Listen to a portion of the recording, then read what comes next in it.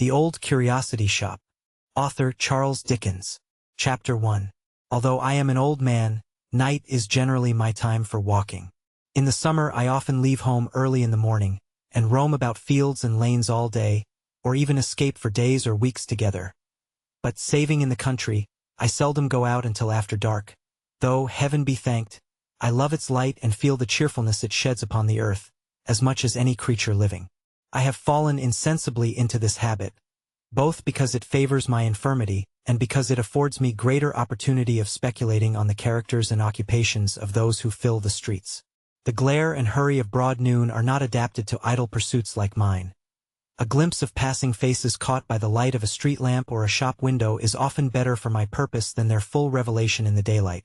And, if I must add the truth, night is kinder in this respect than day, which too often destroys an air-built castle at the moment of its completion, without the least ceremony or remorse.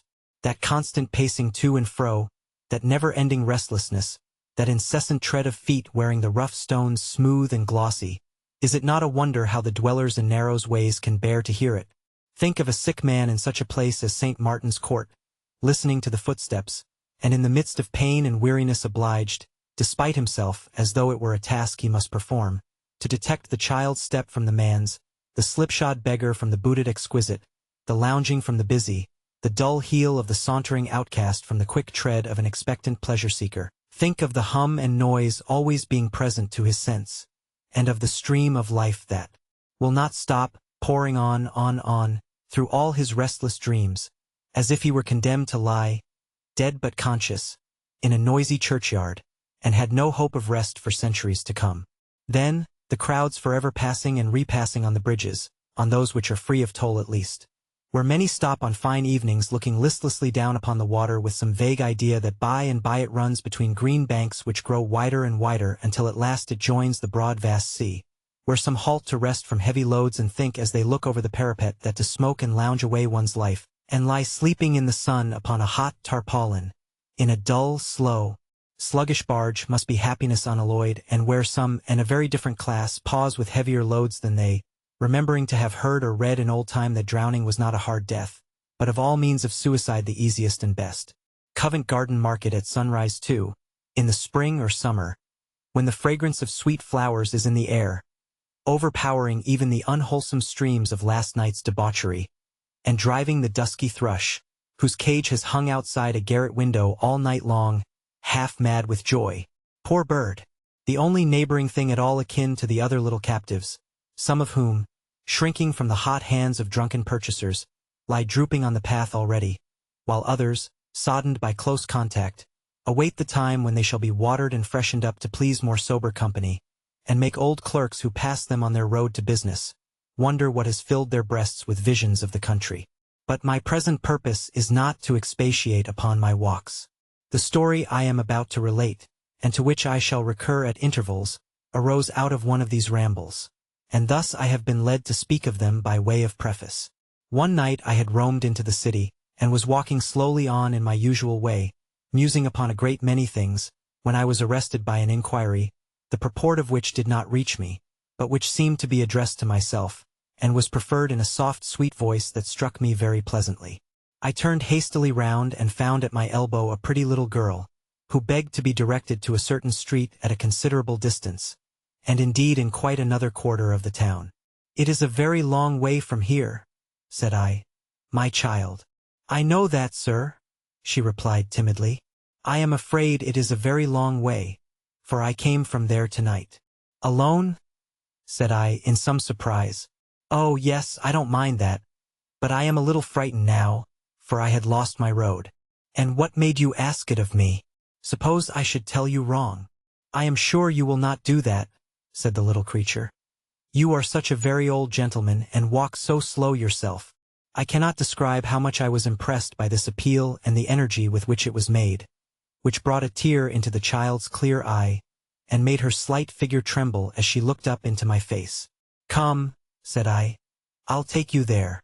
She put her hand in mine as confidingly as if she had known me from her cradle, and we trudged away together, the little creature accommodating her pace to mine, and rather seeming to lead and take care of me than I to be protecting her. I observed that every now and then she stole a curious look at my face, as if to make quite sure that I was not deceiving her, and that these glances, very sharp and keen they were too, seemed to increase her confidence at every repetition. For my part, my curiosity and interest were at least equal to the child's. For child she certainly was, although I thought it probable from what I could make out, that her very small and delicate frame imparted a peculiar youthfulness to her appearance. Though more scantily attired than she might have been, she was dressed with perfect neatness, and betrayed no marks of poverty or neglect. "Who has sent you so far by yourself?" said I.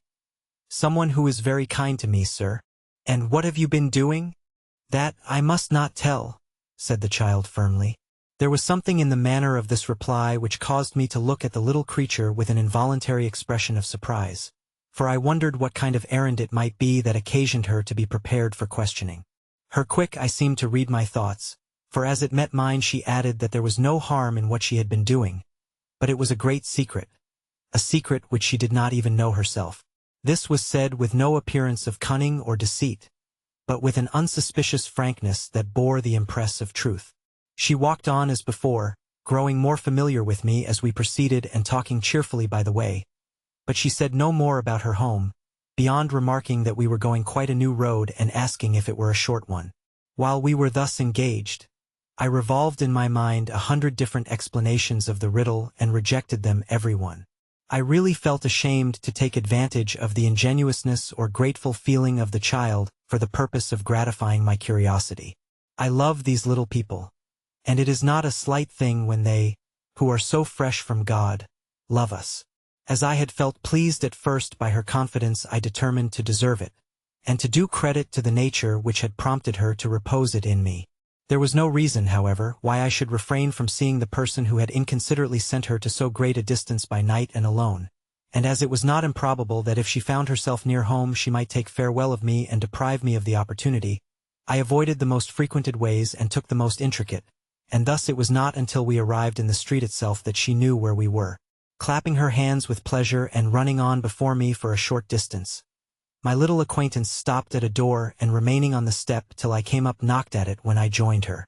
A part of this door was of glass unprotected by any shutter, which I did not observe at first, for all was very dark and silent within, and I was anxious, as indeed the child was also, for an answer to our summons.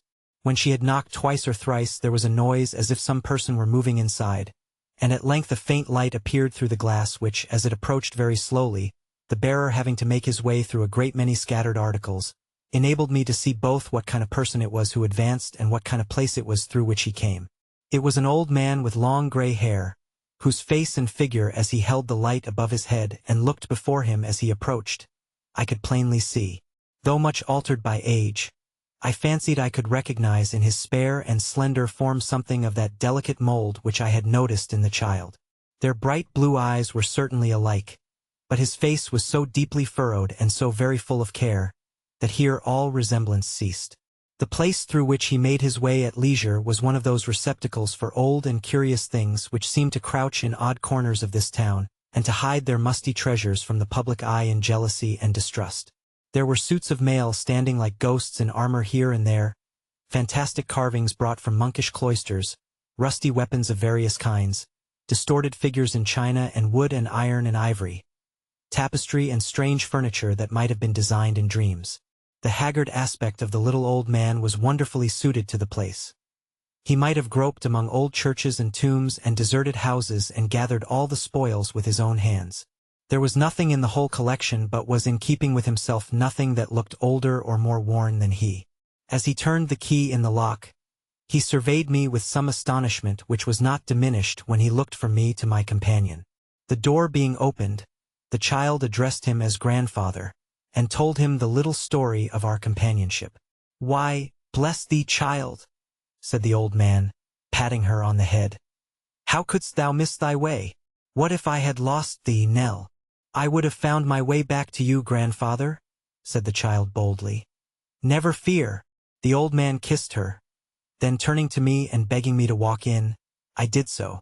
The door was closed and locked. Preceding me with the light, he led me through the place I had already seen from without, into a small sitting room behind, in which was another door opening into a kind of closet, where I saw a little bed that a fairy might have slept in. It looked so very small and was so prettily arranged. The child took a candle and tripped into this little room, leaving the old man and me together. "You must be tired, sir," said he as he placed a chair near the fire. "How can I thank you?" "By taking more care of your grandchild another time, my good friend," I replied. "More care," said the old man in a shrill voice. "More care of Nellie. Why, who ever loved a child as I love Nell?" He said this with such evident surprise that I was perplexed what answer to make, and the more so because coupled with something feeble and wandering in his manner, there were in his face marks of deep and anxious thought which convinced me that he could not be, as I had been at first inclined to suppose, in a state of dotage or imbecility. "I don't think you consider," I began. "I don't consider," cried the old man, interrupting me. "I don't consider her. Ah, how little you know of the truth. Little Nellie, little Nellie. It would be impossible for any man, I care not what his form of speech might be, to express more affection than the dealer in curiosities did, in these 4 words."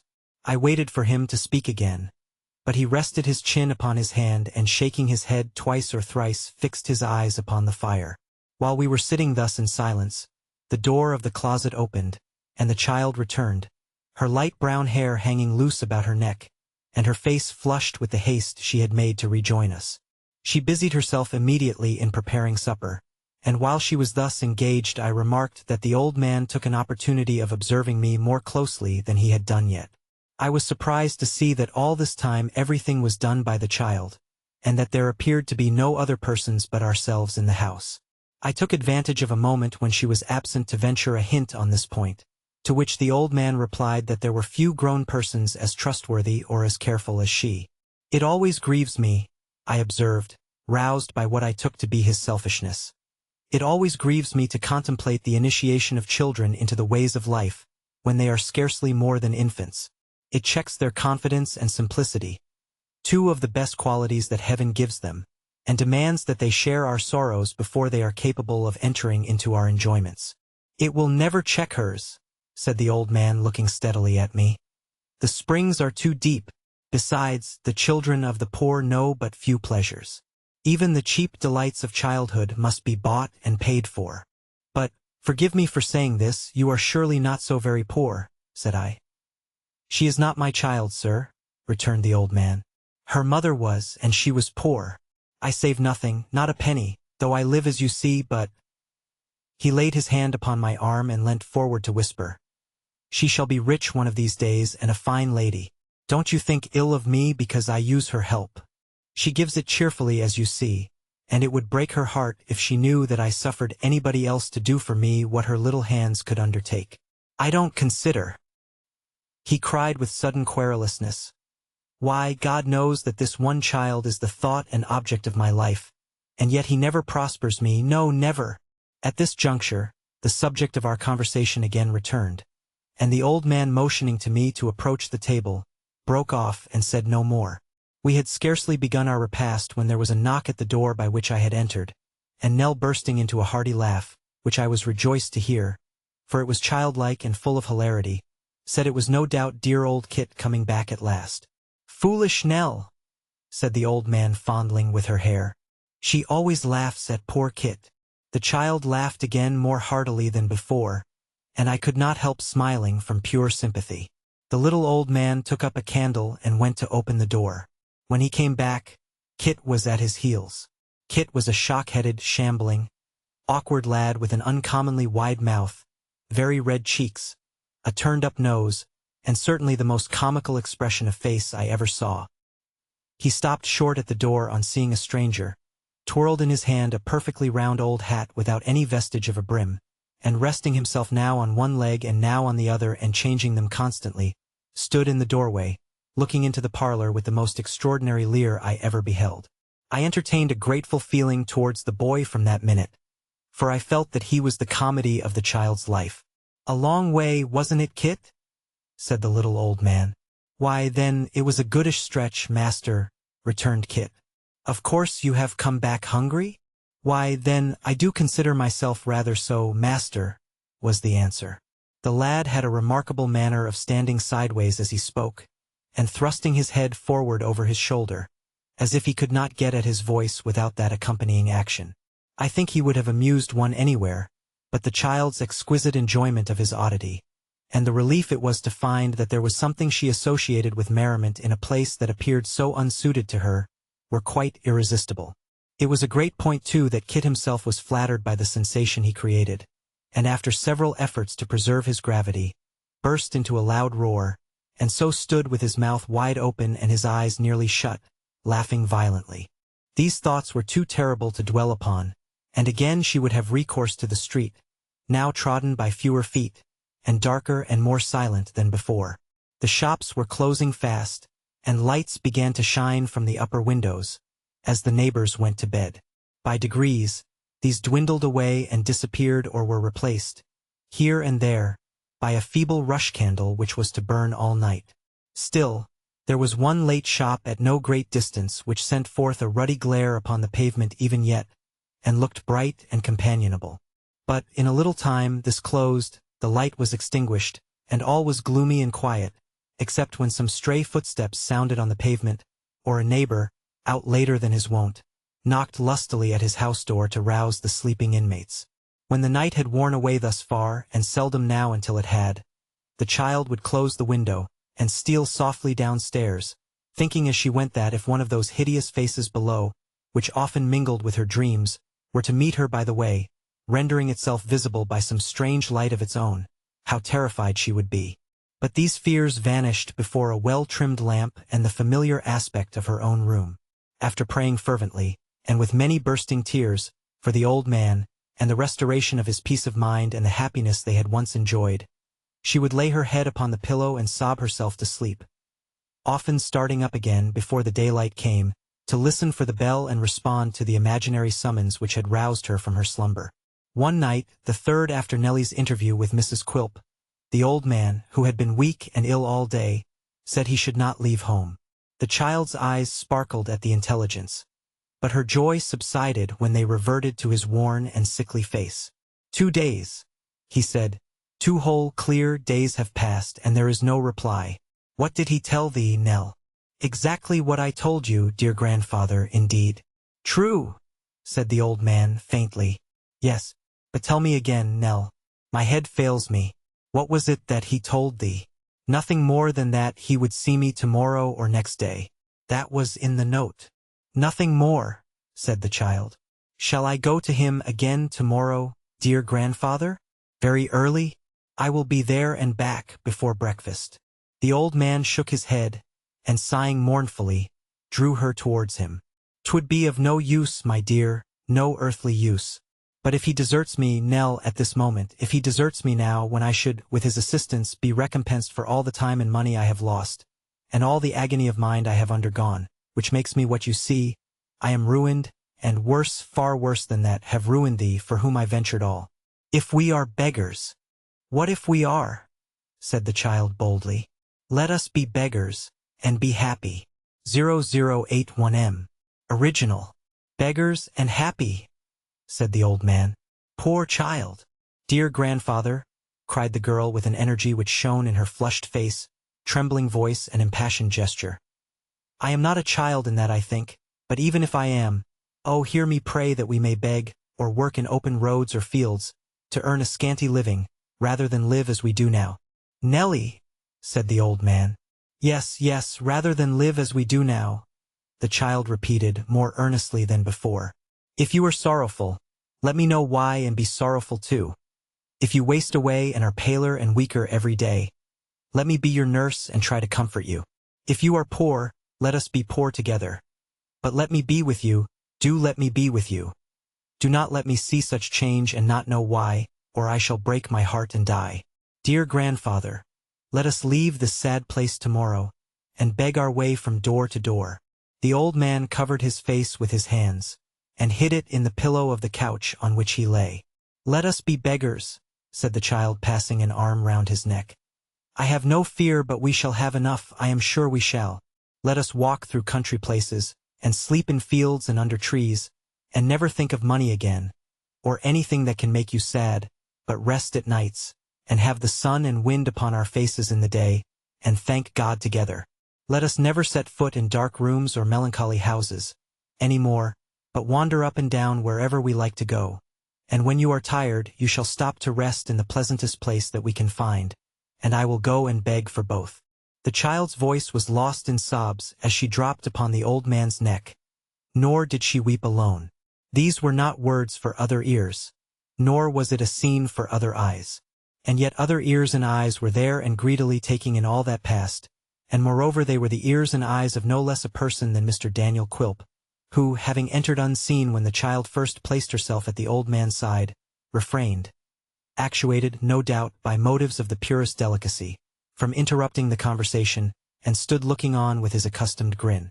Standing, however, being a tiresome attitude to a gentleman already fatigued with walking, and the dwarf being one of that kind of persons who usually make themselves at home, he soon cast his eyes upon a chair, into which he skipped with uncommon agility, and perching himself on the back with his feet upon the seat, was thus enabled to look on and listen with greater comfort to himself, besides gratifying at the same time that taste for doing something fantastic and monkey-like, which on all occasions had strong possession of him. Here, then, he sat, one leg cocked carelessly over the other, his chin resting on the palm of his hand, his head turned a little on one side, and his ugly features twisted into a complacent grimace.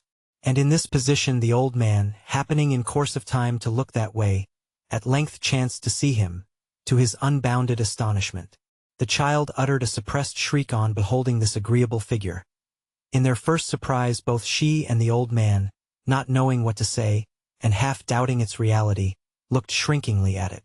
Not at all disconcerted by this reception, Daniel Quilp preserved the same attitude, merely nodding twice or thrice with great condescension. At length, the old man pronounced his name, and inquired how he came there. "Through the door," said Quilp, pointing over his shoulder with his thumb. "I'm not quite small enough to get through keyholes. I wish I was. I want to have some talk with you, particularly, and in private. With nobody present, neighbor. Goodbye, little Nellie." Nell looked at the old man, who nodded to her to retire, and kissed her cheek. "Ah," said the dwarf, smacking his lips. "What a nice kiss that was, just upon the rosy part. What a capital kiss." Nell was none the slower in going away, for this remark. Quilp looked after her with an admiring leer, and when she had closed the door, fell to complimenting the old man upon her charms. "Such a fresh, blooming, modest little bud, neighbor," said Quilp, nursing his short leg, and making his eyes twinkle very much. "Such a chubby, rosy, cozy little Nell." The old man answered by a forced smile, and was plainly struggling with a feeling of the keenest and most exquisite impatience. It was not lost upon Quilp, who delighted in torturing him, or indeed anybody else, when he could. "She's so," said Quilp, speaking very slowly, and feigning to be quite absorbed in the subject, "so small, so compact, so beautifully modeled, so fair, with such blue veins and such a transparent skin, and such little feet and such winning ways. But bless me, you're nervous. Why, neighbor, what's the matter? I swear to you," continued the dwarf, dismounting from the chair and sitting down in it, with a careful slowness of gesture very different from the rapidity with which he had sprung up unheard, "I swear to you that I had no idea old blood ran so fast or kept so warm. I thought it was sluggish in its course and cool, quite cool.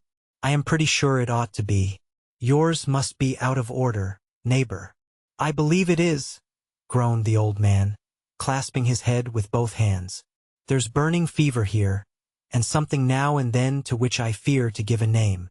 The dwarf said never a word, but watched his companion as he paced restlessly up and down the room, and presently returned to his seat. Here he remained, with his head bowed upon his breast for some time, and then suddenly raising it, said, "Once, and once for all, have you brought me any money?" "No," returned Quilp. "Then," said the old man, clenching his hands desperately, and looking upwards, "the child and I are lost."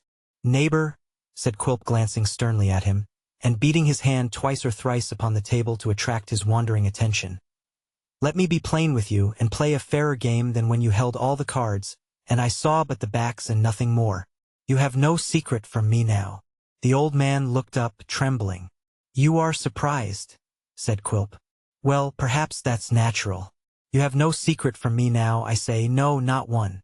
For now I know that all those sums of money, that all those loans, advances, and supplies that you have had from me, have found their way to, shall I say the word? "I," replied the old man. "Say it, if you will." "To the gaming table," rejoined Quilp, "your nightly haunt. This was the precious scheme to make your fortune, was it?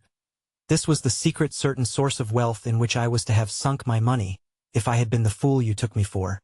This was your inexhaustible mine of gold, your El Dorado et— "Yes," cried the old man, turning upon him with gleaming eyes. "It was, it is, it will be, till I die." "That I should have been blinded," said Quilp, looking contemptuously at him, "by a mere shallow gambler." "I am no gambler," cried the old man fiercely. "I call heaven to witness that I never played for gain of mine or love of play, that at every piece I staked, I whispered to myself that orphan's name and called on heaven to bless the venture, which it never did. Whom did it prosper? Who were those with whom I played? Men who lived by plunder, profligacy, and riot, squandering their gold in doing ill, and propagating vice and evil. My winnings would have been from them. My winnings would have been bestowed to the last farthing on a young sinless child, whose life they would have sweetened and made happy. What would they have contracted? The means of corruption, wretchedness, and misery. Who would not have hoped in such a cause? Tell me that. Who would not have hoped as I did? "When did you first begin this mad career?" asked Quilp, his taunting inclination subdued, for a moment, by the old man's grief and wildness. "When did I first begin?" he rejoined, passing his hand across his brow. "When was it that I first began? When should it be, but when I began to think how little I had saved, how long a time it took to save it all, how short a time I might have at my age to live, and how she would be left to the rough mercies of the world, with barely enough to keep her from the sorrows that wait on poverty. Then it was that I began to think about it." "After you first came to me to get your precious grandson packed off to sea?" said Quilp. "Shortly after that," replied the old man. "I thought of it a long time, and had it in my sleep for months. Then I began. I found no pleasure in it, I expected none. What has it ever brought me but anxious days and sleepless nights? But loss of health and peace of mind, and gain of feebleness and sorrow. You lost what money you had laid by first and then came to me. While I thought you were making your fortune, as you said you were making yourself a beggar? Dear me! And so it comes to pass that I hold every security you could scrape together, and a bill of sale upon the stock and property," said Quilp, standing up and looking about him, as if to assure himself that none of it had been taken away. "But did you never win?" "Never," groaned the old man. "Never won back my loss." "I thought," sneered the dwarf, "that if a man played long enough he was sure to win at last, or, at the worst, not to come off a loser." "And so he is," cried the old man, suddenly rousing himself from his state of despondency, and lashed into the most violent excitement. "So he is. I have felt that from the first. I have always known it. I've seen it. I never felt it half so strongly as I feel it now. Quilp, I have dreamed 3 nights of winning the same large sum. I never could dream that dream before, though I have often tried. Do not desert me now I have this chance. I have no resource but you. Give me some help. Let me try this one last hope." The dwarf shrugged his shoulders and shook his head. "See, Quilp, good tender-hearted Quilp," said the old man, drawing some scraps of paper from his pocket with a trembling hand, and clasping the dwarf's arm. "Only see here. Look at these figures, the result of long calculation, and painful and hard experience. I must win. I only want a little help once more, a few pounds, but 20 pounds, dear Quilp." "The last advance was 70, said the dwarf, "and it went in one night." "I know it did," answered the old man, "but that was the very worst fortune of all, and the time had not come then. Quilp, consider. The old man cried, trembling so much the while, that the papers in his hand fluttered as if they were shaken by the wind. "That orphan child! If I were alone, I could die with gladness, perhaps even anticipate that doom which is dealt out so unequally, coming, as it does, on the proud and happy in their strength, and shunning the needy and afflicted, and all who court it in their despair. But what I have done has been for her. Help me for her sake, I implore you. Not for mine. For hers. "I'm sorry I've got an appointment in the city," said Quilp, looking at his watch with perfect self-possession. "Or I should have been very glad to have spent half an hour with you while you composed yourself, very glad." "Nay, Quilp, good Quilp," gasped the old man, catching at his skirts. "You and I have talked together more than once of her poor mother's story. The fear of her coming to poverty has perhaps been bred in me by that. Do not be hard upon me, but take that into account. You are a great gainer by me. Oh, spare me the money for this one last hope." "I couldn't do it really," said Quilp with unusual politeness. "Though I tell you what, and this is a circumstance worth bearing in mind as showing how the sharpest among us may be taken in sometimes. I was so deceived by the penurious way in which you lived, alone with Nellie, all done to save money for tempting fortune, and to make her triumph greater," cried the old man. "Yes, yes, I understand that now," said Quilp. "But I was going to say, I was so deceived by that, your miserly way, the reputation you had among those who knew you of being rich, and your repeated assurances that you would make of my advances treble and quadruple the interest you paid me, that I'd have advanced you, even now, what you want on your simple note of hand, if I hadn't unexpectedly become acquainted with your secret way of life." "Who is it?" retorted the old man desperately. "That, notwithstanding all my caution, told you? Come, let me know the name, the person." The crafty dwarf, bethinking himself that his giving up the child would lead to the disclosure of the artifice he had employed, which, as nothing was to be gained by it, it was well to conceal, stopped short in his answer and said, "Now, who do you think?" "It was Kit, it must have been the boy." "He played the spy, and you tampered with him?" said the old man. "How came you to think of him?" said the dwarf in a tone of great commiseration. "Yes, it was Kit. Poor Kit." So saying, he nodded in a friendly manner and took his leave, stopping when he had passed the outer door a little distance, and grinning with extraordinary delight. "Poor Kit," muttered Quilp. "I think it was Kit who said I was an uglier dwarf than could be seen anywhere for a penny, wasn't it? Ha ha ha! Poor Kit!" And with that he went his way, still chuckling as he went. Chapter 10. Daniel Quilp neither entered nor left the old man's house, unobserved. In the shadow of an archway nearly opposite, leading to one of the many passages which diverged from the main street, there lingered one, who, having taken up his position when the twilight first came on, still maintained it with undiminished patience, and leaning against the wall with the manner of a person who had a long time to wait, and being well used to it was quite resigned, scarcely changed his attitude for the hour together. This patient lounger attracted little attention from any of those who passed, and bestowed as little upon them. His eyes were constantly directed towards one object, the window at which the child was accustomed to sit. If he withdrew them for a moment, it was only to glance at a clock in some neighboring shop, and then to strain his sight once more in the old quarter with increased earnestness and attention. It had been remarked that this personage evinced no weariness in his place of concealment, nor did he, long as his waiting was. But as the time went on, he manifested some anxiety and surprise, glancing at the clock more frequently, and at the window less hopefully than before.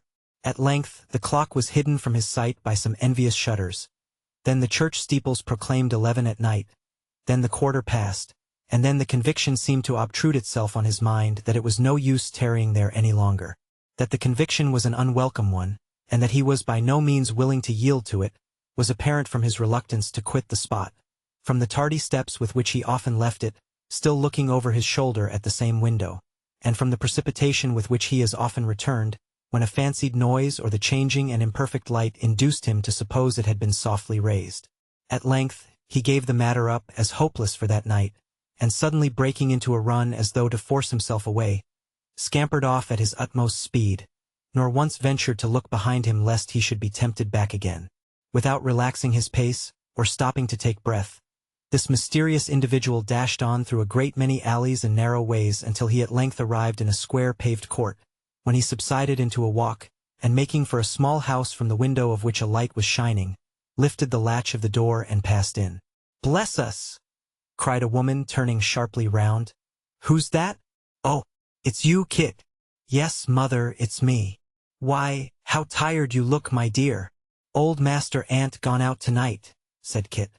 "And so she hasn't been at the window at all." With which words, he sat down by the fire and looked very mournful and discontented. The room in which Kit sat himself down, in this condition, was an extremely poor and homely place, but with that air of comfort about it, nevertheless, which or the spot must be a wretched one indeed. Cleanliness and order can always impart in some degree. Late as the Dutch clock showed it to be, the poor woman was still hard at work at an ironing table.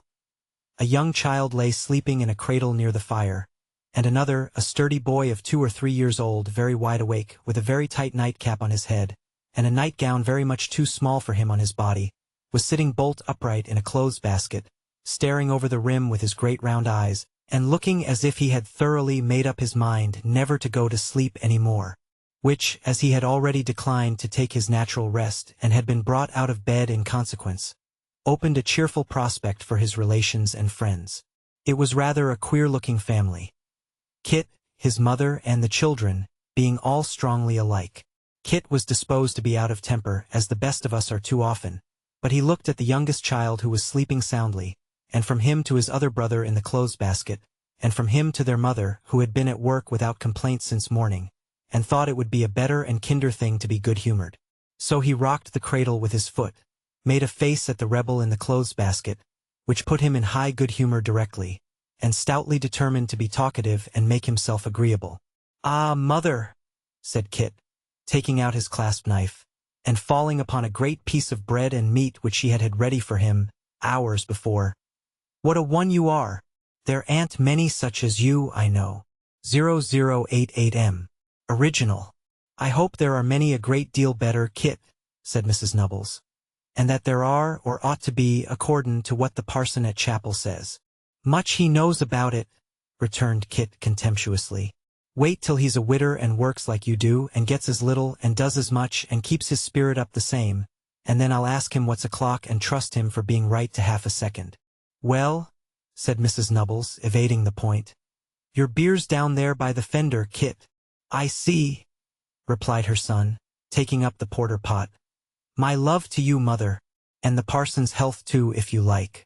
I don't bear him any malice, not I.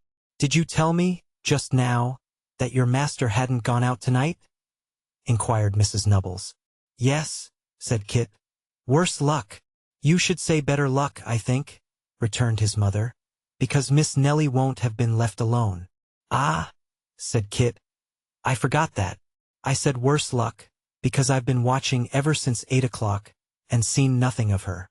"I wonder what she'd say," cried his mother, stopping in her work and looking round, "if she knew that every night when she, poor thing, is sitting alone at that window, you are watching in the open street for fear any harm should come to her, and that you never leave the place or come home to your bed though you're ever so tired, till such time as you think she's safe in hers." "Never mind what she'd say," replied Kit, with something like a blush on his uncouth face. "She'll never know nothing, and consequently she'll never say nothing." Mrs. Nubbles ironed away in silence for a minute or two, and coming to the fireplace for another iron, glanced stealthily at Kit while she rubbed it on a board and dusted it with a duster, but said nothing until she had returned to her table again, when, holding the iron at an alarmingly short distance from her cheek to test its temperature, and looking round with a smile, she observed, "I know what some people would say, Kit." "Nonsense," interposed Kit with a perfect apprehension of what was to follow. "No, but they would indeed. Some people would say that you'd fallen in love with her. I know they would." To this, Kit only replied by bashfully bidding his mother get out, and forming sundry strange figures with his legs and arms, accompanied by sympathetic contortions of his face. Not deriving from these means the relief which he sought, he bit off an immense mouthful from the bread and meat, and took a quick drink of the porter, by which artificial aids he choked himself and effected a diversion of the subject. "Speaking seriously though, Kit," said his mother, taking up the theme afresh after a time, "for of course I was only in joke just now, it's very good and thoughtful and like you to do this and never let anybody know it, though some day I hope she may come to know it, for I'm sure she would be very grateful to you and feel it very much. It's a cruel thing to keep the dear child shut up there. I don't wonder that the old gentleman wants to keep it from you." "He don't think it's cruel, bless you," said Kit, "and don't mean it to be so or he wouldn't do it. I do consider, mother, that he wouldn't do it for all the gold and silver in the world. No, that he wouldn't. I know him better than that." "Then what does he do it for, and why does he keep it so close from you?" said Mrs. Nubbles. "That I don't know," returned her son. If he hadn't tried to keep it so close, though, I should never have found it out, for it was his getting me away at night and sending me off so much earlier than he used to that first made me curious to know what was going on. Hark! What's that? It's only somebody outside. It's somebody crossing over here, said Kit, standing up to listen. And coming very fast, too. He can't have gone out after I left. And the house caught fire, Mother. The boy stood, for a moment really bereft by the apprehension he had conjured up of the power to move. The footsteps drew nearer, the door was opened with a hasty hand, and the child herself, pale and breathless, and hastily wrapped in a few disordered garments, hurried into the room. "Miss Nellie, what is the matter?" cried mother and son together. "I must not stay a moment," she returned. "Grandfather has been taken very ill. I found him in a fit upon the floor." "I'll run for a doctor," said Kit, seizing his brimless hat. "I'll be there directly, No, no," cried Nell. "There is one there, you're not wanted, you must never come near us any more." "What?" roared Kit. "Never again," said the child. "Don't ask me why, for I don't know. Pray don't ask me why. Pray don't be sorry. Pray don't be vexed with me. I have nothing to do with it indeed." Kit looked at her with his eyes stretched wide, and opened and shut his mouth a great many times, but couldn't get out one word. "He complains and raves of you," said the child. "I don't know what you have done, but I hope it's nothing very bad." "I done?" roared Kit. "He cried that you're the cause of all his misery," returned the child with tearful eyes. "He screamed and called for you. They say you must not come near him or he will die. You must not return to us any more. I came to tell you. I thought it would be better that I should come than somebody quite strange." "Oh, Kit, what have you done? You, in whom I trusted so much, and who were almost the only friend I had." The unfortunate Kit looked at his young mistress harder and harder, and with eyes growing wider and wider, but was perfectly motionless and silent. "I have brought his money for the week," said the child, looking to the woman and laying it on the table. And a little more, for he was always good and kind to me. I hope he will be sorry and do well somewhere else and not take this to heart too much. It grieves me very much to part with him like this, but there is no help. It must be done. Good night." With the tears streaming down her face, and her slight figure trembling with the agitation of the scene she had left, the shock she had received, the errand she had just discharged, and 1,000 painful and affectionate feelings, the child hastened to the door and disappeared as rapidly as she had come. The poor woman, who had no cause to doubt her son, but every reason for relying on his honesty and truth, was staggered, notwithstanding, by his not having advanced one word in his defense. Visions of gallantry, knavery, robbery, and of the nightly absences from home for which he had accounted so strangely, having been occasioned by some unlawful pursuit, flocked into her brain and rendered her afraid to question him. She rocked herself upon a chair, wringing her hands and weeping bitterly, but Kit made no attempt to comfort her and remained quite bewildered. The baby in the cradle woke up and cried. The boy in the clothes basket fell over on his back with the basket upon him, and was seen no more. The mother wept louder yet and rocked faster, but Kit, insensible to all the din and tumult, remained in a state of utter stupefaction. Chapter 11.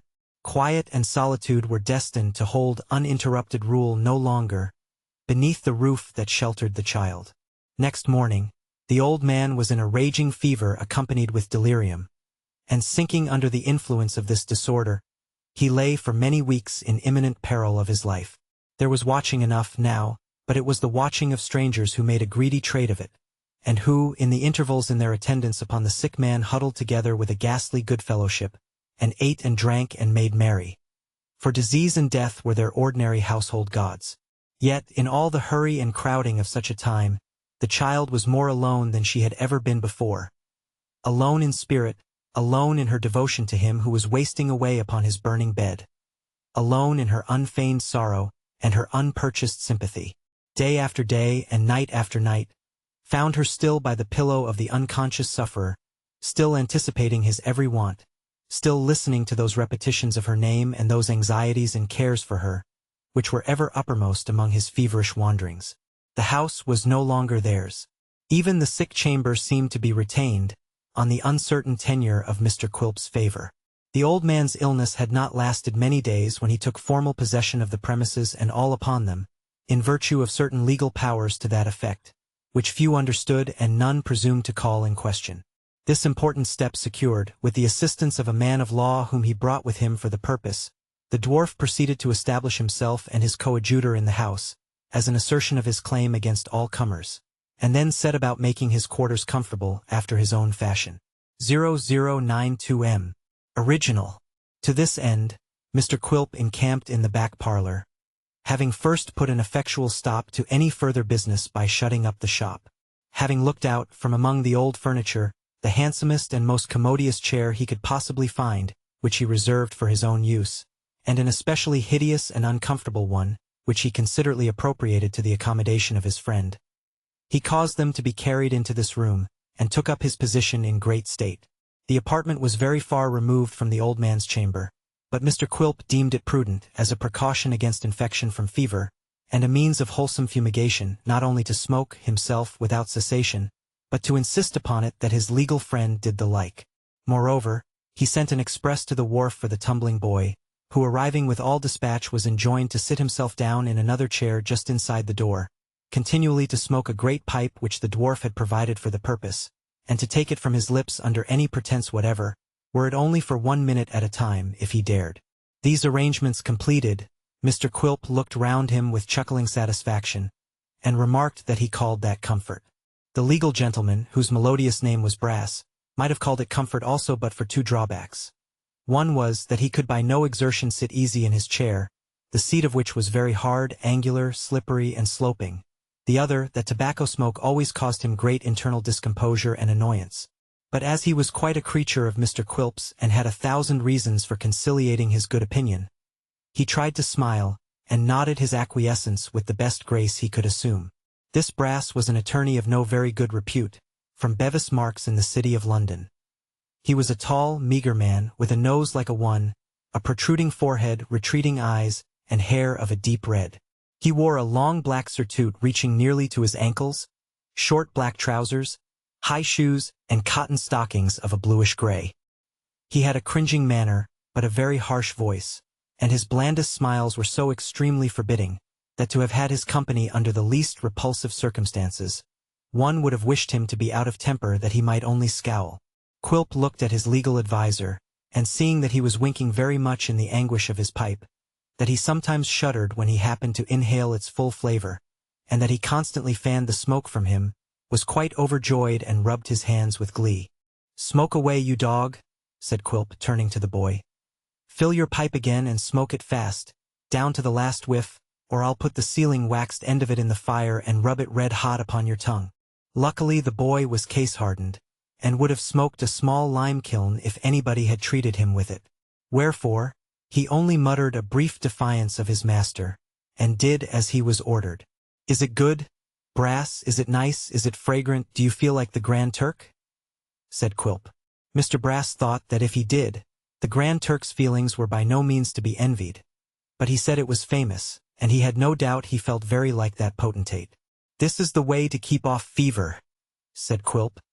"This is the way to keep off every calamity of life. We'll never leave off all the time we stop here. Smoke away, you dog, or you shall swallow the pipe." "Shall we stop here long, Mr. Quilp?" inquired his legal friend, when the dwarf had given his boy this gentle admonition. "We must stop, I suppose, till the old gentleman upstairs is dead," returned Quilp. He, laughed Mr. Brass. "Oh, very good. Smoke away," cried Quilp. "Never stop. You can talk as you smoke. Don't lose time." He, cried Brass faintly, as he again applied himself to the odious pipe. "But if he should get better, Mr. Quilp? Then we shall stop till he does, and no longer," returned the dwarf. "How kind it is of you, sir, to wait till then," said Brass.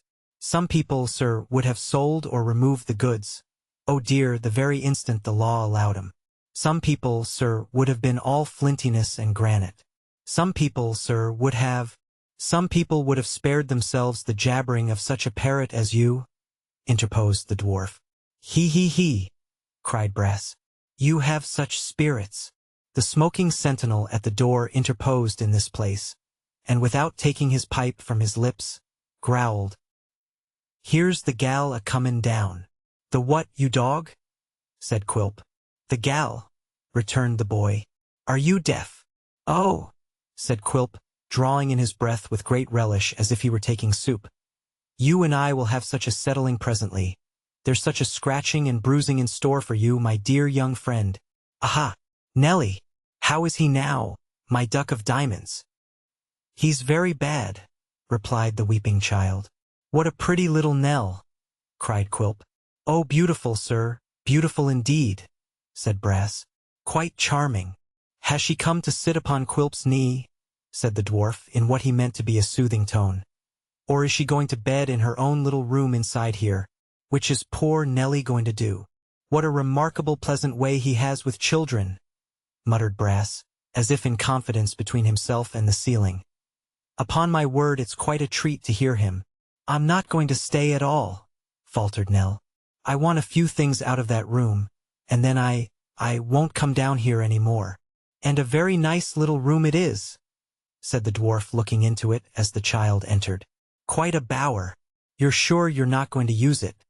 You're sure you're not coming back, Nellie?" "No," replied the child, hurrying away, with the few articles of dress she had come to remove. "Never again, never again." "She's very sensitive," said Quilp, looking after her. "Very sensitive. That's a pity. The bedstead is much about my size. I think I shall make it my little room." Mr. Brass encouraging this idea, as he would have encouraged any other emanating from the same source, the dwarf walked in to try the effect. This he did by throwing himself on his back upon the bed with his pipe in his mouth, and then kicking up his legs and smoking violently.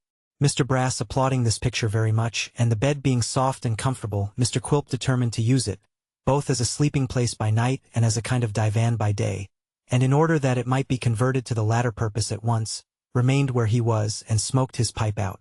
The legal gentleman being by this time rather giddy and perplexed in his ideas, for this was one of the operations of the tobacco on his nervous system, took the opportunity of slinking away into the open air, where, in course of time, he recovered sufficiently to return with a countenance of tolerable composure. He was soon led on by the malicious dwarf to smoke himself into a relapse, and in that state stumbled upon a settee where he slept till morning. Such were Mr. Quilp's first proceedings on entering upon his new property. He was, for some days, restrained by business from performing any particular pranks, as his time was pretty well occupied between taking, with the assistance of Mr. Brass, a minute inventory of all the goods in the place, and going abroad upon his other concerns which happily engaged him for several hours at a time. His avarice and caution being, now, thoroughly awakened, however, he was never absent from the house one night, and his eagerness for some termination, good or bad, to the old man's disorder, increasing rapidly, as the time passed by, soon began to vent itself in open murmurs and exclamations of impatience. Nell shrank timidly from all the dwarf's advances towards conversation, and fled from the very sound of his voice, nor were the lawyer's smiles less terrible to her than Quilp's grimaces.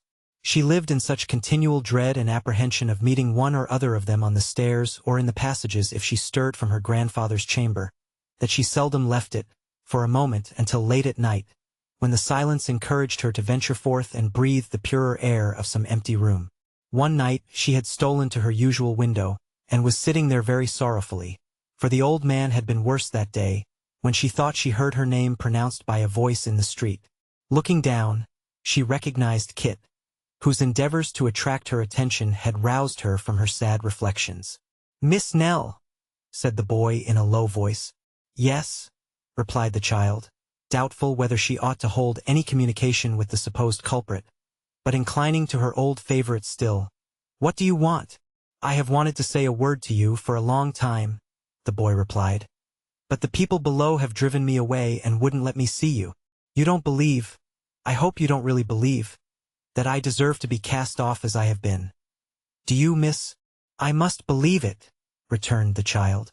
"Or why would grandfather have been so angry with you?" "I don't know," replied Kit. "I'm sure I never deserved it from him, no, nor from you. I can say that with a true and honest heart anyway. And then to be driven from the door, when I only came to ask how old master was. They never told me that, said the child. I didn't know it indeed. I wouldn't have had them do it for the world. Thank ye, miss, returned Kit. It's comfortable to hear you say that. I said I never would believe that it was your doing. That was right, said the child eagerly. Miss Nell, cried the boy coming under the window, and speaking in a lower tone. There are new masters downstairs. It's a change for you. It is indeed, replied the child. And so it will be for him when he gets better, said the boy, pointing towards the sick room. If he ever does, added the child, unable to restrain her tears. Oh, he'll do that, said Kit. I'm sure he will. You mustn't be cast down, Miss Nell. Now don't be, pray. These words of encouragement and consolation were few and roughly said, but they affected the child and made her, for the moment, weep the more. He'll be sure to get better now, said the boy anxiously. If you don't give way to low spirits and turn ill yourself, which would make him worse and throw him back, just as he was recovering. When he does, say a good word. Say a kind word for me, Miss Nell. They tell me I must not even mention your name to him for a long, long time, rejoined the child. I dare not, and even if I might, what good would a kind word do you, Kit?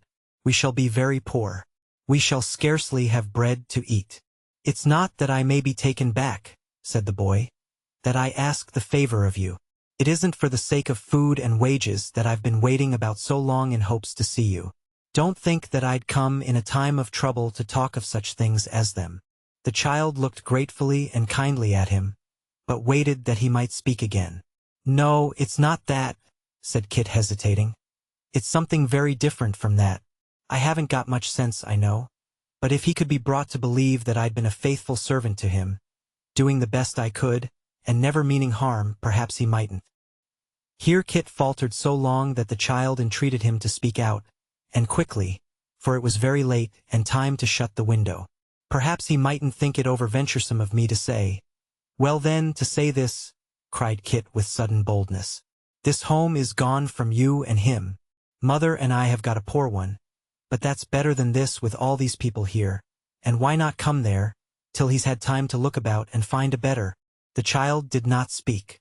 Kit, in the relief of having made his proposition, found his tongue loosened, and spoke out in its favor with his utmost eloquence. You think, said the boy, that it's very small and inconvenient. So it is, but it's very clean. Perhaps you think it would be noisy, but there's not a quieter court than ours in all the town. Don't be afraid of the children. The baby hardly ever cries, and the other one is very good, besides I'd mind 'em. They wouldn't vex you much, I'm sure. Do try, Miss Nell, do try. The little front room upstairs is very pleasant. You can see a piece of the church clock through the chimneys and almost tell the time. Mother says it would be just the thing for you, and so it would, and you'd have her to wait upon you both and me to run of errands. We don't mean money. Bless you. You're not to think of that. Will you try him, Miss Nell? Only say you'll try him. Do try to make old master come, and ask him first what I have done.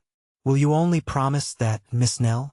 Before the child could reply to this earnest solicitation, the street door opened, and Mr. Brass, thrusting out his night-capped head, called in a surly voice, Who's there? Kit immediately glided away, and Nell, closing the window softly, drew back into the room. Before Mr. Brass had repeated his inquiry many times, Mr. Quilp, also embellished with a nightcap, emerged from the same door and looked carefully up and down the street, and up at all the windows of the house from the opposite side. Finding that there was nobody in sight, he presently returned into the house with his legal friend, protesting, as the child heard from the staircase, that there was a league and plot against him, that he was in danger of being robbed and plundered by a band of conspirators who prowled about the house at all seasons, and that he would delay no longer but take immediate steps for disposing of the property and returning to his own peaceful roof. Having growled forth these, and a great many other threats of the same nature, he coiled himself once more in the child's little bed, and Nell crept softly up the stairs. It was natural enough that her short and unfinished dialogue with Kit should leave a strong impression on her mind, and influence her dreams that night and her recollections for a long, long time.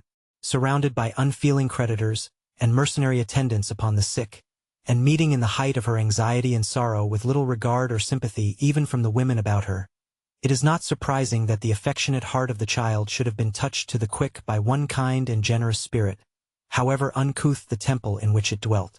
Thank heaven that the temples of such spirits are not made with hands, and that they may be even more worthily hung with poor patchwork than with purple and fine linen. Chapter 12.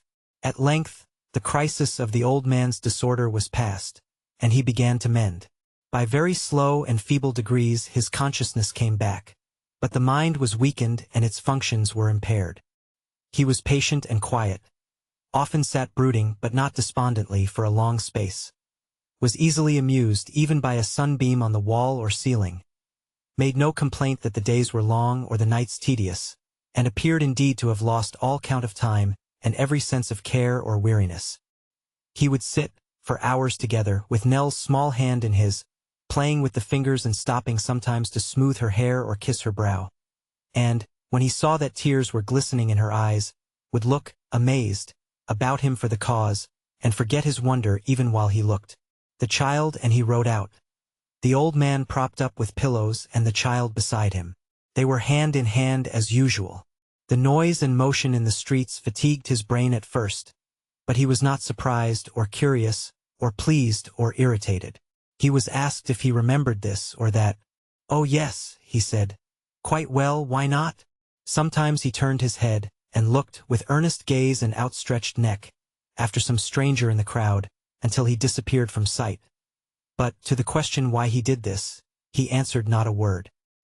He was sitting in his easy chair one day, and Nell upon a stool beside him, when a man outside the door inquired if he might enter. "Yes," he said without emotion. It was Quilp, he knew. Quilp was master there. Of course he might come in. And so he did. "I'm glad to see you well again at last, neighbor," said the dwarf, sitting down opposite him. "You're quite strong now?" "Yes," said the old man feebly. "Yes. I don't want to hurry you, you know, neighbor," said the dwarf, raising his voice, for the old man's senses were duller than they had been. "But as soon as you can arrange your future proceedings, the better." "Surely," said the old man, "the better for all parties. You see," pursued Quilp after a short pause, "the goods being once removed, this house would be uncomfortable, uninhabitable in fact." "You say true," returned the old man. "Poor Nell too, what would she do?" "Exactly," bawled the dwarf, nodding his head. "That's very well observed. Then will you consider about it, neighbor?" "I will, certainly," replied the old man. "We shall not stop here." "So I supposed," said the dwarf. "I have sold the things.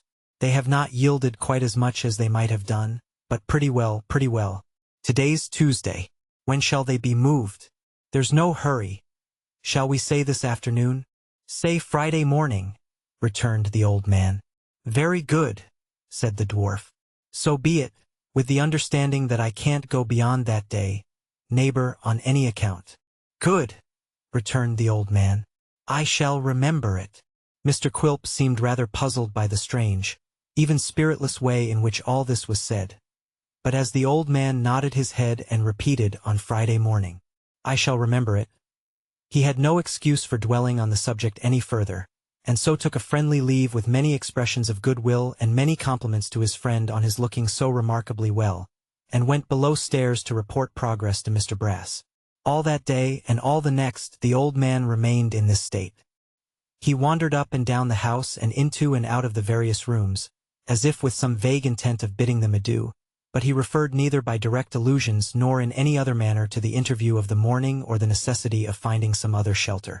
An indistinct idea he had, that the child was desolate and in want of help, for he often drew her to his bosom and bade her be of good cheer, saying that they would not desert each other.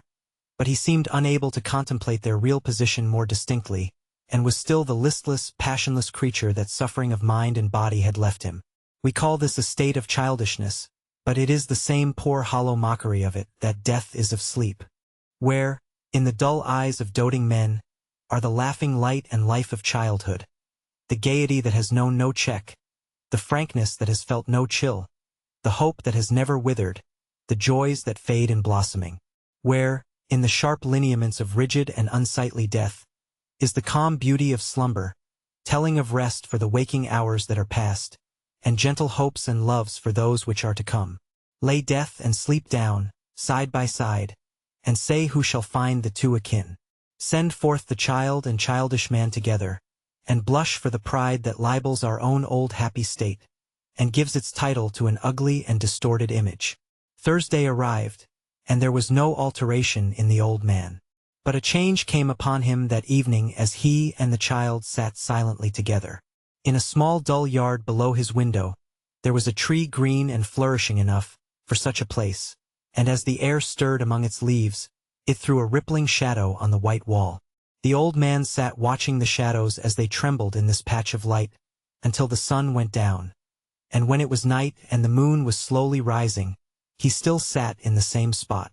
To one who had been tossing on a restless bed so long, even these few green leaves and this tranquil light, although it languished among chimneys and housetops, were pleasant things. They suggested quiet places afar off, and rest, and peace. The child thought, more than once, that he was moved, and had forborne to speak. But now he shed tears.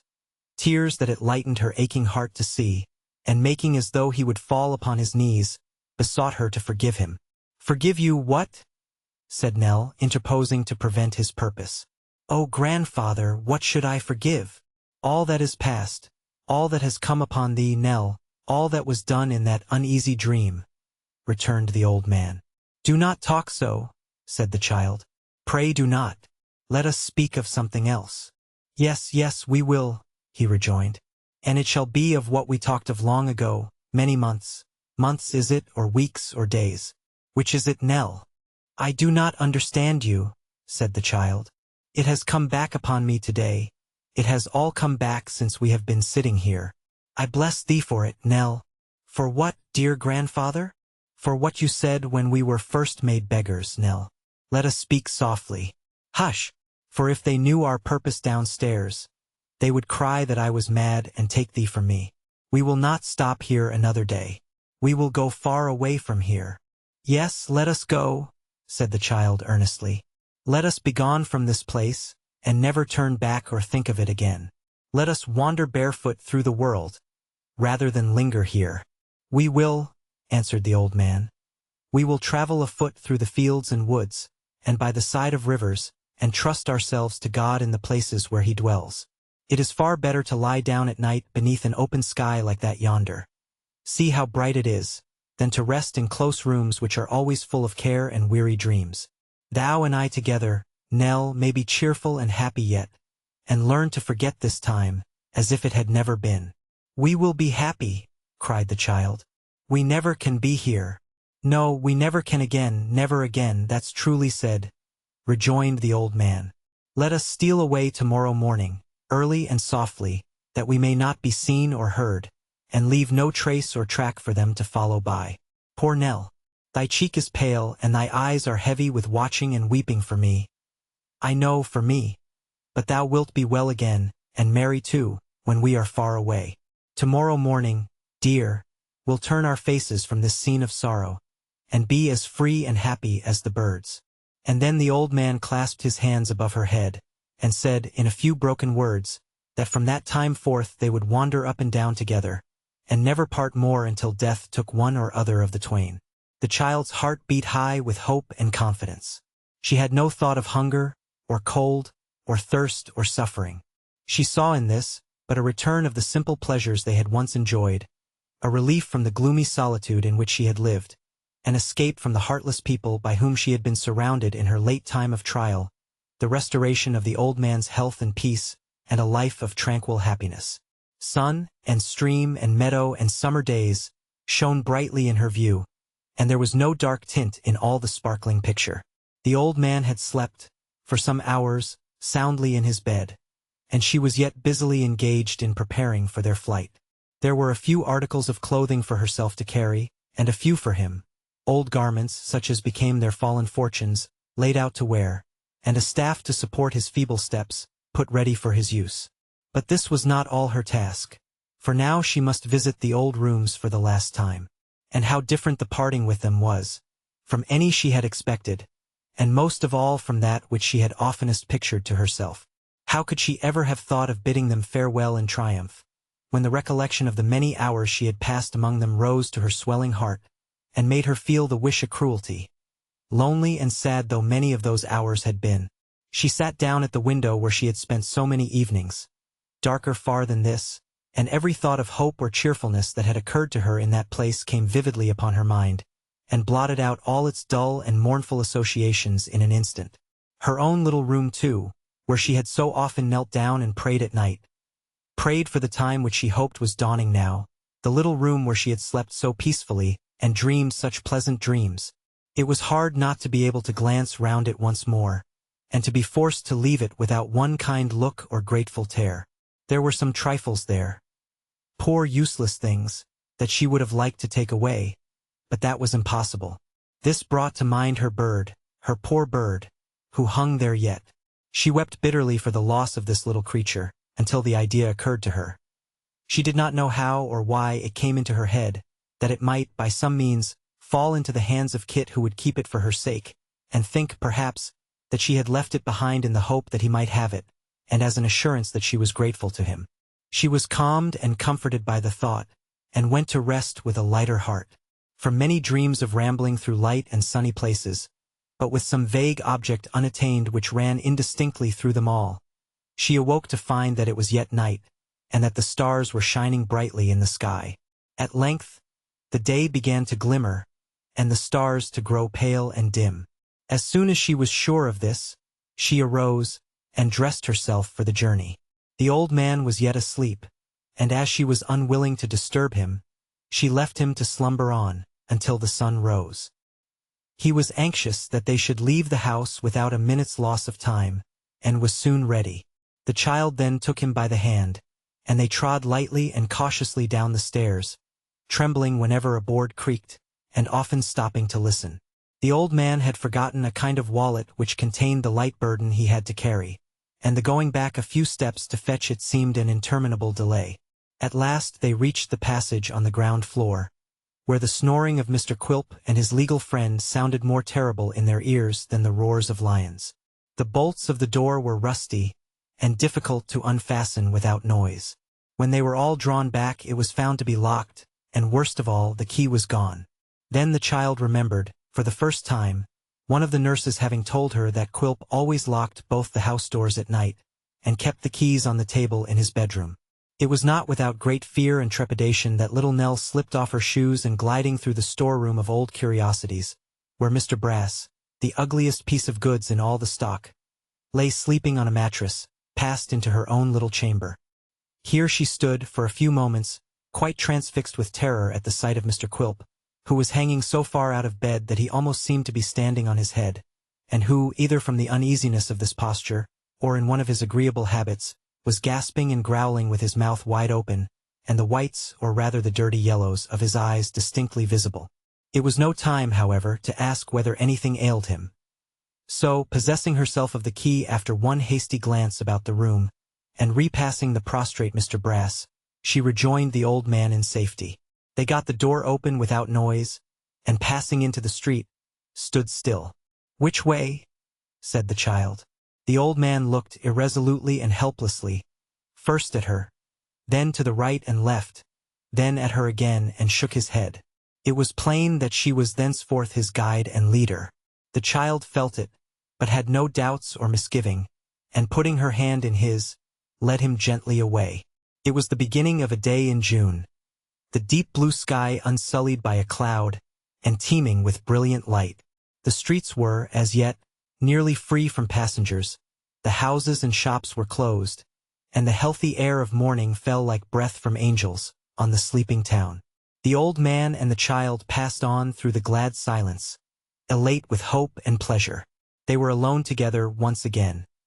Every object was bright and fresh. Nothing reminded them, otherwise than by contrast, of the monotony and constraint they had left behind. Church towers and steeples, frowning and dark at other times, now shone in the sun. Each humble nook and corner rejoiced in light, and the sky, dimmed only by excessive distance, shed its placid smile on everything beneath. Forth from the city, while it yet slumbered, went the two poor adventurers, wandering they knew not whither. 0103M. Original. Chapter 13. Daniel Quilp of Tower Hill and Sampson Brass of Bevis Marks in the City of London, gentlemen, one of Her Majesty's attorneys of the Courts of the King's Bench and Common Pleas at Westminster and a solicitor of the High Court of Chancery, slumbered on, unconscious and unsuspicious of any mischance, until a knocking on the street door, often repeated and gradually mounting up from a modest single rap to a perfect battery of knocks, fired in long discharges with a very short interval between, caused the said Daniel Quilp to struggle into a horizontal position, and to stare at the ceiling with a drowsy indifference, betokening that he heard the noise and rather wondered at the same, and couldn't be at the trouble of bestowing any further thought upon the subject. As the knocking, however, instead of accommodating itself to his lazy state, increased in vigor and became more importunate, as if in earnest remonstrance against his falling asleep again. Now that he had once opened his eyes, Daniel Quilp began by degrees to comprehend the possibility of there being somebody at the door, and thus he gradually came to recollect that it was Friday morning, and he had ordered Mrs. Quilp to be in waiting upon him at an early hour. Mr. Brass, after writhing about, in a great many strange attitudes, and often twisting his face and eyes into an expression like that which is usually produced by eating gooseberries very early in the season, was by this time awake also. Seeing that Mr. Quilp invested himself in his everyday garments, he hastened to do the like, putting on his shoes before his stockings, and thrusting his legs into his coat sleeves, and making such other small mistakes in his toilet as are not uncommon to those who dress in a hurry, and labor under the agitation of having been suddenly roused. While the attorney was thus engaged, the dwarf was groping under the table, muttering desperate imprecations on himself, and mankind in general, and all inanimate objects to boot, which suggested to Mr. Brass the question, "What's the matter?" "The key," said the dwarf, looking viciously about him. "The door key, that's the matter. D'ye know anything of it?" "How should I know anything of it, sir?" returned Mr. Brass. "How should you?" repeated Quilp with a sneer. "You're a nice lawyer, ain't you? Ah, you idiot!" Not caring to represent to the dwarf in his present humor that the loss of a key by another person could scarcely be said to affect his, Brass's, legal knowledge in any material degree, Mr. Brass humbly suggested that it must have been forgotten overnight, and was, doubtless, at that moment in its native keyhole. Notwithstanding that Mr. Quilp had a strong conviction to the contrary, founded on his recollection of having carefully taken it out, he was fain to admit that this was possible, and therefore went grumbling to the door where, sure enough, he found it. Now, just as Mr. Quilp laid his hand upon the lock, and saw with great astonishment that the fastenings were undone, the knocking came again with the most irritating violence, and the daylight which had been shining through the keyhole was intercepted on the outside by a human eye. The dwarf was very much exasperated, and wanting somebody to wreak his ill humor upon, determined to dart out suddenly, and favor Mrs. Quilp with a gentle acknowledgment of her attention in making that hideous uproar. 0105M. Original. With this view, he drew back the lock very silently and softly, and opening the door all at once, pounced out upon the person on the other side, who had at that moment raised the knocker for another application, and at whom the dwarf ran head first, throwing out his hands and feet together, and biting the air in the fullness of his malice. So far, however, from rushing upon somebody who offered no resistance and implored his mercy, Mr. Quilp was no sooner in the arms of the individual whom he had taken for his wife than he found himself complimented with 2 staggering blows on the head, and 2 more of the same quality in the chest, and closing with his assailant, such a shower of buffets rained down upon his person as sufficed to convince him that he was in skillful and experienced hands. Nothing daunted by this reception, he clung tight to his opponent, and bit and hammered away with such good will and heartiness, that it was at least a couple of minutes before he was dislodged. Then, and not until then, Daniel Quilp found himself, all flushed and disheveled, in the middle of the street, with Mr. Richard Swiveller performing a kind of dance round him and requiring to know whether he wanted any more. "There's plenty more of it at the same shop," said Mr. Swiveller, by turns advancing and retreating in a threatening attitude. "A large and extensive assortment always on hand. Country orders executed with promptitude and dispatch. Will you have a little more, sir? Don't say no if you'd rather not." "I thought it was somebody else," said Quilp, rubbing his shoulders. "Why didn't you say who you were?" "Why didn't you say who you were?" returned Dick, "instead of flying out of the house like a bedlamite? It was you that knocked," said the dwarf, getting up with a short groan. "Was it?" "Yes, I am the man," replied Dick.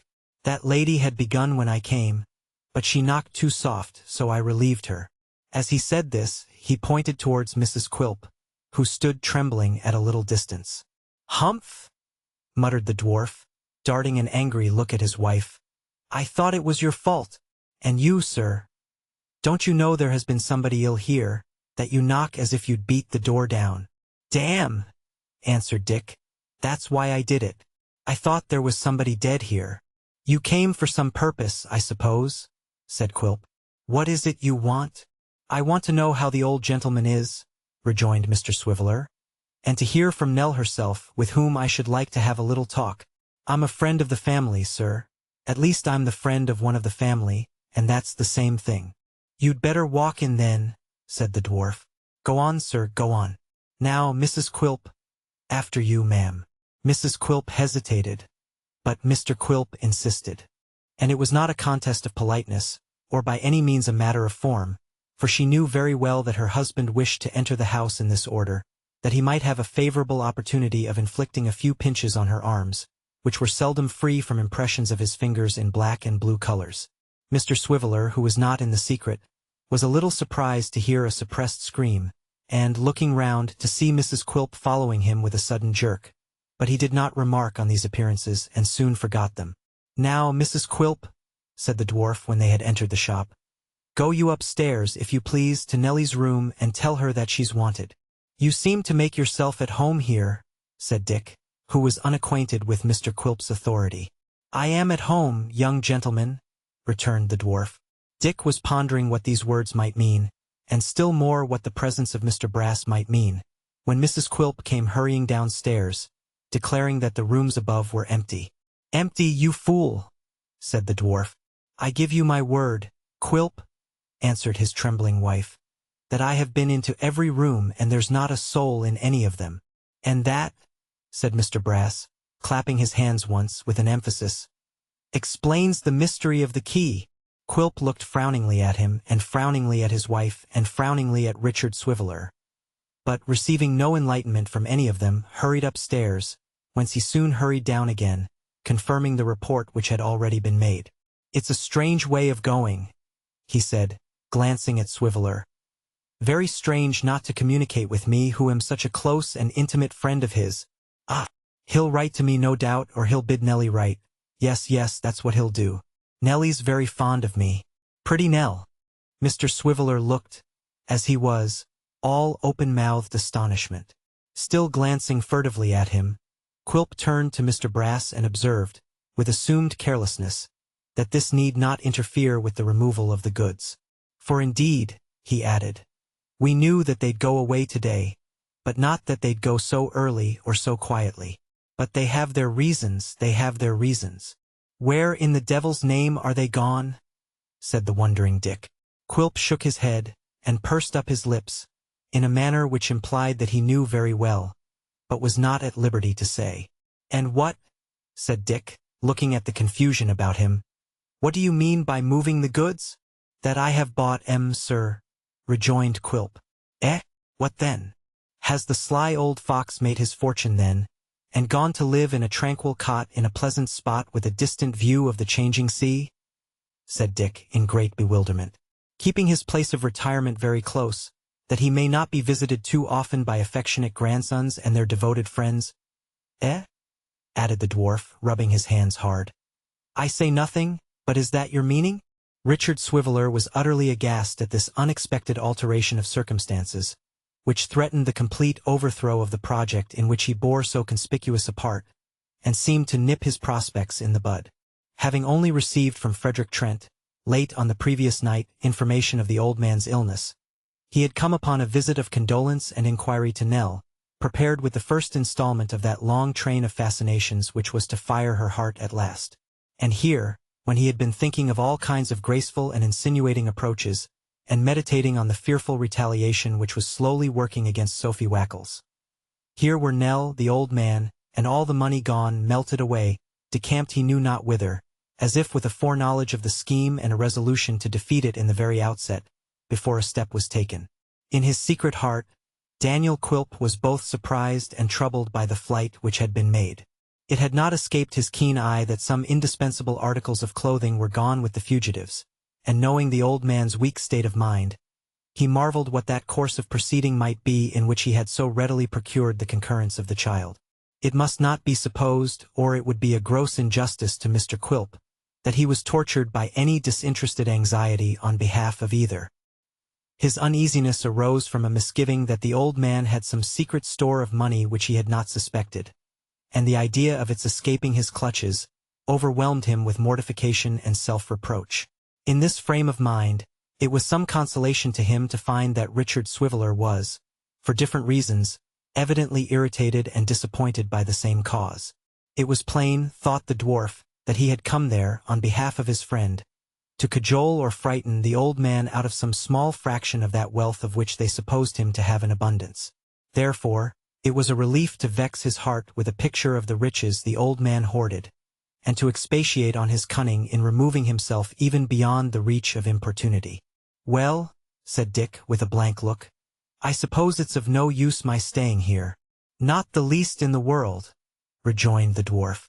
"You'll mention that I called, perhaps?" said Dick. Mr. Quilp nodded, and said he certainly would, the very first time he saw them.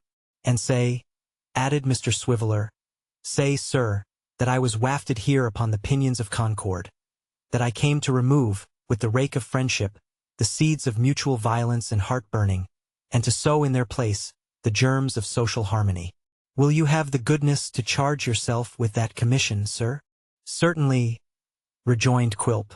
"Will you be kind enough to add to it, sir," said Dick, producing a very small limp card, "that is my address, and that I am to be found at home every morning. 2 distinct knocks, sir, will produce the slavey at any time. My particular friends, sir, are accustomed to sneeze when the door is opened, to give her to understand that they are my friends and have no interested motives in asking if I'm at home. I beg your pardon. Will you allow me to look at that card again?" "Oh, by all means," rejoined Quilp.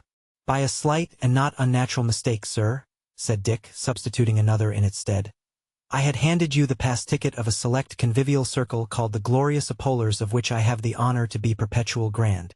That is the proper document, sir. Good morning." Quilp bade him good day. The perpetual Grand Master of the Glorious Apollers, elevating his hat in honor of Mrs. Quilp, dropped it carelessly on the side of his head again, and disappeared with a flourish. By this time, certain vans had arrived for the conveyance of the goods, and divers strong men in caps were balancing chests of drawers and other trifles of that nature upon their heads, and performing muscular feats which heightened their complexions considerably. Not to be behindhand in the bustle, Mr. Quilp went to work with surprising vigor, hustling and driving the people about like an evil spirit, setting Mrs. Quilp upon all kinds of arduous and impracticable tasks, carrying great weights up and down with no apparent effort, kicking the boy from the wharf whenever he could get near him, and inflicting, with his loads, a great many sly bumps and blows on the shoulders of Mr. Brass, as he stood upon the doorsteps to answer all the inquiries of curious neighbors, which was his department.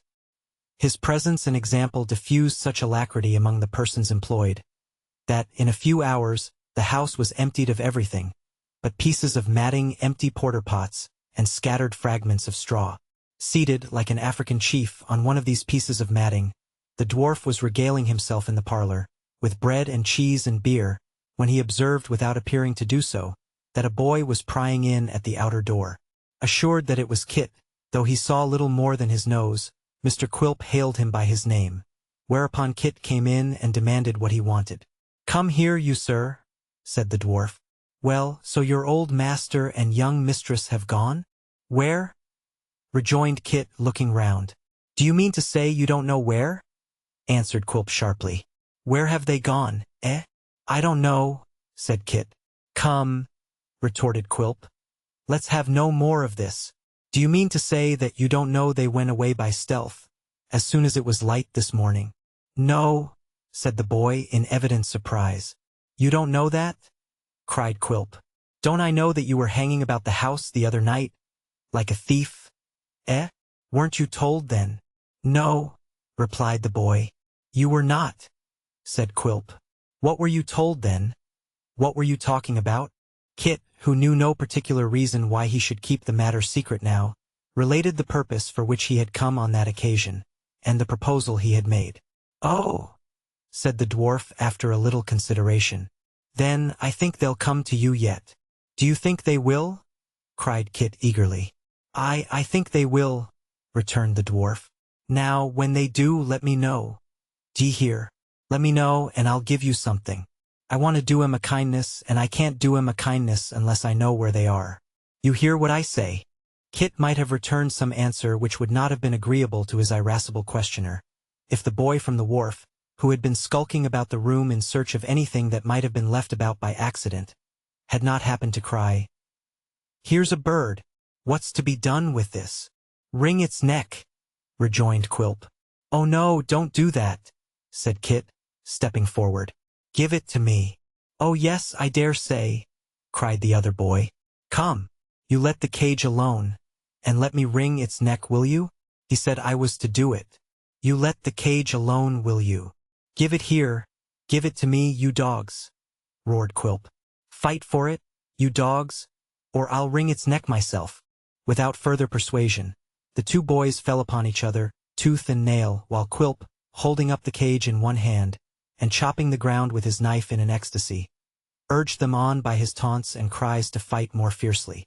They were a pretty equal match and rolled about together, exchanging blows which were by no means child's play, until at length Kit, planting a well-directed hit in his adversary's chest, disengaged himself, sprung nimbly up, and snatching the cage from Quilp's hands made off with his prize. He did not stop once until he reached home, where his bleeding face occasioned great consternation, and caused the elder child to howl dreadfully. "Goodness gracious, Kit, what is the matter? What have you been doing?" cried Mrs. Nubbles. "Never you mind, mother," answered her son, wiping his face on the jack-towel behind the door. "I'm not hurt. Don't you be afraid for me. I've been a-fightin' for a bird and won him, that's all. Hold your noise, little Jacob. I never see such a naughty boy in all my days." "You have been fighting for a bird," exclaimed his mother. "Ah, fightin' for a bird," replied Kit. "And here he is. Miss Nellie's bird, mother, that they was a-going to wring the neck of. I stopped that, though. Ha ha ha! They wouldn't wring his neck and me by, no. It wouldn't do, mother, it wouldn't do at all. Ha ha ha!" Kit, laughing so heartily, with his swollen and bruised face looking out of the towel, made little Jacob laugh, and then his mother laughed, and then the baby crowed and kicked with great glee, and then they all laughed in concert, partly because of Kit's triumph and partly because they were very fond of each other. When this fit was over, Kit exhibited the bird to both children, as a great and precious rarity. It was only a poor linnet, and looking about the wall for an old nail, made a scaffolding of a chair and table and twisted it out with great exultation. "Let me see," said the boy. "I think I'll hang him in the winder because it's more light and cheerful, and he can see the sky there if he looks up very much. He's such a one to sing, I can tell you." So the scaffolding was made again, and Kit, climbing up with the poker for a hammer, knocked in the nail and hung up the cage, to the immeasurable delight of the whole family. When it had been adjusted and straightened a great many times, and he had walked backwards into the fireplace in his admiration of it, the arrangement was pronounced to be perfect. "And now, mother," said the boy, "before I rest any more, I'll go out and see if I can find a horse to hold, and then I can buy some birdseed and a bit of something nice for you into the bargain." Chapter 14. As it was very easy for Kit to persuade himself that the old house was in his way being anywhere, he tried to look upon his passing it once more as a matter of imperative and disagreeable necessity, quite apart from any desire of his own, to which he could not choose but yield. It is not uncommon for people who are much better fed and taught than Christopher Nubbles had ever been, to make duties of their inclinations in matters of more doubtful propriety, and to take great credit for the self-denial with which they gratify themselves. There was no need of any caution this time, and no fear of being detained by having to play out a return match with Daniel Quilp's boy. The place was entirely deserted, and looked as dusty and dingy as if it had been so for months. A rusty padlock was fastened on the door, ends of discolored blinds and curtains flapped drearily against the half-opened upper windows, and the crooked holes cut in the closed shutters below were black with the darkness of the inside. Some of the glass in the window he had so often watched had been broken in the rough hurry of the morning, and that room looked more deserted and dull than any. A group of idle urchins had taken possession of the doorsteps. Some were plying the knocker and listening with delighted dread to the hollow sounds it spread through the dismantled house. Others were clustered about the keyhole, watching half in jest and half in earnest for the ghost, which an hour's gloom, added to the mystery that hung about the late inhabitants, had already raised. Standing all alone in the midst of the business and bustle of the street, the house looked a picture of cold desolation. And Kit, who remembered the cheerful fire that used to burn there on a winter's night and the no less cheerful laugh that made the small room ring, turned quite mournfully away. It must be especially observed in justice to poor Kit that he was by no means of a sentimental turn, and perhaps had never heard that adjective in all his life. He was only a soft-hearted grateful fellow and had nothing genteel or polite about him. Consequently, instead of going home again in his grief to kick the children and abuse his mother, for when your finely strung people are out of sorts, they must have everybody else unhappy likewise, he turned his thoughts to the vulgar expedient of making them more comfortable if he could. Bless us, what a number of gentlemen on horseback there were riding up and down, and how few of them wanted their horses held. A good city speculator or a parliamentary commissioner could have told to a fraction, from the crowds that were cantering about, what sum of money was realized in London, in the course of a year, by holding horses alone.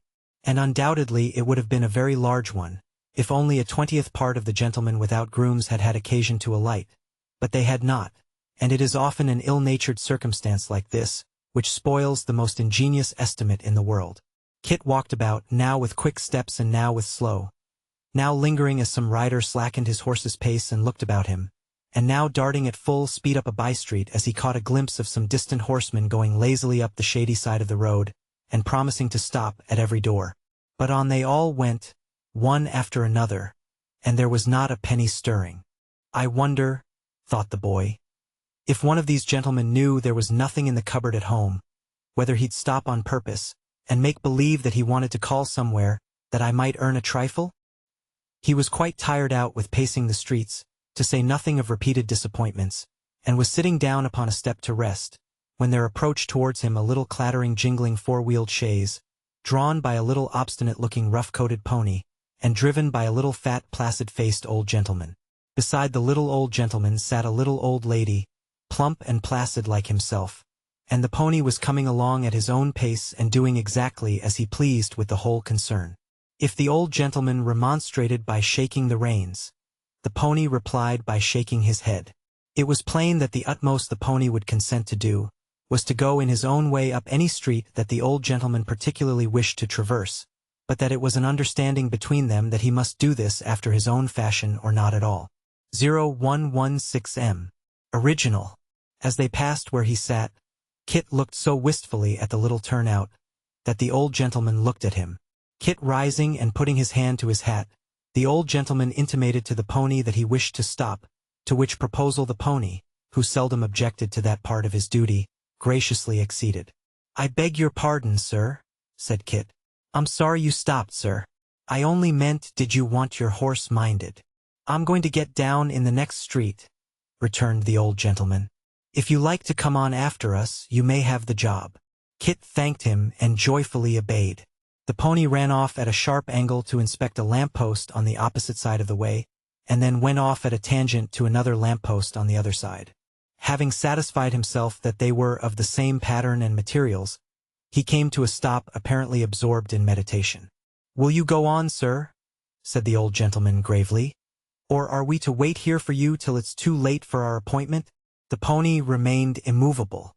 "Oh, you naughty Whisker," said the old lady. "Fie upon you. I'm ashamed of such conduct." The pony appeared to be touched by this appeal to his feelings, for he trotted on directly, though in a sulky manner, and stopped no more until he came to a door whereon was a brass plate with the words Witherden Notary.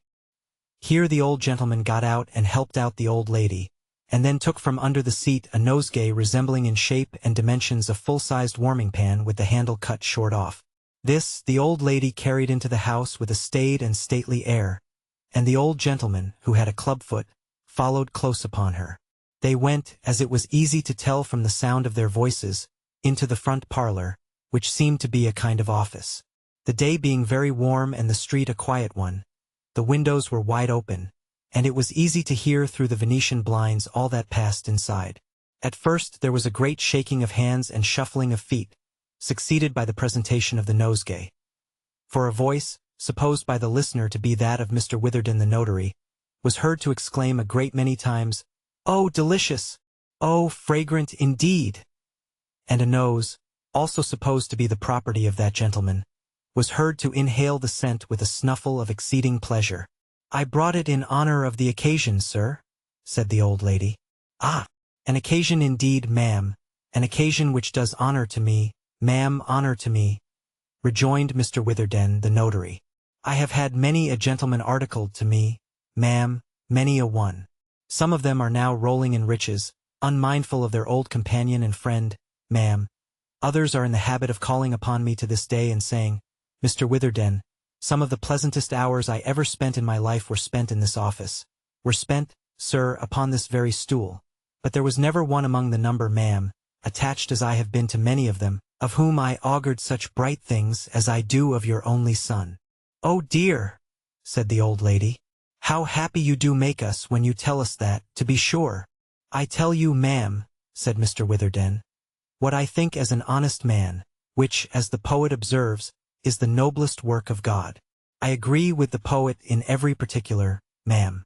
The mountainous Alps on the one hand, or a humming-bird on the other, is nothing, in point of workmanship, to an honest man or woman.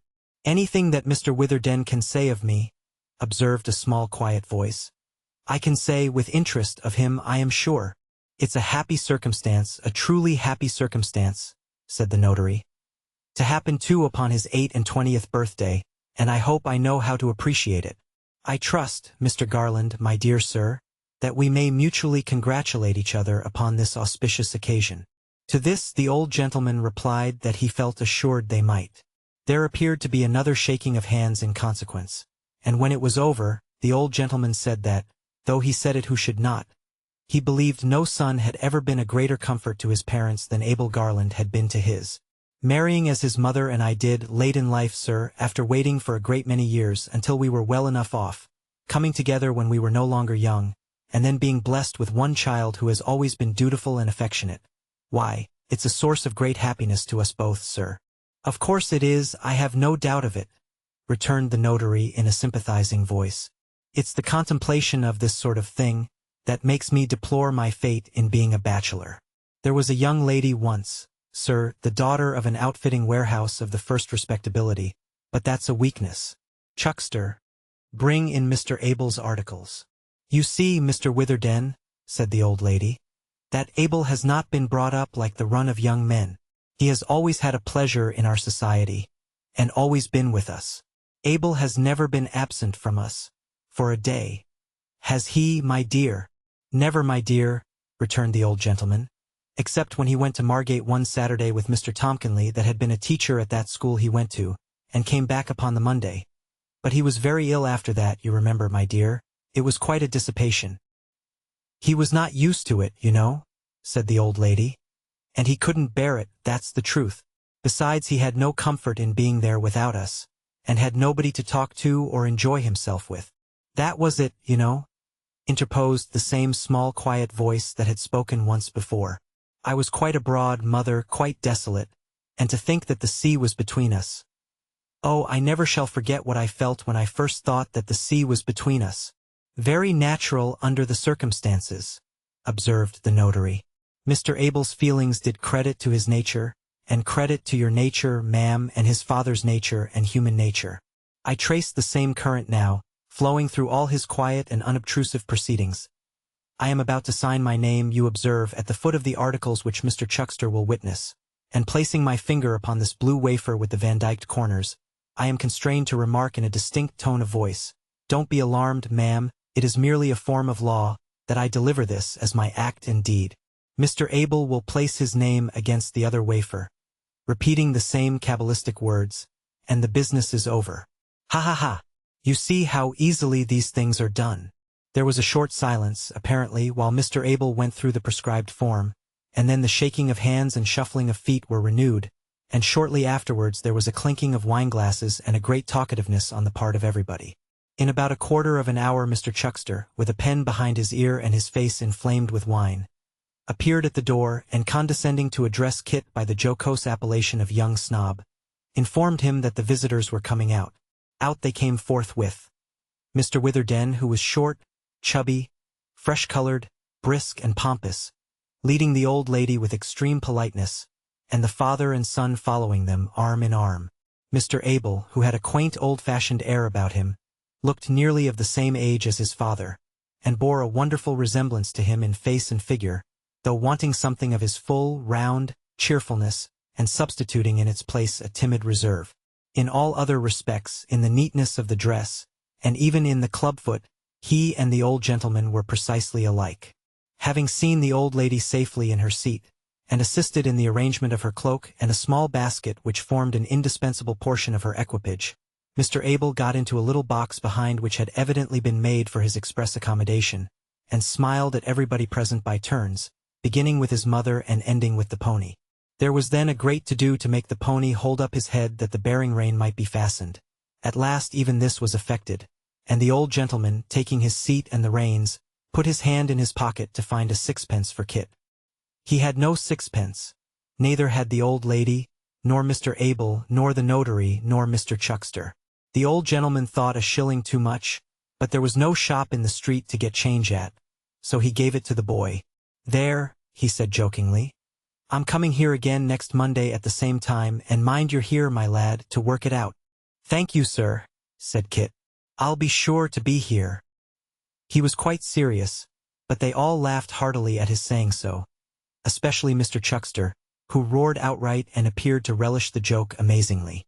As the pony, with a presentiment that he was going home, or a determination that he would not go anywhere else, which was the same thing, trotted away pretty nimbly, Kit had no time to justify himself and went his way also. Having expended his treasure in such purchases as he knew would be most acceptable at home, not forgetting some seed for the wonderful bird, he hastened back as fast as he could, so elated with his success and great good fortune, that he more than half expected Nell and the old man would have arrived before him. Chapter 15. Often, while they were yet pacing the silent streets of the town on the morning of their departure, the child trembled with a mingled sensation of hope and fear as in some far-off figure imperfectly seen in the clear distance. Her fancy traced a likeness to honest Kit. But although she would gladly have given him her hand and thanked him for what he had said at their last meeting, it was always a relief to find, when they came nearer to each other, that the person who approached was not he but a stranger. For even if she had not dreaded the effect which the sight of him might have wrought upon her fellow-traveler, she felt that to bid farewell to anybody now, and most of all to him who had been so faithful and so true, was more than she could bear. It was enough to leave dumb things behind, and objects that were insensible both to her love and sorrow. To have parted from her only other friend upon the threshold of that wild journey would have wrung her heart indeed. Why is it that we can better bear to part in spirit than in body, and while we have the fortitude to act farewell have not the nerve to say it? On the eve of long voyages or an absence of many years, friends who are tenderly attached will separate with the usual look, the usual pressure of the hand, planning one final interview for the morrow, while each well knows that it is but a poor feint to save the pain of uttering that one word, and that the meeting will never be. Should possibilities be worse to bear than certainties? We do not shun our dying friends. The not having distinctly taken leave of one among them, whom we left in all kindness and affection, will often embitter the whole remainder of a life. The town was glad with morning light. Places that had shown ugly and distrustful all night long now wore a smile, and sparkling sunbeams dancing on chamber windows and twinkling through blind and curtain before sleepers' eyes shed light even into dreams and chased away the shadows of the night. Birds in hot rooms, covered up close and dark, felt it was morning, and chafed and grew restless in their little cells. Bright-eyed mice crept back to their tiny homes and nestled timidly together. The sleek house-cat, forgetful of her prey, sat winking at the rays of sun starting through keyhole and cranny in the door, and longed for her stealthy run and warm sleek bask outside. The nobler beasts confined in dens stood motionless behind their bars and gazed on fluttering boughs, and sunshine peeping through some little window, with eyes in which old forests gleamed, then trod impatiently the track their prisoned feet had worn, and stopped and gazed again. Men in their dungeons stretched their cramped cold limbs and cursed the stone that no bright sky could warm. The flowers that sleep by night opened their gentle eyes and turned them to the day. The light, creation's mind, was everywhere, and all things owned its power. The two pilgrims, often pressing each other's hands, or exchanging a smile or cheerful look, pursued their way in silence. Bright and happy as it was, there was something solemn in the long, deserted streets, from which, like bodies without souls, all habitual character and expression had departed, leaving but one dead uniform repose that made them all alike.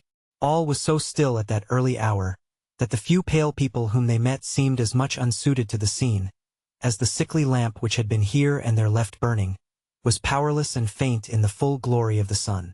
Before they had penetrated very far into the labyrinth of men's abodes which yet lay between them and the outskirts, this aspect began to melt away, and noise and bustle to usurp its place. Some straggling carts and coaches rumbling by first broke the charm, then others came, then others yet more active, then a crowd. The wonder was, at first, to see a tradesman's window open, but it was a rare thing soon to see one closed.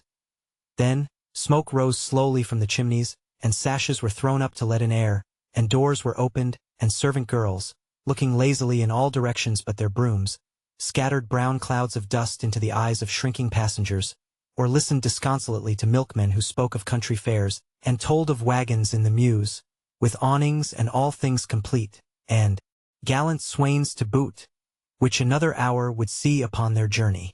This quarter past, they came upon the haunts of commerce and great traffic, where many people were resorting, and business was already rife. The old man looked about him with a startled and bewildered gaze, for these were places that he hoped to shun.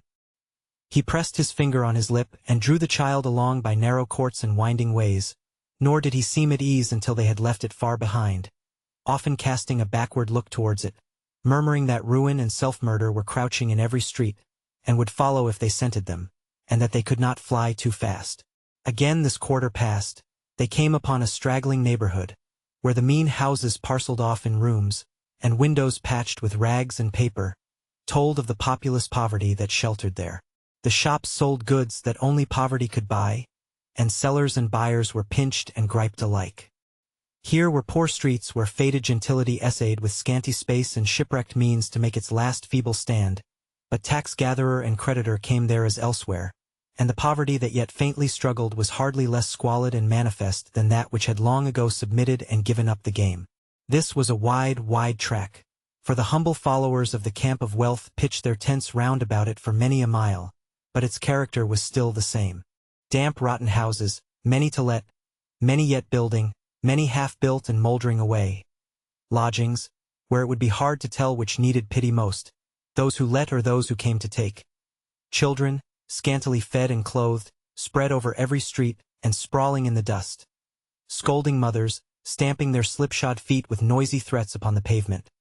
Shabby fathers, hurrying with dispirited looks to the occupation which brought them daily bread, and little more mangling women, washerwomen, cobblers, tailors, chandlers, driving their trades in parlors and kitchens and back room and garrets, and sometimes all of them under the same roof. Brickfields skirting gardens paled with staves of old casks, or timber pillaged from houses burnt down, and blackened and blistered by the flames. Mounds of dockweed, nettles, coarse grass, and oyster shells, heaped in rank confusion. Small dissenting chapels to teach, with no lack of illustration, the miseries of earth, and plenty of new churches erected with a little superfluous wealth, to show the way to heaven. At length these streets, becoming more straggling yet, dwindled and dwindled away, until there were only small garden patches bordering the road, with many a summer house innocent of paint and built of old timber or some fragments of a boat, green as the tough cabbage stalks that grew about it, and grottoed at the seams with toadstools and tight-sticking snails. To these succeeded pert cottages, 2 and 2 with plots of ground in front, laid out in angular beds with stiff box borders and narrow paths between, where footstep never strayed to make the gravel rough. Then came the public house, freshly painted in green and white, with tea gardens and a bowling green, spurning its old neighbor with the horse trough where the wagons stopped.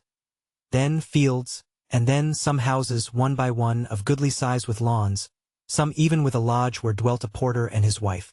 Then came a turnpike, then fields again with trees and haystacks.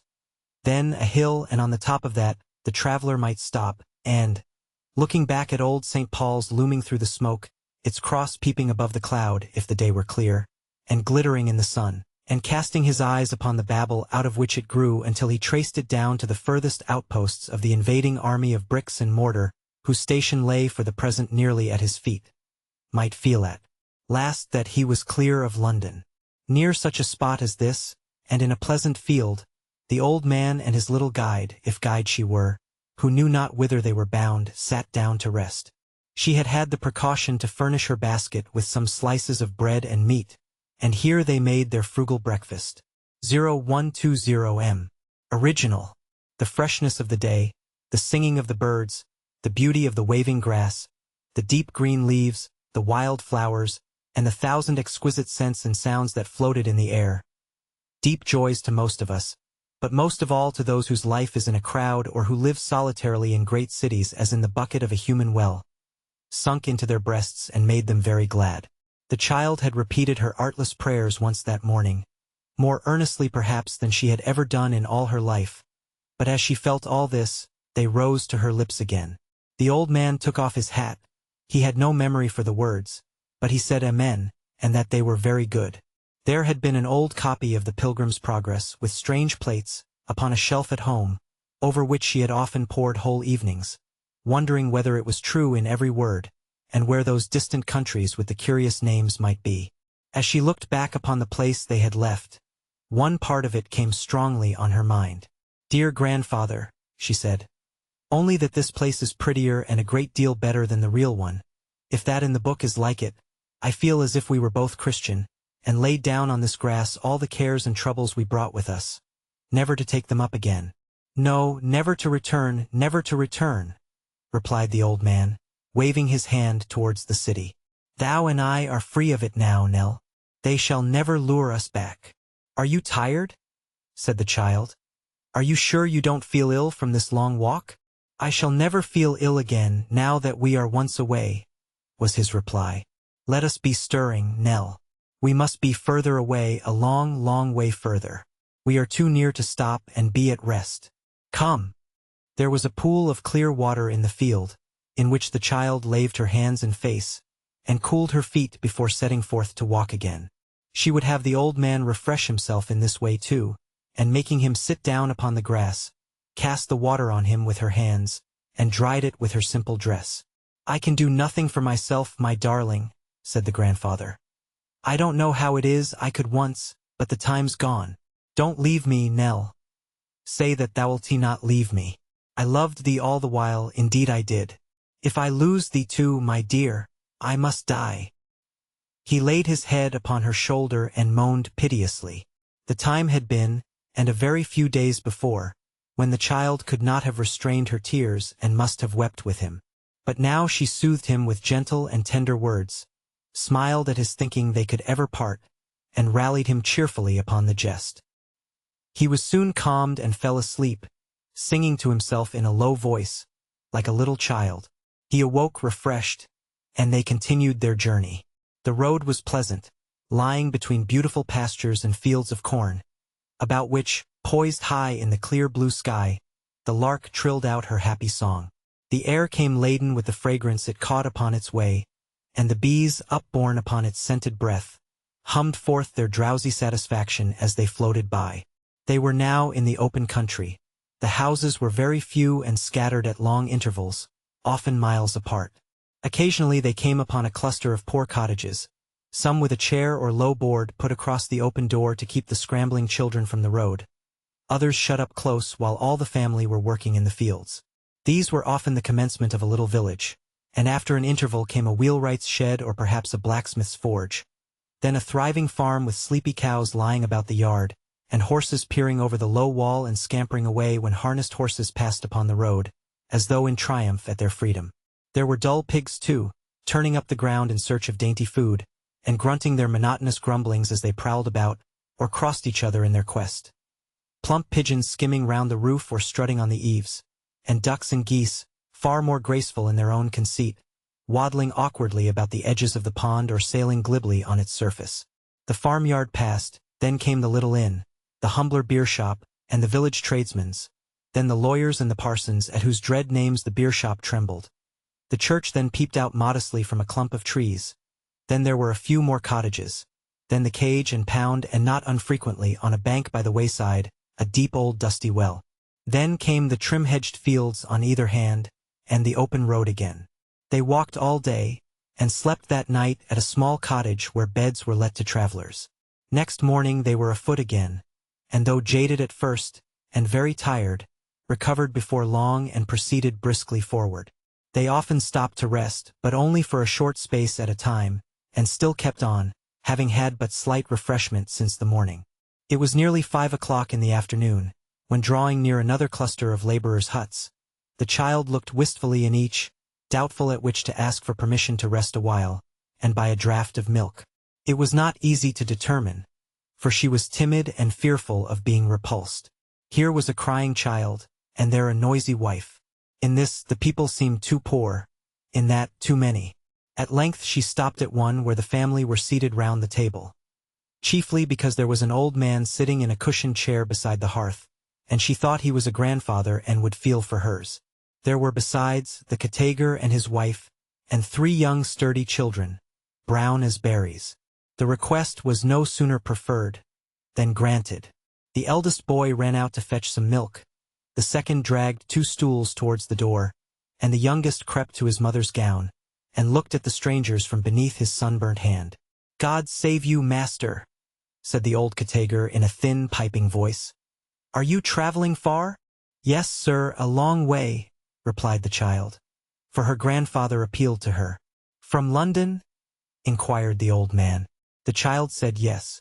Ah, he had been in London many a time, used to go there often once, with wagons. It was nigh 32 years since he had been there last, and he did hear say there were great changes. Like enough, he had changed himself since then. 32 years was a long time, and 84 a great age, though there was some he had known that had lived to very hard upon 100, and not so hardy as he, neither, no, nothing like it.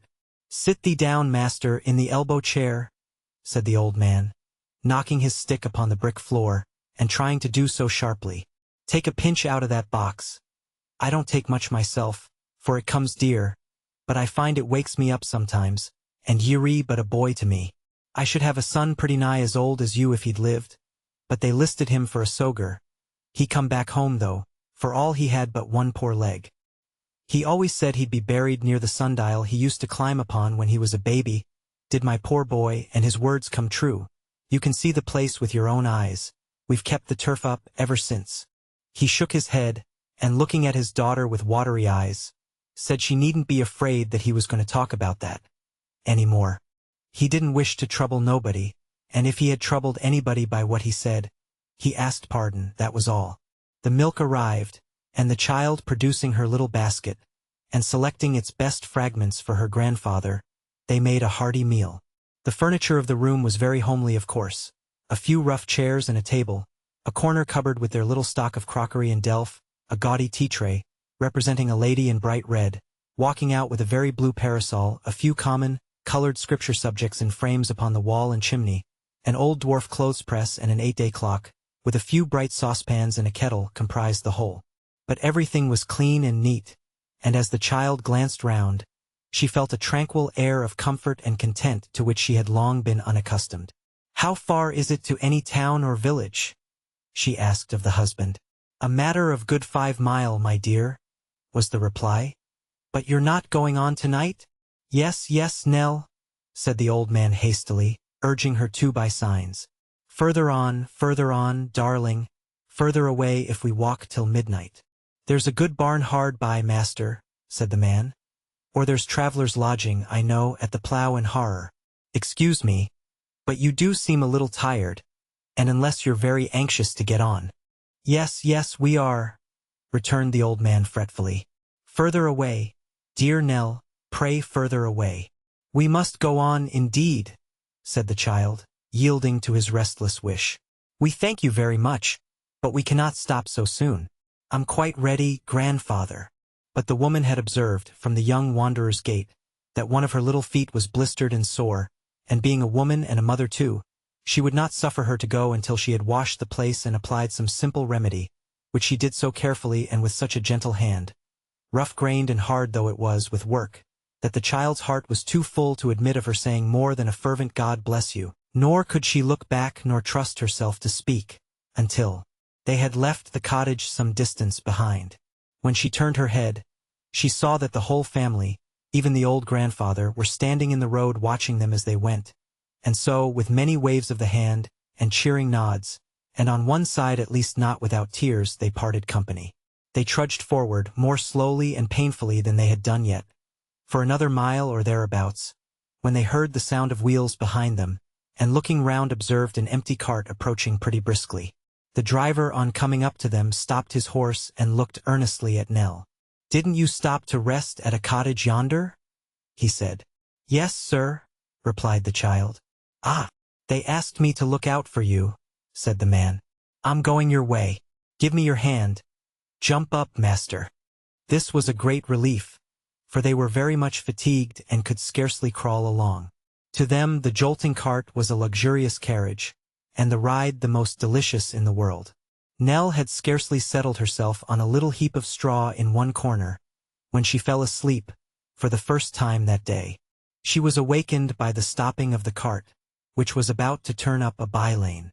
The driver kindly got down to help her out, and pointing to some trees at a very short distance before them, said that the town lay there, and that they had better take the path which they would see leading through the churchyard. Accordingly, towards this spot, they directed their weary steps. Chapter 16. The sun was setting when they reached the wicket gate at which the path began, and, as the rain falls upon the just and unjust alike, it shed its warm tint even upon the resting places of the dead, and bade them be of good hope for its rising on the morrow. The church was old and grey, with ivy clinging to the walls and round the porch. Shunning the tombs, it crept about the mounds, beneath which slept poor humble men, twining for them the first wreaths they had ever won, but wreaths less liable to wither and far more lasting in their kind, than some which were graven deep in stone and marble, and told in pompous terms of virtues meekly hidden for many a year, and only revealed at last to executors and mourning legatees. The clergyman's horse, stumbling with a dull blunt sound among the graves, was cropping the grass, at once deriving orthodox consolation from the dead parishioners, and enforcing last Sunday's text that this was what all flesh came to. A lean ass who had sought to expound it also, without being qualified and ordained, was pricking his ears in an empty pound hard by, and looking with hungry eyes upon his priestly neighbor. The old man and the child quitted the gravel path, and strayed among the tombs, for there the ground was soft, and easy to their tired feet. As they passed behind the church, they heard voices near at hand, and presently came on those who had spoken. They were two men who were seated in easy attitudes upon the grass, and so busily engaged as to be at first unconscious of intruders. It was not difficult to divine that they were of a class of itinerant showmen, exhibitors of the freaks of Punch, for, perched cross-legged upon a tombstone behind them, was a figure of that hero himself, his nose and chin as hooked and his face as beaming as usual. Perhaps his imperturbable character was never more strikingly developed, for he preserved his usual equable smile notwithstanding that his body was dangling in a most uncomfortable position, all loose and limp and shapeless, while his long peaked cap, unequally balanced against his exceedingly slight legs, threatened every instant to bring him toppling down. 0126M. Original. In part scattered upon the ground at the feet of the two men, and in part jumbled together in a long flat box, were the other persons of the drama. The hero's wife and one child, the hobby horse, the doctor, the foreign gentleman who, not being familiar with the language, is unable in the representation to express his ideas otherwise than by the utterance of the word shalabola 3 distinct times. The radical neighbor who will by no means admit that a tin bell is an organ, the executioner, and the devil were all here. Their owners had evidently come to that spot to make some needful repairs in the stage arrangements, for one of them was engaged in binding together a small gallows with thread, while the other was intent upon fixing a new black wig, with the aid of a small hammer and some tacks, upon the head of the radical neighbor who had been beaten bald. They raised their eyes when the old man and his young companion were close upon them, and pausing in their work, returned their looks of curiosity. One of them, the actual exhibitor no doubt, was a little merry-faced man with a twinkling eye and a red nose, who seemed to have unconsciously imbibed something of his hero's character. The other, that was he who took the money, had rather a careful and cautious look, which was perhaps inseparable from his occupation also. The merry man was the first to greet the strangers with a nod, and following the old man's eyes, he observed that perhaps that was the first time he had ever seen a Punch off the stage.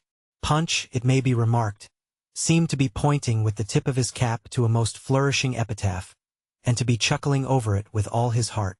"Why do you come here to do this?" said the old man, sitting down beside them, and looking at the figures with extreme delight. "Why, you see," rejoined the little man, "we're putting up for tonight at the public house yonder, and it wouldn't do to let 'em see the present company undergoing repair." "No!" cried the old man, making signs to Nell to listen. "Why not, eh? Why not?" "Because it would destroy all the delusion, and take away all the interest, wouldn't it?" replied the little man. "Would you care a ha'penny for the Lord Chancellor if you knowed him in private and without his wig?" "Certainly not." "Good," said the old man, venturing to touch one of the puppets, and drawing away his hand with a shrill laugh. "Are you going to show 'em tonight? Are you?" "That is the intention, Governor," replied the other, "and unless I'm much mistaken, Tommy Codlin is a-calculating at this minute what we've lost through your coming upon us. Cheer up, Tommy. It can't be much." The little man accompanied these latter words with a wink, expressive of the estimate he had formed of the traveler's finances. To this Mr. Codlin, who had a surly, grumbling manner, replied, as he twitched Punch off the tombstone and flung him into the box, "I don't care if we haven't lost a farden, but you're too free. If you stood in front of the curtain and see the public's faces as I do, you'd know human natur better." "Ah, it's been the spoiling of you, Tommy, you're taking to that branch," rejoined his companion. "When you played the ghost in the regular drama in the fairs, you believed in everything except ghosts. But now you're a universal mistruster. I never see a man so changed."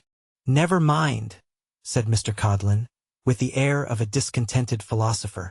"I know better now, and perhaps I'm sorry for it." Turning over the figures in the box like one who knew and despised them, Mr. Codlin drew one forth and held it up for the inspection of his friend. "Look here. Here's all this Judy's clothes falling to pieces again. You haven't got a needle and thread, I suppose?" The little man shook his head, and scratched it ruefully as he contemplated this severe indisposition of a principal performer. Seeing that they were at a loss, the child said timidly, "I have a needle, sir, in my basket and thread too. Will you let me try to mend it for you? I think I could do it neater than you could." Even Mr. Codlin had nothing to urge against a proposal so seasonable. Nellie, kneeling down beside the box, was soon busily engaged in her task, and accomplishing it to a miracle. While she was thus engaged, the merry little man looked at her with an interest which did not appear to be diminished when he glanced at her helpless companion. When she had finished her work he thanked her, and inquired whither they were traveling. "No further tonight, I think," said the child, looking towards her grandfather. "If you're wanting a place to stop at," the man remarked, "I should advise you to take up at the same house with us. That's it. The long, low, white house there. It's very cheap." The old man, notwithstanding his fatigue, would have remained in the churchyard all night if his new acquaintances had remained there too. As he yielded to this suggestion a ready and rapturous assent, they all rose and walked away together.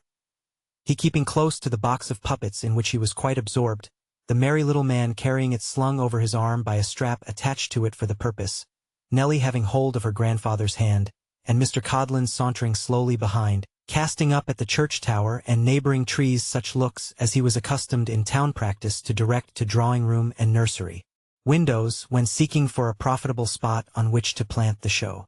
The public house was kept by a fat old landlord and landlady who made no objection to receiving their new guests, but praised Nellie's beauty and were at once prepossessed in her behalf. There was no other company in the kitchen but the two showmen, and the child felt very thankful that they had fallen upon such good quarters. The landlady was very much astonished to learn that they had come all the way from London, and appeared to have no little curiosity touching their farther destination. The child parried her inquiries as well as she could, and with no great trouble, for finding that they appeared to give her pain, the old lady desisted. "These two gentlemen have ordered supper in an hour's time," she said, taking her into the bar, and your best plan will be to sup with them. Meanwhile you shall have a little taste of something that'll do you good. For I'm sure you must want it after all you've gone through today. Now, don't look after the old gentleman, because when you've drank that, he shall have some too." As nothing could induce the child to leave him alone, however, or to touch anything in which he was not the first and greatest sharer, the old lady was obliged to help him first. When they had been thus refreshed, the whole house hurried away into an empty stable where the show stood, and where, by the light of a few flaring candles stuck round a hoop which hung by a line from the ceiling, it was to be forthwith exhibited. And now Mr. Thomas Codlin, the misanthrope, after blowing away at the Pan's pipes until he was intensely wretched, took his station on one side of the check drapery which concealed the mover of the figures, and putting his hands in his pockets prepared to reply to all questions and remarks of Punch, and to make a dismal feint of being his most intimate private friend, of believing in him to the fullest and most unlimited extent, of knowing that he enjoyed day and night a merry and glorious existence in that temple, and that he was at all times and under every circumstance the same intelligent and joyful person that the spectators then beheld him. All this Mr. Codlin did with the air of a man who had made up his mind for the worst and was quite resigned, his eye slowly wandering about during the briskest repartee to observe the effect upon the audience, and particularly the impression made upon the landlord and landlady, which might be productive of very important results in connection with the supper.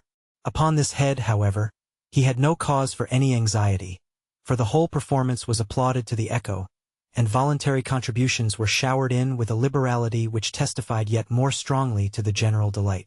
Among the laughter none was more loud and frequent than the old man's. Nell's was unheard, for she, poor child, with her head drooping on his shoulder, had fallen asleep, and slept too soundly to be roused by any of his efforts to awaken her to a participation in his glee. The supper was very good, but she was too tired to eat, and yet would not leave the old man until she had kissed him in his bed. He, happily insensible to every care and anxiety, sat listening with a vacant smile and admiring face to all that his new friend said, and it was not until they retired yawning to their room that he followed the child upstairs. It was but a loft partitioned into 2 compartments, where they were to rest, but they were well pleased with their lodging and had hoped for none so good. The old man was uneasy when he had lain down, and begged that Nell would come and sit at his bedside as she had done for so many nights. She hastened to him, and sat there till he slept. There was a little window, hardly more than a chink in the wall, in her room, and when she left him, she opened it, quite wondering at the silence. The sight of the old church, and the graves about it in the moonlight, and the dark trees whispering among themselves, made her more thoughtful than before. She closed the window again, and sitting down upon the bed, thought of the life that was before them. She had a little money, but it was very little, and when that was gone they must begin to beg. There was 1 piece of gold among it, and an emergency might come when its worth to them would be increased 100-fold. It would be best to hide this coin, and never produce it unless their case was absolutely desperate, and no other resource was left them. Her resolution taken, she sewed the piece of gold into her dress, and going to bed with a lighter heart sunk into a deep slumber. Chapter 17. Another bright day shining in through the small casement, and claiming fellowship with the kindred eyes of the child, awoke her. At sight of the strange room and its unaccustomed objects she started up in alarm, wondering how she had been moved from the familiar chamber in which she seemed to have fallen asleep last night, and whither she had been conveyed. But another glance around called to her mind all that had lately passed, and she sprung from her bed, hoping and trustful. It was yet early, and the old man being still asleep, she walked out into the churchyard, brushing the dew from the long grass with her feet, and often turning aside into places where it grew longer than in others, that she might not tread upon the graves. She felt a curious kind of pleasure in lingering among these houses of the dead, and read the inscriptions on the tombs of the good people.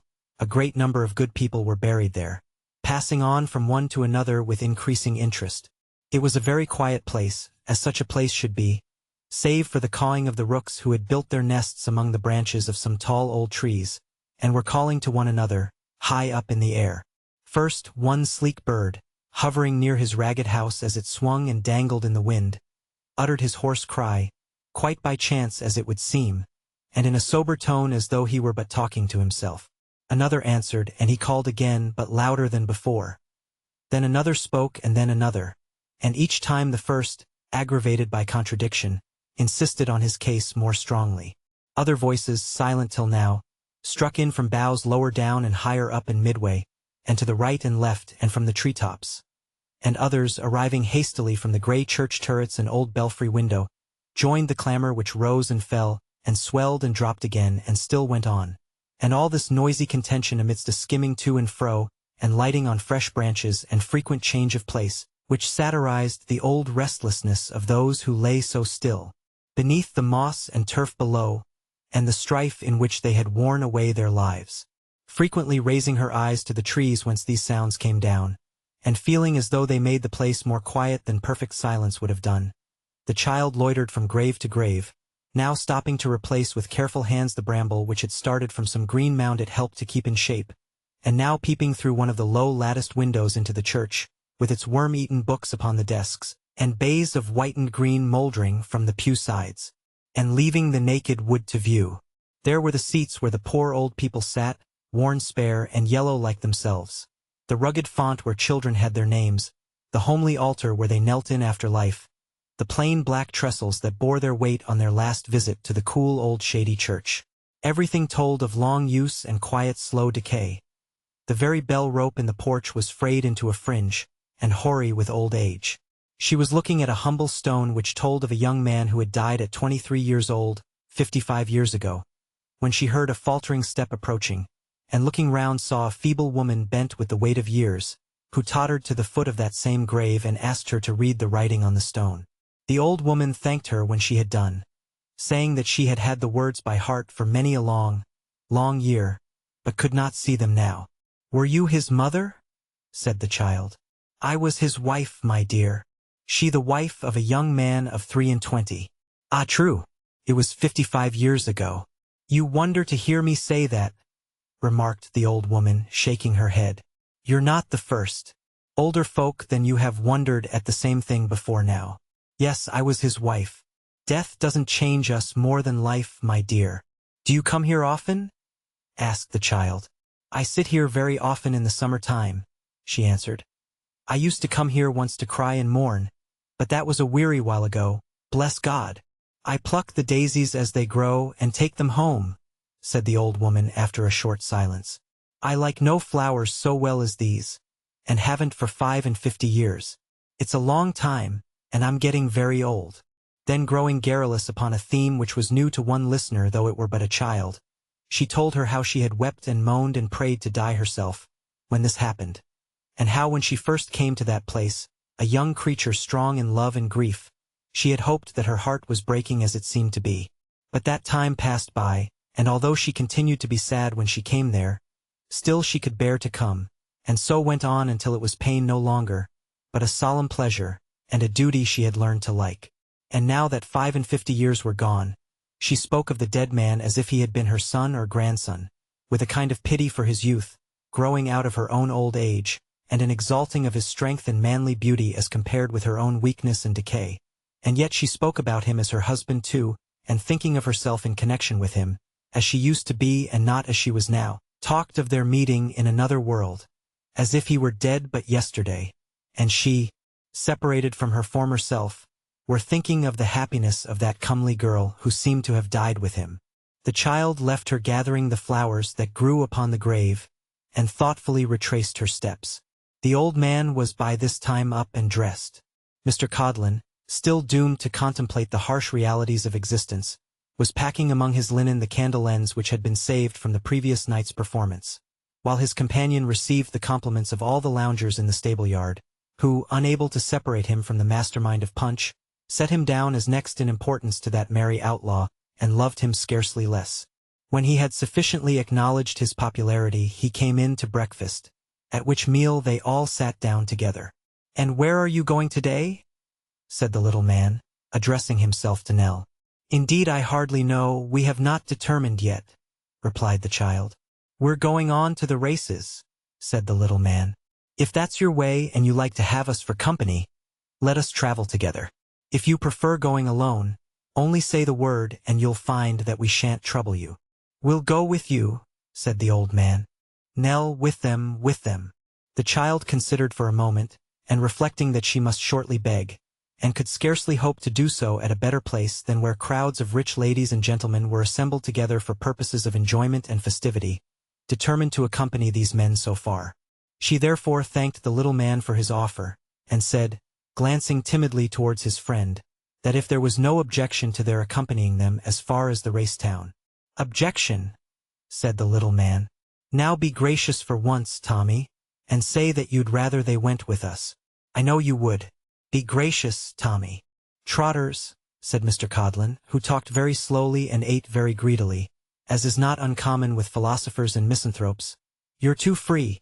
"Why, what harm can it do?" urged the other. "No harm at all in this particular case, perhaps," replied Mr. Codlin. "But the principle's a dangerous one, and you're too free, I tell you. Well, are they to go with us or not?" "Yes, they are," said Mr. Codlin. "But you might have made a favor of it, mightn't you?" The real name of the little man was Harris, but it had gradually merged into the less euphonious one of Trotters, which, with the prefatory adjective short, had been conferred upon him by reason of the small size of his legs. Short Trotters, however, being a compound name, inconvenient of use in friendly dialogue, the gentleman on whom it had been bestowed was known among his intimates either as Short or Trotters, and was seldom accosted at full length as Short Trotters, except in formal conversations and on occasions of ceremony. Short, then, or Trotters, as the reader pleases, returned unto the remonstrance of his friend Mr. Thomas Codlin a jocose answer calculated to turn aside his discontent, and applying himself with great relish to the cold boiled beef, the tea and bread and butter, strongly impressed upon his companions that they should do the like. Mr. Codlin indeed required no such persuasion, as he had already eaten as much as he could possibly carry, and was now moistening his clay with strong ale, whereof he took deep draughts with a silent relish and invited nobody to partake, thus again strongly indicating his misanthropical turn of mind. Breakfast being at length over, Mr. Codlin called the bill, and charging the ale to the company generally, a practice also savoring of misanthropy, divided the sum total into 2 fair and equal parts, assigning 1 moiety to himself and friend, and the other to Nellie and her grandfather. These being duly discharged and all things ready for their departure, they took farewell of the landlord and landlady and resumed their journey. And here Mr. Codlin's false position in society and the effect it wrought upon his wounded spirit were strongly illustrated. For whereas he had been last night accosted by Mr. Punch as master, and had by inference left the audience to understand that he maintained that individual for his own luxurious entertainment and delight, here he was, now, painfully walking beneath the burden of that same Punch's temple, and bearing it bodily upon his shoulders on a sultry day and along a dusty road. In place of enlivening his patron with a constant fire of wit or the cheerful rattle of his quarterstaff on the heads of his relations and acquaintance, here was that beaming Punch utterly devoid of spine, all slack and drooping in a dark box, with his legs doubled up round his neck, and not one of his social qualities remaining. Mr. Codlin trudged heavily on, exchanging a word or two at intervals with Short, and stopping to rest and growl occasionally. Short led the way, with the flat box, the private luggage, which was not extensive, tied up in a bundle, and a brazen trumpet slung from his shoulder-blade. Nell and her grandfather walked next him on either hand, and Thomas Codlin brought up the rear. When they came to any town or village, or even to a detached house of good appearance, Short blew a blast upon the brazen trumpet and caroled a fragment of a song in that hilarious tone common to Punches and their consorts. If people hurried to the windows, Mr. Codlin pitched the temple, and hastily unfurling the drapery and concealing Short therewith, flourished hysterically on the pipes and performed an air. Then the entertainment began as soon as might be, Mr. Codlin having the responsibility of deciding on its length and of protracting or expediting the time for the hero's final triumph over the enemy of mankind, according as he judged that the aftercrop of halfpence would be plentiful or scant. When it had been gathered in to the last farthing, he resumed his load, and on they went again. Sometimes they played out the toll across a bridge or ferry, and once exhibited by particular desire at a turnpike, where the collector, being drunk in his solitude, paid down a shilling to have it to himself. There was one small place of rich promise in which their hopes were blighted, for a favorite character in the play having gold lace upon his coat and being a meddling wooden-headed fellow was held to be a libel on the beadle, for which reason the authorities enforced a quick retreat, but they were generally well received, and seldom left a town without a troop of ragged children shouting at their heels. They made a long day's journey, despite these interruptions, and were yet upon the road when the moon was shining in the sky. Short beguiled the time with songs and jests, and made the best of everything that happened. Mr. Codlin, on the other hand, cursed his fate, and all the hollow things of earth, but Punch especially, and limped along with the theatre on his back, a prey to the bitterest chagrin. They had stopped to rest beneath a finger-post where 4 roads met, and Mr. Codlin in his deep misanthropy had let down the drapery and seated himself in the bottom of the show, invisible to mortal eyes and disdainful of the company of his fellow creatures, when 2 monstrous shadows were seen stalking towards them from a turning in the road by which they had come. The child was at first quite terrified by the sight of these gaunt giants, for such they looked as they advanced with lofty strides beneath the shadow of the trees, but Short, telling her there was nothing to fear, blew a blast upon the trumpet, which was answered by a cheerful shout. 0136M. Original. It's Grinder's lot, ain't it? Cried Mr. Short in a loud key. Yes, replied a couple of shrill voices. Come on then, said Short. Let's have a look at you. I thought it was you. Thus invited, Grinder's lot approached with redoubled speed and soon came up with the little party. Mr. Grinder's company, familiarly termed a lot, consisted of a young gentleman and a young lady on stilts, and Mr. Grinder himself, who used his natural legs for pedestrian purposes and carried at his back a drum. The public costume of the young people was of the Highland kind, but the night being damp and cold, the young gentleman wore over his kilt a man's pea jacket reaching to his ankles, and a glazed hat. The young lady too was muffled in an old cloth pelisse and had a handkerchief tied about her head. Their Scotch bonnets, ornamented with plumes of jet-black feathers, Mr. Grinder carried on his instrument. Bound for the races, I see, said Mr. Grinder, coming up out of breath. So are we. How are you, Short? With that they shook hands in a very friendly manner. The young people, being too high up for the ordinary salutations, saluted Short after their own fashion. The young gentleman twisted up his right stilt and patted him on the shoulder, and the young lady rattled her tambourine. Practice? Said Short, pointing to the stilts. No, returned Grinder. It comes either to walkin' in 'em or carryin' of 'em, and they like walkin' in 'em best. It's werry pleasant for the prospects. Which road are you talking? We go the nighest. Why, the fact is, said Short, that we are going the longest way because then we could stop for the night, 1.5 miles on. But 3 or 4 mile gain tonight is so many saved tomorrow, and if you keep on, I think our best way is to do the same. Where's your partner? Inquired Grinder. Here he is, cried Mr. Thomas Codlin, presenting his head and face in the proscenium of the stage, and exhibiting an expression of countenance not often seen there. And he'll see his partner boiled alive before he'll go on tonight. That's what he says. Well, don't say such things as them, in a spear which is dewoted to something pleasanter, urged Short. Respect associations, Tommy, even if you do cut up rough. Rough or smooth, said Mr. Codlin, beating his hand on the little footboard where Punch, when suddenly struck with the symmetry of his legs and their capacity for silk stockings, is accustomed to exhibit them to popular admiration. Rough or smooth, I won't go further than the 1.5 miles tonight. I put up at the Jolly Sandboys and nowhere else. If you like to come there, come there. If you like to go on by yourself, go on by yourself, and do without me if you can. So saying, Mr. Codlin disappeared from the scene and immediately presented himself outside the theatre, took it on his shoulders at a jerk, and made off with most remarkable agility. Any further controversy being now out of the question, Short was fain to part with Mr. Grinder and his pupils and to follow his morose companion. After lingering at the finger-post for a few minutes to see the stilts frisking away in the moonlight and the bearer of the drum toiling slowly after them, he blew a few notes upon the trumpet as a parting salute, and hastened with all speed to follow Mr. Codlin. With this view he gave his unoccupied hand to Nell, and bidding her be of good cheer as they would soon be at the end of their journey for that night, and stimulating the old man with a similar assurance, led them at a pretty swift pace towards their destination, which he was the less unwilling to make for, as the moon was now overcast and the clouds were threatening rain. Chapter 18.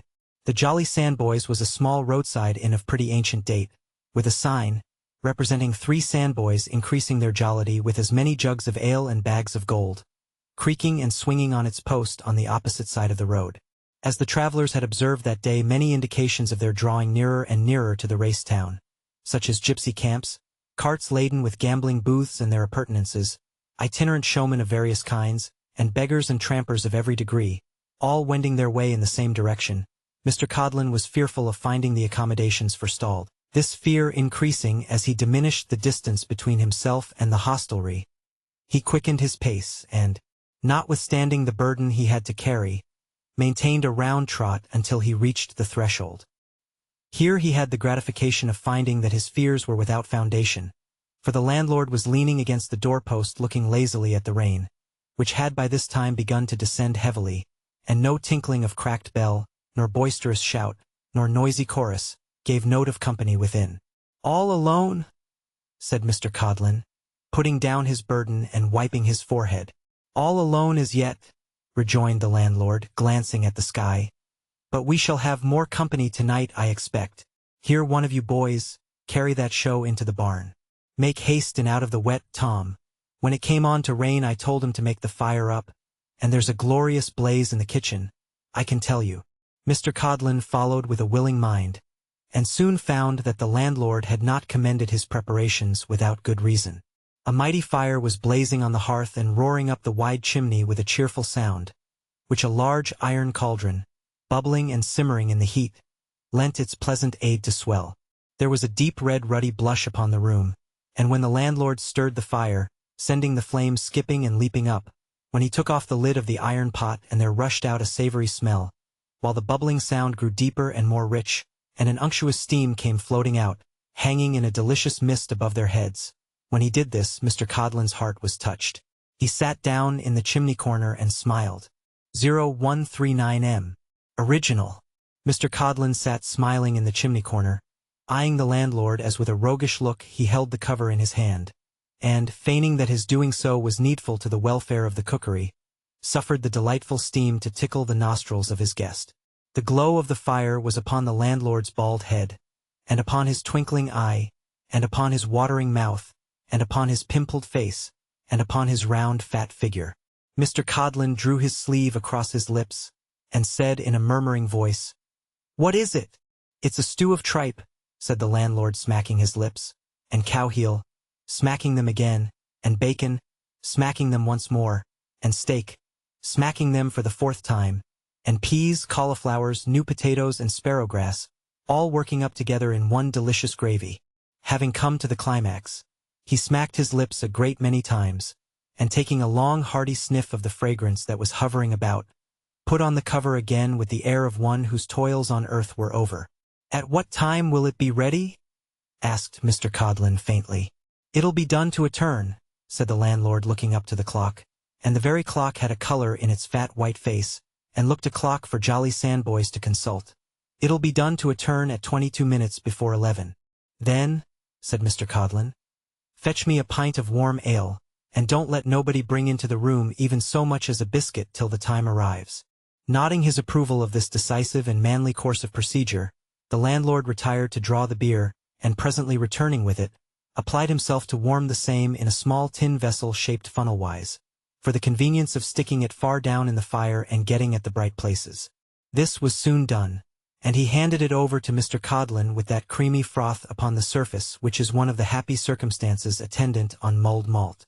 Greatly softened by this soothing beverage, Mr. Codlin now bethought him of his companions, and acquainted mine host of the sandboys that their arrival might be shortly looked for. The rain was rattling against the windows and pouring down in torrents, and such was Mr. Codlin's extreme amiability of mind, that he more than once expressed his earnest hope that they would not be so foolish as to get wet. At length they arrived, drenched with the rain and presenting a most miserable appearance, notwithstanding that Short had sheltered the child as well as he could under the skirts of his own coat, and they were nearly breathless from the haste they had made. But their steps were no sooner heard upon the road than the landlord, who had been at the outer door anxiously watching for their coming, rushed into the kitchen and took the cover off. The effect was electrical. They all came in with smiling faces though the wet was dripping from their clothes upon the floor, and Short's first remark was, "What a delicious smell!" It is not very difficult to forget rain and mud by the side of a cheerful fire, and in a bright room. They were furnished with slippers and such dry garments as the house or their own bundles afforded, and ensconcing themselves, as Mr. Codlin had already done, in the warm chimney corner, soon forgot their late troubles or only remembered them as enhancing the delights of the present time. Overpowered by the warmth and comfort and the fatigue they had undergone, Nellie and the old man had not long taken their seats here, when they fell asleep. "Who are they?" whispered the landlord. Short shook his head, and wished he knew himself. "Don't you know?" asked the host, turning to Mr. Codlin. "Not I," he replied. "They're no good, I suppose." "They're no harm," said Short. "Depend upon that.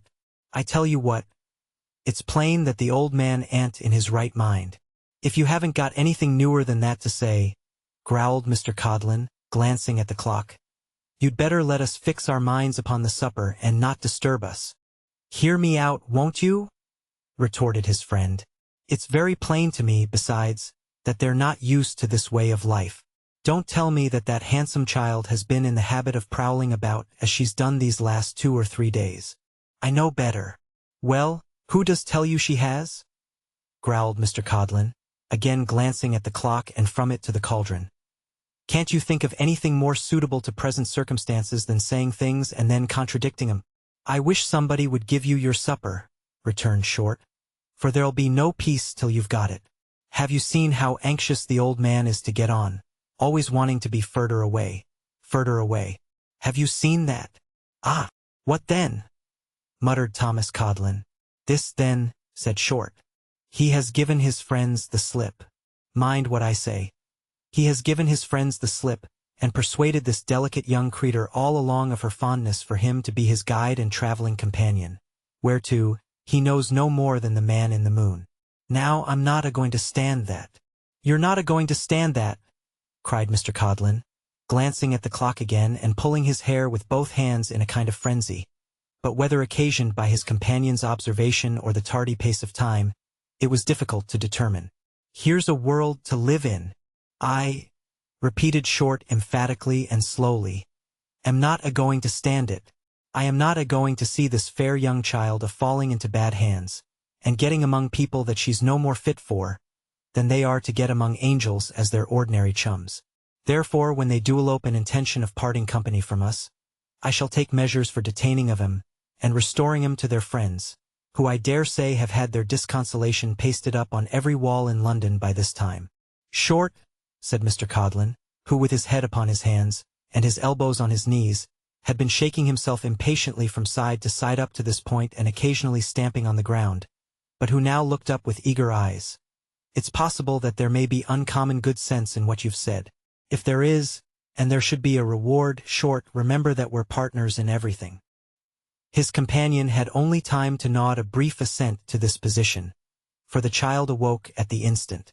They had drawn close together during the previous whispering, and now hastily separated and were rather awkwardly endeavoring to exchange some casual remarks in their usual tone, when strange footsteps were heard without, and fresh company entered. These were no other than 4 very dismal dogs, who came pattering in one after the other, headed by an old bandy dog of particularly mournful aspect, who, stopping when the last of his followers had got as far as the door, erected himself upon his hind legs and looked round at his companions, who immediately stood upon their hind legs, in a grave and melancholy row. Nor was this the only remarkable circumstance about these dogs, for each of them wore a kind of little coat of some gaudy color trimmed with tarnished spangles, and one of them had a cap upon his head, tied very carefully under his chin, which had fallen down upon his nose and completely obscured one eye. Add to this that the gaudy coats were all wet through and discolored with rain, and that the wearers were splashed and dirty, and some idea may be formed of the unusual appearance of these new visitors to the Jolly Sandboys. Neither Short nor the landlord nor Thomas Codlin, however, was in the least surprised, merely remarking that these were Jerry's dogs and that Jerry could not be far behind. So there the dogs stood, patiently winking and gaping and looking extremely hard at the boiling pot, until Jerry himself appeared, when they all dropped down at once and walked about the room in their natural manner. This posture, it must be confessed, did not much improve their appearance, as their own personal tails and their coat-tails, both capital things in their way, did not agree together. Jerry, the manager of these dancing dogs, was a tall black-whiskered man in a velveteen coat, who seemed well known to the landlord and his guests and accosted them with great cordiality. Disencumbering himself of a barrel organ which he placed upon a chair, and retaining in his hand a small whip wherewith to awe his company of comedians, he came up to the fire to dry himself, and entered into conversation. "Your people don't usually travel in character, do they?" said Short, pointing to the dresses of the dogs. "It must come expensive if they do?" "No," replied Jerry. "No, it's not the custom with us. But we've been playing a little on the road today, and we come out with a new wardrobe at the races, so I didn't think it worthwhile to stop to undress. Down, Pedro." This was addressed to the dog with the cap on, who, being a new member of the company, and not quite certain of his duty, kept his unobscured eye anxiously on his master, and was perpetually starting upon his hind legs when there was no occasion, and falling down again. "I've got an animal here," said Jerry, putting his hand into the capacious pocket of his coat, and diving into one corner as if he were feeling for a small orange or an apple or some such article. "An animal here what I think you know something of, Short." "Ah!" cried Short. "Let's have a look at him." "Here he is," said Jerry, producing a little terrier from his pocket. "He was once a Toby of yours, warn't he? In some versions of the great drama of Punch there is a small dog, a modern innovation, supposed to be the private property of that gentleman, whose name is always Toby. This Toby has been stolen in youth from another gentleman, and fraudulently sold to the confiding hero, who having no guile himself has no suspicion that it lurks in others. But Toby, entertaining a grateful recollection of his old master, and scorning to attach himself to any new patrons, not only refuses to smoke a pipe at the bidding of Punch, but to mark his old fidelity more strongly, seizes him by the nose and wrings the same with violence, at which instance of canine attachment the spectators are deeply affected. This was the character which the little terrier in question had once sustained. If there had been any doubt upon the subject he would speedily have resolved it by his conduct. For not only did he, on seeing Short, give the strongest tokens of recognition, but catching sight of the flat box he barked so furiously at the pasteboard nose which he knew was inside, that his master was obliged to gather him up and put him into his pocket again, to the great relief of the whole company. The landlord now busied himself in laying the cloth, in which process Mr. Codlin obligingly assisted by setting forth his own knife and fork in the most convenient place and establishing himself behind them.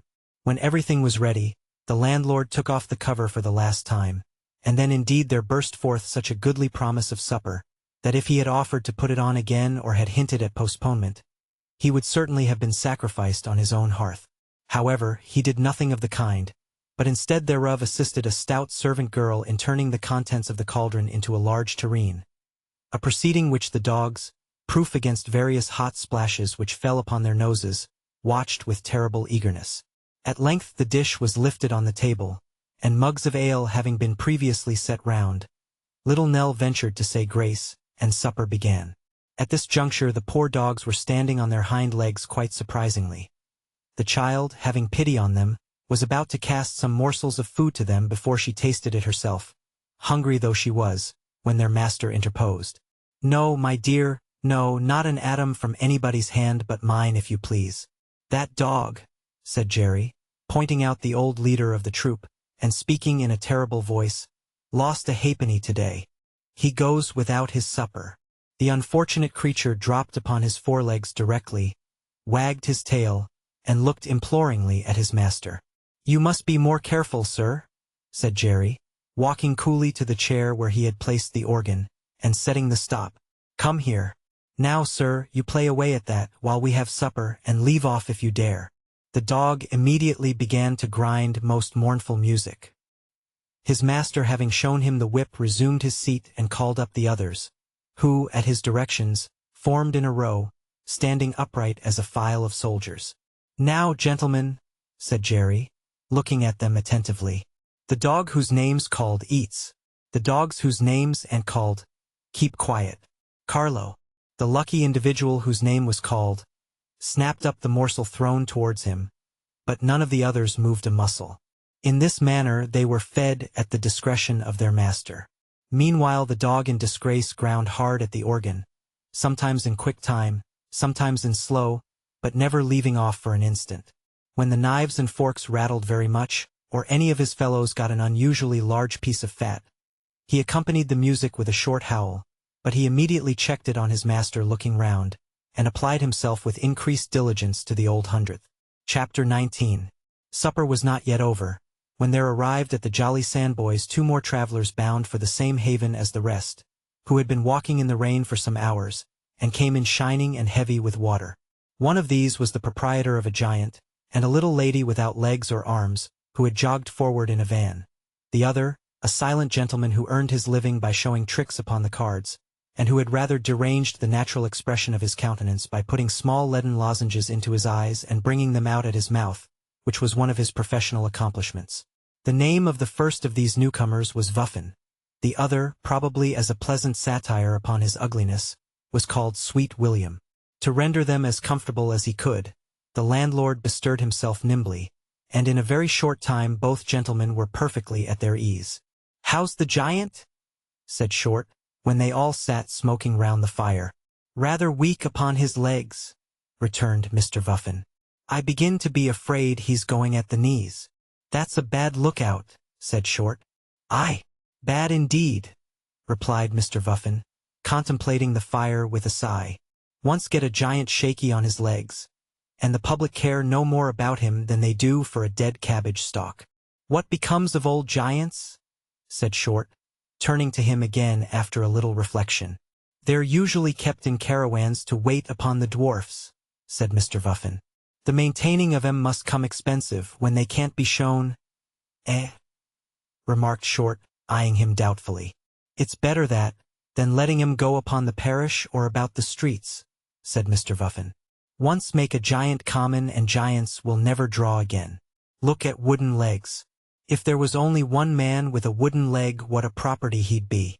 "So he would," observed the landlord and Short both together. "That's very true. Instead of which," pursued Mr. Vuffin, "if you was to advertise Shakespeare played entirely by wooden legs, it's my belief you wouldn't draw a sixpence." "I don't suppose you would," said Short, and the landlord said so too. "This shows, you see," said Mr. Vuffin, waving his pipe with an argumentative air, "this shows the policy of keeping the used-up giants still in the caravans, where they get food and lodging for nothing all their lives, and in general very glad they are to stop there. There was one giant, a black un, as left his caravan some year ago and took to carrying coach bills about London, making himself as cheap as crossing sweepers. He died. I make no insinuation against anybody in particular," said Mr. Vuffin, looking solemnly round, "but he was ruining the trade, and he died." The landlord drew his breath hard, and looked at the owner of the dogs, who nodded and said gruffly that he remembered. "I know you do, Jerry," said Mr. Vuffin with profound meaning. "I know you remember it, Jerry, and the universal opinion was that it served him right. Why, I remember the time when old Maunders has had 23 wands.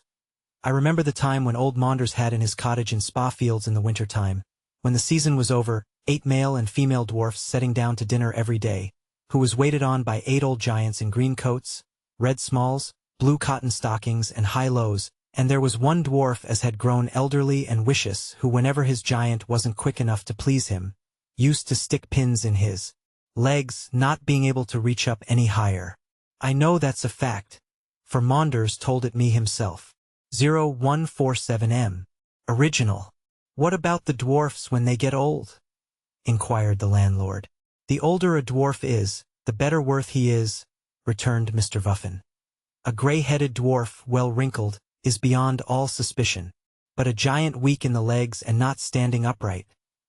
Keep him in the caravan, but never show him, for any persuasion that can be offered." While Mr. Vuffin and his 2 friends smoked their pipes and beguiled the time with such conversation as this, the silent gentleman sat in a warm corner, swallowing, or seeming to swallow, 6 pennyworth of halfpence for practice, balancing a feather upon his nose, and rehearsing other feats of dexterity of that kind, without paying any regard whatever to the company, who in their turn left him utterly unnoticed. At length the weary child prevailed upon her grandfather to retire, and they withdrew, leaving the company yet seated round the fire, and the dogs fast asleep at a humble distance. After bidding the old man good night, Nell retired to her poor garret, but had scarcely closed the door, when it was gently tapped at. She opened it directly, and was a little startled by the sight of Mr. Thomas Codlin, whom she had left, to all appearance, fast asleep downstairs. "What is the matter?" said the child. "Nothing's the matter, my dear," returned her visitor. "I'm your friend. Perhaps you haven't thought so, but it's me that's your friend, not him." "Not who?" the child inquired. "Short, my dear." "I tell you what," said Codlin, for all his having a kind of way with him that you'd be very apt to like, "I'm the real, open-hearted man. I mayn't look it, but I am indeed." The child began to be alarmed, considering that the ale had taken effect upon Mr. Codlin, and that this commendation of himself was the consequence. "Short's very well and seems kind," resumed the misanthrope, "but he overdoes it. Now I don't." Certainly if there were any fault in Mr. Codlin's usual deportment, it was that he rather underdid his kindness to those about him than overdid it. But the child was puzzled, and could not tell what to say. "Take my advice," said Codlin. "Don't ask me why, but take it. As long as you travel with us, keep as near me as you can.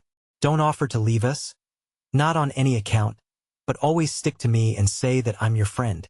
Will you bear that in mind, my dear, and always say that it was me that was your friend?" "Say so where and when?" inquired the child innocently. "Oh, nowhere in particular," replied Codlin, a little put out as it seemed by the question. "I'm only anxious that you should think me so and do me justice. You can't think what an interest I have in you. Why didn't you tell me your little history, that about you and the poor old gentleman? I'm the best adviser that ever was, and so interested in you, so much more interested than Short. I think they're breaking up downstairs. You needn't tell Short, that we've had this little talk together. God bless you. Recollect the friend. Codlin's the friend, not Short. Short's very well as far as he goes, but the real friend is Codlin, not Short." Eking out these professions with a number of benevolent and protecting looks and great fervor of manner, Thomas Codlin stole away on tiptoe, leaving the child in a state of extreme surprise. She was still ruminating upon his curious behavior, when the floor of the crazy stairs and landing cracked beneath the tread of the other travelers who were passing to their beds. When they had all passed, and the sound of their footsteps had died away, one of them returned, and after a little hesitation and rustling in the passage, as if he were doubtful what door to knocked at hers. "Yes," said the child from within. "It's me, Short," a voice called through the keyhole. "I only wanted to say that we must be off early tomorrow morning, my dear, because unless we get the start of the dogs and the conjurer, the villages won't be worth a penny. You'll be sure to be stirring early and go with us?" The old man had again relapsed into his former abstraction and took no notice of what passed, but I remarked that when her laugh was over, the child's bright eyes were dimmed with tears, called forth by the fullness of heart with which she welcomed her uncouth favorite after the little anxiety of the night. As for Kit himself, whose laugh had been all the time one of that sort which very little would change into a cry, he carried a large slice of bread and meat and a mug of beer into a corner, and applied himself to disposing of them with great veracity. "Ah," said the old man, turning to me with a sigh, as if I had spoken to him but that moment, "you don't know what you say when you tell me that I don't consider her. You must not attach too great weight to a remark founded on first appearances, my friend," said I. "No," returned the old man thoughtfully.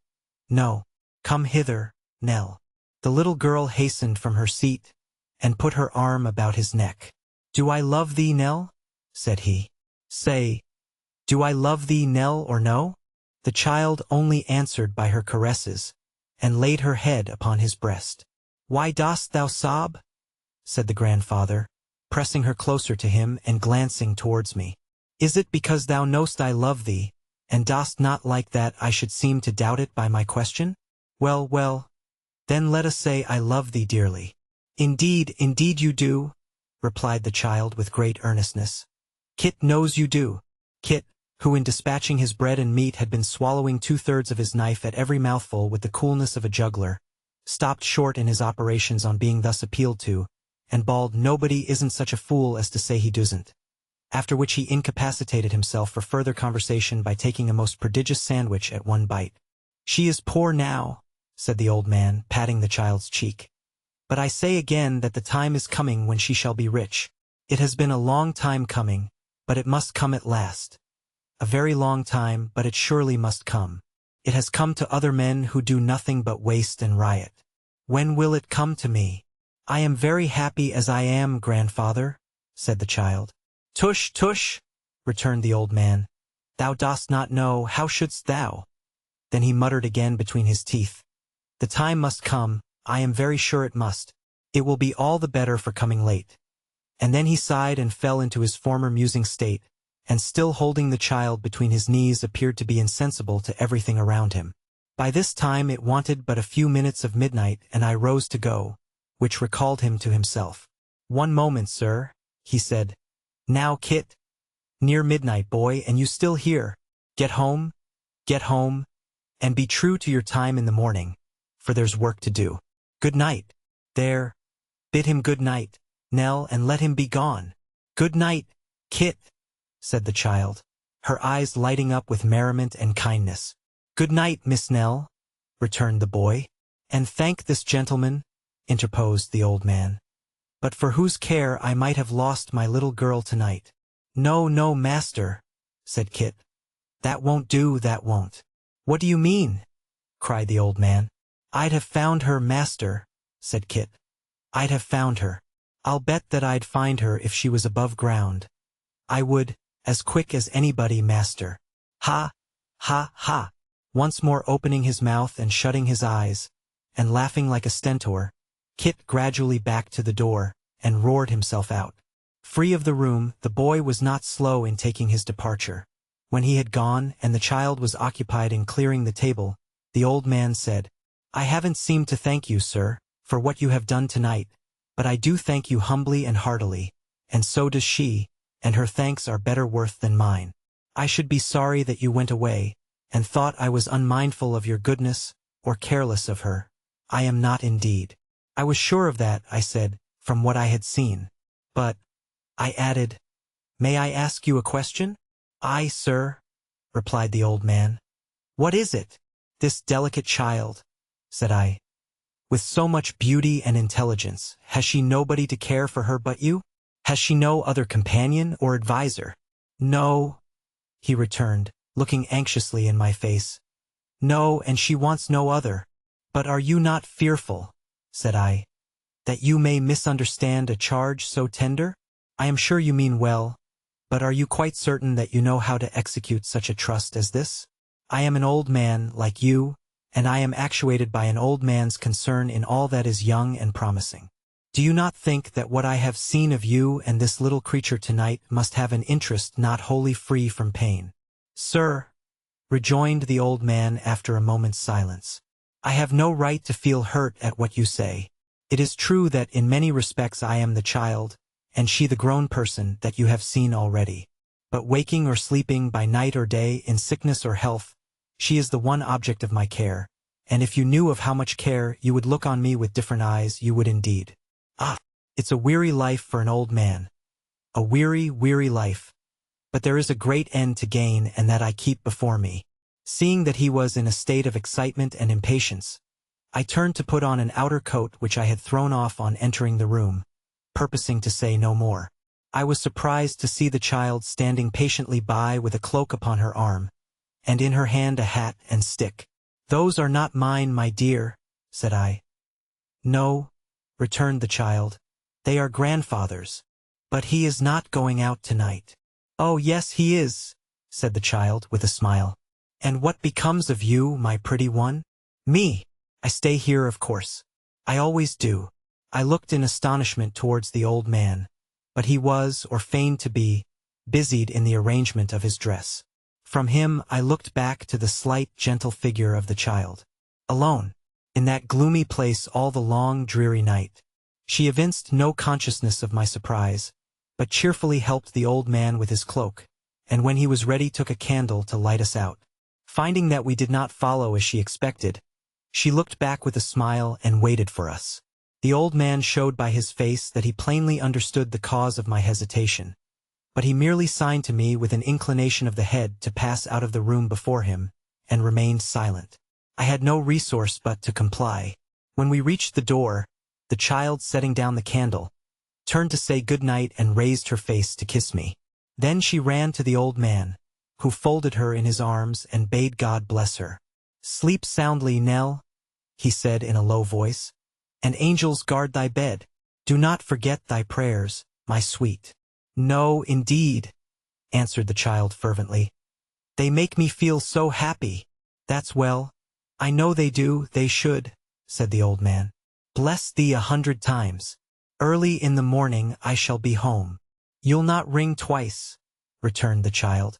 The bell wakes me, even in the middle of a dream. With this they separated.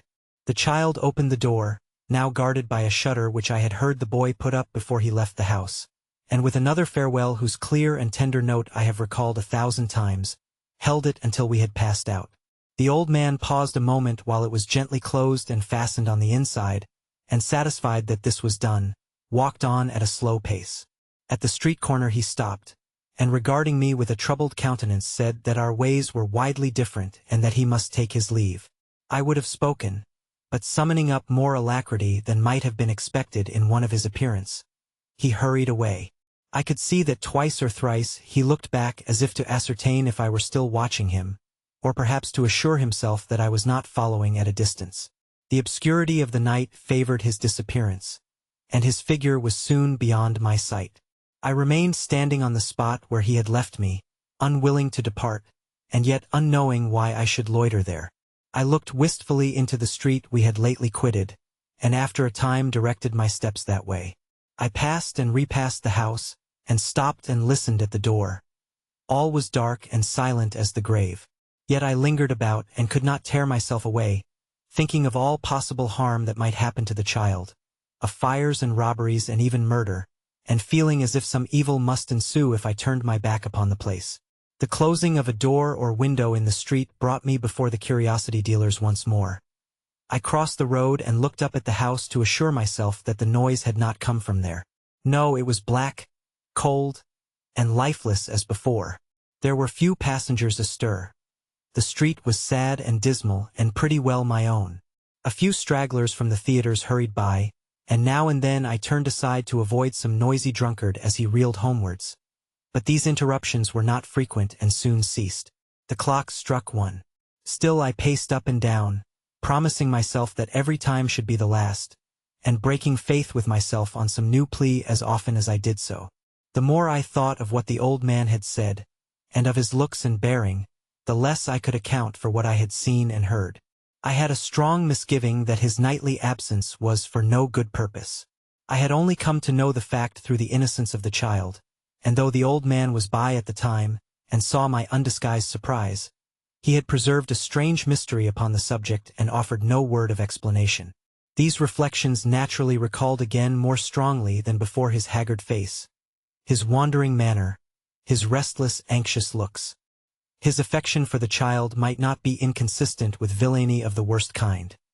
Even that very affection was in itself an extraordinary contradiction, or how could he leave her thus? Disposed as I was to think badly of him, I never doubted that his love for her was real. I could not admit the thought, remembering what had passed between us, and the tone of voice in which he had called her by her name. "Stay here, of course," the child had said in answer to my question. "I always do." What could take him from home by night and every night? I called up all the strange tales I had ever heard of dark and secret deeds committed in great towns and escaping detection for a long series of years. Wild as many of these stories were, I could not find one adapted to this mystery, which only became the more impenetrable, in proportion as I sought to solve it. Occupied with such thoughts as these, and a crowd of others all tending to the same point, I continued to pace the street for 2 long hours. At length the rain began to descend heavily, and then overpowered by fatigue though no less interested than I had been at first, I engaged the nearest coach and so got home. A cheerful fire was blazing on the hearth. The lamp burnt brightly. My clock received me with its old familiar welcome. Everything was quiet, warm and cheering, and in happy contrast to the gloom and darkness I had quitted. But all that night, waking or in my sleep, the same thoughts recurred and the same images retained possession of my brain.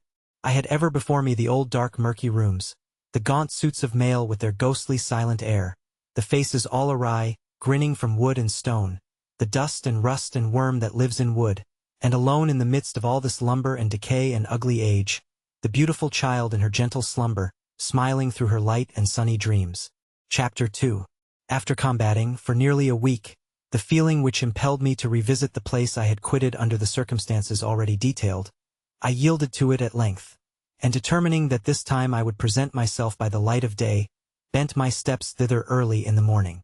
I walked past the house and took several turns in the street, with that kind of hesitation which is natural to a man who is conscious that the visit he is about to pay is unexpected, and may not be very acceptable. However, as the door of the shop was shut, and it did not appear likely that I should be recognized by those within, if I continued merely to pass up and down before it, I soon conquered this irresolution, and found myself in the curiosity dealer's warehouse. The old man and another person were together in the back part, and there seemed to have been high words between them, for their voices which were raised to a very high pitch suddenly stopped on my entering, and the old man advancing hastily towards me, said in a tremulous tone that he was very glad I had come. "You interrupted us at a critical moment," said he, pointing to the man whom I had found in company with him. "This fellow will murder me one of these days. He would have done so long ago if he had dared." "Bah! You would swear away my life if you could," returned the other, after bestowing a stare and a frown on me. "We all know that." "I almost think I could," cried the old man, turning feebly upon him. "If oaths or prayers or words could rid me of you, they should. I would be quit of you, and would be relieved if you were dead." "I know it," returned the other. "I said so, didn't I? But neither oaths or prayers, nor words, will kill me, and therefore I live and mean to live." "And his mother died," cried the old man, passionately clasping his hands and looking upward. "And this is heaven's justice." The other stood lounging with his foot upon a chair, and regarded him with a contemptuous sneer. He was a young man of 21 or thereabouts, well-made and certainly handsome, though the expression of his face was far from prepossessing, having in common with his manner and even his dress, a dissipated, insolent air which repelled one. "Justice or no justice," said the young fellow, "here I am, and here I shall stop till such time as I think fit to go, unless you send for assistance to put me out, which you won't do, I know. I tell you again that I want to see my sister." "Your sister," said the old man bitterly. "Ah, you can't change the relationship," returned the other. "If you could, you'd have done it long ago. I want to see my sister, that you keep cooped up here, poisoning her mind with your sly secrets and pretending an affection for her that you may work her to death, and add a few scraped shillings every week to the money you can hardly count. I want to see her, and I will. Here's a moralist to talk of poisoned minds. Here's a generous spirit to scorn scraped-up shillings," cried the old man, turning from him to me. "A profligate, sir, who has forfeited every claim not only upon those who have the misfortune to be of his blood, but upon society which knows nothing of him but his misdeeds. A liar too," he added in a lower voice as he drew closer to me, "who knows how dear she is to me, and seeks to wound me even there, because there is a stranger nearby." "Strangers are nothing to me, grandfather," said the young fellow, catching at the word. "Nor I to them, I hope. The best they can do is to keep an eye to their business and leave me to mine. There's a friend of mine waiting outside, and as it seems that I may have to wait some time, I'll call him in, with your leave." Saying this, he stepped to the door, and looking down the street beckoned several times to some unseen person, who, to judge from the air of impatience with which these signals were accompanied, required a great quantity of persuasion to induce him to advance. "I'll call you." The child answered in the affirmative, and returning his good night, heard him creep away. She felt some uneasiness at the anxiety of these men, increased by the recollection of their whispering together downstairs and their slight confusion when she awoke. Nor was she quite free from a misgiving that they were not the fittest companions she could have stumbled on. Her uneasiness, however, was nothing, weighed against her fatigue, and she soon forgot it in sleep. Very early next morning, Short fulfilled his promise, and knocking softly at her door, entreated that she would get up directly, as the proprietor of the dogs was still snoring, and if they lost no time they might get a good deal in advance both of him and the conjurer, who was talking in his sleep, and from what he could be heard to say, appeared to be balancing a donkey in his dreams. She started from her bed without delay, and roused the old man with so much expedition that they were both ready as soon as Short himself, to that gentleman's unspeakable gratification and relief. After a very unceremonious and scrambling breakfast, of which the staple commodities were bacon and bread, and beer, they took leave of the landlord and issued from the door of the Jolly Sandboys. The morning was fine and warm, the ground cool to the feet after the late rain, the hedges gayer and more green, the air clear, and everything fresh and healthful. Surrounded by these influences, they walked on pleasantly enough. They had not gone very far, when the child was again struck by the altered behavior of Mr. Thomas Codlin, who instead of plodding on sulkily by himself as he had heretofore done, kept close to her, and when he had an opportunity of looking at her unseen by his companion, warned her by certain wry faces and jerks of the head not to put any trust in Short, but to reserve all confidences for Codlin. Neither did he confine himself to looks and gestures, for when she and her grandfather were walking on beside the aforesaid Short, and that little man was talking with his accustomed cheerfulness on a variety of indifferent subjects, Thomas Codlin testified his jealousy and distrust by following close at her heels, and occasionally admonishing her ankles with the legs of the theatre in a very abrupt and painful manner. All these proceedings naturally made the child more watchful and suspicious, and she soon observed that whenever they halted to perform outside a village alehouse or other place, Mr. Codlin, while he went through his share of the entertainments, kept his eye steadily upon her and the old man, or with a show of great friendship and consideration invited the latter to lean upon his arm, and so held him tight until the representation was over and they again went forward. Even Short seemed to change in this respect, and to mingle with his good nature something of a desire to keep them in safe custody. This increased the child's misgivings, and made her yet more anxious and uneasy.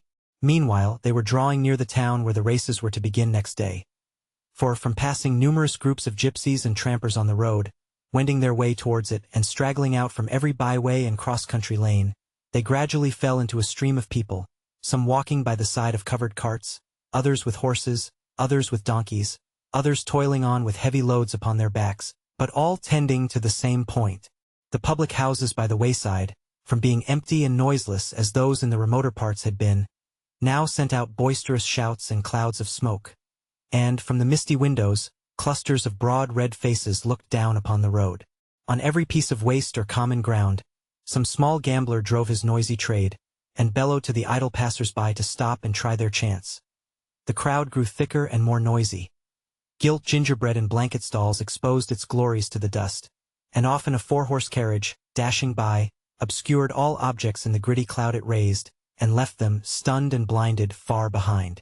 It was dark before they reached the town itself, and long indeed the few last miles had been. Here all was tumult and confusion. The streets were filled with throngs of people. Many strangers were there, it seemed, by the looks they cast about. The church bells rang out their noisy peals, and flags streamed from windows and housetops.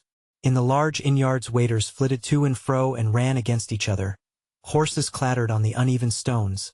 Carriage steps fell rattling down, and sickening smells from many dinners came in a heavy lukewarm breath upon the sense. In the smaller public houses, fiddles with all their might and main were squeaking out the tune to staggering feet. Drunken men, oblivious of the burden of their song, joined in a senseless howl, which drowned the tinkling of the feeble bell and made them savage for their drink. Vagabond groups assembled round the doors to see the stroller woman dance, and add their uproar to the shrill flageolet and deafening drum. Through this delirious scene, the child, frightened and repelled by all she saw, led on her bewildered charge, clinging close to her conductor, and trembling lest in the press she should be separated from him and left to find her way alone. Quickening their steps to get clear of all the roar and riot, they at length passed through the town and made for the racecourse, which was upon an open heath, situated on an eminence, a full mile distant from its furthest bounds. Although there were many people here, none of the best favored or best clad, busily erecting tents and driving stakes in the ground, and hurrying to and fro with dusty feet and many a grumbled oath, although there were tired children cradled on heaps of straw between the wheels of carts, crying themselves to sleep, and poor lean horses and donkeys just turned loose, grazing among the men and women, and pots and kettles and half-lighted fires, and ends of candles flaring and wasting in the air. For all this, the child felt it an escape from the town and drew her breath more freely. After a scanty supper, the purchase of which reduced her little stock so low that she had only a few halfpence with which to buy a breakfast on the morrow, she and the old man lay down to rest in a corner of a tent, and slept, despite the busy preparations that were going on around them all night long. And now they had come to the time when they must beg their bread. Soon after sunrise in the morning she stole out from the tent, and rambling into some fields at a short distance, plucked a few wild roses and such humble flowers, purposing to make them into little nosegays and offer them to the ladies in the carriages when the company arrived. Her thoughts were not idle while she was thus employed. When she returned and was seated beside the old man in one corner of the tent, tying her flowers together, while the two men lay dozing in another corner, she plucked him by the sleeve and slightly glancing towards them, said in a low voice, "Grandfather, don't look at those I talk of, and don't seem as if I spoke of anything but what I am about. What was that you told me before we left the old house? That if they knew what we were going to do, they would say that you were mad, and part us." The old man turned to her with an aspect of wild terror, but she checked him by a look, and bidding him hold some flowers while she tied them up, and so bringing her lips closer to his ear, said, 0152M. Original. I know that was what you told me. You needn't speak, dear. I recollect it very well. It was not likely that I should forget it. Grandfather, these men suspect that we have secretly left our friends, and mean to carry us before some gentlemen and have us taken care of and sent back. If you let your hand tremble so, we can never get away from them, but if you're only quiet now, we shall do so easily. How? Muttered the old man. Dear Nellie, how? They will shut me up in a stone room, dark and cold, and chain me up to the wall, Nell. Flog me with whips, and never let me see thee more. You're trembling again, said the child. Keep close to me all day.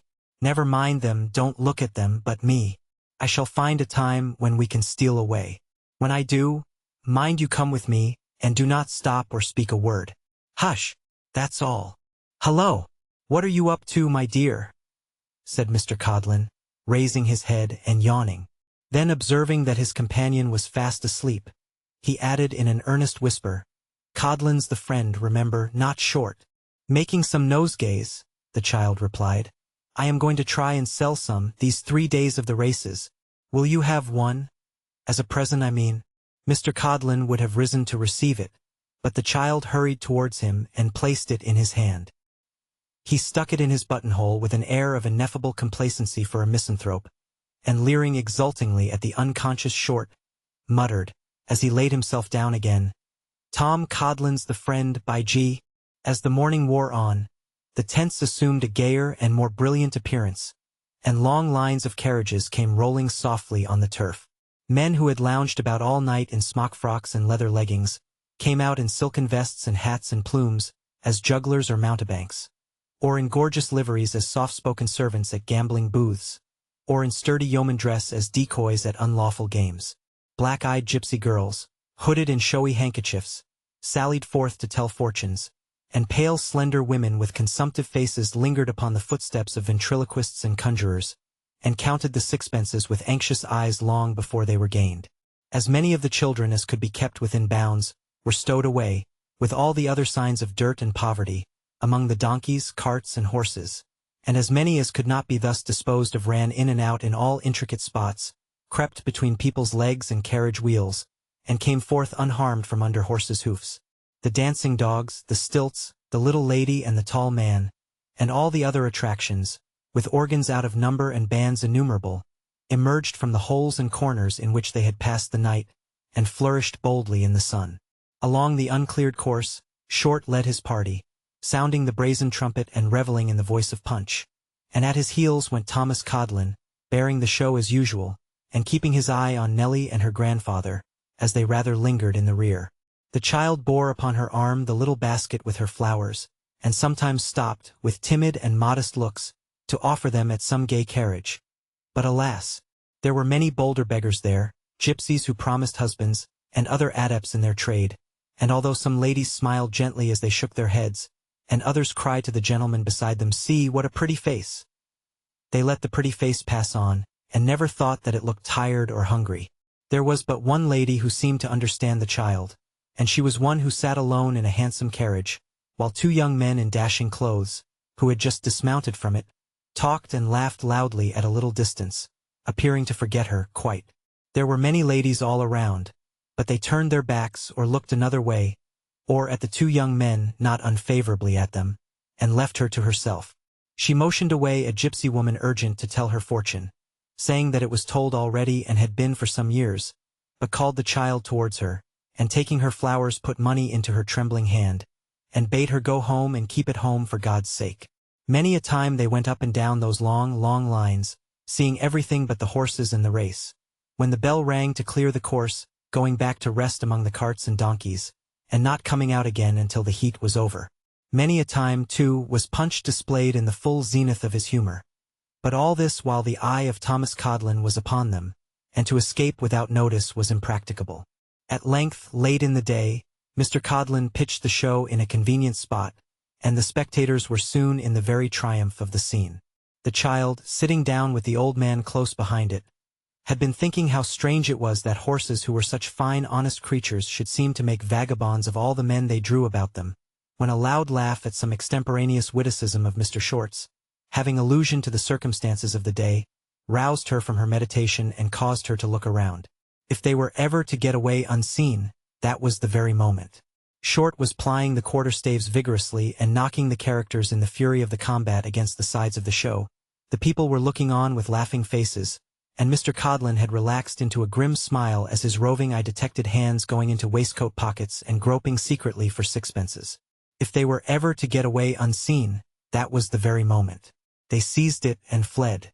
They made a path through booths and carriages and throngs of people, and never once stopped to look behind. The bell was ringing and the course was cleared by the time they reached the ropes, but they dashed across it insensible to the shouts and screeching that assailed them for breaking in upon its sanctity, and creeping under the brow of the hill at a quick pace, made for the open fields. Chapter 20. Day after day as he bent his steps homeward, returning from some new effort to procure employment, Kit raised his eyes to the window of the little room he had so much commended to the child, and hoped to see some indication of her presence. His own earnest wish, coupled with the assurance he had received from Quilp, filled him with the belief that she would yet arrive to claim the humble shelter he had offered, and from the death of each day's hope another hope sprung up to live tomorrow. "I think they must certainly come tomorrow, mother?" said Kit, laying aside his hat with a weary air and sighing as he spoke. "They have been gone a week. They surely couldn't stop away more than a week, could they now?" The mother shook her head, and reminded him how often he had been disappointed already. "For the matter of that," said Kit, "you speak true and sensible enough as you always do, mother.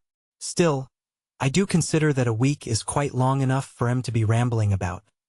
Don't you say so?" "Quite long enough, Kit, longer than enough, but they may not come back for all that." Kit was for a moment disposed to be vexed by this contradiction, and not the less so from having anticipated it in his own mind and knowing how just it was. But the impulse was only momentary, and the vexed look became a kind one before it had crossed the room. "Then what do you think, mother, has become of 'em? You don't think they've gone to sea, anyhow?" "Not gone for sailors, certainly," returned the mother with a smile. "But I can't help thinking that they have gone to some foreign country." "I say," cried Kit with a rueful face, "don't talk like that, mother. I am afraid they have, and that's the truth," she said. "It's the talk of all the neighbors, and there are some even that know of their having been seen on board ship, and can tell you the name of the place they've gone to, which is more than I can, my dear, for it's a very hard one." "I don't believe it," said Kit. "Not a word of it. A set of idle chatterboxes. How should they know?" "They may be wrong, of course," returned the mother. "I can't tell about that, though I don't think it's at all unlikely that they're in the right, for the talk is that the old gentleman had put by a little money that nobody knew of, not even that ugly little man you talked to me about, what's his name, Quilp, and that he and Miss Nell have gone to live abroad where it can't be taken from them and they will never be disturbed. That don't seem very far out of the way now, do it?" Kit scratched his head mournfully, in reluctant admission that it did not, and clambering up to the old nail took down the cage and set himself to clean it and to feed the bird. His thoughts reverting from this occupation to the little old gentleman who had given him the shilling, he suddenly recollected that that was the very day, nay, nearly the very hour, at which the little old gentleman had said he should be at the notary's house again. He no sooner remembered this, than he hung up the cage with great precipitation, and hastily explaining the nature of his errand, went off at full speed to the appointed place. It was some 2 minutes after the time when he reached the spot, which was a considerable distance from his home, but by great good luck the little old gentleman had not yet arrived, At least there was no pony chaise to be seen, and it was not likely that he had come and gone again in so short a space. Greatly relieved to find that he was not too late, Kit leant against a lamp-post to take breath, and waited the advent of the pony and his charge. Sure enough, before long the pony came trotting round the corner of the street, looking as obstinate as pony might, and picking his steps as if he were spying about for the cleanest places, and would by no means dirty his feet or hurry himself inconveniently. Behind the pony sat the little old gentleman, and by the old gentleman's side sat the little old lady, carrying just such a nosegay as she had brought before. The old gentleman, the old lady, the pony, and the chaise came up the street in perfect unanimity, until they arrived within some half a dozen doors of the notary's house, when the pony, deceived by a brass plate beneath a tailor's knocker, came to a halt, and maintained by a sturdy silence that was the house they wanted. "Now, sir, will you ha the goodness to go on? This is not the place," said the old gentleman. The pony looked with great attention into a fire-plug which was near him, and appeared to be quite absorbed in contemplating it. "Oh dear, such a naughty whisker!" cried the old lady. "After being so good too, and coming along so well. I am quite ashamed of him. I don't know what we are to do with him, I really don't." The pony, having thoroughly satisfied himself as to the nature and properties of the fire-plug, looked into the air after his old enemies the flies, and as there happened to be one of them tickling his ear at that moment, he shook his head and whisked his tail, after which he appeared full of thought but quite comfortable and collected. The old gentleman, having exhausted his powers of persuasion, alighted to lead him, whereupon the pony, perhaps because he held this to be a sufficient concession, perhaps because he happened to catch sight of the other brass plate, or perhaps because he was in a spiteful humor, darted off with the old lady and stopped at the right house, leaving the old gentleman to come panting on behind. It was then that Kit presented himself at the pony's head, and touched his hat with a smile. "Why, bless me," cried the old gentleman. "The lad is here, my dear, do you see?" "I said I'd be here, sir," said Kit, patting Whisker's neck. "I hope you've had a pleasant ride, sir. He's a very nice little pony." "My dear," said the old gentleman, "this is an uncommon lad. A good lad, I'm sure." "I'm sure he is," rejoined the old lady. "A very good lad, and I am sure he is a good son." Kit acknowledged these expressions of confidence by touching his hat again and blushing very much. The old gentleman then handed the old lady out, and after looking at him with an approving smile, they went into the house. Talking about him as they went, Kit could not help feeling. Presently Mr. Witherden, smelling very hard at the nosegay, came to the window and looked at him, and after that Mr. Abel came and looked at him, and after that the old gentleman and lady came and looked at him again, and after that they all came and looked at him together, which Kit, feeling very much embarrassed by, made a pretense of not observing. Therefore he patted the pony more and more, and this liberty the pony most handsomely permitted. The faces had not disappeared from the window many moments, when Mr. Chuckster, in his official coat, and with his hat hanging on his head just as it happened to fall from its peg, appeared upon the pavement, and telling him he was wanted inside, bade him go in and he would mind the chaise the while. In giving him this direction Mr. Chuckster remarked that he wished that he might be blessed if he could make out whether he, Kit, was precious raw or precious deep, but intimated by a distrustful shake of the head that he inclined to the latter opinion. Kit entered the office in a great tremor, for he was not used to going among strange ladies and gentlemen, and the tin boxes and bundles of dusty papers had in his eyes an awful and venerable air. Mr. Witherden, too, was a bustling gentleman who talked loud and fast, and all eyes were upon him, and he was very shabby. "Well, boy," said Mr. Witherden, "you came to work out that shilling, not to get another, hey?" "No, indeed, sir," replied Kit, taking courage to look up. "I never thought of such a thing." "Father alive?" said the notary. "Dead, sir." "Mother?" "Yes, sir." "Married again, eh?" Kit made answer, not without some indignation, that she was a widow with 3 children, and that as to her marrying again, if the gentleman knew her he wouldn't think of such a thing. At this reply Mr. Witherden buried his nose in the flowers again, and whispered behind the nosegay to the old gentleman that he believed the lad was as honest a lad as need be. "Now," said Mr. Garland when they had made some further inquiries of him, "I am not going to give you anything." "Thank you, sir," Kit replied, and quite seriously too, for this announcement seemed to free him from the suspicion which the notary had hinted.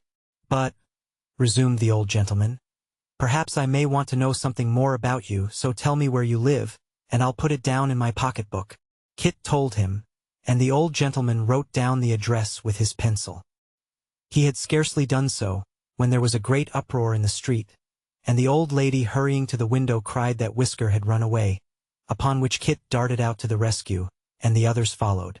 It seemed that Mr. Chuckster had been standing with his hands in his pockets looking carelessly at the pony, and occasionally insulting him with such admonitions as "stand still," "be quiet," "wra," and the like, which by a pony of spirit cannot be borne. Consequently, the pony being deterred by no considerations of duty or obedience, and not having before him the slightest fear of the human eye, had at length started off, and was at that moment rattling down the street, Mr. Chuckster, with his hat off and a pen behind his ear, hanging on in the rear of the chaise and making futile attempts to draw it the other way, to the unspeakable admiration of all beholders. Even in running away, however, Whisker was perverse, for he had not gone very far when he suddenly stopped, and before assistance could be rendered, commenced backing at nearly as quick a pace as he had gone forward. By these means Mr. Chuckster was pushed and hustled to the office again, in a most inglorious manner, and arrived in a state of great exhaustion and discomfiture. The old lady then stepped into her seat, and Mr. Abel, whom they had come to fetch, into his. The old gentleman, after reasoning with the pony on the extreme impropriety of his conduct, and making the best amends in his power to Mr. Chuckster, took his place also, and they drove away, waving a farewell to the notary and his clerk, and more than once turning to nod kindly to Kit as he watched them from the road. Chapter 21. Kit turned away and very soon forgot the pony, and the chaise, and the little old lady, and the little old gentleman, and the little young gentleman to boot, in thinking what could have become of his late master and his lovely grandchild, who were the fountainhead of all his meditations. Still casting about for some plausible means of accounting for their non-appearance, and of persuading himself that they must soon return, he bent his steps towards home, intending to finish the task which the sudden recollection of his contract had interrupted, and then to sally forth once more to seek his fortune for the day. When he came to the corner of the court in which he lived, lo and behold, there was the pony again. Yes, there he was, looking more obstinate than ever. And alone in the chaise, keeping a steady watch upon his every wink, sat Mr. Abel, who, lifting up his eyes by chance and seeing Kit pass by, nodded to him as though he would have nodded his head off. Kit wondered to see the pony again, so near his own home too, but it never occurred to him for what purpose the pony might have come there, or where the old lady and the old gentleman had gone, until he lifted the latch of the door and, walking in, found them seated in the room in conversation with his mother, at which unexpected sight he pulled off his hat and made his best bow in some confusion. "We are here before you, you see, Christopher," said Mr. Garland, smiling. "Yes, sir," said Kit, and as he said it, he looked towards his mother for an explanation of the visit. "The gentleman's been kind enough, my dear," said she, in reply to this mute interrogation, "to ask me whether you were in a good place, or in any place at all, and when I told him no, you were not in any, he was so good as to say that we wanted a good lad in our house," said the old gentleman and the old lady both together, "and that perhaps we might think of it if we found everything as we would wish it to be." As this thinking of it plainly meant the thinking of engaging Kit, he immediately partook of his mother's anxiety and fell into a great flutter. For the little old couple were very methodical and cautious, and asked so many questions that he began to be afraid there was no chance of his success. "You see, my good woman," said Mrs. Garland to Kit's mother, "that it's necessary to be very careful and particular in such a matter as this, for we're only 3 in family, and are very quiet regular folks, and it would be a sad thing if we made any kind of mistake, and found things different from what we hoped and expected." To this, Kit's mother replied, that certainly it was quite true and quite right and quite proper, and heaven forbid that she should shrink, or have cause to shrink, from any inquiry into her character or that of her son, who was a very good son though she was his mother, in which respect, she was bold to say, he took after his father, who was not only a good son to his mother, but the best of husbands and the best of fathers besides, which Kit could and would corroborate she knew, and so would little Jacob and the baby likewise if they were old enough, which unfortunately they were not, though as they didn't know what a loss they had had, perhaps it was a great deal better that they should be as young as they were. And so Kit's mother wound up a long story by wiping her eyes with her apron, and patting little Jacob's head, who was rocking the cradle and staring with all his might at the strange lady and gentleman. When Kit's mother had done speaking, The old lady struck in again, and said that she was quite sure she was a very honest and very respectable person, or she never would have expressed herself in that manner, and that certainly the appearance of the children and the cleanliness of the house deserved great praise and did her the utmost credit, whereat Kit's mother dropped a curtsy and became consoled.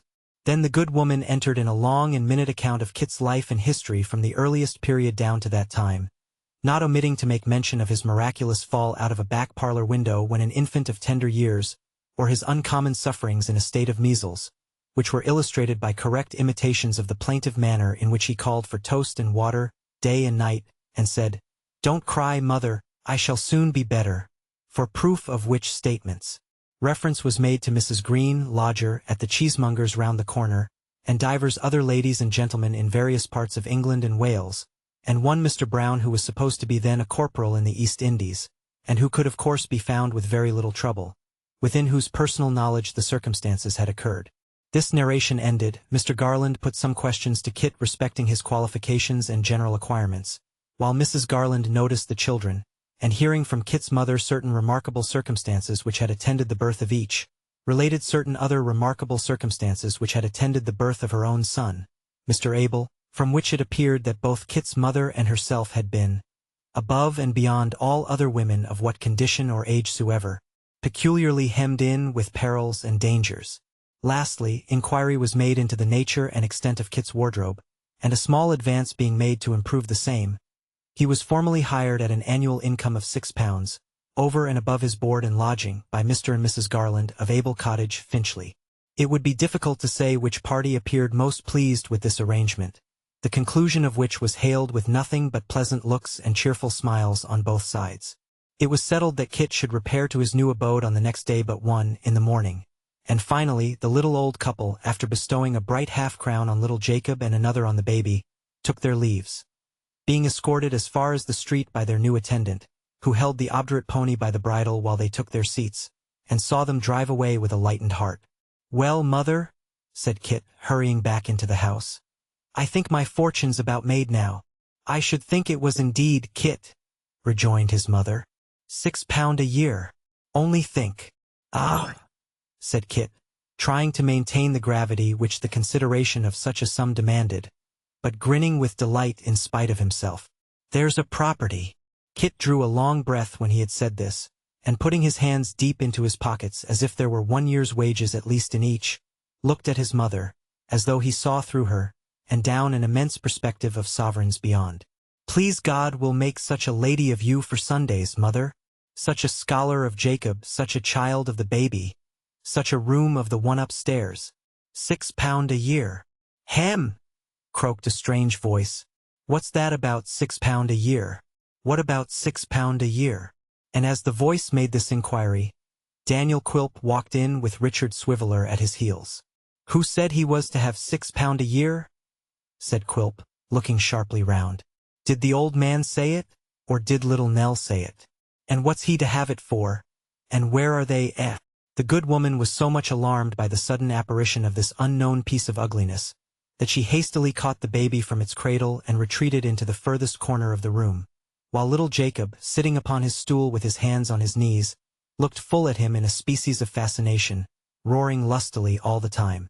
Richard Swiveller took an easy observation of the family over Mr. Quilp's head, and Quilp himself, with his hands in his pockets, smiled in an exquisite enjoyment of the commotion he occasioned. "Don't be frightened, mistress," said Quilp after a pause. "Your son knows me. I don't eat babies. I don't like 'em. It will be as well to stop that young screamer, though, in case I should be tempted to do him a mischief. Halloa, sir, will you be quiet?" Little Jacob stemmed the course of 2 tears which he was squeezing out of his eyes, and instantly subsided into a silent horror. "Mind you don't break out again, you villain," said Quilp, looking sternly at him, "or I'll make faces at you and throw you into fits, I will. Now you, sir, why haven't you been to me as you promised?" "What should I come for?" retorted Kit. "I hadn't any business with you, no more than you had with me." "Here, mistress," said Quilp, turning quickly away, and appealing from Kit to his mother. "When did his old master come or send here last? Is he here now? If not, where's he gone?" "He has not been here at all," she replied. I wish we knew where they have gone, for it would make my son a good deal easier in his mind, and me too. If you're the gentleman named Mr. Quilp, I should have thought you'd have known, and so I told him only this very day." "Humph!" muttered Quilp, evidently disappointed to believe that this was true. "That's what you tell this gentleman too, is it?" "If the gentleman comes to ask the same question, I can't tell him anything else, sir, and I only wish I could, for our own sakes," was the reply. Quilp glanced at Richard Swiveller, and observed that having met him on the threshold, he assumed that he had come in search of some intelligence of the fugitives. He supposed he was right? "Yes," said Dick. "That was the object of the present expedition. I fancied it possible, but let us go ring Fancy's knell. I'll begin it." "You seem disappointed," observed Quilp. "A baffler, sir, a baffler, that's all," returned Dick. "I have entered upon a speculation which has proved a baffler, and a being of brightness and beauty will be offered up a sacrifice at Cheggs's altar. That's all, sir." The dwarf eyed Richard with a sarcastic smile, but Richard, who had been taking a rather strong lunch with a friend, observed him not, and continued to deplore his fate with mournful and despondent looks. Quilp plainly discerned that there was some secret reason for this visit and his uncommon disappointment, and, in the hope that there might be means of mischief lurking beneath it, resolved to worm it out. He had no sooner adopted this resolution than he conveyed as much honesty into his face as it was capable of expressing, and sympathized with Mr. Swiveller exceedingly. "I am disappointed myself," said Quilp, "out of mere friendly feeling for them, but you have real reasons, private reasons I have no doubt, for your disappointment, and therefore it comes heavier than mine." "Why, of course it does," Dick observed testily. "Upon my word, I'm very sorry, very sorry. I'm rather cast down myself. As we are companions in adversity, shall we be companions in the surest way of forgetting it?" "If you had no particular business, now, to lead you in another direction," urged Quilp, plucking him by the sleeve and looking slyly up into his face out of the corners of his eyes. "There is a house by the waterside where they have some of the noblest skeedam, reputed to be smuggled, but that's between ourselves, that can be got in all the world. The landlord knows me. There's a little summer house overlooking the river, where we might take a glass of this delicious liquor with a whiff of the best tobacco. It's in this case, and of the rarest quality to my certain knowledge, and be perfectly snug and happy. Could we possibly contrive it? Or is there any very particular engagement that peremptorily takes you another way, Mr. Swiveller?" As the dwarf spoke, Dick's face relaxed into a compliant smile, and his brows slowly unbent. By the time he had finished, Dick was looking down at Quilp in the same sly manner as Quilp was looking up at him, and there remained nothing more to be done but to set out for the house in question. This they did straightway. The moment their backs were turned, little Jacob thawed, and resumed his crying from the point where Quilp had frozen him. The summer house of which Mr. Quilp had spoken was a rugged wooden box, rotten and bare to see, which overhung the river's mud, and threatened to slide down into it. The tavern to which it belonged was a crazy building, sapped and undermined by the rats, and only upheld by great bars of wood which were reared against its walls, and had propped it up so long that even they were decaying and yielding with their load, and of a windy night might be heard to creak and crack as if the whole fabric were about to come toppling down. The house stood, if anything so old and feeble could be said to stand, on a piece of waste ground, blighted with the unwholesome smoke of factory chimneys, and echoing the clank of iron wheels and rush of troubled water. Its internal accommodations amply fulfilled the promise of the outside. The rooms were low and damp, the clammy walls were pierced with chinks and holes, the rotten floors had sunk from their level, the very beams started from their places and warned the timid stranger from their neighborhood. To this inviting spot, entreating him to observe its beauties as they passed along, Mr. Quilp led Richard Swiveller, and on the table of the summer house, scored deep with many a gallows and initial letter, there soon appeared a wooden keg, full of the vaunted liquor. Drawing it off into the glasses with the skill of a practiced hand, and mixing it with about a third part of water, Mr. Quilp assigned to Richard Swiveller his portion, and lighting his pipe from an end of a candle in a very old and battered lantern, drew himself together upon a seat and puffed away. "Is it good?" said Quilp, as Richard Swiveller smacked his lips. "Is it strong and fiery? Does it make you wink, and choke, and your eyes water, and your breath come short? Does it? Does it?" cried Dick, throwing away part of the contents of his glass, and filling it up with water. "Why, man, you don't mean to tell me that you drink such fire as this?" "No," rejoined Quilp. "Not drink it.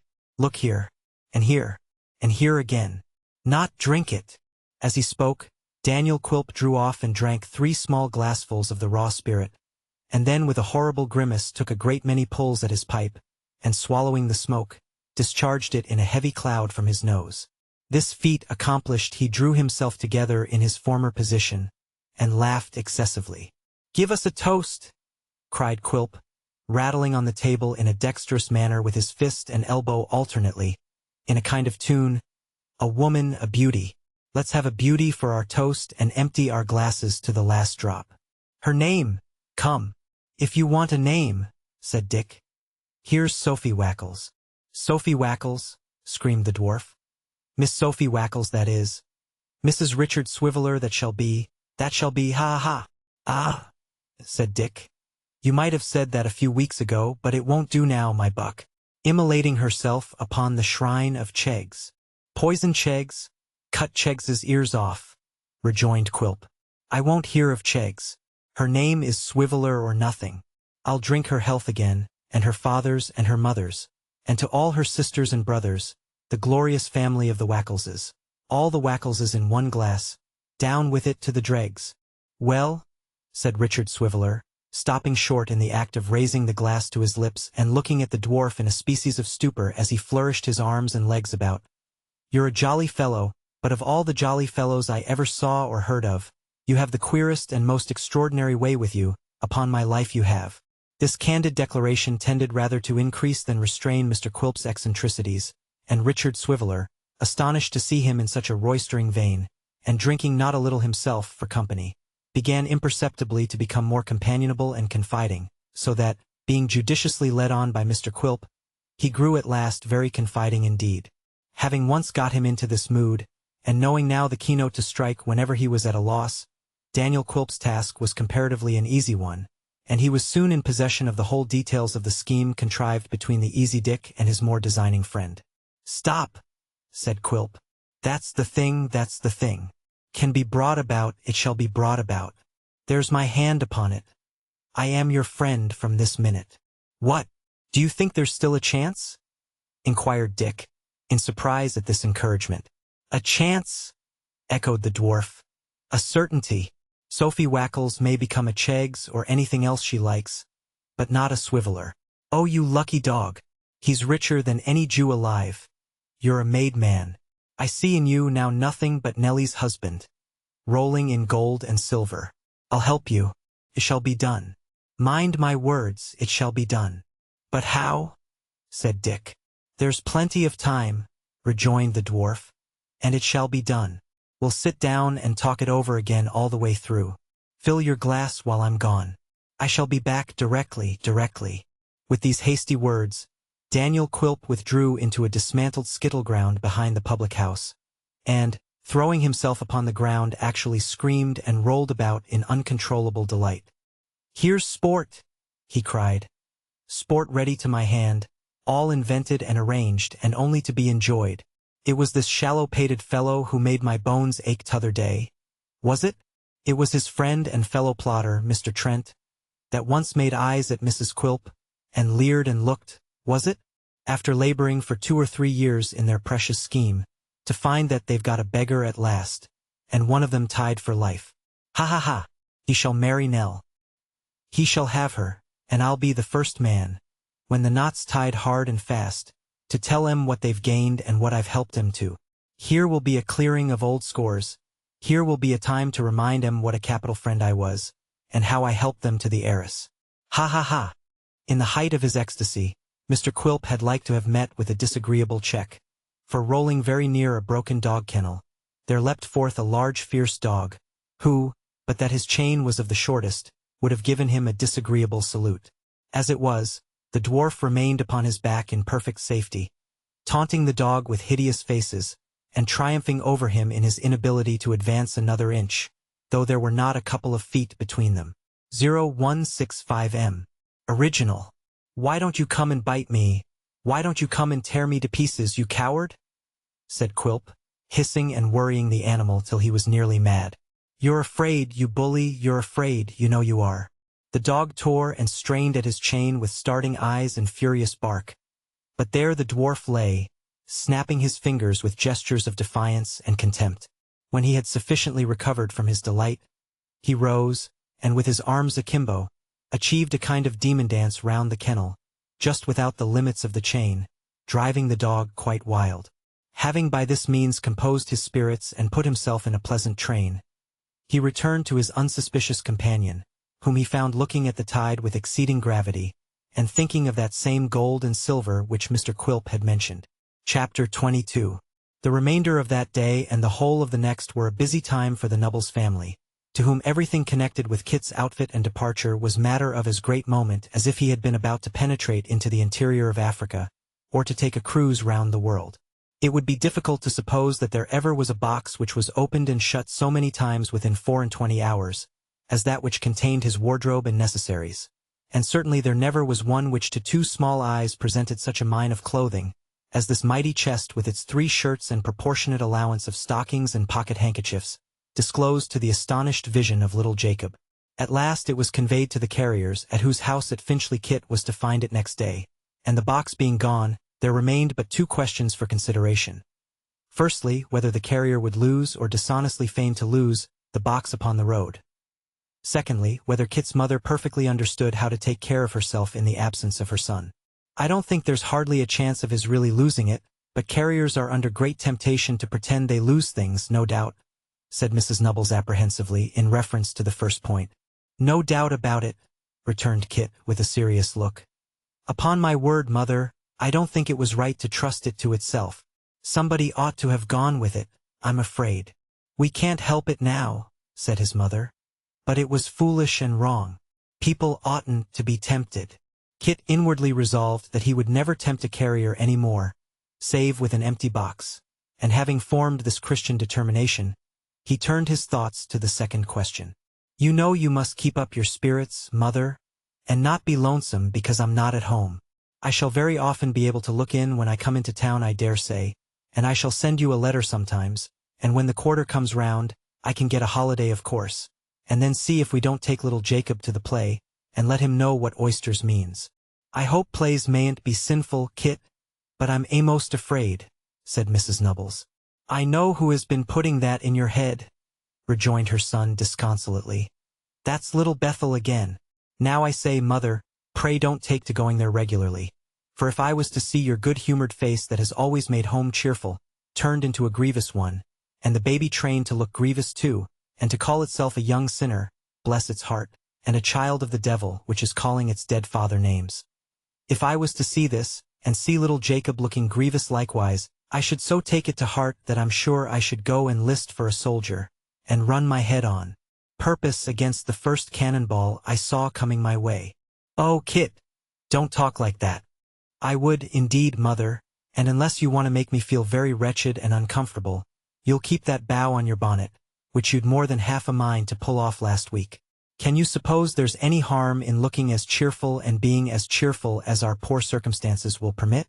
Do I see anything in the way I'm made, which calls upon me to be a sniveling, solemn, whispering chap, sneaking about as if I couldn't help it, and expressing myself in a most unpleasant snuffle? On the contrary, don't I see every reason why I shouldn't? Just hear this. Ha ha ha! An't that as nat'ral as walking, and as good for the health? Ha ha ha! An't that as nat'ral as a sheep's bleating, or a pig's grunting, or a horse's neighing, or a bird's singing? Ha ha ha! Isn't it, mother?" There was something contagious in Kit's laugh, for his mother, who had looked grave before, first subsided into a smile, and then fell to joining in it heartily, which occasioned Kit to say that he knew it was natural, and to laugh the more. Kit and his mother, laughing together in a pretty loud key, woke the baby, who, finding that there was something very jovial and agreeable in progress, was no sooner in its mother's arms than it began to kick and laugh most vigorously. This new illustration of his argument so tickled Kit that he fell backward in his chair in a state of exhaustion, pointing at the baby and shaking his sides till he rocked again. After recovering twice or thrice, and as often relapsing, he wiped his eyes and said grace, and a very cheerful meal their scanty supper was. with more kisses and hugs and tears than many young gentlemen who start upon their travels and leave well-stocked homes behind them would deem within the bounds of probability, if matter so low could be herein set down. Kit left the house at an early hour next morning and set out to walk to Finchley, feeling a sufficient pride in his appearance to have warranted his excommunication from Little Bethel from that time forth, if he had ever been one of that mournful congregation. Lest anybody should feel a curiosity to know how Kit was clad, it may be briefly remarked that he wore no livery, but was dressed in a coat of pepper and salt with waistcoat of canary color, and nether garments of iron gray. Besides these glories, he shone in the luster of a new pair of boots and an extremely stiff and shiny hat, which on being struck anywhere with the knuckles, sounded like a drum. And in this attire, rather wondering that he attracted so little attention, and attributing the circumstance to the insensibility of those who got up early, he made his way towards Abel Cottage, without encountering any more remarkable adventure on the road than meeting a lad in a brimless hat, the exact counterpart of his old one, on whom he bestowed half the sixpence he possessed. Kit arrived in course of time at the carrier's house, where, to the lasting honor of human nature, he found the box in safety. Receiving from the wife of this immaculate man a direction to Mr. Garland's, he took the box upon his shoulder and repaired thither directly. To be sure, it was a beautiful little cottage with a thatched roof and little spires at the gable ends, and pieces of stained glass in some of the windows, almost as large as pocketbooks. On one side of the house was a little stable just the size for the pony, with a little room over it just the size for Kit. White curtains were fluttering, and birds in cages that looked as bright as if they were made of gold were singing at the windows. Plants were arranged on either side of the path and clustered about the door, and the garden was bright with flowers in full bloom, which shed a sweet odor all round, and had a charming and elegant appearance. Everything within the house and without seemed to be the perfection of neatness and order. In the garden there was not a weed to be seen, and to judge from some dapper gardening tools, a basket, and a pair of gloves which were lying in one of the walks, old Mr. Garland had been at work in it that very morning. Kit looked about him and admired and looked again, and this a great many times before he could make up his mind to turn his head another way and ring the bell. There was abundance of time to look about him again though, when he had rung it, for nobody came, so after ringing it twice or thrice, he sat down upon his box and waited. He rang the bell a great many times, and yet nobody came. But at last, as he was sitting upon the box thinking about giants' castles, and princesses tied up to pegs by the hair of their heads, and dragons bursting out from behind gates, and other incidents of the like nature, common in storybooks to youths of low degree on their first visit to strange houses, the door was gently opened, and a little servant girl, very tidy, modest, and demure, but very pretty too, appeared. "I suppose you're Christopher, sir?" said the servant girl. Kit got off the box and said yes, he was. "I'm afraid you've rung a good many times perhaps," she rejoined. "But we couldn't hear you because we've been catching the pony." Kit rather wondered what this meant, but as he couldn't stop there, asking questions, he shouldered the box again and followed the girl into the hall, where through a back door he descried Mr. Garland leading Whisker in triumph up the garden. After that self-willed pony had, as he afterwards learned, dodged the family round a small paddock in the rear, for 1 hour and 3/4. The old gentleman received him very kindly, and so did the old lady, whose previous good opinion of him was greatly enhanced by his wiping his boots on the mat until the soles of his feet burnt again. He was then taken into the parlor to be inspected in his new clothes, and when he had been surveyed several times and had afforded by his appearance unlimited satisfaction, he was taken into the stable, where the pony received him with uncommon complaisance, and thence into the little chamber he had already observed, which was very clean and comfortable, and thence into the garden, in which the old gentleman told him he would be taught to employ himself, and where he told him, besides, what great things he meant to do to make him comfortable and happy if he found he deserved it. All these kindnesses Kit acknowledged with various expressions of gratitude, and so many touches of the new hat, that the brim suffered considerably. When the old gentleman had said all he had to say in the way of promise and advice, and Kit had said all he had to say in the way of assurance and thankfulness, he was handed over again to the old lady, who, summoning the little servant girl, whose name was Barbara, instructed her to take him downstairs and give him something to eat and drink after his walk. Downstairs, therefore, Kit went.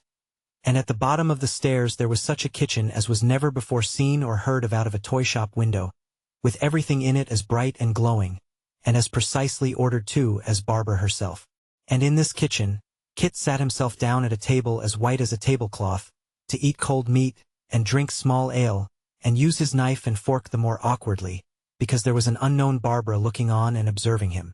It did not appear, however, that there was anything remarkably tremendous about this strange Barbara, who, having lived a very quiet life, blushed very much and was quite as embarrassed and uncertain what she ought to say or do, as Kit could possibly be. When he had sat for some little time, attentive to the ticking of the sober clock, he ventured to glance curiously at the dresser, and there, among the plates and dishes, were Barbara's little workbox with a sliding lid to shut in the balls of cotton, and Barbara's prayer book and Barbara's hymn book and Barbara's Bible. Barbara's little looking-glass hung in a good light near the window, and Barbara's bonnet was on a nail behind the door. From all these mute signs and tokens of her presence, he naturally glanced at Barbara herself, who sat as mute as they, shelling peas into a dish, and just when Kit was looking at her eyelashes and wondering, quite in the simplicity of his heart, what color her eyes might be, it perversely happened that Barbara raised her head a little to look at him, when both pair of eyes were hastily withdrawn, and Kit leant over his plate, and Barbara over her pea-shells, each in extreme confusion at having been detected by the other. 0170M. Original. Chapter 23. Mr. Richard Swiveller wending homeward from the wilderness, for such was the appropriate name of Quilp's choice retreat, after a sinuous and corkscrew fashion with many checks and stumbles, after stopping suddenly and staring about him, then as suddenly running forward for a few paces, and as suddenly halting again and shaking his head, doing everything with a jerk and nothing by premeditation, Mr. Richard Swiveller wending his way homeward after this fashion, which is considered by evil-minded men to be symbolical of intoxication, and is not held by such persons to denote that state of deep wisdom and reflection in which the actor knows himself to be, began to think that possibly he had misplaced his confidence, and that the dwarf might not be precisely the sort of person to whom to entrust a secret of such delicacy and importance. And being led and tempted on by this remorseful thought into a condition which the evil-minded class before referred to would term the maudlin state or stage of drunkenness, it occurred to Mr. Swiveller to cast his hat upon the ground, and moan, crying aloud that he was an unhappy orphan, and that if he had not been an unhappy orphan things had never come to this. Left an infant by my parents at an early age, said Mr. Swiveller, bewailing his hard lot. Cast upon the world in my tenderest period, and thrown upon the mercies of a deluding dwarf, who can wonder at my weakness. Here's a miserable orphan for you. Here, said Mr. Swiveller, raising his voice to a high pitch, and looking sleepily round, is a miserable orphan. Then, said somebody hard by, let me be a father to you. Mr. Swiveller swayed himself to and fro to preserve his balance, and, looking into a kind of haze which seemed to surround him, at last perceived two eyes dimly twinkling through the mist, which he observed after a short time were in the neighborhood of a nose and mouth. Casting his eyes down towards that quarter in which, with reference to a man's face, his legs are usually to be found, he observed that the face had a body attached, and when he looked more intently he was satisfied that the person was Mr. Quilp, who indeed had been in his company all the time, but whom he had some vague idea of having left a mile or two behind. You have deceived an orphan, sir, said Mr. Swiveller solemnly. I'm a second father to you, replied Quilp. You my father, sir, retorted Dick.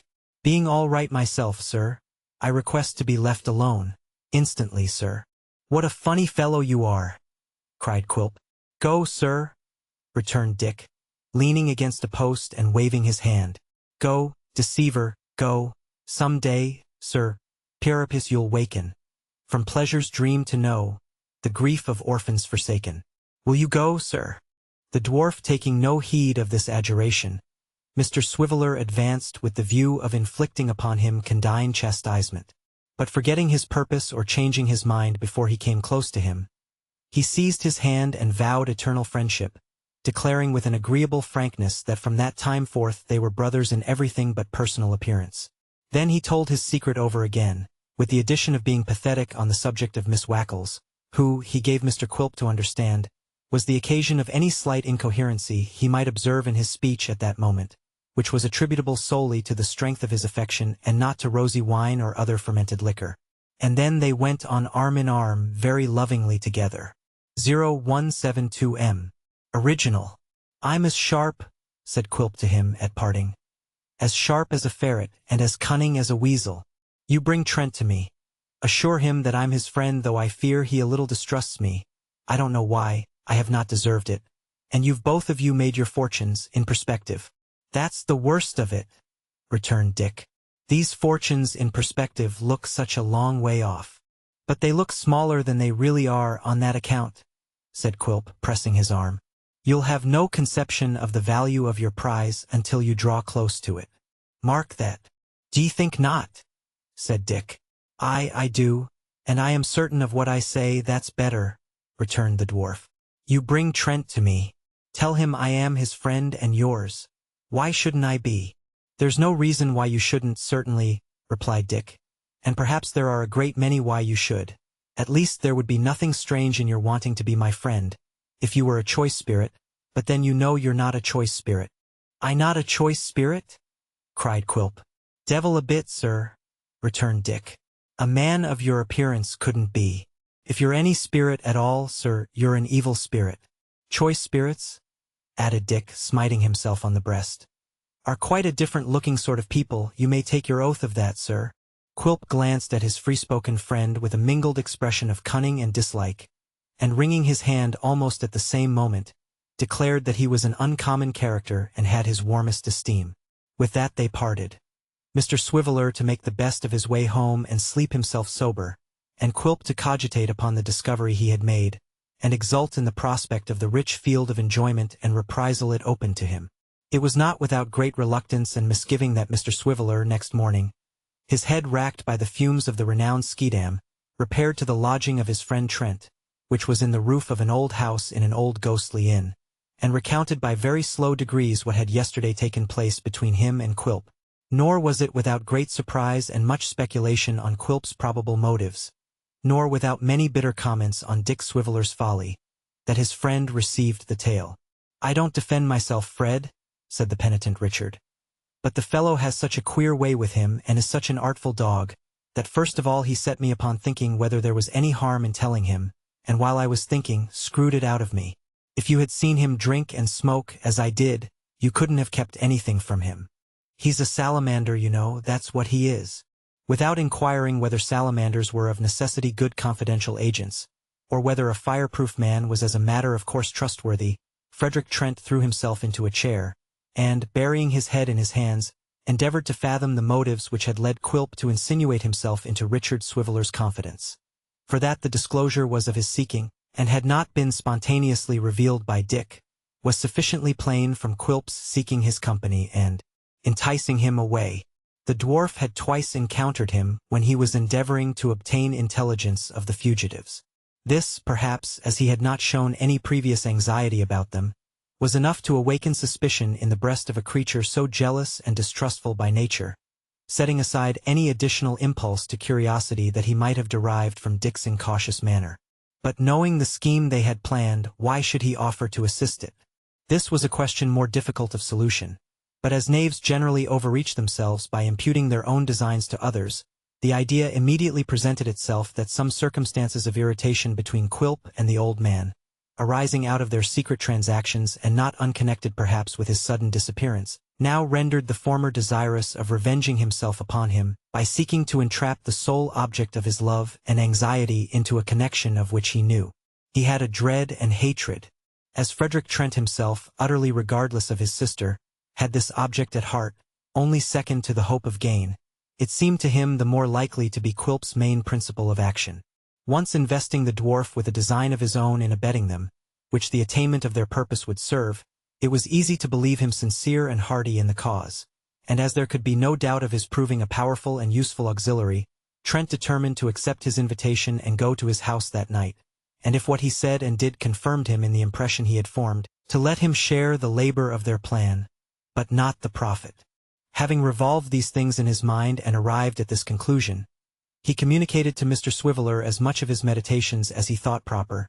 Dick would have been perfectly satisfied with less, and giving him the day to recover himself from his late salamandering, accompanied him at evening to Mr. Quilp's house. Mighty glad Mr. Quilp was to see them, or mightily glad he seemed to be, and fearfully polite Mr. Quilp was to Mrs. Quilp and Mrs. Jinowin, and very sharp was the look he cast on his wife to observe how she was affected by the recognition of young Trent. Mrs. Quilp was as innocent as her own mother of any emotion, painful or pleasant, which the sight of him awakened, but as her husband's glance made her timid and confused, and uncertain what to do or what was required of her, Mr. Quilp did not fail to assign her embarrassment to the cause he had in his mind, and while he chuckled at his penetration was secretly exasperated by his jealousy. Nothing of this appeared, however. On the contrary, Mr. Quilp was all blandness and suavity, and presided over the case bottle of rum with extraordinary open-heartedness. "Why, let me see," said Quilp. "It must be a matter of nearly 2 years since we were first acquainted." "Nearer 3, I think," said Trent. "Nearer 3," cried Quilp. "How fast time flies. Does it seem as long as that to you, Mrs. Quilp?" "Yes, I think it seems full 3 years, Quilp," was the unfortunate reply. "Oh, indeed, ma'am," thought Quilp. "You have been pining, have you? Very good, ma'am. It seems to me but yesterday that you went out to Demerara in the Mary and," said Quilp. "But yesterday, I declare. Well, I like a little wildness. I was wild myself once." Mr. Quilp accompanied this admission with such an awful wink, indicative of old rovings and backslidings, that Mrs. Jinowan was indignant, and could not forbear from remarking under her breath that he might at least put off his confessions until his wife was absent. For which act of boldness and insubordination Mr. Quilp first stared her out of countenance and then drank her health ceremoniously. "I thought you'd come back directly, Fred." "I always thought that," said Quilp, setting down his glass. "And when the Mary and returned with you on board, instead of a letter to say what a contrite heart you had, and how happy you were in the situation that had been provided for you, I was amused, exceedingly amused." "Ha ha ha!" The young man smiled, but not as though the theme was the most agreeable one that could have been selected for his entertainment, and for that reason Quilp pursued it. "I always will say," he resumed, "that when a rich relation having 2 young people, sisters or brother and sister, dependent on him, attaches himself exclusively to one and casts off the other, he does wrong." The young man made a movement of impatience, but Quilp went on as calmly as if he were discussing some abstract question in which nobody present had the slightest personal interest. "It's very true," said Quilp, "that your grandfather urged repeated forgiveness, ingratitude, riot and extravagance and all that, but as I told him these are common faults." "But he's a scoundrel," said he. "Granting that," said I, "for the sake of argument of course. A great many young noblemen and gentlemen are scoundrels too, but he wouldn't be convinced." "I wonder at that, Mr. Quilp," said the young man sarcastically. "Well, so did I at the time," returned Quilp, "but he was always obstinate. He was in a manner a friend of mine, but he was always obstinate and wrong-headed. Little Nell is a nice girl, a charming girl, but you're her brother, Frederick. You're her brother after all. As you told him the last time you met, he can't alter that." "He would if he could. Confound him for that and all other kindnesses," said the young man impatiently. "But nothing can come of this subject now, and let us have done with it in the devil's name." "Agreed," returned Quilp. "Agreed on my part readily. Why have I alluded to it? Just to show you, Frederick, that I have always stood your friend. You little knew who was your friend, and who your foe. Now did you? You thought I was against you, and so there has been a coolness between us. But it was all on your side, entirely on your side. Let's shake hands again, Fred." With his head sunk down between his shoulders, and a hideous grin overspreading his face, the dwarf stood up and stretched his short arm across the table. After a moment's hesitation, the young man stretched out his to meet it. Quilp clutched his fingers in a grip that for the moment stopped the current of the blood within them, and pressing his other hand upon his lip and frowning towards the unsuspicious Richard, released them and sat down.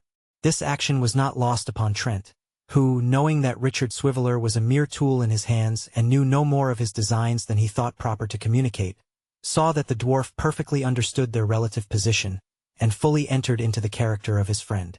It is something to be appreciated, even in knavery. This silent homage to his superior abilities, no less than a sense of the power with which the dwarf's quick perception had already invested him, inclined the young man towards that ugly worthy, and determined him to profit by his aid. It being now Mr. Quilp's cue to change the subject with all convenient expedition, lest Richard Swiveller in his heedlessness should reveal anything which it was inexpedient for the women to know. He proposed a game at four-handed cribbage, and partners being cut for, Mrs. Quilp fell to Frederick Trent, and Dick himself to Quilp. Mrs. Jinowan, being very fond of cards, was carefully excluded by her son-in-law from any participation in the game, and had assigned to her the duty of occasionally replenishing the glasses from the case bottle. Mr. Quilp from that moment keeping one eye constantly upon her, lest she should by any means procure a taste of the same, and thereby tantalizing the wretched old lady, who was as much attached to the case bottle as the cards, in a double degree and most ingenious manner. But it was not to Mrs. Jinowan alone that Mr. Quilp's attention was restricted, as several other matters required his constant vigilance. Among his various eccentric habits he had a humorous one of always cheating at cards, which rendered necessary on his part, not only a close observance of the game, and a sleight of hand in counting and scoring, but also involved the constant correction, by looks and frowns, and kicks under the table of Richard Swiveller, who being bewildered by the rapidity with which his cards were told, and the rate at which the pegs travelled down the board, could not be prevented from sometimes expressing his surprise and incredulity. Mrs. Quilp, too, was the partner of young Trent, and for every look that passed between them, and every word they spoke, and every card they played, the dwarf had eyes and ears, not occupied alone with what was passing above the table, but with signals that might be exchanging beneath it, which he laid all kinds of traps to detect, besides often treading on his wife's toes to see whether she cried out or remained silent under the infliction, in which latter case it would have been quite clear that Trent had been treading on her toes before. Yet, in the most of all these distractions, the one eye was upon the old lady always, and if she so much as stealthily advanced a teaspoon towards a neighboring glass, which she often did, for the purpose of abstracting but one sup of its sweet contents, Quilp's hand would overset it in the very moment of her triumph, and Quilp's mocking voice implore her to regard her precious health. And in any one of these his many cares, from first to last, Quilp never flagged nor faltered. At length, when they had played a great many rubbers and drawn pretty freely upon the case bottle, Mr. Quilp warned his lady to retire to rest, and that submissive wife complying, and being followed by her indignant mother, Mr. Swiveller fell asleep. The dwarf, beckoning his remaining companion to the other end of the room, held a short conference with him in whispers. "It's as well not to say more than one can help before our worthy friend," said Quilp, making a grimace towards the slumbering Dick. "Is it a bargain between us, Fred? Shall he marry little Rosie Nell by and by?" "You have some end of your own to answer, of course," returned the other. "Of course I have, dear Fred," said Quilp, grinning to think how little he suspected what the real end was. "It's retaliation, perhaps whim. I have influence, Fred, to help or oppose. Which way shall I use it? There are a pair of scales, and it goes into one." "Throw it into mine, then," said Trent. "It's done, Fred," rejoined Quilp, stretching out his clenched hand and opening it as if he had let some weight fall out. "It's in the scale from this time, and turns it, Fred. Mind that." "Where have they gone?" asked Trent. Quilp shook his head, and said that point remained to be discovered, which it might be easily. When it was, they would begin their preliminary advances. He would visit the old man, or even Richard Swiveller might visit him, and by affecting a deep concern in his behalf, and imploring him to settle in some worthy home, lead to the child's remembering him with gratitude and favor. Once impressed to this extent, it would be easy, he said, to win her in a year or two, for she supposed the old man to be poor, as it was a part of his jealous policy, in common with many other misers, to feign to be so to those about him. "He has feigned it often enough to me of late," said Trent. "Oh, and to me too," replied the dwarf, "which is more extraordinary, as I know how rich he really is." "I suppose you should," said Trent. "I think I should indeed," rejoined the dwarf, and in that, at least, he spoke the truth. After a few more whispered words, they returned to the table, and the young man, rousing Richard Swiveller, informed him that he was waiting to depart. This was welcome news to Dick, who started up directly. After a few words of confidence in the result of their project had been exchanged, they bade the grinning Quilp good night. Quilp crept to the window as they passed in the street below, and listened. Trent was pronouncing an encomium upon his wife, and they were both wondering by what enchantment she had been brought to marry such a misshapen wretch as he. The dwarf, after watching their retreating shadows with a wider grin than his face had yet displayed, stole softly in the dark to bed. In this hatching of their scheme, neither Trent nor Quilp had had one thought about the happiness or misery of poor innocent Nell. It would have been strange if the careless profligate, who was the butt of both, had been harassed by any such consideration, for his high opinion of his own merits and deserts rendered the project rather a laudable one than otherwise, and if he had been visited by so unwanted a guest as reflection, he would, being a brute only in the gratification of his appetites, have soothed his conscience with the plea that he did not mean to beat or kill his wife, and would therefore, after all said and done, be a very tolerable average husband. Chapter 24. It was not until they were quite exhausted and could no longer maintain the pace at which they had fled from the race-ground, that the old man and the child ventured to stop and sit down to rest upon the borders of a little wood. Here, though the course was hidden from their view, they could yet faintly distinguish the noise of distant shouts, the hum of voices, and the beating of drums. Climbing the eminence which lay between them and the spot they had left, the child could even discern the fluttering flags and white tops of booths. But no person was approaching towards them, and their resting place was solitary and still. Some time elapsed before she could reassure her trembling companion, or restore him to a state of moderate tranquility. His disordered imagination represented to him a crowd of persons stealing towards them beneath the cover of the bushes, lurking in every ditch, and peeping from the boughs of every rustling tree. He was haunted by apprehensions of being led captive to some gloomy place where he would be chained and scourged, and worse than all, where Nell could never come to see him, save through iron bars and gratings in the wall. His terrors affected the child. Separation from her grandfather was the greatest evil she could dread, and feeling for the time as though, go where they would, they were to be hunted down, and could never be safe but in hiding, her heart failed her, and her courage drooped. In one so young, and so unused to the scenes in which she had lately moved, this sinking of the spirit was not surprising. But nature often enshrines gallant and noble hearts in weak bosoms.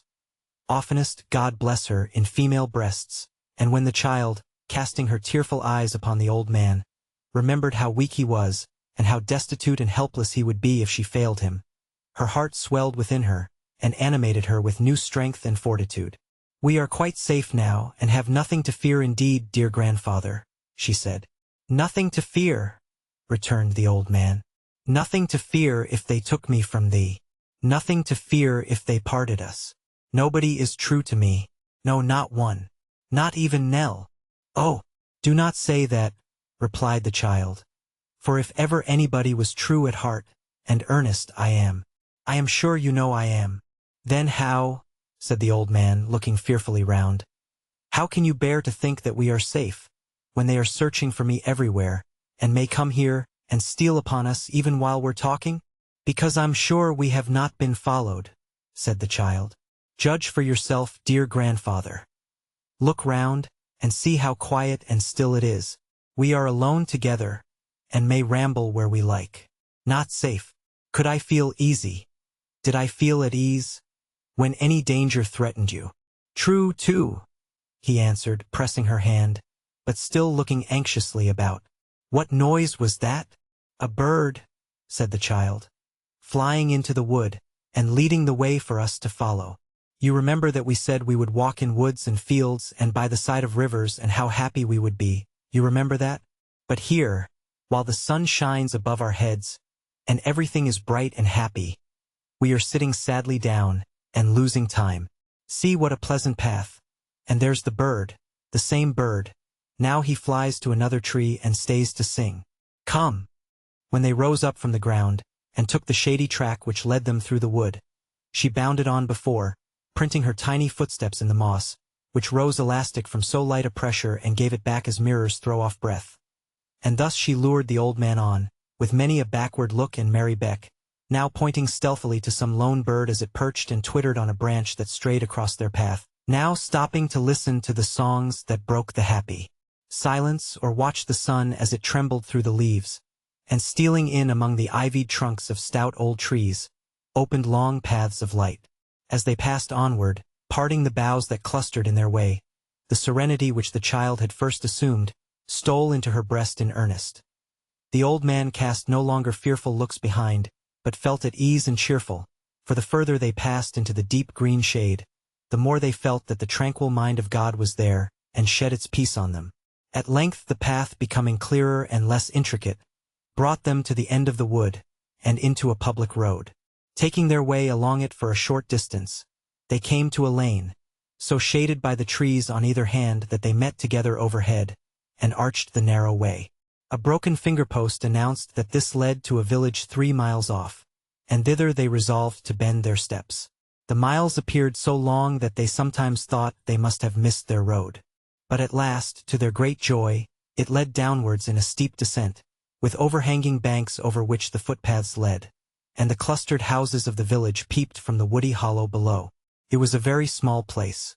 The men and boys were playing at cricket on the green, and as the other folks were looking on, they wandered up and down, uncertain where to seek a humble lodging.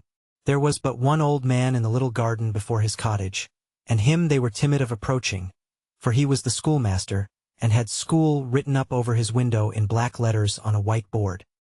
He was a pale, simple-looking man, of a spare and meager habit, and sat among his flowers and beehives, smoking his pipe, in the little porch before his door. "Speak to him, dear," the old man whispered. "I am almost afraid to disturb him," said the child timidly. "He does not seem to see us. Perhaps if we wait a little, he may look this way." They waited, but the schoolmaster cast no look towards them, and still sat, thoughtful and silent, in the little porch. He had a kind face. In his plain old suit of black, he looked pale and meager. They fancied, too, a lonely air about him and his house, but perhaps that was because the other people formed a merry company upon the green, and he seemed the only solitary man in all the place. They were very tired, and the child would have been bold enough to address even a schoolmaster, but for something in his manner which seemed to denote that he was uneasy or distressed. As they stood hesitating at a little distance, they saw that he sat for a few minutes at a time like one in a brown study, then laid aside his pipe and took a few turns in his garden, then approached the gate and looked towards the green, then took up his pipe again with a sigh and sat down thoughtfully as before.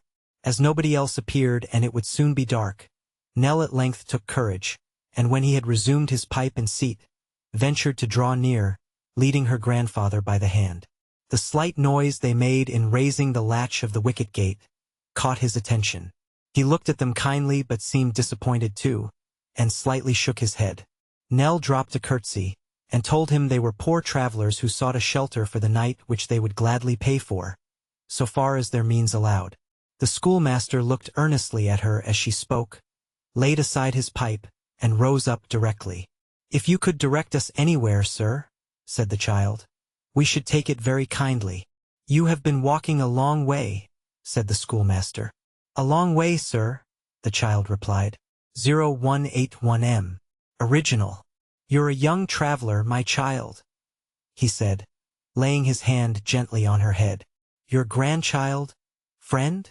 "Aye, sir," cried the old man, "and the stay and comfort of my life." "Come in," said the schoolmaster.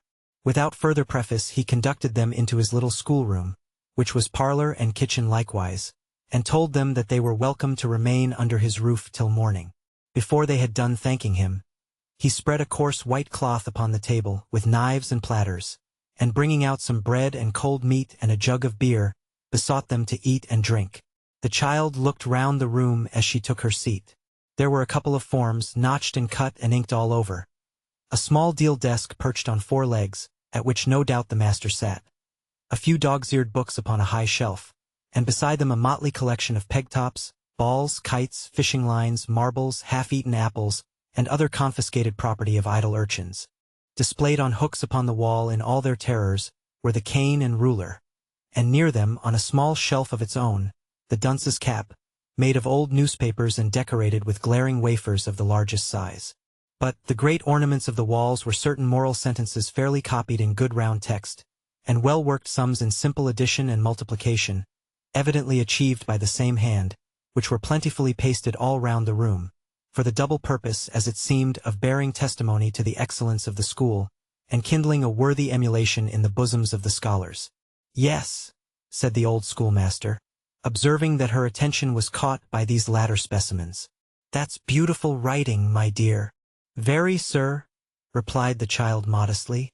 "Is it yours?" "Mine," he returned, taking out his spectacles and putting them on, to have a better view of the triumphs so dear to his heart. "I couldn't write like that nowadays. No, they're all done by one hand. A little hand it is, not so old as yours, but a very clever one." As the schoolmaster said this, he saw that a small blot of ink had been thrown on one of the copies, so he took a penknife from his pocket, and going up to the wall, carefully scraped it out. When he had finished, he walked slowly backward from the writing, admiring it as one might contemplate a beautiful picture, but with something of sadness in his voice and manner which quite touched the child, though she was unacquainted with its cause. "A little hand indeed," said the poor schoolmaster.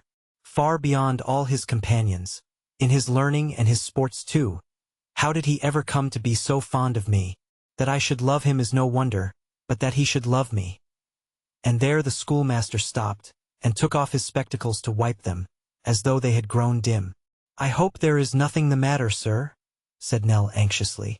"Not much, my dear," returned the schoolmaster. "I hope to have seen him on the green tonight. He was always foremost among them. But he'll be there tomorrow." "Has he been ill?" asked the child, with a child's quick sympathy. "Not very. They said he was wandering in his head yesterday, dear boy, and so they said the day before. But that's a part of that kind of disorder. It's not a bad sign, not at all a bad sign." The child was silent. He walked to the door, and looked wistfully out. The shadows of night were gathering, and all was still. "If he could lean upon anybody's arm, he would come to me, I know," he said, returning into the room. "He always came into the garden to say good night. But perhaps his illness has only just taken a favorable turn, and it's too late for him to come out, for it's very damp and there's a heavy dew. It's much better he shouldn't come tonight." The schoolmaster lighted a candle, fastened the window shutter, and closed the door. But after he had done this and sat silent a little time, he took down his hat, and said he would go and satisfy himself, if Nell would sit up till he returned. The child readily complied, and he went out. She sat there half an hour or more, feeling the place very strange and lonely, for she had prevailed upon the old man to go to bed, and there was nothing to be heard but the ticking of an old clock, and the whistling of the wind among the trees. When he returned, he took his seat in the chimney corner, but remained silent for a long time. At length he turned to her, and speaking very gently, hoped she would say a prayer that night for a sick child. "My favorite scholar," said the poor schoolmaster, smoking a pipe he had forgotten to light, and looking mournfully round upon the walls. "It is a little hand to have done all that, and waste away with sickness. It is a very, very little hand." Chapter 25. After a sound night's rest in a chamber in the thatched roof, in which it seemed the sexton had for some years been a lodger, but which he had lately deserted for a wife and a cottage of his own, the child rose early in the morning and descended to the room where she had supped last night. As the schoolmaster had already left his bed and gone out, she bestirred herself to make it neat and comfortable, and had just finished its arrangement when the kind host returned. He thanked her many times, and said that the old dame who usually did such offices for him had gone to nurse the little scholar whom he had told her of. The child asked how he was and hoped he was better. "No," rejoined the schoolmaster, shaking his head sorrowfully. "No better. They even say he is worse." "I am very sorry for that, sir," said the child. The poor schoolmaster appeared to be gratified by her earnest manner, but yet rendered more uneasy by it, for he added hastily that anxious people often magnified an evil and thought it greater than it was. "For my part," he said in his quiet, patient way, "I hope it's not so. I don't think he can be worse." The child asked his leave to prepare breakfast, and her grandfather coming downstairs, they all three partook of it together. While the meal was in progress, their host remarked that the old man seemed much fatigued, and evidently stood in need of rest. "If the journey you have before you is a long one," he said, "and don't press you for one day, you're very welcome to pass another night here. I should really be glad if you would, friend." He saw that the old man looked at Nell, uncertain whether to accept or decline his offer, and added, "I shall be glad to have your young companion with me for one day. If you can do a charity to a lone man, and rest yourself at the same time, do so." If you must proceed upon your journey, I wish you well through it, and will walk a little way with you before school begins." "What are we to do, Nell?" said the old man irresolutely. "Say what we're to do, dear." It required no great persuasion to induce the child to answer that they had better accept the invitation and remain. She was happy to show her gratitude to the kind schoolmaster by busying herself in the performance of such household duties as his little cottage stood in need of. When these were done, she took some needlework from her basket, and sat herself down upon a stool beside the lattice, where the honeysuckle and woodbine entwined their tender stems, and stealing into the room filled it with their delicious breath. Her grandfather was basking in the sun outside, breathing the perfume of the flowers, and idly watching the clouds as they floated on before the light summer wind. As the schoolmaster, after arranging the 2 forms in due order, took his seat behind his desk and made other preparations for school, the child was apprehensive that she might be in the way, and offered to withdraw to her little bedroom. But this he would not allow, and as he seemed pleased to have her there, she remained, busying herself with her work. "Have you many scholars, sir?" she asked. The poor schoolmaster shook his head, and said that they barely filled the 2 forms. "Are the others clever, sir?" asked the child, glancing at the trophies on the wall. "Good boys," returned the schoolmaster. "Good boys enough, my dear, but they'll never do like that." A small white-headed boy with a sunburnt face appeared at the door while he was speaking, and stopping there to make a rustic bow, came in and took his seat upon one of the forms. The white-headed boy then put an open book, astonishingly dog's-eared, upon his knees, and thrusting his hands into his pockets began counting the marbles with which they were filled, displaying in the expression of his face a remarkable capacity of totally abstracting his mind from the spelling on which his eyes were fixed. Soon afterwards another white-headed little boy came straggling in, and after him a red-headed lad, and after him 2 more with white heads, and then one with a flaxen poll, and so on until the forms were occupied by a dozen boys or thereabouts, with heads of every color but gray, and ranging in their ages from 4 years old to 14 years or more. For the legs of the youngest were a long way from the floor when he sat upon the form, and the eldest was a heavy, good-tempered, foolish fellow, about half a head taller than the schoolmaster. At the top of the first form, the post of honor in the school, was the vacant place of the little sick scholar, and at the head of the row of pegs on which those who came in hats or caps were wont to hang them up, one was left empty. No boy attempted to violate the sanctity of seat or peg, but many a one looked from the empty spaces to the schoolmaster, and whispered his idle neighbor behind his hand, 0186M. Original. Then began the hum of conning over lessons and getting them by heart, the whispered jest and stealthy game, and all the noise and drawl of school. And in the midst of the din sat the poor schoolmaster, the very image of meekness and simplicity, vainly attempting to fix his mind upon the duties of the day, and to forget his little friend. But the tedium of his office reminded him more strongly of the willing scholar, and his thoughts were rambling from his pupils. It was plain. None knew this better than the idlest boys, who, growing bolder with impunity, waxed louder and more daring, playing odd or even under the master's eye, eating apples openly and without rebuke, pinching each other in sport or malice without the least reserve, and cutting their autographs in the very legs of his desk. The puzzled dunce, who stood beside it to say his lesson out of book, looked no longer at the ceiling for forgotten words, but drew closer to the master's elbow and boldly cast his eye upon the page. The wag of the little troop squinted and made grimaces at the smallest boy, of course, holding no book before his face, and his approving audience knew no constraint in their delight.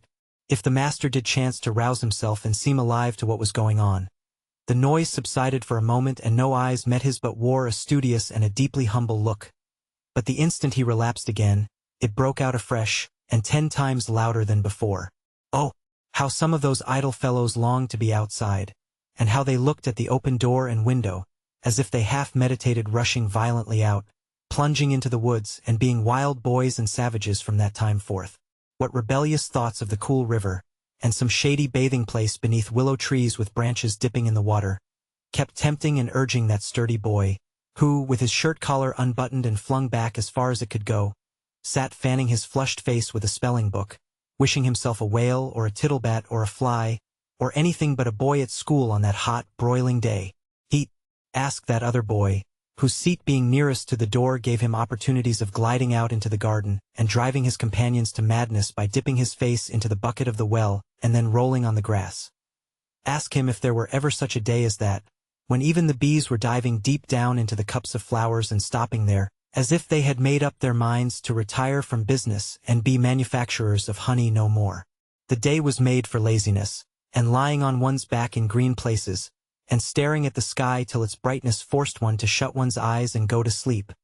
And was this a time to be poring over musty books in a dark room, slighted by the very sun itself? Monstrous!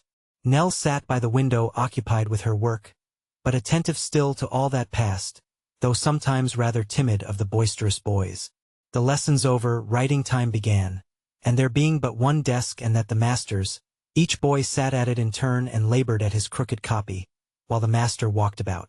This was a quieter time, for he would come and look over the writer's shoulder, and tell him mildly to observe how such a letter was turned in such a copy on the wall, praise such an upstroke here and such a downstroke there, and bid him take it for his model. Then he would stop and tell them what the sick child had said last night, and how he had longed to be among them once again. And such was the poor schoolmaster's gentle and affectionate manner, that the boys seemed quite remorseful that they had worried him so much, and were absolutely quiet, eating no apples, cutting no names, inflicting no pinches, and making no grimaces, for full 2 minutes afterwards. "I think, boys," said the schoolmaster when the clock struck 12, "that I shall give an extra half-holiday this afternoon." At this intelligence, the boys, led on and headed by the tall boy, raised a great shout, in the midst of which the master was seen to speak, but could not be heard. As he held up his hand, however, in token of his wish that they should be silent, they were considerate enough to leave off, as soon as the longest-winded among them were quite out of breath. "You must promise me first," said the schoolmaster, "that you'll not be noisy, or at least, if you are, that you'll go away and be so, away out of the village I mean. I'm sure you wouldn't disturb your old playmate and companion." There was a general murmur, and perhaps a very sincere one, for they were but boys, in the negative. And the tall boy, perhaps as sincerely as any of them, called those about him to witness that he had only shouted in a whisper. "Then pray don't forget, there's my dear scholars," said the schoolmaster, "what I have asked you, and do it as a favor to me. Be as happy as you can, and don't be unmindful that you are blessed with health. Goodbye all." "Thank ye, sir," and "Goodbye, sir," were said a good many times in a variety of voices, and the boys went out very slowly and softly. But there was the sun shining and there were the birds singing, as the sun only shines and the birds only sing on holidays and half-holidays. There were the trees waving to all free boys to climb and nestle among their leafy branches. The hay, entreating them to come and scatter it to the pure air. The green corn, gently beckoning towards wood and stream. The smooth ground, rendered smoother still by blending lights and shadows, inviting to runs and leaps, and long walks God knows whither.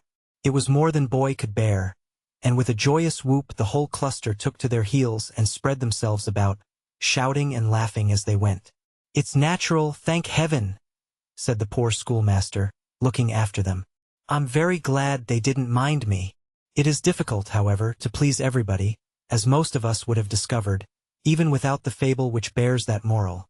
And in the course of the afternoon several mothers and aunts of pupils looked in to express their entire disapproval of the schoolmaster's proceeding. A few confined themselves to hints, such as politely inquiring what red-letter day or saint's day the almanac said it was. A few, these were the profound village politicians, argued that it was a slight to the throne and an affront to church and state, and savored of revolutionary principles, to grant a half-holiday upon any lighter occasion than the birthday of the monarch. But the majority expressed their displeasure on private grounds and in plain terms, arguing that to put the pupils on this short allowance of learning was nothing but an act of downright robbery and fraud. And one old lady, finding that she could not inflame or irritate the peaceable schoolmaster by talking to him, bounced out of his house and talked at him for half an hour outside his own window, to another old lady, saying that of course he would deduct this half-holiday from his weekly charge, or of course he would naturally expect to have an opposition started against him. There was no want of idle chaps in that neighborhood, here the old lady raised her voice, and some chaps who were too idle even to be schoolmasters, might soon find that there were other chaps put over their heads, and so she would have them take care and look pretty sharp about them. But all these taunts and vexations failed to elicit one word from the meek schoolmaster, who sat with the child by his side. a little more dejected perhaps, but quite silent and uncomplaining.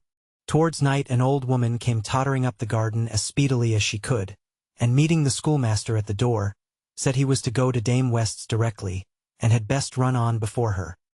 He and the child were on the point of going out together for a walk, and without relinquishing her hand, the schoolmaster hurried away, leaving the messenger to follow as she might.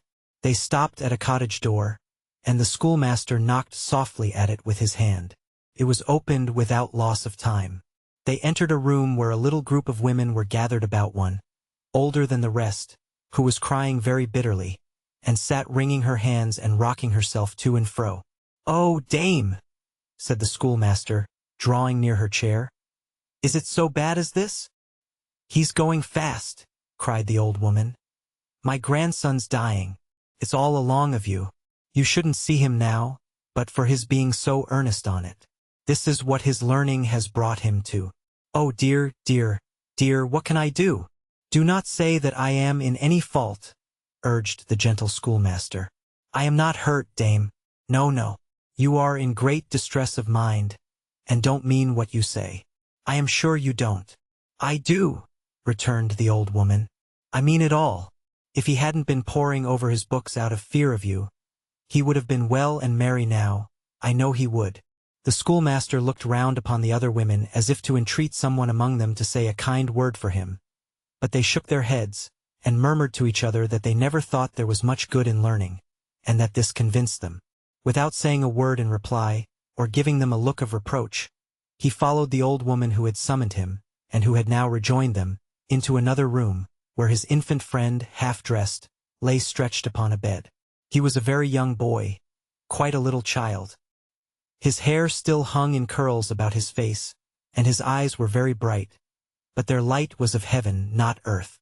The schoolmaster took a seat beside him, and stooping over the pillow, whispered his name. The boy sprung up, stroked his face with his hand, and threw his wasted arms round his neck, crying out that he was his dear kind friend. "I hope I always was. I meant to be, God knows," said the poor schoolmaster. "Who is that?" said the boy, seeing Nell. "I am afraid to kiss her, lest I should make her ill. Ask her to shake hands with me." The sobbing child came closer up, and took the little languid hand in hers. Releasing his again after a time, the sick boy laid him gently down. "You remember the garden, Harry?" whispered the schoolmaster, anxious to rouse him, for a dullness seemed gathering upon the child. "And how pleasant it used to be in the evening time? You must make haste to visit it again, for I think the very flowers have missed you, and are less gay than they used to be. You will come soon, my dear, very soon now. Won't you?" The boy smiled faintly, so very, very faintly, and put his hand upon his friend's gray head. He moved his lips too, but no voice came from them. No, not a sound. In the silence that ensued, the hum of distant voices borne upon the evening air came floating through the open window. "What's that?" said the sick child, opening his eyes. "The boys at play upon the green." He took a handkerchief from his pillow, and tried to wave it above his head, but the feeble arm dropped powerless down. "Shall I do it?" said the schoolmaster. "Please wave it at the window," was the faint reply. "Tie it to the lattice. Some of them may see it there. Perhaps they'll think of me, and look this way." He raised his head, and glanced from the fluttering signal to his idle bat, that lay with slate and book and other boyish property upon a table in the room. And then he laid him softly down once more, and asked if the little girl were there, for he could not see her. She stepped forward, and pressed the passive hand that lay upon the coverlet. The two old friends and companions, for such they were, though they were man and child, held each other in a long embrace, and then the little scholar turned his face towards the wall and fell asleep. The poor schoolmaster sat in the same place, holding the small cold hand in his, and chafing it. It was but the hand of a dead child. He felt that, and yet he chafed it still and could not lay it down. Chapter 26. Almost broken-hearted, Nell withdrew with the schoolmaster from the bedside and returned to his cottage. In the midst of her grief and tears she was yet careful to conceal their real cause from the old man, for the dead boy had been a grandchild, and left but one aged relative to mourn his premature decay. She stole away to bed as quickly as she could, and when she was alone, gave free vent to the sorrow with which her breast was overcharged. But the sad scene she had witnessed was not without its lesson of content and gratitude, of content with the lot which left her health and freedom, and gratitude that she was spared to the one relative and friend she loved, and to live and move in a beautiful world when so many young creatures, as young and full of hope as she, were stricken down and gathered to their graves. How many of the mounds in that old churchyard where she had lately strayed grew green above the graves of children, and though she thought as a child herself, and did not perhaps sufficiently consider to what a bright and happy existence those who die young are born, and how in death they lose the pain of seeing others die around them, bearing to the tomb some strong affection of their hearts, which makes the old die many times in one long life. Still she thought wisely enough to draw a plain and easy moral from what she had seen that night, and to store it deep in her mind. Her dreams were of the little scholar, not coffined and covered up, but mingling with angels, and smiling happily. The sun darting his cheerful rays into the room, awoke her, and now there remained but to take leave of the poor schoolmaster and wander forth once more. By the time they were ready to depart, school had begun. In the darkened room, the din of yesterday was going on again. A little sobered and softened down, perhaps, but only a very little, if at all. The schoolmaster rose from his desk and walked with them to the gate. It was with a trembling and reluctant hand that the child held out to him the money which the lady had given her at the races for her flowers, faltering in her thanks as she thought how small the sum was, and blushing as she offered it. But he bade her put it up, and stooping to kiss her cheek, turned back into his house. They had not gone half a dozen paces when he was at the door again. The old man retraced his steps to shake hands, and the child did the same. "Good fortune and happiness go with you," said the poor schoolmaster. "I am quite a solitary man now. If you ever pass this way again, you'll not forget the little village school." "We shall never forget it, sir," rejoined Nell, "nor ever forget to be grateful to you for your kindness to us." "I have heard such words from the lips of children very often," said the schoolmaster, shaking his head and smiling thoughtfully. "But they were soon forgotten. I had attached one young friend to me, the better friend for being young. But that's over. God bless you." They bade him farewell very many times and turned away, walking slowly and often looking back, until they could see him no more. At length they had left the village far behind, and even lost sight of the smoke among the trees. They trudged onward now at a quicker pace, resolving to keep the main road, and go wherever it might lead them. But main roads stretch a long, long way. With the exception of 2 or 3 inconsiderable clusters of cottages which they passed, without stopping, and one lonely roadside public house where they had some bread and cheese, this highway had led them to nothing, late in the afternoon, and still lengthened out, far in the distance, the same dull, tedious, winding course that they had been pursuing all day. As they had no resource, however, but to go forward, they still kept on, though at a much slower pace, being very weary and fatigued. The afternoon had worn away into a beautiful evening, when they arrived at a point where the road made a sharp turn and struck across a common. On the border of this common, and close to the hedge which divided it from the cultivated fields, a caravan was drawn up to rest, upon which, by reason of its situation, they came so suddenly that they could not have avoided it if they would. It was not a shabby, dingy, dusty cart, but a smart little house upon wheels, with white dimity curtains festooning the windows, and window shutters of green picked out with panels of a staring red, in which happily contrasted colors the whole concern shone brilliant. Neither was it a poor caravan drawn by a single donkey or emaciated horse, for a pair of horses in pretty good condition were released from the shafts and grazing on the frowsy grass. Neither was it a gypsy caravan, for at the open door, graced with a bright brass knocker, sat a Christian lady, stout and comfortable to look upon, who wore a large bonnet trembling with bows. And that it was not an unprovided or destitute caravan was clear from this lady's occupation, which was the very pleasant and refreshing one of taking tea. The tea things, including a bottle of rather suspicious character and a cold knuckle of ham, were set forth upon a drum, covered with a white napkin. And there, as if at the most convenient round table in all the world, sat this roving lady, taking her tea and enjoying the prospect. 0193M. Original. It happened that at that moment the lady of the caravan had her cup, which, that everything about her might be of a stout and comfortable kind, was a breakfast cup, to her lips, and that having her eyes lifted to the sky in her enjoyment of the full flavor of the tea, not unmingled possibly with just the slightest dash or gleam of something out of the suspicious bottle. But this is mere speculation and not distinct matter of history. It happened that being thus agreeably engaged, she did not see the travelers when they first came up. It was not until she was in the act of getting down the cup, and drawing a long breath after the exertion of causing its contents to disappear, that the lady of the caravan beheld an old man and a young child walking slowly by, and glancing at her proceedings with eyes of modest but hungry admiration. "Hey!" cried the lady of the caravan, scooping the crumbs out of her lap and swallowing the same before wiping her lips. "Yes, to be sure. Who won the helter-skelter plate? Child?" "Won what, ma'am?" asked Nell. "The helter-skelter plate at the races, child. The plate that was run for on the second day." "On the second day, ma'am?" "Second day. Yes, second day," repeated the lady with an air of impatience. "Can't you say who won the helter-skelter plate when you're asked the question civilly?"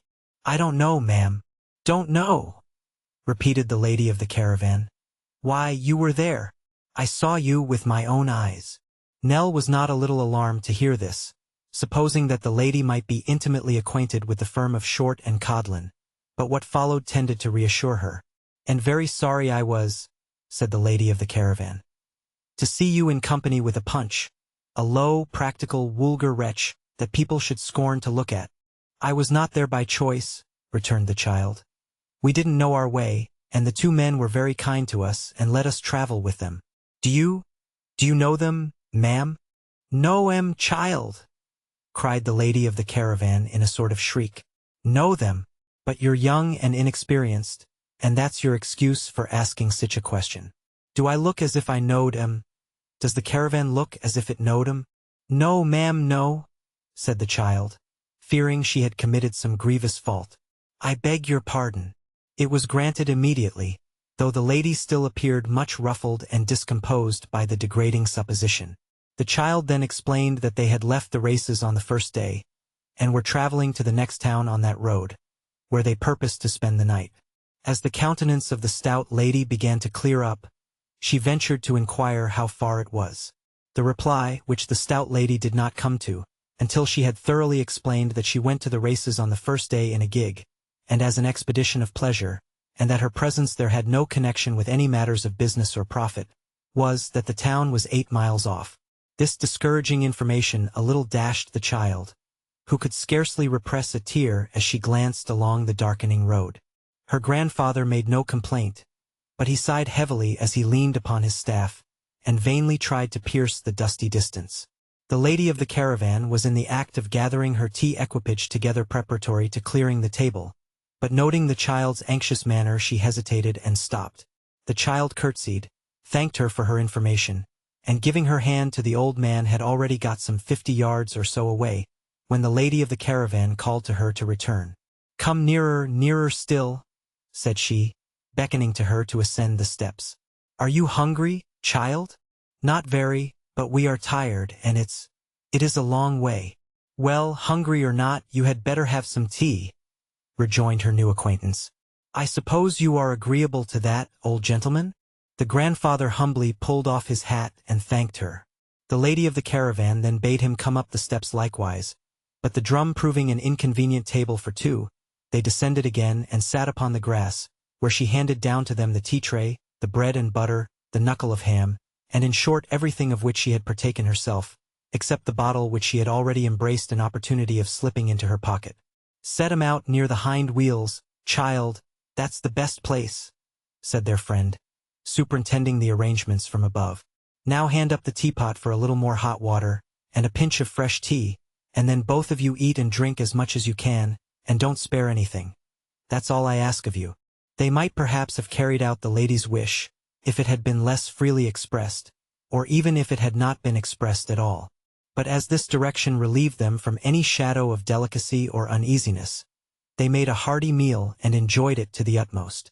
While they were thus engaged, the lady of the caravan alighted on the earth, and with her hands clasped behind her, and her large bonnet trembling excessively, walked up and down in a measured tread and very stately manner, surveying the caravan from time to time with an air of calm delight, and deriving particular gratification from the red panels and the brass knocker. When she had taken this gentle exercise for some time, she sat down upon the steps and called George, whereupon a man in a carter's frock, who had been so shrouded in a hedge up to this time as to see everything that passed without being seen himself, parted the twigs that concealed him, and appeared in a sitting attitude, supporting on his legs a baking dish and a half-gallon stone bottle, and bearing in his right hand a knife, and in his left a fork. "Yes, missus," said George. "How did you find the cold pie, George?" "It warn't amiss, mum." "And the beer?" said the lady of the caravan, with an appearance of being more interested in this question than the last. "Is it passable, George?" "It's more flatterer than it might be," George returned. "But it ain't so bad for all that." To set the mind of his mistress at rest, he took a sip, amounting in quantity to a pint or thereabouts, from the stone bottle, and then smacked his lips, winked his eye, and nodded his head. No doubt with the same amiable desire, he immediately resumed his knife and fork, as a practical assurance that the beer had wrought no bad effect upon his appetite. The lady of the caravan looked on approvingly for some time, and then said, "Have you nearly finished?" "Werry nigh, mum." And indeed, after scraping the dish all round with his knife and carrying the choice brown morsels to his mouth, and after taking such a scientific pull at the stone bottle that, by degrees almost imperceptible to the sight, his head went further and further back until he lay nearly at his full length upon the ground, this gentleman declared himself quite disengaged, and came forth from his retreat. "I hope I haven't hurried you, George," said his mistress, who appeared to have a great sympathy with his late pursuit. "If you have," returned the follower, wisely reserving himself for any favorable contingency that might occur, "we must make up for it next time, that's all." "We are not a heavy load, George?" "That's always what the ladies say," replied the man, looking a long way round, as if he were appealing to nature in general against such monstrous propositions. "If you see a woman a-driving, you'll always perceive that she never will keep her whip still. The horse can't go fast enough for her. If cattle have got their proper load, you never can persuade a woman that they'll not bear something more. What is the cause of this here? Would these two travelers make much difference to the horses if we took them with us?" asked his mistress, offering no reply to the philosophical inquiry, and pointing to Nell and the old man, who were painfully preparing to resume their journey on foot. "They'd make a difference in course," said George doggedly. "Would they make much difference?" repeated his mistress. "They can't be very heavy. The weight o' the pair, mum," said George, eyeing them with the look of a man who was calculating within half an ounce or so, "would be a trifle under that of Oliver Cromwell." Nell was very much surprised that the man should be so accurately acquainted with the weight of one whom she had read of in books as having lived considerably before their time, but speedily forgot the subject in the joy of hearing that they were to go forward in the caravan, for which she thanked its lady with unaffected earnestness. She helped with great readiness and alacrity to put away the tea things and other matters that were lying about, and, the horses being by that time harnessed, mounted into the vehicle, followed by her delighted grandfather. Their patroness then shut the door and sat herself down by her drum at an open window, and, the steps being struck by George and stowed under the carriage, away they went, with a great noise of flapping and creaking and straining, and the bright brass knocker, which nobody ever knocked at, knocking one perpetual double knock of its own accord as they jolted heavily along. Chapter 27. When they had traveled slowly forward for some short distance, Nell ventured to steal a look round the caravan and observe it more closely. One half of it, that moiety in which the comfortable proprietress was then seated, was carpeted, and so partitioned off at the further end as to accommodate a sleeping place, constructed after the fashion of a berth on board ship, which was shaded, like the little windows, with fair white curtains, and looked comfortable enough, though by what kind of gymnastic exercise the lady of the caravan ever contrived to get into it, was an unfathomable mystery. The other half served for a kitchen, and was fitted up with a stove whose small chimney passed through the roof. It held also a closet or larder, several chests, a great pitcher of water, and a few cooking utensils and articles of crockery. These latter necessaries hung upon the walls, which, in that portion of the establishment devoted to the lady of the caravan, were ornamented with such gayer and lighter decorations as a triangle and a couple of well-thumbed tambourines. The lady of the caravan sat at one window in all the pride and poetry of the musical instruments, and Little Nell and her grandfather sat at the other in all the humility of the kettle and saucepans, while the machine jogged on and shifted the darkening prospect very slowly. At first the two travelers spoke little and only in whispers, but as they grew more familiar with the place they ventured to converse with greater freedom, and talked about the country through which they were passing, and the different objects that presented themselves, until the old man fell asleep, which the lady of the caravan observing, invited Nell to come and sit beside her. "Well, child," she said, "how do you like this way of traveling?" Nell replied that she thought it was very pleasant indeed, to which the lady assented in the case of people who had their spirits. For herself, she said, she was troubled with a lowness in that respect which required a constant stimulant, though whether the aforesaid stimulant was derived from the suspicious bottle of which mention has been already made or from other sources, she did not say. "That's the happiness of you young people," she continued. "You don't know what it is to be low in your feelings. You always have your appetites too. And what a comfort that is."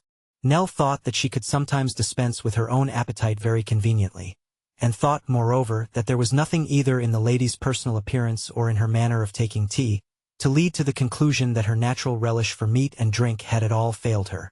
She silently assented, however, as in duty bound, to what the lady had said, and waited until she should speak again. Instead of speaking, however, she sat looking at the child for a long time in silence, and then getting up, brought out from a corner a large roll of canvas about a yard in width, which she laid upon the floor and spread open with her foot until it nearly reached from one end of the caravan to the other. "There, child," she said. "Read that." Nell walked down it, and read aloud, in enormous black letters, the inscription, "Jarley's Waxwork." "Read it again," said the lady complacently. "Jarley's Waxwork," repeated Nell. "That's me," said the lady.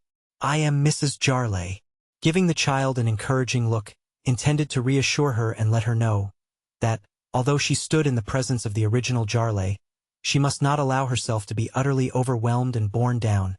The lady of the caravan unfolded another scroll, whereon was the inscription, 100 figures the full size of life, and then another scroll on which was written, "The only stupendous collection of real waxwork in the world," and then several smaller scrolls with such inscriptions as now exhibiting within, "The genuine and only Jarley, Jarley's unrivaled collection.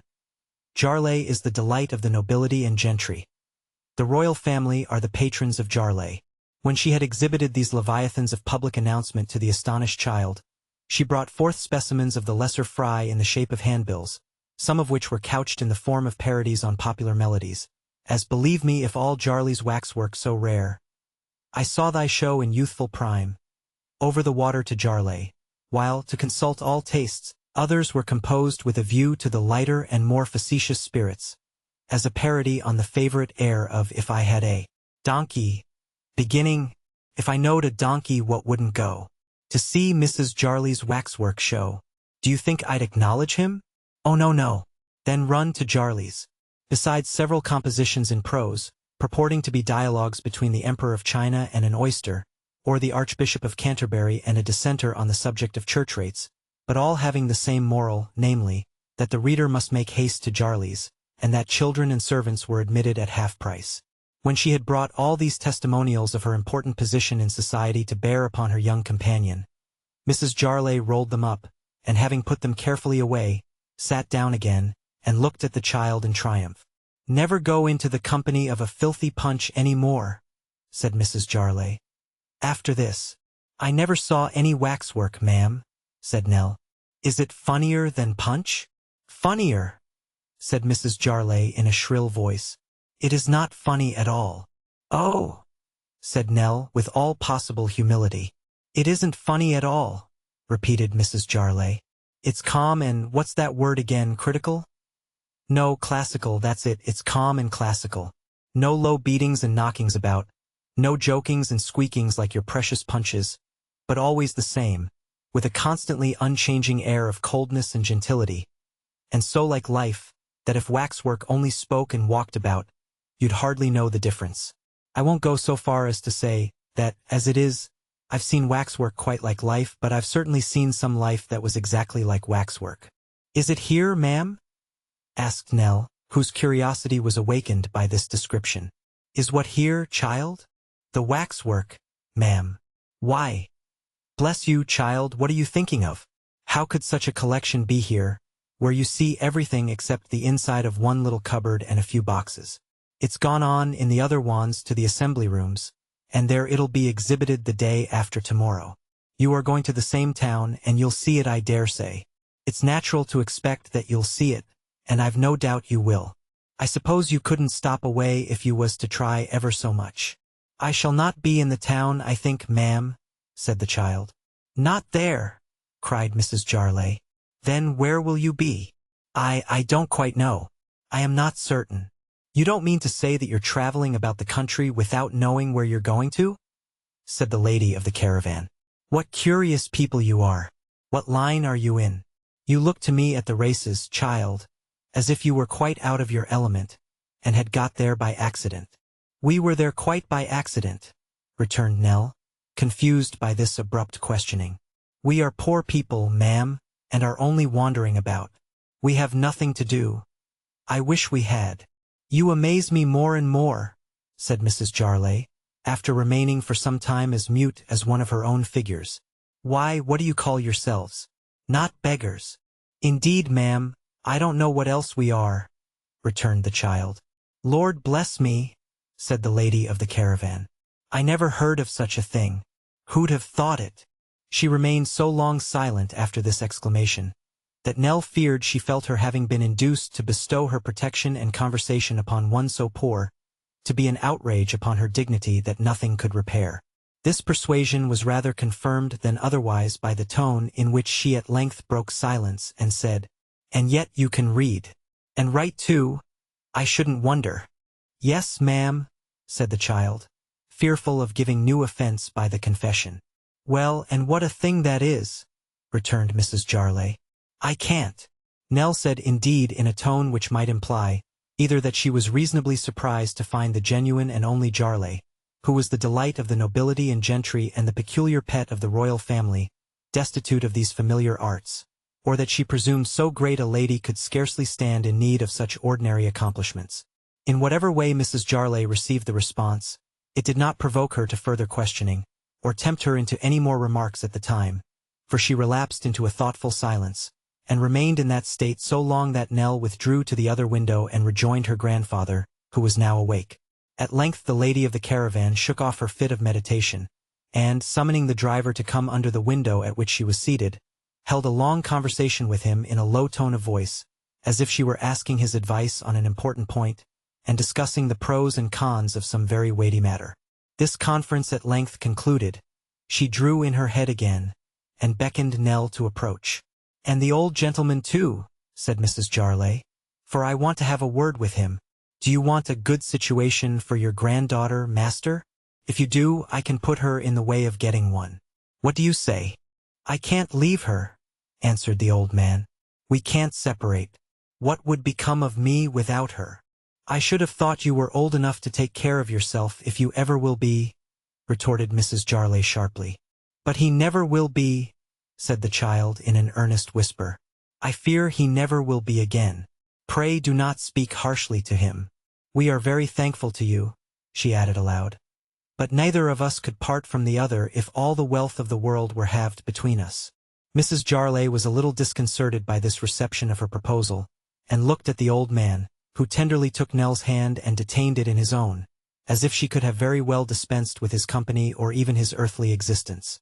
After an awkward pause, she thrust her head out of the window again, and had another conference with the driver upon some point on which they did not seem to agree quite so readily as on their former topic of discussion. But they concluded at last, and she addressed the grandfather again. If you're really disposed to employ yourself, said Mrs. Jarley, there would be plenty for you to do in the way of helping to dust the figures and take the checks and so forth. What I want your granddaughter for is to point 'em out to the company. They would be soon learnt, and she has a way with her that people wouldn't think unpleasant, though she does come after me. For I've been always accustomed to go round with visitors myself, which I should keep on doing now, only that my spirits make a little ease absolutely necessary. It's not a common offer, bear in mind, said the lady, rising into the tone and manner in which she was accustomed to address her audiences. It's Jarley's waxwork, remember. The duty's very light and genteel, the company particularly select, The exhibition takes place in assembly rooms, town halls, large rooms at inns, or auction galleries. There is none of your open-air vagrancy at Jarley's. Recollect? There is no tarpaulin and sawdust at Jarley's, remember. Every expectation held out in the handbills is realized to the utmost, and the whole forms an effect of imposing brilliancy hitherto unrivaled in this kingdom. Remember that the price of admission is only 6d, and that this is an opportunity which may never occur again. Descending from the sublime when she had reached this point, to the details of common life, Mrs. Jarley remarked that with reference to salary she could pledge herself to no specific sum until she had sufficiently tested Nell's abilities, and narrowly watched her in the performance of her duties. But board and lodging, both for her and her grandfather, she bound herself to provide, and she furthermore passed her word that the board should always be good in quality, and in quantity plentiful. Nell and her grandfather consulted together, and while they were so engaged, Mrs. Jarley with her hands behind her walked up and down the caravan, as she had walked after tea on the dull earth, with uncommon dignity and self-esteem. Nor will this appear so slight a circumstance as to be unworthy of mention, when it is remembered that the caravan was in uneasy motion all the time, and that none but a person of great natural stateliness and acquired grace could have forborne to stagger. "Now, child," cried Mrs. Jarley, coming to a halt as Nell turned towards her. "We are very much obliged to you, ma'am," said Nell, "and thankfully accept your offer." "And you'll never be sorry for it," returned Mrs. Jarley. "I'm pretty sure of that. So as that's all settled, let us have a bit of supper." In the meanwhile, the caravan blundered on as if it too had been drinking strong beer and was drowsy, and came at last upon the paved streets of a town which were clear of passengers, and quiet, for it was by this time near midnight, and the townspeople were all abed. As it was too late an hour to repair to the exhibition room, they turned aside into a piece of waste ground that lay just within the old town gate, and drew up there for the night, near to another caravan, which, notwithstanding that it bore on the lawful panel the great name of Jarley, and was employed besides in conveying from place to place the waxwork which was its country's pride, was designated by a groveling stamp office as a common stage wagon, and numbered 7,000 odd hundred, as though its precious freight were mere flour or coals. This ill-used machine being empty, for it had deposited its burden at the place of exhibition, and lingered here until its services were again required, was assigned to the old man as his sleeping place for the night, and within its wooden walls, Nell made him up the best bed she could, from the materials at hand. For herself, she was to sleep in Mrs. Jarley's own traveling carriage, as a signal mark of that lady's favor and confidence. She had taken leave of her grandfather and was returning to the other wagon, when she was tempted by the coolness of the night to linger for a little while in the air. The moon was shining down upon the old gateway of the town, leaving the low archway very black and dark, and with a mingled sensation of curiosity and fear, she slowly approached the gate, and stood still to look up at it, wondering to see how dark and grim and old and cold it looked. There was an empty niche from which some old statue had fallen or been carried away hundreds of years ago, and she was thinking what strange people it must have looked down upon when it stood there, and how many hard struggles might have taken place, and how many murders might have been done, upon that silent spot, when there suddenly emerged from the black shade of the arch a man. The instant he appeared, she recognized him. Who could have failed to recognize, in that instant, the ugly misshapen Quilp? The street beyond was so narrow, and the shadow of the houses on one side of the way so deep, that he seemed to have risen out of the earth. But there he was. The child withdrew into a dark corner, and saw him pass close to her. He had a stick in his hand, and, when he had got clear of the shadow of the gateway, he leant upon it, looked back, directly, as it seemed, towards where she stood, and beckoned. To her? Oh no, thank God, not to her. For as she stood in an extremity of fear, hesitating whether to scream for help, or come from her hiding place and fly, before he should draw nearer, there issued slowly forth from the arch another figure, that of a boy who carried on his back a trunk. "Faster, Sirrah!" cried Quilp, looking up at the old gateway, and showing in the moonlight like some monstrous image that had come down from its niche and was casting a backward glance at its old house. "Faster! 0203M. Original. It's a dreadful heavy load, sir," the boy pleaded. "I've come on very fast, considering."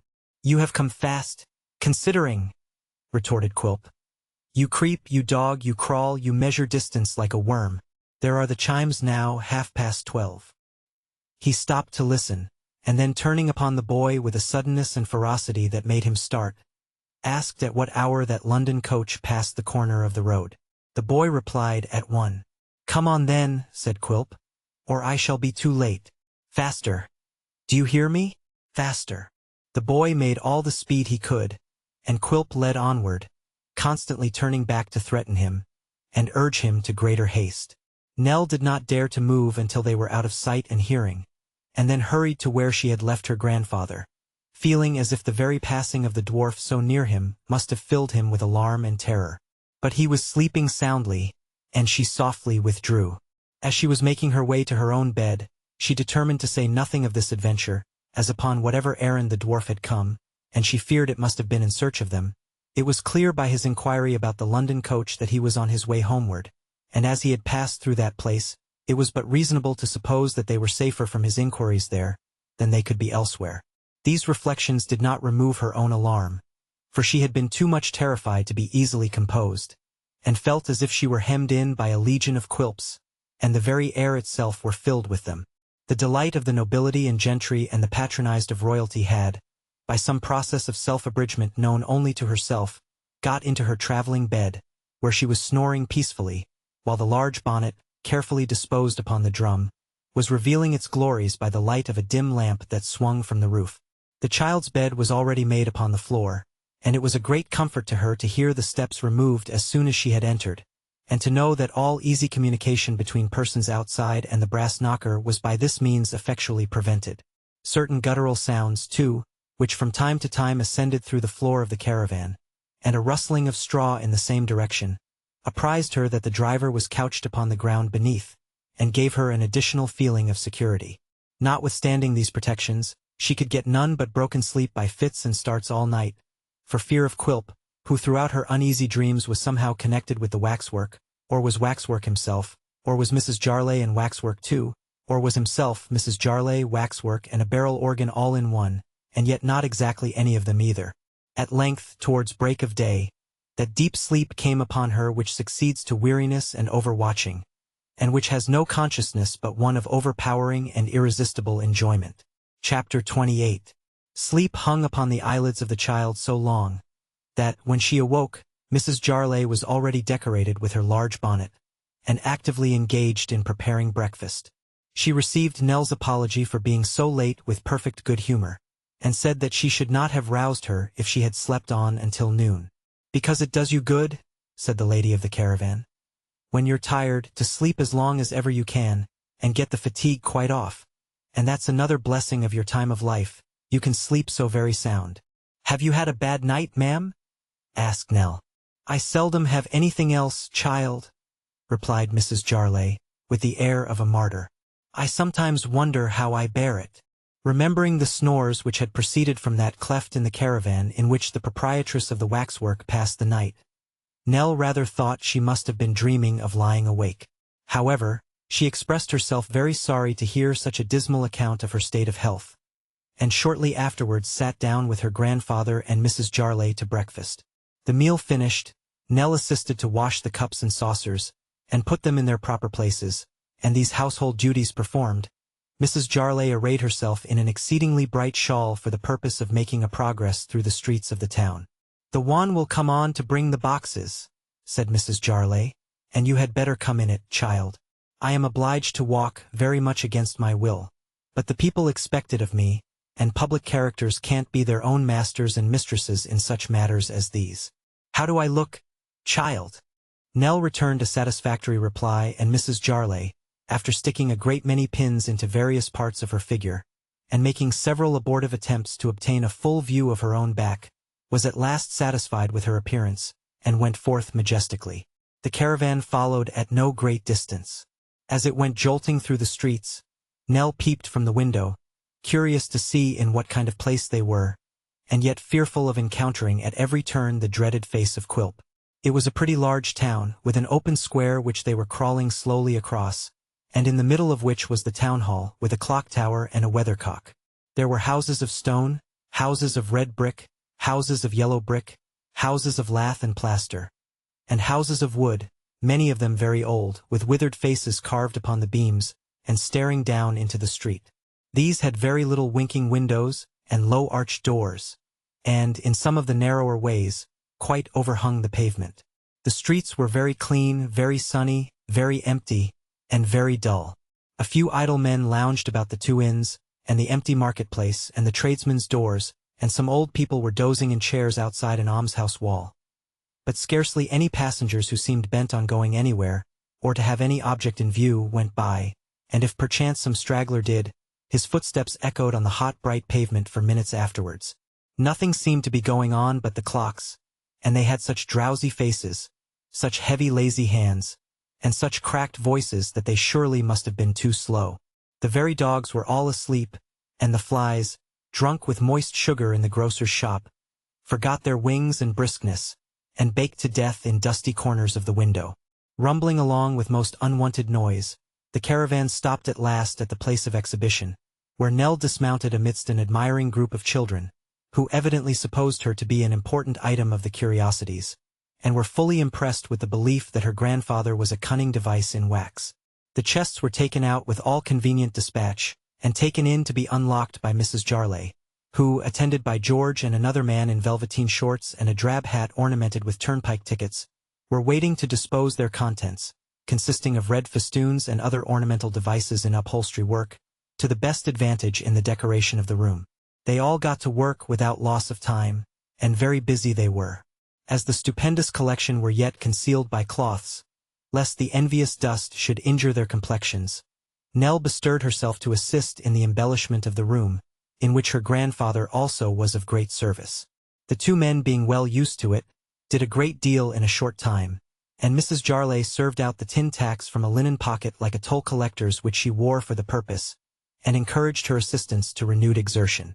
While they were thus employed, a tallish gentleman with a hook nose and black hair, dressed in a military surtout very short and tight in the sleeves, and which had once been frogged and braided all over, but was now sadly shorn of its garniture and quite threadbare, dressed too in ancient grey pantaloons fitting tight to the leg, and a pair of pumps in the winter of their existence, looked in at the door and smiled affably. Mrs. Jarley's back being then towards him, the military gentleman shook his forefinger as a sign that her myrmidons were not to apprise her of his presence, and stealing up close behind her, tapped her on the neck and cried playfully, "Beau!" "What, Mr. Slum?" cried the lady of the waxwork. "Lot! Who'd have thought of seeing you here?" "'Pon my soul and honor," said Mr. Slum. "That's a good remark. 'Pon my soul and honor, that's a wise remark. Who would have thought it? George, my faithful feller, how are you?" George received this advance with a surly indifference, observing that he was well enough for the matter of that, and hammering lustily all the time. "I came here," said the military gentleman, turning to Mrs. Jarley. "'Pon my soul and honor, I hardly know what I came here for. It would puzzle me to tell you, it would, by gad. I wanted a little inspiration, a little freshening up, a little change of ideas, and—" "'Pon my soul and honor," said the military gentleman, checking himself and looking round the room. "What a devilish classical thing this is! By gad, it's quite Minervian." "It'll look well enough when it comes to be finished," observed Mrs. Jarley. "Well enough," said Mr. Slum. "Will you believe me when I say it's the delight of my life to have dabbled in poetry, when I think I've exercised my pen upon this charming theme? By the way, any orders? Is there any little thing I can do for you?" "It comes so very expensive, sir," replied Mrs. Jarley, "and I really don't think it does much good." "Hush! No, no!" returned Mr. Slum, elevating his hand. "No fibs. I'll not hear it. Don't say it don't do good. Don't say it. I know better." "I don't think it does," said Mrs. Jarley. "Ha! Ha!" cried Mr. Slum. "You're giving way, you're coming down. Ask the perfumers, ask the blacking makers, ask the hatters, ask the old lottery office keepers. Ask any man among 'em what my poetry has done for him, and mark my words, he blesses the name of Slum. If he's an honest man, he raises his eyes to heaven, and blesses the name of Slum. Mark that. You are acquainted with Westminster Abbey, Mrs. Jarley?" "Yes, surely." "Then upon my soul and honor, ma'am, you'll find in a certain angle of that dreary pile, called Poet's Corner, A few smaller names than Slum, retorted that gentleman, tapping himself expressively on the forehead to imply that there was some slight quantity of brain behind it. I've got a little trifle here now, said Mr. Slum, taking off his hat which was full of scraps of paper. A little trifle here, thrown off in the heat of the moment, which I should say was exactly the thing you wanted to set this place on fire with. It's an acrostic, the name at this moment is Warren, and the idea's a convertible one, and a positive inspiration for Jarley. Have the acrostic. I suppose it's very dear, said Mrs. Jarley. 5 shillings, returned Mr. Slum, using his pencil as a toothpick. Cheaper than any prose. I couldn't give more than 3, said Mrs. Jarley. And 6, retorted Slum. Come, 3 and 6. Mrs. Jarley was not proof against the poet's insinuating manner, and Mr. Slum entered the order in a small notebook as a 3 and 6-penny one. Mr. Slum then withdrew to alter the acrostic, after taking a most affectionate leave of his patroness, and promising to return, as soon as he possibly could, with a fair copy for the printer. As his presence had not interfered with or interrupted the preparations, they were now far advanced, and were completed shortly after his departure. When the festoons were all put up as tastily as they might be, the stupendous collection was uncovered, and there were displayed, on a raised platform some 2 feet from the floor, running round the room and parted from the rude public by a crimson rope breast-high, divers sprightly effigies of celebrated characters, singly and in groups, clad in glittering dresses of various climes and times, and standing more or less unsteadily upon their legs, with their eyes very wide open and their nostrils very much inflated, and the muscles of their legs and arms very strongly developed, and all their countenances expressing great surprise. All the gentlemen were very pigeon-breasted and very blue about the beards, and all the ladies were miraculous figures, and all the ladies and all the gentlemen were looking intensely nowhere, and staring with extraordinary earnestness at nothing. 0208 M. Original. When Nell had exhausted her first raptures at this glorious sight, Mrs. Jarley ordered the room to be cleared of all but herself and the child, and, sitting herself down in an armchair in the center, formally invested Nell with a willow wand, long used by herself for pointing out the characters, and was at great pains to instruct her in her duty.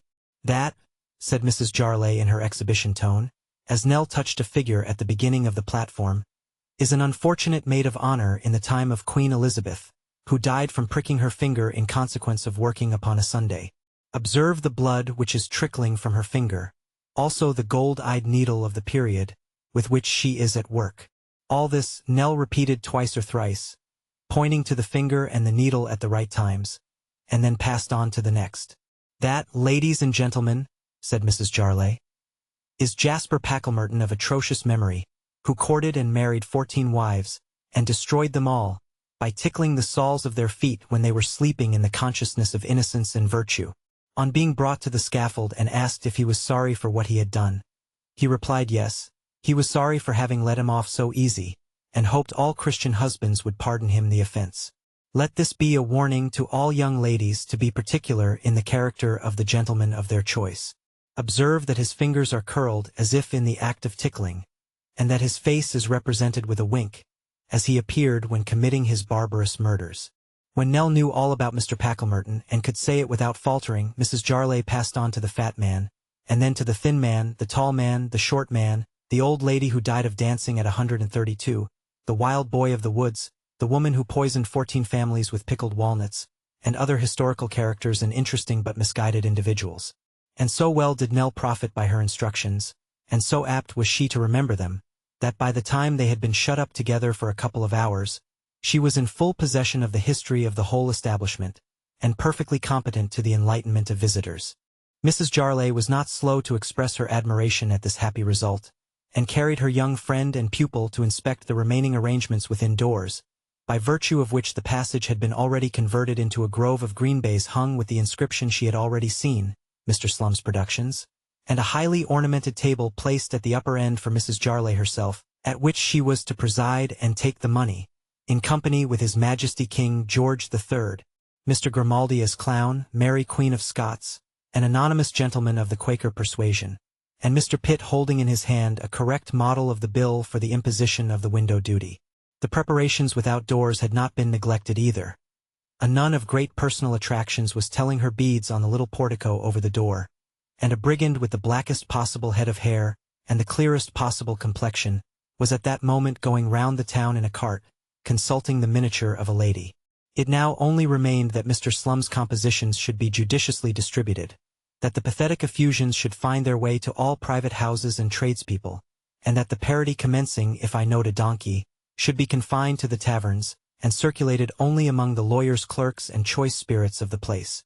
When this had been done, and Mrs. Jarley had waited upon the boarding schools in person, with a handbill composed expressly for them, in which it was distinctly proved that waxwork refined the mind, cultivated the taste, and enlarged the sphere of the human understanding, that indefatigable lady sat down to dinner, and drank out of the suspicious bottle to a flourishing campaign. Chapter 29. Unquestionably, Mrs. Jarley had an inventive genius. In the midst of the various devices for attracting visitors to the exhibition, Little Nell was not forgotten. The light cart in which the brigand usually made his perambulations being gaily dressed with flags and streamers, and the brigand placed therein, contemplating the miniature of his beloved as usual, Nell was accommodated with a seat beside him, decorated with artificial flowers, and in this state and ceremony rode slowly through the town every morning, dispersing handbills from a basket, to the sound of drum and trumpet. The beauty of the child, coupled with her gentle and timid bearing, produced quite a sensation in the little country place. The brigand, heretofore a source of exclusive interest in the streets, became a mere secondary consideration, and to be important only as a part of the show of which she was the chief attraction.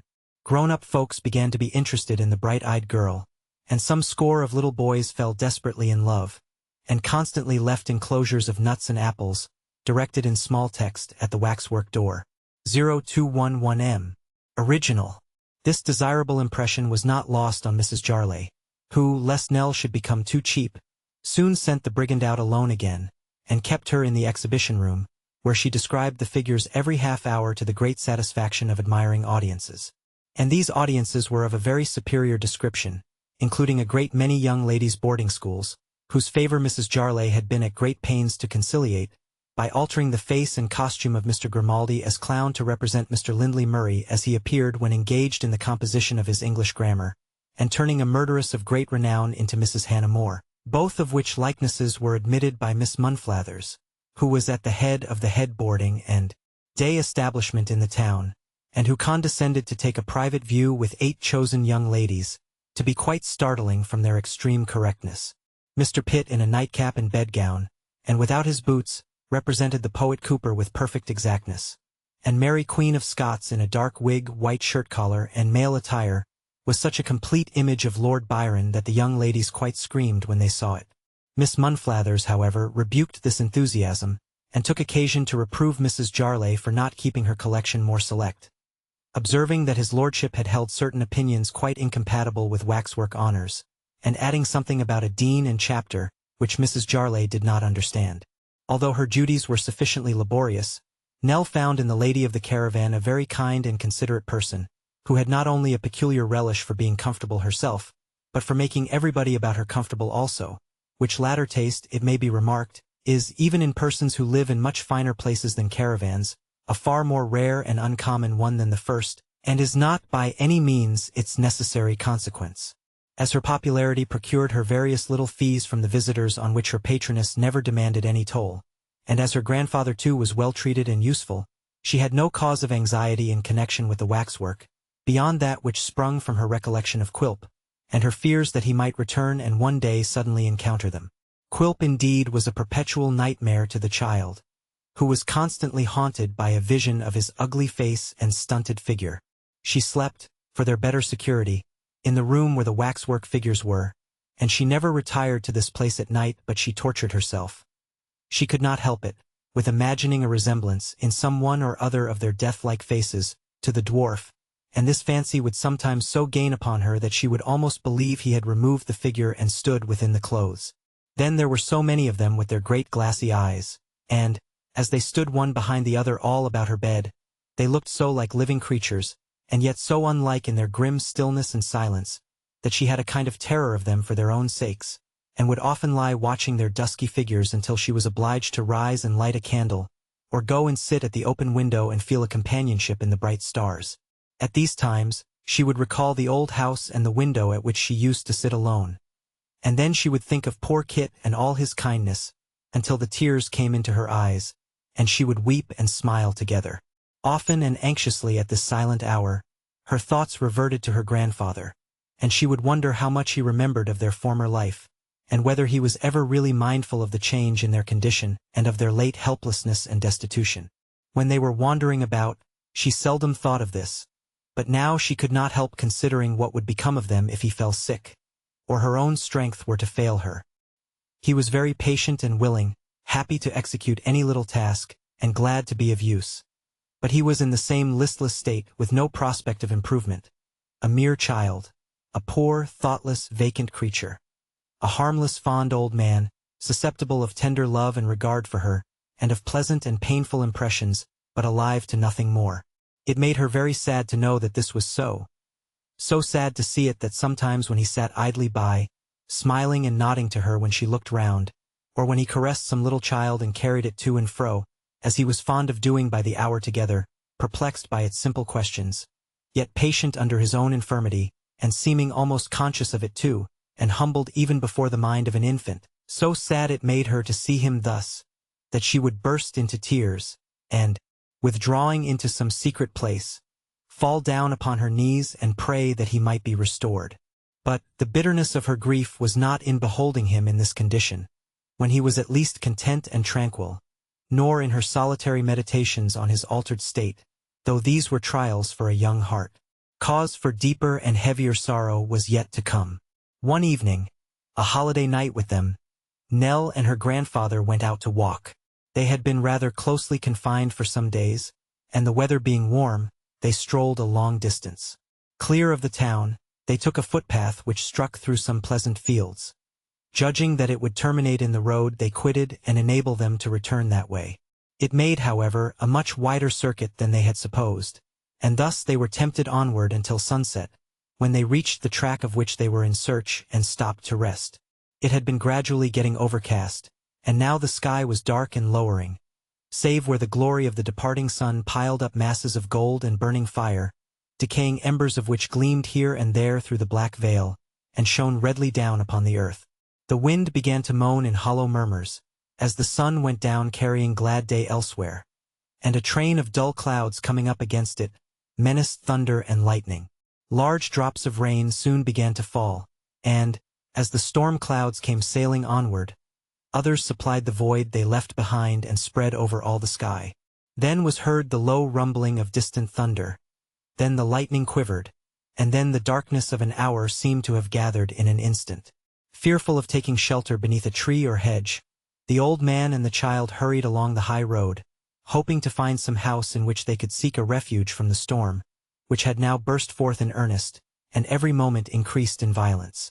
Drenched with the pelting rain, confused by the deafening thunder, and bewildered by the glare of the forked lightning, they would have passed a solitary house without being aware of its vicinity, had not a man, who was standing at the door, called lustily to them to enter. "Your ears ought to be better than other folks at any rate, if you make so little of the chance of being struck blind," he said, retreating from the door and shading his eyes with his hands as the jagged lightning came again. "What were you going past for, eh?" he added, as he closed the door and led the way along a passage to a room behind. "We didn't see the house, sir, till we heard you calling," Nell replied. "No wonder," said the man. "With this lightning in one's eyes by the by. You had better stand by the fire here, and dry yourselves a bit. You can call for what you like if you want anything. If you don't want anything, you are not obliged to give an order. Don't be afraid of that. This is a public house, that's all. The Valiant Soldier is pretty well known hereabouts." "Is this house called the Valiant Soldier, sir?" asked Nell. "I thought everybody knew that," replied the landlord. "Where have you come from, if you don't know the Valiant Soldier as well as the Church Catechism? This is the Valiant Soldier by James Groves, Jem Groves, honest Jem Groves, as is a man of unblemished moral character, and has a good dry skittle ground. If any man has got anything to say again Jem Groves, let him say it to Jem Groves, and Jem Groves can accommodate him with a customer on any terms from £4 aside to 40. With these words, The speaker tapped himself on the waistcoat to intimate that he was the Gem Groves so highly eulogized. Sparred scientifically at a counterfeit Gem Groves, who was sparring at society in general from a black frame over the chimney-piece, and, applying a half-emptied glass of spirits and water to his lips, drank Gem Groves's health. The night being warm, there was a large screen drawn across the room, for a barrier against the heat of the fire. It seemed as if somebody on the other side of this screen had been insinuating doubts of Mr. Groves's prowess, and had thereby given rise to these egotistical expressions, for Mr. Groves wound up his defiance by giving a loud knock upon it with his knuckles and pausing for a reply from the other side. "There ain't many men," said Mr. Groves, no answer being returned, "who would venture to cross Gem Groves under his own roof. There's only one man I know that has nerve enough for that, and that man's not 100 mile from here neither. But he's worth a dozen men, and I let him say of me whatever he likes in consequence. He knows that." In return for this complimentary address, a very gruff hoarse voice bade Mr. Groves hold his noise and light a candle, and the same voice remarked that the same gentleman needn't waste his breath and brag, for most people knew pretty well what sort of stuff he was made of. "Nell, they're playing cards," whispered the old man, suddenly interested. "Don't you hear them?" "Look sharp with that candle," said the voice. "It's as much as I can do to see the pips on the cards as it is, and get the shutter closed as quick as you can, will you? Your beer will be the worse for tonight's thunder, I expect. That game. 7 and 6pence to me, old Isaac. Hand over. Do you hear, Nell? Do you hear them?" whispered the old man again, with increased earnestness, as the money chinked upon the table. "I haven't seen such a storm as this," said a sharp, cracked voice of most disagreeable quality, when a tremendous peal of thunder had died away, "since the night when old Luke Withers won 13 times running on the red. We all said he had the devil's luck and his own, and as it was the kind of night for the devil to be out and busy, I suppose he was looking over his shoulder, if anybody could have seen him." "Ah," returned the gruff voice. "For all old Luke's winning through thick and thin of late years, I remember the time when he was the unluckiest and unfortunatest of men. He never took a dice box in his hand, or held a card, but he was plucked, pigeoned, and cleaned out completely. Do you hear what he says?" whispered the old man. "Do you hear that, Nell?" The child saw with astonishment and alarm that his whole appearance had undergone a complete change. His face was flushed and eager, his eyes were strained, his teeth set. His breath came short and thick, and the hand he laid upon her arm trembled so violently that she shook beneath its grasp. "Bear witness," he muttered, looking upward, "that I always said it, that I knew it, dreamed of it, felt it was the truth, and that it must be so. What money have we, Nell? Come, I saw you with money yesterday. What money have we? Give it to me." "No, no, let me keep it, grandfather," said the frightened child. "Let us go away from here. Do not mind the rain. Pray let us go." "Give it to me, I say," returned the old man fiercely. "Hush, hush, don't cry, Nell. If I spoke sharply, dear, I didn't mean it. It's for thy good. I have wronged thee, Nell, but I will right thee yet, I will indeed. Where is the money?" "Do not take it," said the child. "Pray do not take it, dear. For both our sakes let me keep it or let me throw it away. Better let me throw it away than you take it now. Let us go. Do let us go." "Give me the money," returned the old man. "I must have it. There, that's my dear Nell. I'll write thee one day, child. I'll write thee, never fear." She took from her pocket a little purse. He seized it with the same rapid impatience which had characterized his speech, and hastily made his way to the other side of the screen. It was impossible to restrain him, and the trembling child followed close behind. The landlord had placed a light upon the table, and was engaged in drawing the curtain of the window. The speakers whom they had heard were 2 men, who had a pack of cards and some silver money between them, while upon the screen itself the games they had played were scored in chalk. The man with the rough voice was a burly fellow of middle age, with large black whiskers, broad cheeks, a coarse wide mouth and bull neck, which was pretty freely displayed as his shirt collar was only confined by a loose red neckerchief. He wore his hat, which was of a brownish white, and had beside him a thick knotted stick. The other man, whom his companion had called Isaac, was of a more slender figure, stooping, and high in the shoulders, with a very ill-favored face, and a most sinister and villainous squint. "Now, old gentleman," said Isaac, looking round, "do you know either of us? This side of the screen is private, sir." "No offence, I hope," returned the old man. "But by G, sir, there is offence," said the other, interrupting him, "when you intrude yourself upon a couple of gentlemen who are particularly engaged." "I had no intention to offend," said the old man, looking anxiously at the cards. "I thought that—" "But you had no right to think, sir," retorted the other. At length there sauntered up, on the opposite side of the way, with a bad pretense of passing by accident, a figure conspicuous for its dirty smartness, which after a great many frowns and jerks of the head, in resistance of the invitation, ultimately crossed the road and was brought into the shop. "There. It's Dick Swiveller," said the young fellow, pushing him in. "Sit down, Swiveller." "But is the old min agreeable?" said Mr. Swiveller in an undertone. Mr. Swiveller complied, and looking about him with a propitiatory smile, observed that last week was a fine week for the ducks, and this week was a fine week for the dust. He also observed that while standing by the post at the street corner, he had observed a pig with a straw in his mouth issuing out of the tobacco shop, from which appearance he augured that another fine week for the ducks was approaching, and that rain would certainly ensue. He furthermore took occasion to apologize for any negligence that might be perceptible in his dress, on the ground that last night he had had the sun very strong in his eyes, by which expression he was understood to convey to his hearers in the most delicate manner possible the information that he had been extremely drunk. "But what," said Mr. Swiveller with a sigh, "what is the odds so long as the fire of soul is kindled at the taper of conviviality, and the wing of friendship never molts a feather?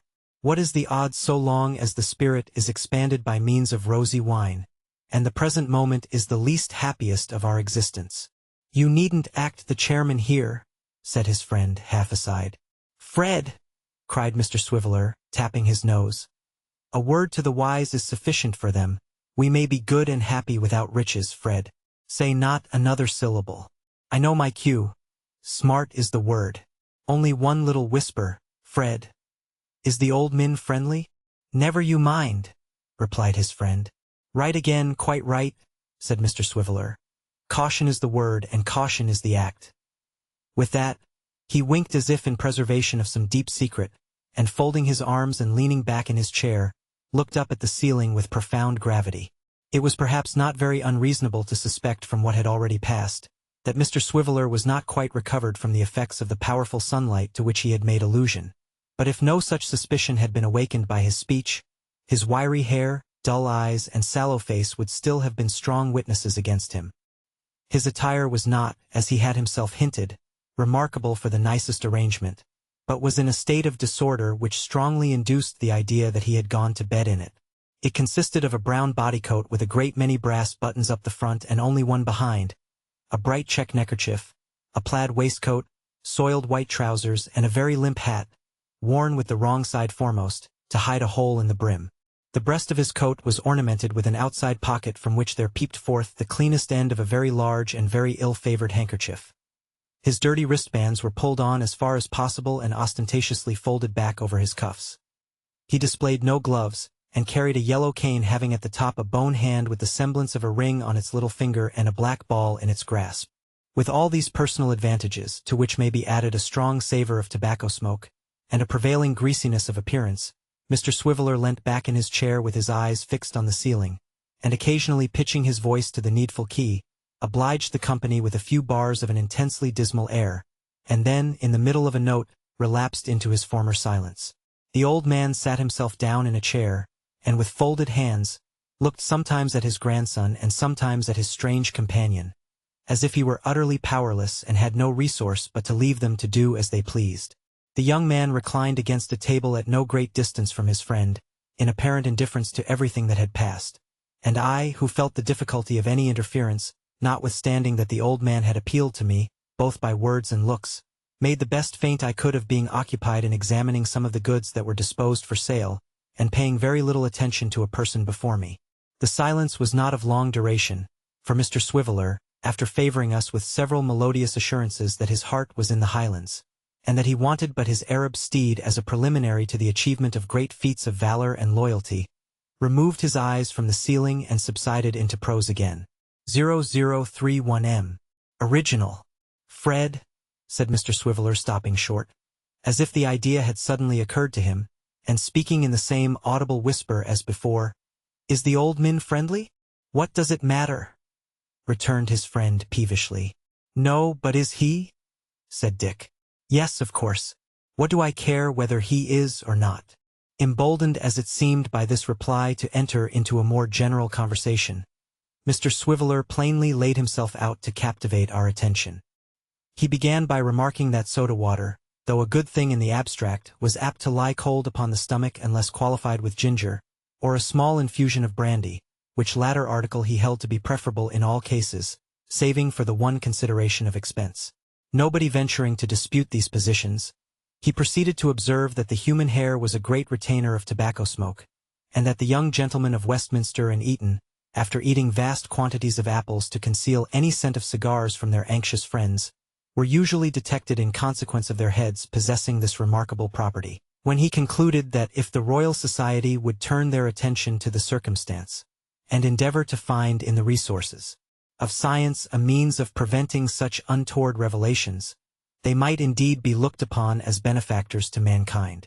These opinions being equally incontrovertible with those he had already pronounced, he went on to inform us that Jamaica rum, though unquestionably an agreeable spirit of great richness and flavor, had the drawback of remaining constantly present to the taste next day, and nobody being venturous enough to argue this point either, he increased in confidence and became yet more companionable and communicative.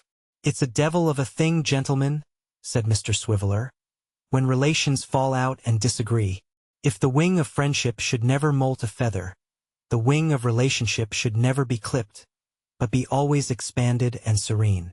Why should a grandson and grandfather peg away at each other with mutual violence when all might be bliss and concord? Why not join hands and forget it?" "Hold your tongue," said his friend. "Sir," replied Mr. Swiveller, "don't you interrupt the chair. Gentlemen, how does the case stand upon the present occasion? Here is a jolly old grandfather. I say it with the utmost respect, and here is a wild young grandson. The jolly old grandfather says to the wild young grandson, 'I have brought you up and educated you, Fred. I have put you in the way of getting on in life. You have bolted a little out of course, as young fellows often do, and you shall never have another chance, nor the ghost of half a one.' The wild young grandson makes answer to this and says, 'You're as rich can be. You have been at no uncommon expense on my account. You're saving up piles of money for my little sister that lives with you in a secret, stealthy, hugger-muggering kind of way and with no manner of enjoyment. Why can't you stand a trifle for your grown-up relation?' The jolly old grandfather unto this retorts, not only that he declines to fork out with that cheerful readiness which is always so agreeable and pleasant in a gentleman of his time of life, but that he will bow up and call names and make reflections whenever they meet. Then the plain question is, an't it a pity that this state of things should continue, and how much better would it be for the gentleman to hand over a reasonable amount of tin, and make it all right and comfortable?" Having delivered this oration with a great many waves and flourishes of the hand, Mr. Swiveller abruptly thrust the head of his cane into his mouth as if to prevent himself from impairing the effect of his speech by adding one other word. "Why do you hunt and persecute me? God help me," said the old man, turning to his grandson. "Why do you bring your profligate companions here? How often am I to tell you that my life is one of care and self-denial, and that I am poor? How often am I to tell you," returned the other, looking coldly at him, "that I know better? You have chosen your own path," said the old man. "Follow it. Leave Nell and me to toil and work." "Nell will be a woman soon," returned the other, "and, bred in your faith, she'll forget her brother unless he shows himself sometimes. Take care," said the old man with sparkling eyes, "that she does not forget you when you would have her memory keenest. Take care that the day don't come when you walk barefoot in the streets, and she rides by in a gay carriage of her own." "You mean when she has your money?" retorted the other. "How like a poor man he talks.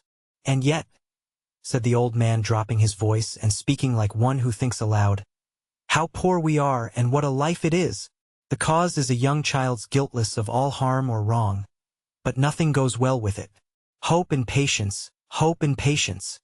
These words were uttered in too low a tone to reach the ears of the young men.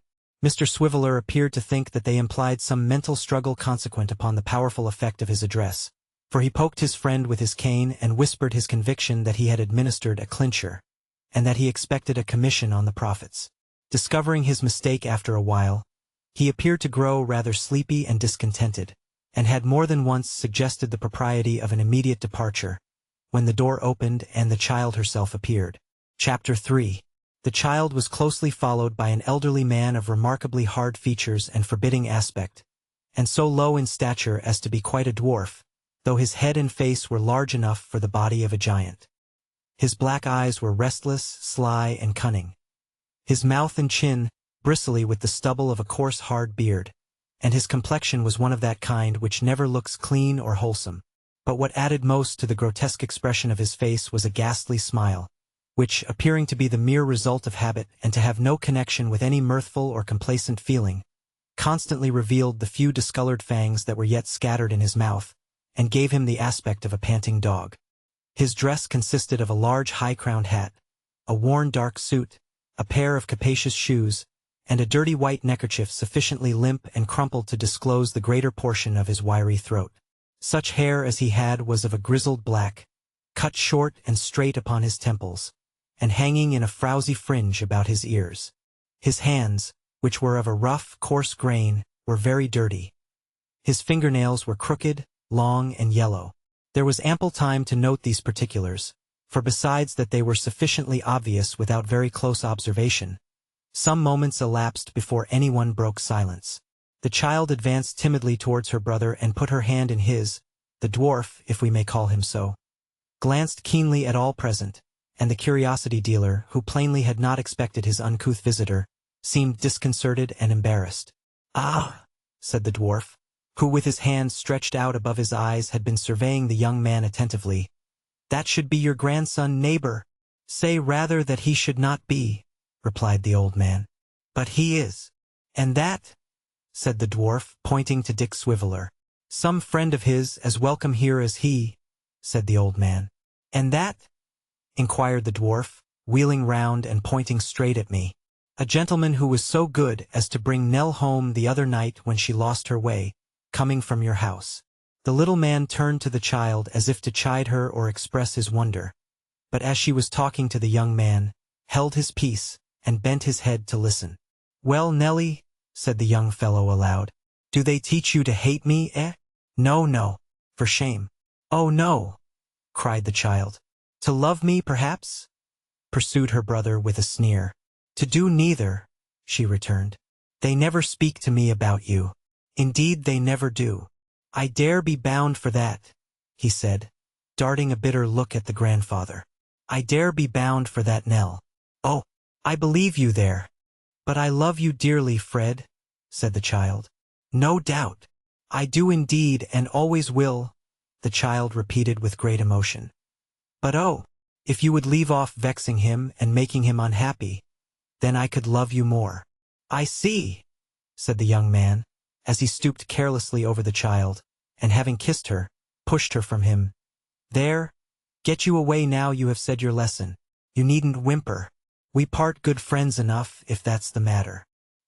He remained silent, following her with his eyes, until she had gained her little room and closed the door, and then turning to the dwarf, said abruptly, "Hark ye, mister." "Meaning me?" returned the dwarf. "Quilp is my name. You might remember. It's not a long one. Daniel Quilp." "Hark ye, Mr. Quilp, then," pursued the other, "you have some influence with my grandfather there."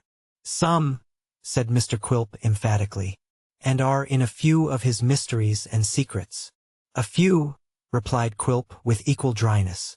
"Then let me tell him once for all, through you, that I will come into and go out of this place as often as I like, so long as he keeps Nell here, and that if he wants to be quit of me, he must first be quit of her. What have I done to be made a bugbear of, and to be shunned and dreaded as if I brought the plague? He'll tell you that I have no natural affection, and that I care no more for Nell, for her own sake, than I do for him. Let him say so. I care for the whim, then, of coming to and fro and reminding her of my existence. I will see her when I please. That's my point. I came here today to maintain it, and I'll come here again 50 times with the same object and always with the same success. I said I would stop till I had gained it. I have done so, and now my visit's ended. Come, Dick. Stop! cried Mr. Swiveller, as his companion turned toward the door. Sir, I am your humble servant, said Mr. Quilp, to whom the monosyllable was addressed. Before I leave the gay and festive scene, and halls of dazzling light, sir, said Mr. Swiveller, I will, with your permission, attempt a slight remark. I came here, sir, this day, under the impression that the old min was friendly. Proceed, sir, said Daniel Quilp, for the orator had made a sudden stop. Inspired by this idea and the sentiments it awakened, sir, and feeling as a mutual friend that badgering, baiting, and bullying was not the sort of thing calculated to expand the souls and promote the social harmony of the contending parties, I took upon myself to suggest a course which is the course to be adopted to the present occasion. Will you allow me to whisper half a syllable, sir? Without waiting for the permission he sought, Mr. Swiveller stepped up to the dwarf, and leaning on his shoulder and stooping down to get at his ear, said in a voice which was perfectly audible to all present, "The watchword to the old min is fork." "Is what?" demanded Quilp. "Is fork, sir, fork," replied Mr. Swiveller, slapping his pocket. "You are awake, sir?" The dwarf nodded. Mr. Swiveller drew back and nodded likewise, then drew a little further back and nodded again, and so on.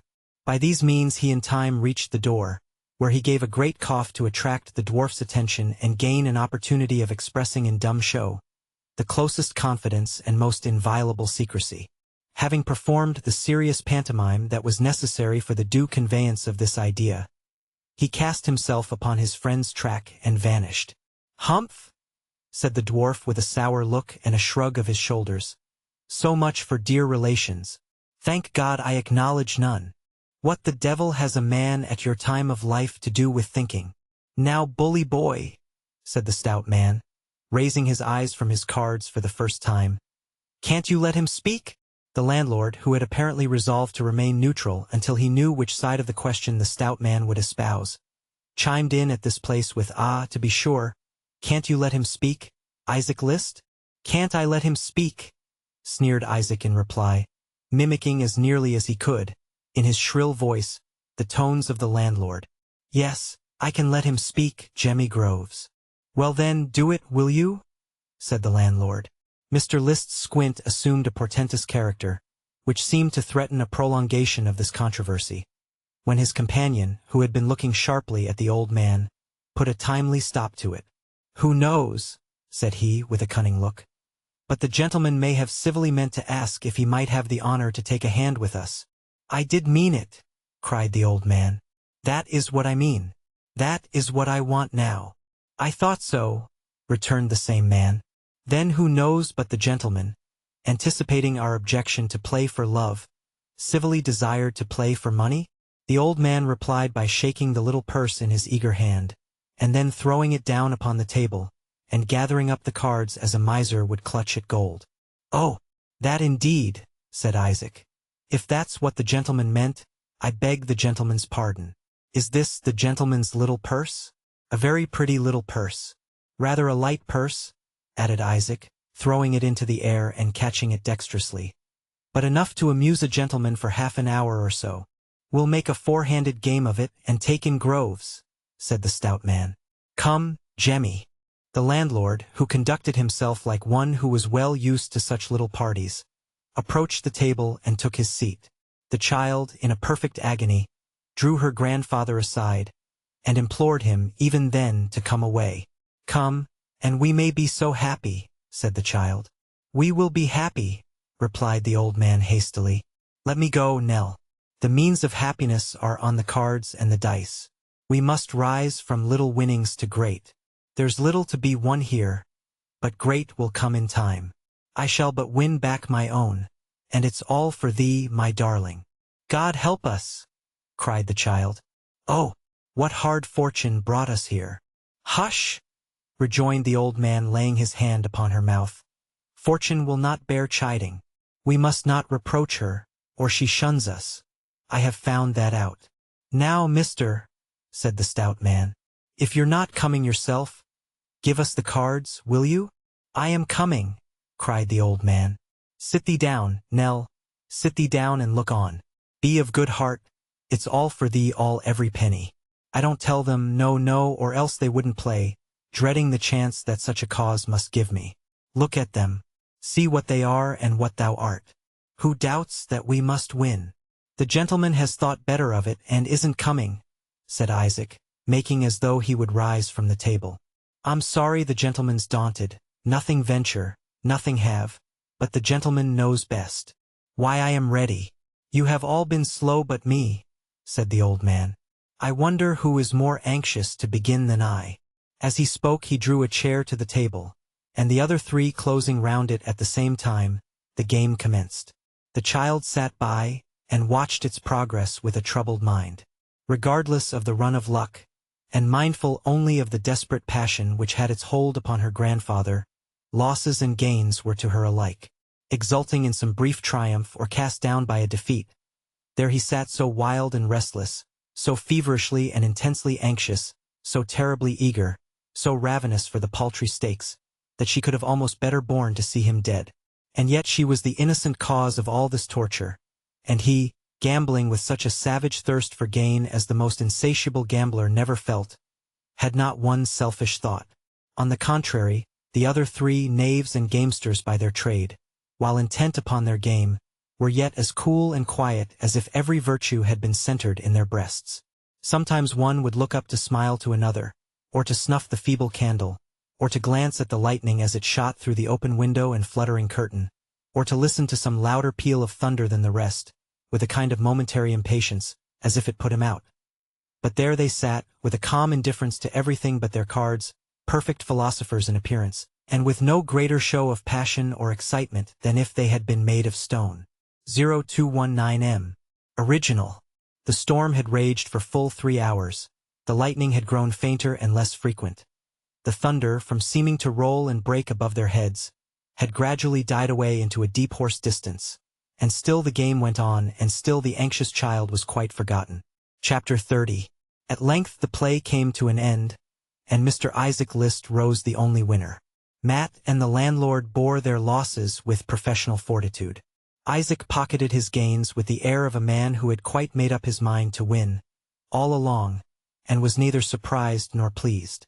Nell's little purse was exhausted, but although it lay empty by his side, and the other players had now risen from the table, the old man sat poring over the cards, dealing them as they had been dealt before, and turning up the different hands to see what each man would have held if they had still been playing.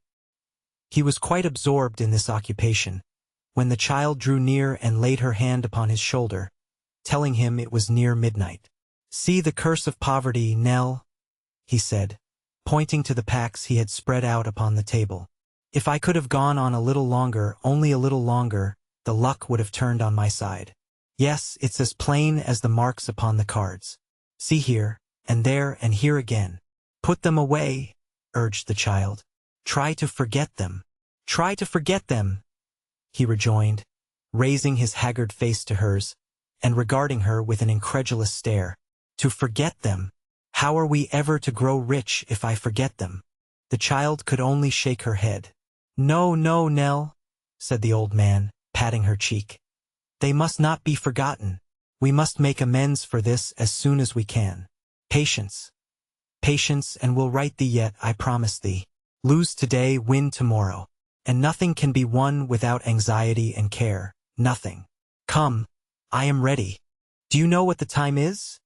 said Mr. Groves, who was smoking with his friends. "Past 12 o'clock. And a rainy night," added the stout man. "The Valiant Soldier, by James Groves. Good beds. Cheap entertainment for man and beast," said Mr. Groves, quoting his signboard. 12:30 o'clock. "It's very late," said the uneasy child. "I wish we had gone before. What will they think of us? It will be 2 o'clock by the time we get back." "What would it cost, sir, if we stopped here?" "2 good beds, 1 and 6 pence. Supper and beer 1 shilling. Total 2 shillings and 6 pence," replied the Valiant Soldier. Now, Nell had still the piece of gold sewn in her dress, and when she came to consider the lateness of the hour, and the somnolent habits of Mrs. Jarley, and to imagine the state of consternation in which they would certainly throw that good lady by knocking her up in the middle of the night, and when she reflected, on the other hand, that if they remained where they were and rose early in the morning, they might get back before she awoke, and could plead the violence of the storm by which they had been overtaken as a good apology for their absence, she decided, after a great deal of hesitation, to remain. She therefore took her grandfather aside, and telling him that she had still enough left to defray the cost of their lodging, proposed that they should stay there for the night. "If I had had but that money before, if I had only known of it a few minutes ago," muttered the old man. "We will decide to stop here if you please," said Nell, turning hastily to the landlord. "I think that's prudent," returned Mr. Groves. "You shall have your suppers directly." Accordingly, when Mr. Groves had smoked his pipe out, knocked out the ashes, and placed it carefully in a corner of the fireplace, with the bowl downwards, he brought in the bread and cheese and beer with many high encomiums upon their excellence, and bade his guests fall to and make themselves at home. Nell and her grandfather ate sparingly, for both were occupied with their own reflections. The other gentlemen, for whose constitutions beer was too weak and tame a liquid, consoled themselves with spirits and tobacco. As they would leave the house very early in the morning, the child was anxious to pay for their entertainment before they retired to bed. But as she felt the necessity of concealing her little hoard from her grandfather, and had to change the piece of gold, she took it secretly from its place of concealment, and embraced an opportunity of following the landlord when he went out of the room, and tendered it to him in the little bar. "Will you give me the change here, if you please?" said the child. Mr. James Groves was evidently surprised, and looked at the money, and rang it, and looked at the child, and at the money again, as though he had a mind to inquire how she came by it. The coin being genuine, however, and changed at his house, he probably felt, like a wise landlord, that it was no business of his. At any rate, he counted out the change and gave it her. The child was returning to the room where they had passed the evening, when she fancied she saw a figure just gliding in at the door. There was nothing but a long dark passage between this door and the place where she had changed the money, and, being very certain that no person had passed in or out while she stood there, the thought struck her that she had been watched. But by whom? When she re-entered the room, she found its inmates exactly as she had left them. The stout fellow lay upon two chairs, resting his head on his hand, and the squinting man reposed in a similar attitude on the opposite side of the table. Between them sat her grandfather, looking intently at the winner with a kind of hungry admiration, and hanging upon his words as if he were some superior being. She was puzzled for a moment, and looked round to see if any else were there. No. Then she asked her grandfather in a whisper whether anybody had left the room while she was absent. "No," he said, "nobody." It must have been her fancy then, and yet it was strange that, without anything in her previous thoughts to lead to it, she should have imagined this figure so very distinctly. She was still wondering and thinking of it, when a girl came to light her to bed. The old man took leave of the company at the same time, and they went upstairs together. It was a great, rambling house, with dull corridors and wide staircases which the flaring candles seemed to make more gloomy.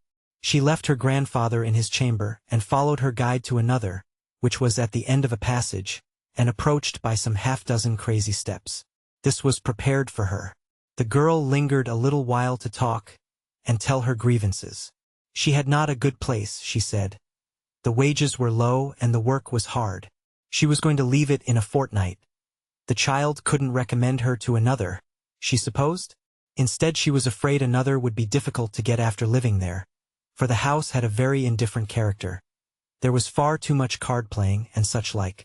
She was very much mistaken if some of the people who came there oftenest were quite as honest as they might be, but she wouldn't have it known that she had said so, for the world. Then there were some rambling allusions to a rejected sweetheart, who had threatened to go a-soldiering.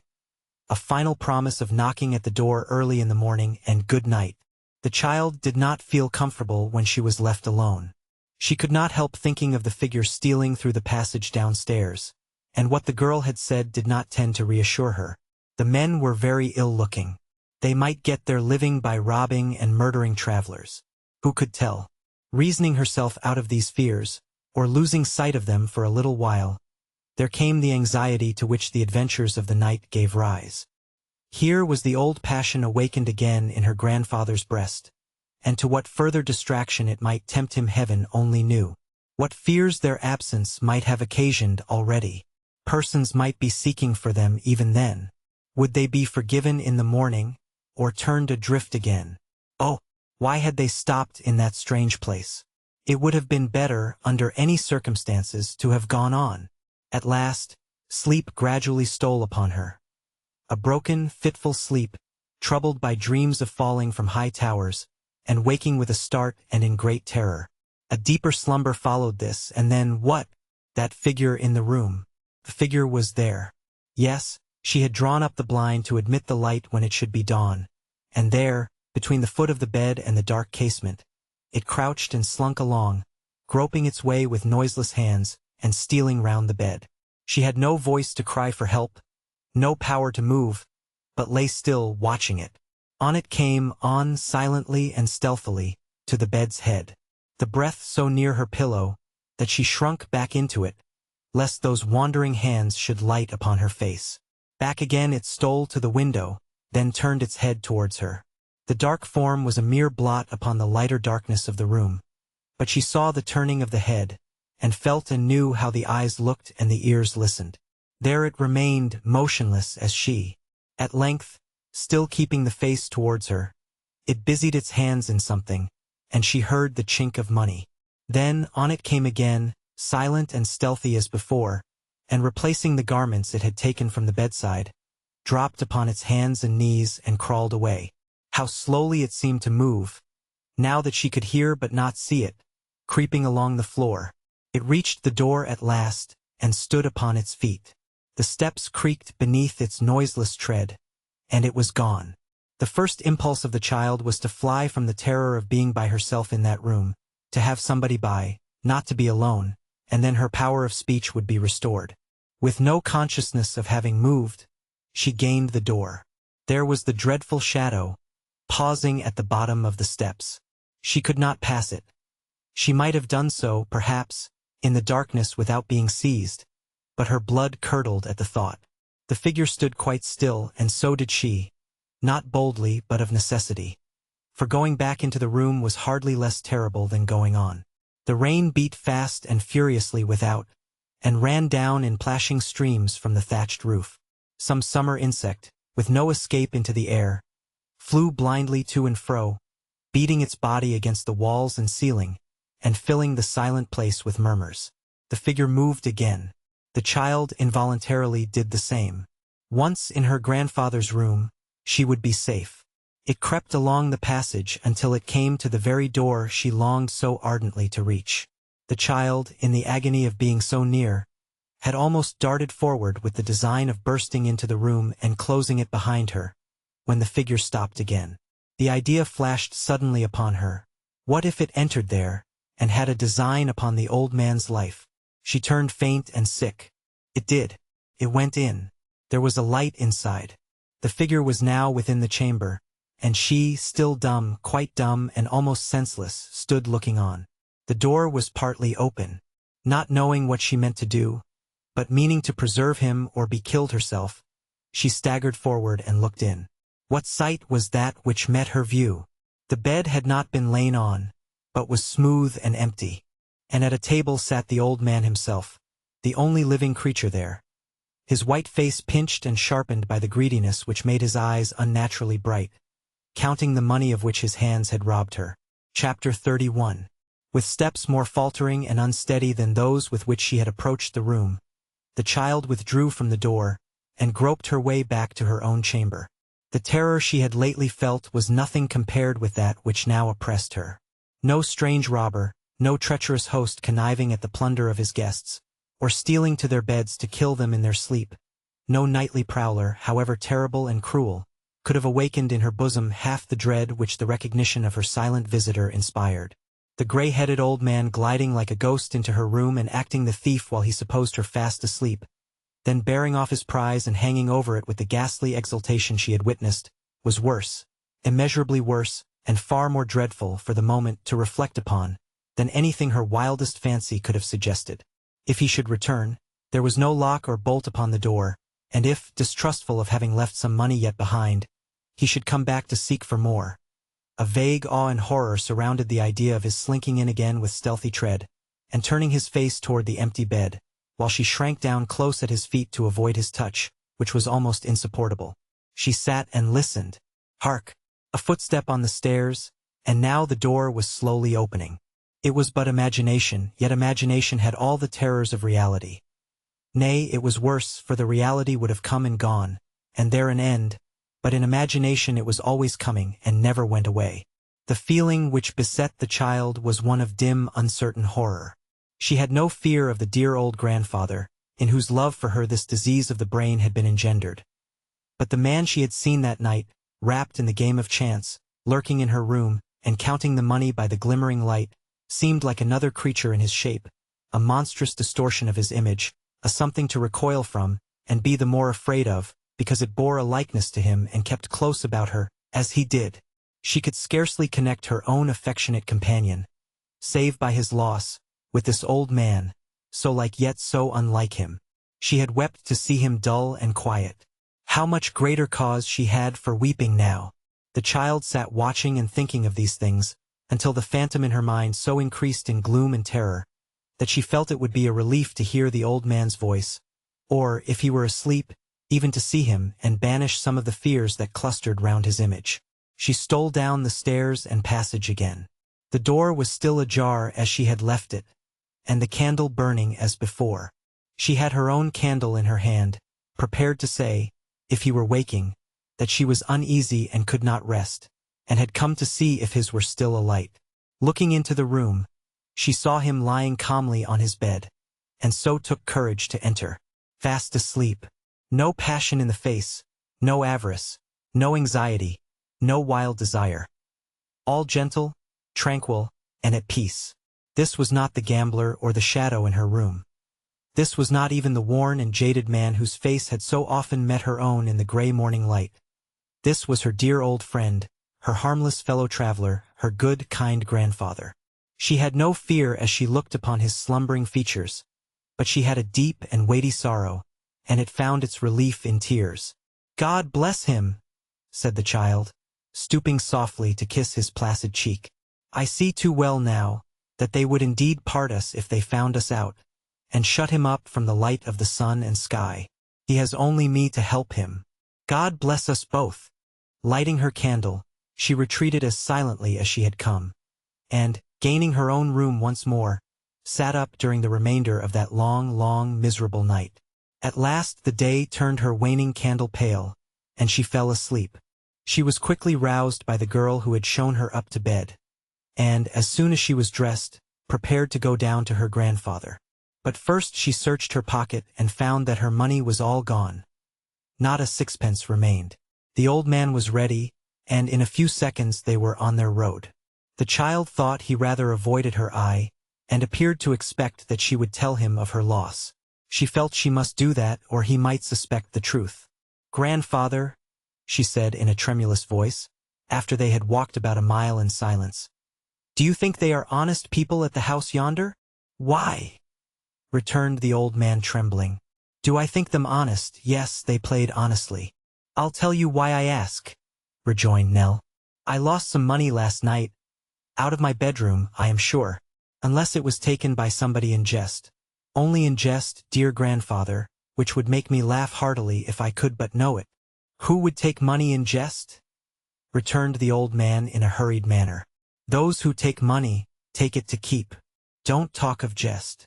"Then it was stolen out of my room, dear," said the child, whose last hope was destroyed by the manner of this reply. "But is there no more, Nell?" said the old man. "No more anywhere? Was it all taken? Every farthing of it? Was there nothing left?" "Nothing," replied the child. "We must get more," said the old man. "We must earn it, Nell, hoard it up, scrape it together, come by it somehow. Never mind this loss. Tell nobody of it, and perhaps we may regain it. Don't ask how. We may regain it and a great deal more. But tell nobody, or trouble may come of it. And so they took it out of thy room when thou wert asleep," he added in a compassionate tone, very different from the secret, cunning way in which he had spoken until now. "Poor Nell, poor little Nell." The child hung down her head and wept. The sympathizing tone in which he spoke was quite sincere. She was sure of that. It was not the lightest part of her sorrow to know that this was done for her. "Not a word about it to anyone but me," said the old man. "No, not even to me," he added hastily, "for it can do no good. All the losses that ever were are not worth tears from thy eyes, darling. Why should they be, when we will win them back?" "Let them go," said the child, looking up. "Let them go, once and forever, and I would never shed another tear if every penny had been 1,000 pounds. "Well, well," returned the old man, checking himself as some impetuous answer rose to his lips. "She knows no better. I ought to be thankful of it." "But listen to me," said the child earnestly. "Will you listen to me?" I'll listen," returned the old man, still without looking at her. "A pretty voice. It has always a sweet sound to me. It always had when it was her mother's, poor child. Let me persuade you, then." "Oh, do let me persuade you," said the child, "to think no more of gains or losses, and to try no fortune but the fortune we pursue together." "We pursue this aim together," retorted her grandfather, still looking away and seeming to confer with himself. "Whose image sanctifies the game? Have we been worse off," resumed the child, "since you forgot these cares, and we have been traveling on together?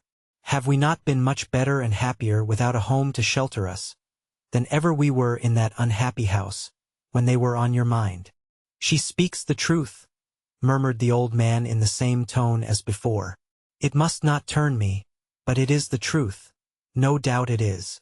Only remember what we have been since that bright morning when we turned our backs upon it for the last time," said Nell. "Only remember what we have been since we have been free of all those miseries. What peaceful days and quiet nights we have had, what pleasant times we have known, what happiness we have enjoyed. If we have been tired or hungry, we have been soon refreshed, and slept the sounder for it. Think what beautiful things we have seen, and how contented we have felt. And why was this blessed change?" He stopped her with a motion of his hand, and bade her talk to him no more just then, for he was busy. After a time he kissed her cheek, still motioning her to silence, and walked on, looking far before him, and sometimes stopping and gazing with a puckered brow upon the ground, as if he were painfully trying to collect his disordered thoughts. Once she saw tears in his eyes. When he had gone on thus for some time, he took her hand in his as he was accustomed to do, with nothing of the violence or animation of his late manner. And so, by degrees so fine that the child could not trace them, he settled down into his usual quiet way, and suffered her to lead him where she would. When they presented themselves in the midst of the stupendous collection, they found, as Nell had anticipated, that Mrs. Jarley was not yet out of bed, and that, although she had suffered some uneasiness on their account overnight, and had indeed sat up for them until past 11 o'clock, she had retired in the persuasion that, being overtaken by storm at some distance from home, they had sought the nearest shelter, and would not return before morning. Nell immediately applied herself with great assiduity to the decoration and preparation of the room, and had the satisfaction of completing her task, and dressing herself neatly, before the beloved of the royal family came down to breakfast. "We haven't had," said Mrs. Jarley when the meal was over, "more than 8 of Miss Munflathers's young ladies all the time we've been here, and there's 26 of 'em, as I was told by the cook when I asked her a question or two and put her on the free list. We must try 'em with a parcel of new bills, and you shall take it, my dear, and see what effect that has upon 'em." The proposed expedition being one of paramount importance, Mrs. Jarley adjusted Nell's bonnet with her own hands, and declaring that she certainly did look very pretty, and reflected credit on the establishment, dismissed her with many commendations, and certain needful directions as to the turnings on the right which she was to take, and the turnings on the left which she was to avoid. Thus instructed, Nell had no difficulty in finding out Miss Munflathers's boarding and day establishment, which was a large house with a high wall, and a large garden gate with a large brass plate, and a small grating through which Miss Munflathers's parlour-maid inspected all visitors before admitting them. For nothing in the shape of a man, no, not even a milkman, was suffered, without special license, to pass that gate. Even the tax-gatherer, who was stout, and wore spectacles and a broad-brimmed hat, had the taxes handed through the grating. More obdurate than gate of adamant or brass, this gate of Miss Munflathers's frowned on all mankind. The very butcher respected it as a gate of mystery, and left off whistling when he rang the bell. As Nell approached the awful door, it turned slowly upon its hinges with a creaking noise, and, forth from the solemn grove beyond, came a long file of young ladies, 2 and 2, all with open books in their hands, and some with parasols likewise. And last of the goodly procession came Miss Monflathers, bearing herself a parasol of lilac silk, and supported by 2 smiling teachers, each mortally envious of the other, and devoted unto Miss Monflathers. Confused by the looks and whispers of the girls, Nell stood with downcast eyes and suffered the procession to pass on, until Miss Monflathers, bringing up the rear, approached her, when she curtsied and presented her little packet, on receipt whereof Miss Monflathers commanded that the line should halt. "You're the waxwork child, are you not?" said Miss Monflathers. "Yes, ma'am," replied Nell, coloring deeply, for the young ladies had collected about her, and she was the center on which all eyes were fixed. "And don't you think you must be a very wicked little child," said Miss Monflathers, who was of rather uncertain temper, and lost no opportunity of impressing moral truths upon the tender minds of the young ladies, "to be a waxwork child at all?" Poor Nell had never viewed her position in this light, and not knowing what to say, remained silent, blushing more deeply than before. "Don't you know," said Miss Monflathers, "that it's very naughty and unfeminine, and a perversion of the properties wisely and benignantly transmitted to us, with expansive powers to be roused from their dormant state through the medium of cultivation?" The 2 teachers murmured their respectful approval of this home thrust, and looked at Nell as though they would have said that there indeed Miss Monflathers had hit her very hard. Then they smiled and glanced at Miss Monflathers, and then, their eyes meeting, they exchanged looks which plainly said that each considered herself smiler in ordinary to Miss Monflathers, and regarded the other as having no right to smile, and that her so doing was an act of presumption and impertinence. "Don't you feel how naughty it is of you," resumed Miss Monflathers, "to be a waxwork child, when you might have the proud consciousness of assisting, to the extent of your infant powers, the manufactures of your country, of improving your mind by the constant contemplation of the steam engine, and of earning a comfortable and independent subsistence of from 2 and 9pence to 3 shillings per week? Don't you know that the harder you are at work, the happier you are?" "How doth the little," murmured one of the teachers, in quotation from Dr. Watts. "Eh?" said Miss Monflathers, turning smartly round. "Who said that?" Of course the teacher who had not said it, indicated the rival who had, whom Miss Monflathers frowningly requested to hold her peace, by that means throwing the informing teacher into raptures of joy. "The little busy bee," said Miss Monflathers, drawing herself up, "is applicable only to genteel children, in books or work or healthful play, is quite right as far as they are concerned, and the work means painting on velvet, fancy needlework, or embroidery. In such cases as these," pointing to Nell with her parasol, "and in the case of all poor people's children, we should read it thus: in work, work, work, in work alway, let my first years be past, that I may give for every day some good account at last." A deep hum of applause rose not only from the 2 teachers, but from all the pupils, who were equally astonished to hear Miss Monflathers improvising after this brilliant style, for although she had been long known as a politician, she had never appeared before as an original poet. Just then somebody happened to discover that Nell was crying, and all eyes were again turned towards her. There were indeed tears in her eyes, and drawing out her handkerchief to brush them away, she happened to let it fall. Before she could stoop to pick it up, one young lady of about 15 or 16, who had been standing a little apart from the others, as though she had no recognized place among them, sprang forward and put it in her hand. She was gliding timidly away again, when she was arrested by the governess. "It was Miss Edwards who did that, I know," said Miss Monflathers predictively. "Now I am sure that was Miss Edwards." It was Miss Edwards, and everybody said it was Miss Edwards, and Miss Edwards herself admitted that it was. "Is it not?" said Miss Monflathers, putting down her parasol to take a severer view of the offender. "A most remarkable thing, Miss Edwards, that you have an attachment to the lower classes which always draws you to their sides. Or, rather, is it not a most extraordinary thing that all I say and do will not wean you from propensities which your original station in life have unhappily rendered habitual to you, you extremely vulgar-minded girl?" "I really intended no harm, ma'am," said a sweet voice. "It was a momentary impulse, indeed." "An impulse," repeated Miss Monflathers scornfully. "I wonder that you presume to speak of impulses to me. Both the teachers assented. I am astonished. Both the teachers were astonished. I suppose it is an impulse which induces you to take the part of every groveling and debased person that comes in your way. Both the teachers supposed so too. But I would have you know, Miss Edwards, resumed the governess in a tone of increased severity, that you cannot be permitted, if it be only for the sake of preserving a proper example and decorum in this establishment, that you cannot be permitted, and that you shall not be permitted, to fly in the face of your superiors in this exceedingly gross manner. If you have no reason to feel a becoming pride before waxwork children, there are young ladies here who have, and you must either defer to those young ladies or leave the establishment, Miss Edwards. This young lady, being motherless and poor, was apprenticed at the school, taught for nothing, teaching others what she learnt for nothing, boarded for nothing, lodged for nothing, and set down and rated as something immeasurably less than nothing, by all the dwellers in the house. The servant maids felt her inferiority, for they were better treated, free to come and go, and regarded in their stations with much more respect. The teachers were infinitely superior, for they had paid to go to school in their time and were paid now.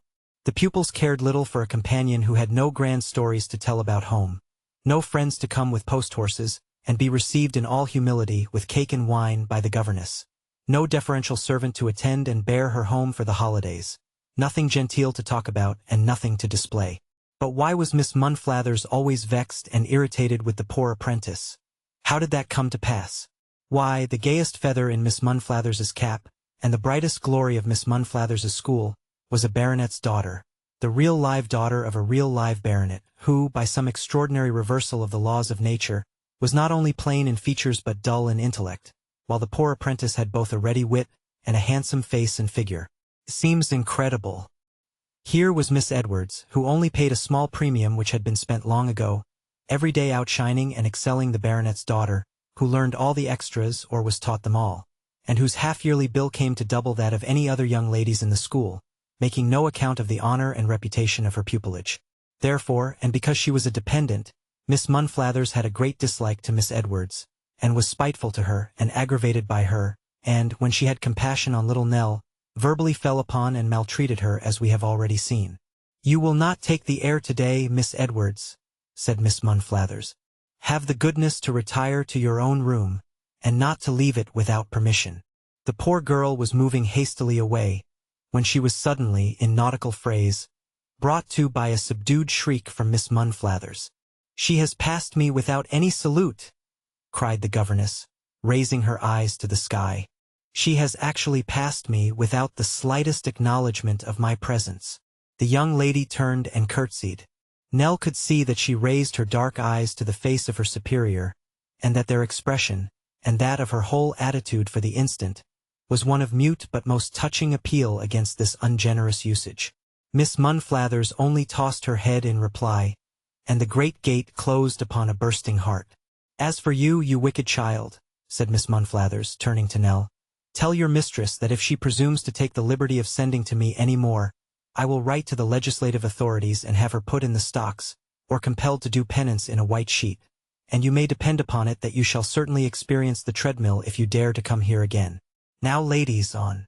The procession filed off 2 and 2 with the books and parasols, and Miss Monflathers, calling the baronet's daughter to walk with her and smooth her ruffled feelings, discarded the 2 teachers, who by this time had exchanged their smiles for looks of sympathy, and left them to bring up the rear, and hate each other a little more for being obliged to walk together.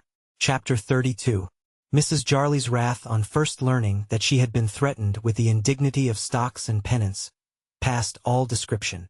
The genuine and only Jarley exposed to public scorn, jeered by children, and flouted by beadles. The delight of the nobility and gentry shorn of a bonnet which a lady mayoress might have sighed to wear, and arrayed in a white sheet as a spectacle of mortification and humility. And Miss Monflathers, the audacious creature who presumed, even in the dimmest and remotest distance of her imagination, to conjure up the degrading picture.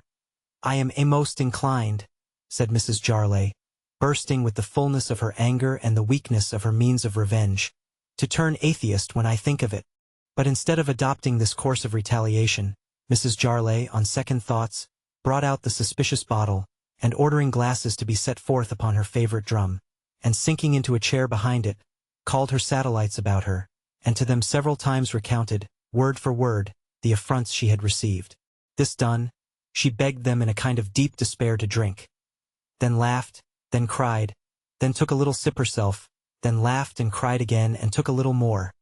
And so, by degrees, the worthy lady went on, increasing in smiles and decreasing in tears, until at last she could not laugh enough at Miss Munflathers, who, from being an object of dire vexation, became one of sheer ridicule and absurdity.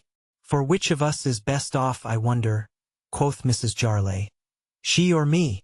It's only talking when all is said and done, and if she talks of me in the stocks, why I can talk of her in the stocks, which is a good deal funnier if we come to that. Lord, what does it matter, after all?" Having arrived at this comfortable frame of mind, to which she had been greatly assisted by certain short interjectional remarks of the philosophical George, Mrs. Jarley consoled Nell with many kind words, and requested as a personal favor that whenever she thought of Miss Munflathers, she would do nothing else but laugh at her, all the days of her life.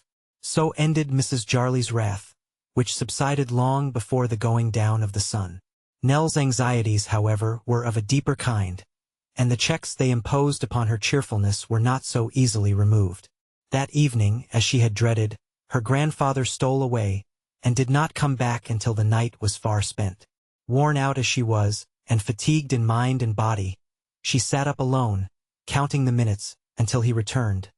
Penniless, broken-spirited, and wretched, but still hotly bent upon his infatuation. "Get me money," he said wildly, as they parted for the night. "I must have money, Nell. It shall be paid thee back with gallant interest one day, but all the money that comes into thy hands must be mine, not for myself but to use for thee. Remember, Nell, to use for thee." What could the child do with the knowledge she had, but give him every penny that came into her hands, lest he should be tempted on to rob their benefactress? If she told the truth, so thought the child, he would be treated as a madman. If she did not supply him with money, he would supply himself. Supplying him, she fed the fire that burnt him up and put him perhaps beyond recovery. Distracted by these thoughts, borne down by the weight of the sorrow which she dared not tell, tortured by a crowd of apprehensions whenever the old man was absent, and dreading alike his stay and his return, the color forsook her cheek, her eye grew dim, and her heart was oppressed and heavy. All her old sorrows had come back upon her, augmented by new fears and doubts. By day they were ever present to her mind. By night they hovered round her pillow, and haunted her in dreams. It was natural that, in the midst of her affliction, she should often revert to that sweet young lady of whom she had only caught a hasty glance, but whose sympathy, expressed in one slight brief action, dwelt in her memory like the kindnesses of years. She would often think, if she had such a friend as that to whom to tell her griefs, how much lighter her heart would be, that if she were but free to hear that voice, she would be happier. Then she would wish that she were something better, that she were not quite so poor and humble, that she dared address her without fearing a repulse, and then feel that there was an immeasurable distance between them, and have no hope that the young lady thought of her any more.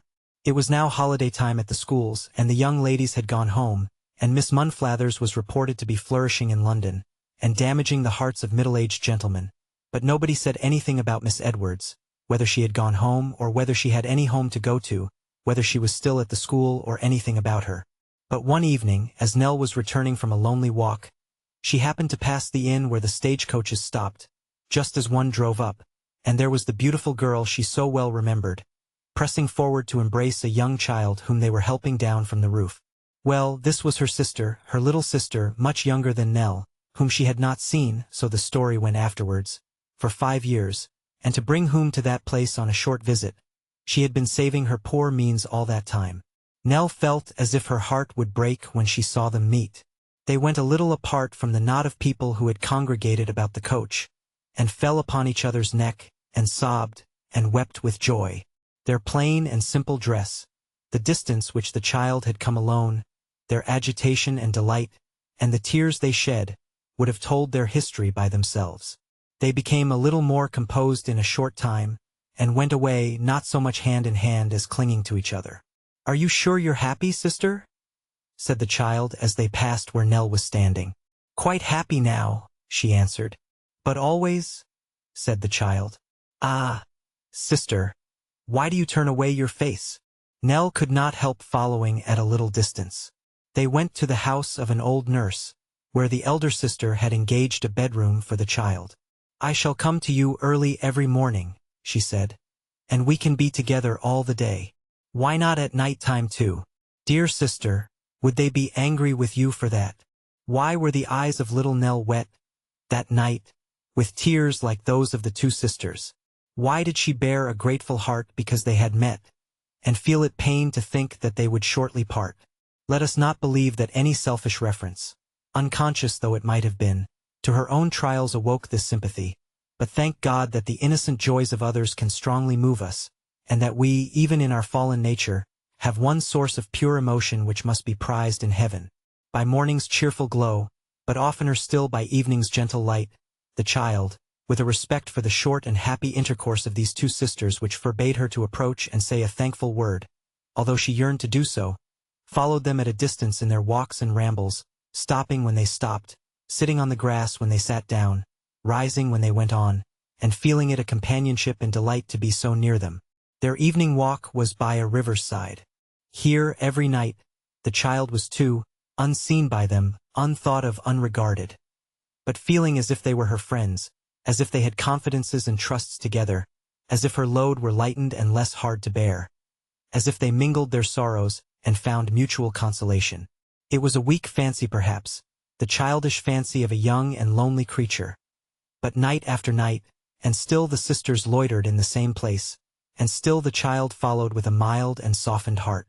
She was much startled, on returning home one night, to find that Mrs. Jarley had commanded an announcement to be prepared, to the effect that the stupendous collection would only remain in its present quarters one day longer, in fulfillment of which threat, for all announcements connected with public amusements are well known to be irrevocable and most exact, the stupendous collection shut up next day. "Are we going from this place directly, ma'am?" said Nell. "Look here, child," returned Mrs. Jarley. "That'll inform you." And so saying, Mrs. Jarley produced another announcement, wherein it was stated that, in consequence of numerous inquiries at the waxwork door, and in consequence of crowds having been disappointed in obtaining admission, the exhibition would be continued for 1 week longer, and would reopen next day. "For now that the schools are gone and the regular sightseers exhausted," said Mrs. Jarley, "we come to the general public and they want stimulating. 0235 Original." Upon the following day at noon, Mrs. Jarley established herself behind the highly ornamented table, attended by the distinguished effigies before mentioned, and ordered the doors to be thrown open for the readmission of a discerning and enlightened public.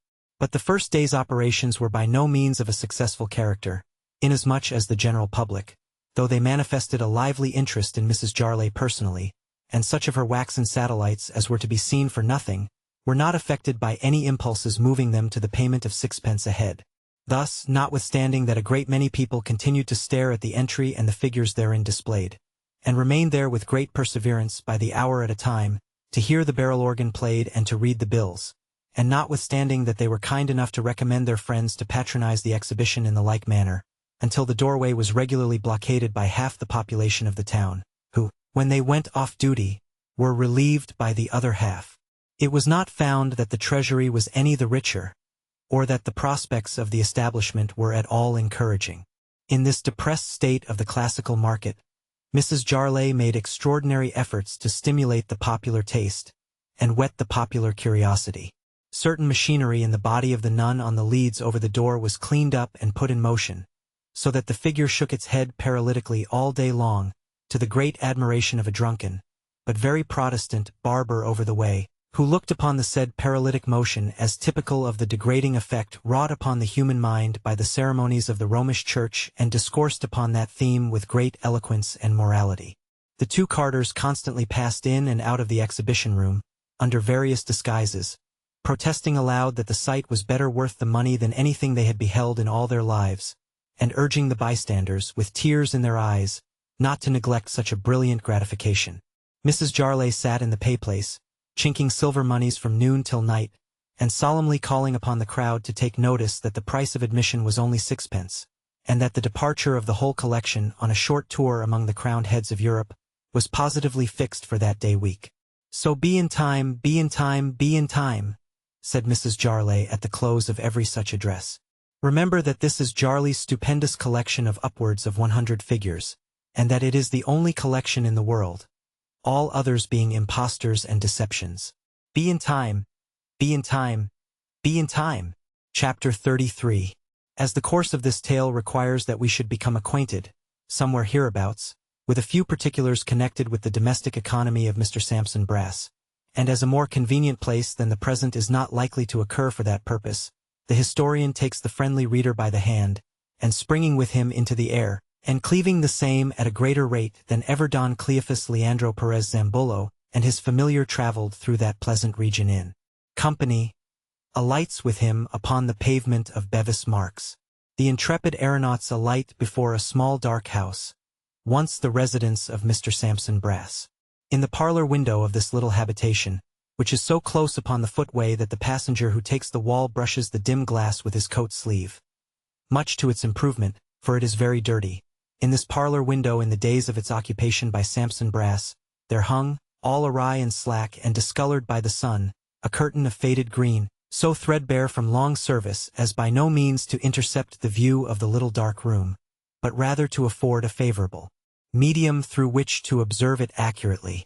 There was not much to look at. A rickety table, with spare bundles of papers, yellow and ragged from long carriage in the pocket, ostentatiously displayed upon its top. A couple of stools set face to face on opposite sides of this crazy piece of furniture. A treacherous old chair by the fireplace, whose withered arms had hugged full many a client and helped to squeeze him dry.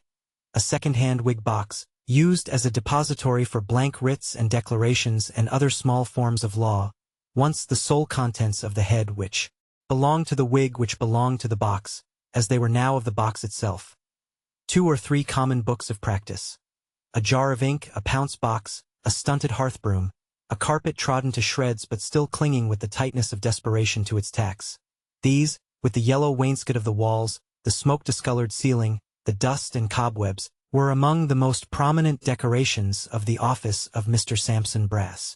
But this was mere still life of no greater importance than the plate, Brass, solicitor, upon the door and the bill, first floor to let to a single gentleman, which was tied to the knocker. The office commonly held 2 examples of animated nature, more to the purpose of this history, and in whom it has a stronger interest and more particular concern. Of these, one was Mr. Brass himself, who has already appeared in these pages. The other was his clerk, assistant, housekeeper, secretary, confidential plotter, adviser, intriguer, and bill of cost increaser, Miss Brass, a kind of Amazon at common law, of whom it may be desirable to offer a brief description. Miss Sally Brass, then, was a lady of 35 or thereabouts, of a gaunt and bony figure, and a resolute bearing, which if it repressed the softer emotions of love, and kept admirers at a distance, certainly inspired a feeling akin to awe in the breasts of those male strangers who had the happiness to approach her. In face she bore a striking resemblance to her brother Sampson, so exact, indeed, was the likeness between them, that had it consorted with Miss Brass's maiden modesty and gentle womanhood to have assumed her brother's clothes in a frolic and sat down beside him, it would have been difficult for the oldest friend of the family to determine which was Sampson and which Sally, especially as the lady carried upon her upper lip certain reddish demonstrations, which, if the imagination had been assisted by her attire, might have been mistaken for a beard. These were, however, in all probability, nothing more than eyelashes in a wrong place, as the eyes of Miss Brass were quite free from any such natural impertinencies. In complexion Miss Brass was sallow, rather a dirty sallow, so to speak, but this hue was agreeably relieved by the healthy glow which mantled in the extreme tip of her laughing nose. Her voice was exceedingly impressive, deep and rich in quality, and, once heard, not easily forgotten.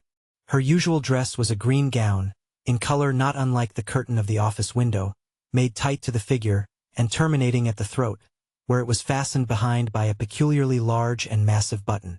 Feeling, no doubt, that simplicity and plainness are the soul of elegance, Miss Brass wore no collar or kerchief except upon her head, which was invariably ornamented with a brown gauze scarf, like the wing of the fabled vampire, and which, twisted into any form that happened to suggest itself, formed an easy and graceful headdress.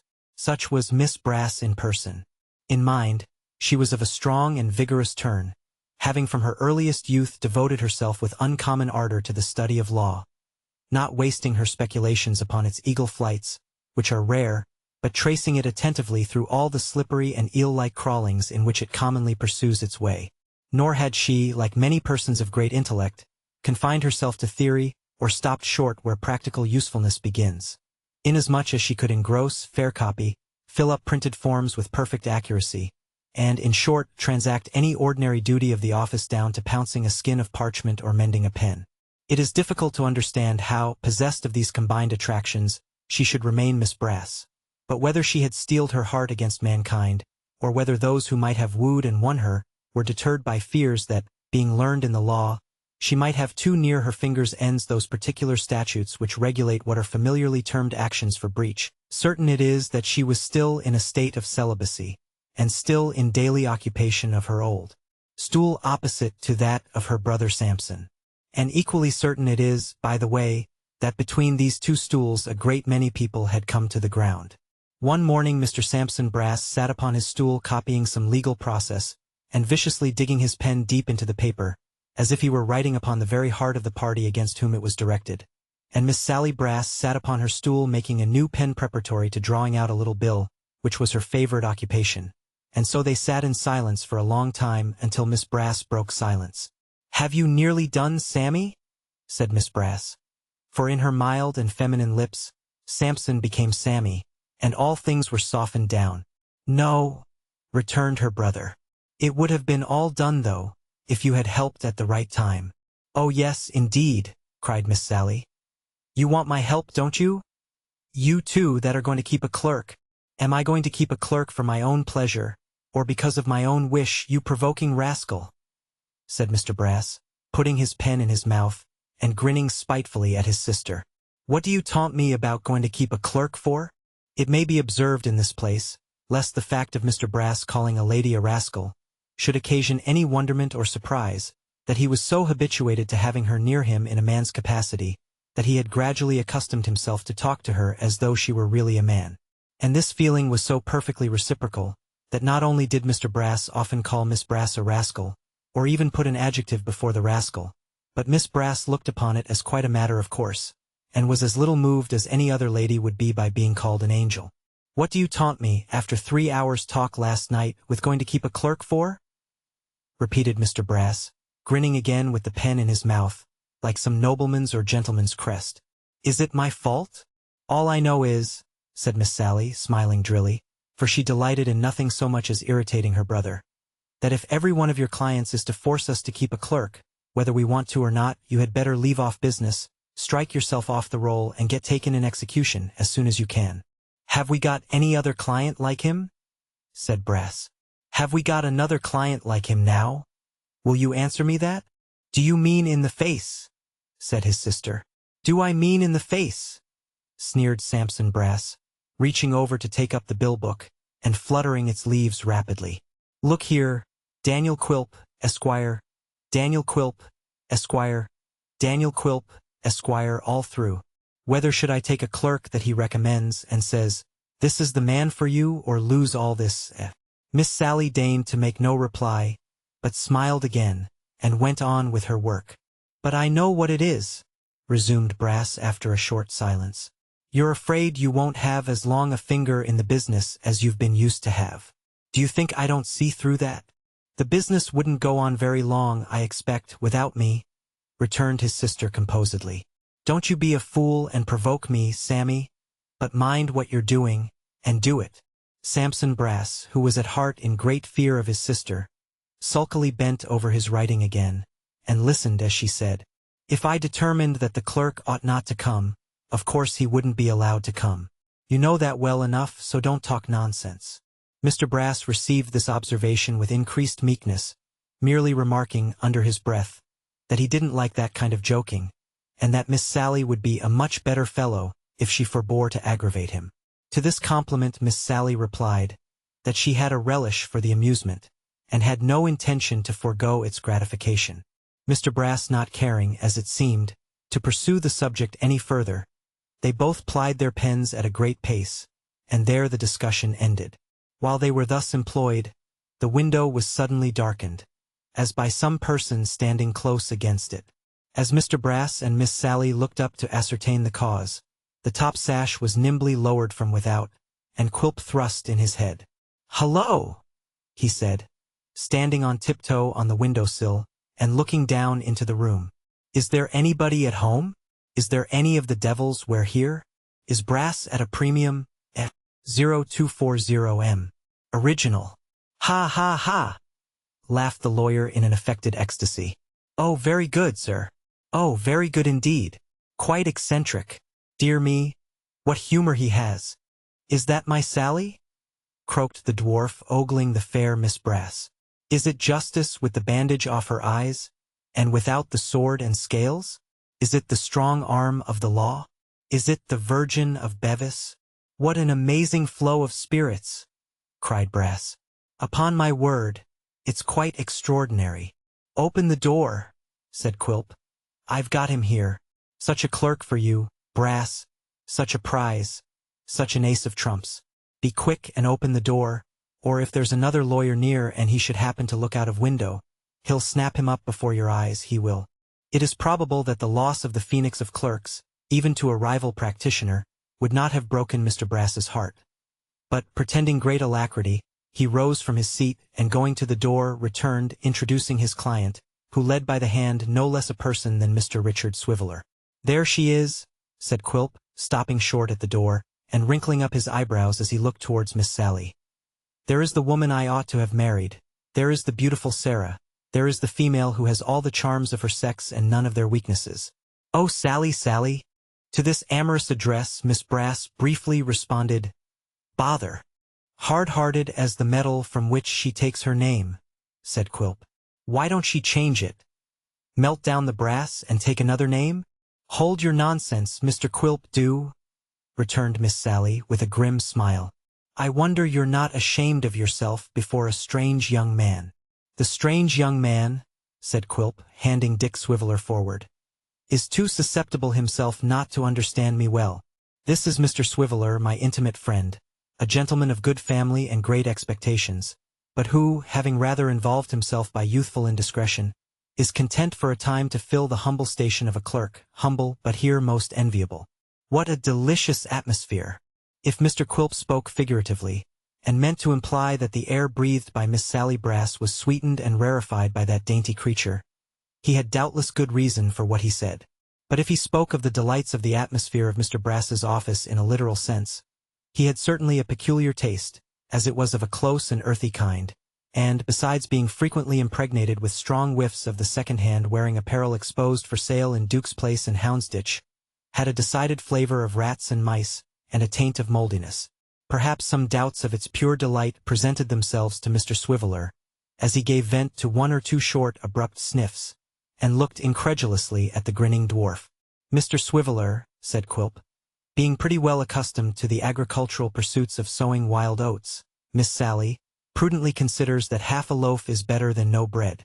To be out of harm's way he prudently thinks is something too, and therefore he accepts your brother's offer. Brass, Mr. Swiveller is yours." "I am very glad, sir," said Mr. Brass. "Very glad indeed. Mr. Swiveller, sir, is fortunate enough to have your friendship. You may be very proud, sir, to have the friendship of Mr. Quilp." Dick murmured something about never wanting a friend or a bottle to give him, and also gasped forth his favorite allusion to the wing of friendship and its never molting a feather. But his faculties appeared to be absorbed in the contemplation of Miss Sally Brass, at whom he stared with blank and rueful looks, which delighted the watchful dwarf beyond measure. As to the divine Miss Sally herself, she rubbed her hands as men of business do, and took a few turns up and down the office with her pen behind her ear. "I suppose," said the dwarf, turning briskly to his legal friend, "that Mr. Swiveller enters upon his duties at once? It's Monday morning." "At once, if you please, sir, by all means," returned Brass. "Miss Sally will teach him law, the delightful study of the law," said Quilp. "She'll be his guide, his friend, his companion, his Blackstone, his coke upon Littleton, his young lawyer's best companion." "He is exceedingly eloquent," said Brass, like a man abstracted, and looking at the roofs of the opposite houses, with his hands in his pockets. "He has an extraordinary flow of language. Beautiful, really. With Miss Sally," Quilp went on, "and the beautiful fictions of the law, his days will pass like minutes. Those charming creations of the poet, John Doe and Richard Roe, when they first dawn upon him, will open a new world for the enlargement of his mind and the improvement of his heart. "Oh, beautiful, beautiful, beautiful indeed," cried Brass. "It's a treat to hear him. Where will Mr. Swiveller sit?" said Quilp, looking round. "Why, we'll buy another stool, sir," returned Brass. "We hadn't any thoughts of having a gentleman with us, sir, until you were kind enough to suggest it, and our accommodation's not extensive. We'll look about for a second-hand stool, sir. In the meantime, if Mr. Swiveller will take my seat, and try his hand at a fair copy of this ejectment, as I shall be out pretty well all the morning." "Walk with me," said Quilp. "I have a word or two to say to you on points of business. Can you spare the time? Can I spare the time to walk with you, sir?" "You're joking, sir, you're joking with me," replied the lawyer, putting on his hat. "I'm ready, sir, quite ready. My time must be fully occupied indeed, sir, not to leave me time to walk with you. It's not everybody, sir, who has an opportunity of improving himself by the conversation of Mr. Quilp." The dwarf glanced sarcastically at his brazen friend, and, with a short dry cough, turned upon his heel to bid adieu to Miss Sally. After a very gallant parting on his side, and a very cool and gentlemanly sort of one on hers, he nodded to Dick Swiveller, and withdrew with the attorney. Dick stood at the desk in a state of utter stupefaction, staring with all his might at the beauteous Sally, as if she had been some curious animal whose like had never lived. When the dwarf got into the street, he mounted again upon the window-sill, and looked into the office for a moment with a grinning face, as a man might peep into a cage. Dick glanced upward at him, but without any token of recognition, and long after he had disappeared, still stood gazing upon Miss Sally Brass, seeing or thinking of nothing else, and rooted to the spot. Miss Brass, being by this time deep in the bill of costs, took no notice whatever of Dick, but went scratching on with a noisy pen, scoring down the figures with evident delight, and working like a steam engine.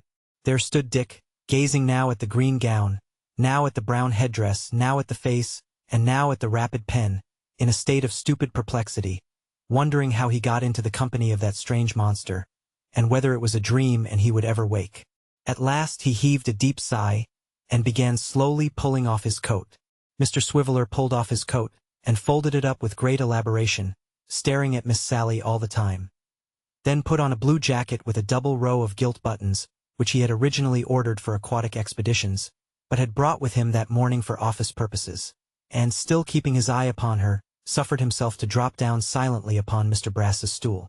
Then he underwent a relapse, and becoming powerless again, rested his chin upon his hand, and opened his eyes so wide, that it appeared quite out of the question that he could ever close them any more. When he had looked so long that he could see nothing, Dick took his eyes off the fair object of his amazement, turned over the leaves of the draft he was to copy, dipped his pen into the inkstand, and at last, and by slow approaches, began to write. But he had not written half a dozen words when, reaching over to the inkstand to take a fresh dip, he happened to raise his eyes.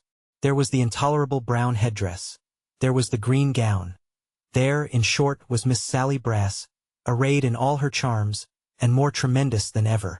This happened so often, that Mr. Swiveller by degrees began to feel strange influences creeping over him, horrible desires to annihilate this Sally Brass, mysterious promptings to knock her headdress off and try how she looked without it. There was a very large ruler on the table, a large, black, shining ruler. Mr. Swiveller took it up and began to rub his nose with it. From rubbing his nose with the ruler, to poising it in his hand and giving it an occasional flourish after the tomahawk manner, the transition was easy and natural. In some of these flourishes it went close to Miss Sally's head. The ragged edges of the headdress fluttered with the wind it raised. Advance it but an inch and that great brown knot was on the ground. Yet still the unconscious maiden worked away and never raised her eyes. Well, this was a great relief. It was a good thing to write doggedly and obstinately until he was desperate, and then snatch up the ruler and whirl it about the brown headdress with the consciousness that he could have it off if he liked. It was a good thing to draw it back and rub his nose very hard with it, if he thought Miss Sally was going to look up, and to recompense himself with more hearty flourishes when he found she was still absorbed. By these means Mr. Swiveller calmed the agitation of his feelings, until his applications to the ruler became less fierce and frequent, and he could even write as many as half a dozen consecutive lines without having recourse to it, which was a great victory. Chapter 34. In course of time, that is to say, after a couple of hours or so of diligent application, Miss Brass arrived at the conclusion of her task, and recorded the fact by wiping her pen upon the green gown, and taking a pinch of snuff from a little round tin box which she carried in her pocket. Having disposed of this temperate refreshment, she arose from her stool, tied her papers into a formal packet with red tape, and taking them under her arm, marched out of the office. Mr. Swiveller had scarcely sprung off his seat and commenced the performance of a maniac hornpipe, when he was interrupted, in the fullness of his joy at being again alone, by the opening of the door and the reappearance of Miss Sally's head. "I am going out," said Miss Brass. "Very good, ma'am," returned Dick. "And don't hurry yourself on my account to come back, ma'am," he added inwardly. "If anybody comes on office business, take their messages, and say that the gentleman who attends to that matter isn't in at present, will you?" said Miss Brass. "I will, ma'am," replied Dick.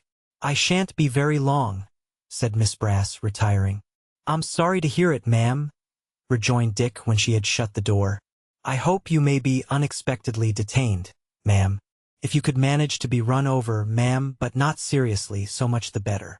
Uttering these expressions of goodwill with extreme gravity, Mr. Swiveller sat down in the client's chair and pondered, then took a few turns up and down the room and fell into the chair again. "So I'm Brass's clerk, am I?" said Dick. "Brass's clerk? Eh?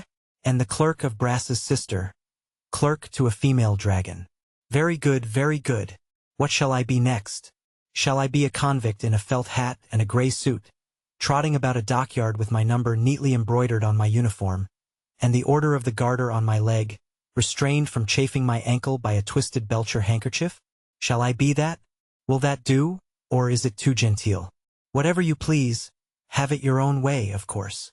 As he was entirely alone, it may be presumed that, in these remarks, Mr. Swiveller addressed himself to his fate or destiny, whom, as we learn by the precedents, it is the custom of heroes to taunt in a very bitter and ironical manner when they find themselves in situations of an unpleasant nature. This is the more probable from the circumstance of Mr. Swiveller directing his observations to the ceiling, which these bodily personages are usually supposed to inhabit, except in theatrical cases, when they live in the heart of the great chandelier. "Quilp offers me this place, which he says he can insure me," resumed Dick after a thoughtful silence, and telling off the circumstances of his position, one by one, upon his fingers. "Fred, who, I could have taken my affidavit, would not have heard of such a thing, backs Quilp to my astonishment, and urges me to take it also. Staggerer number 1.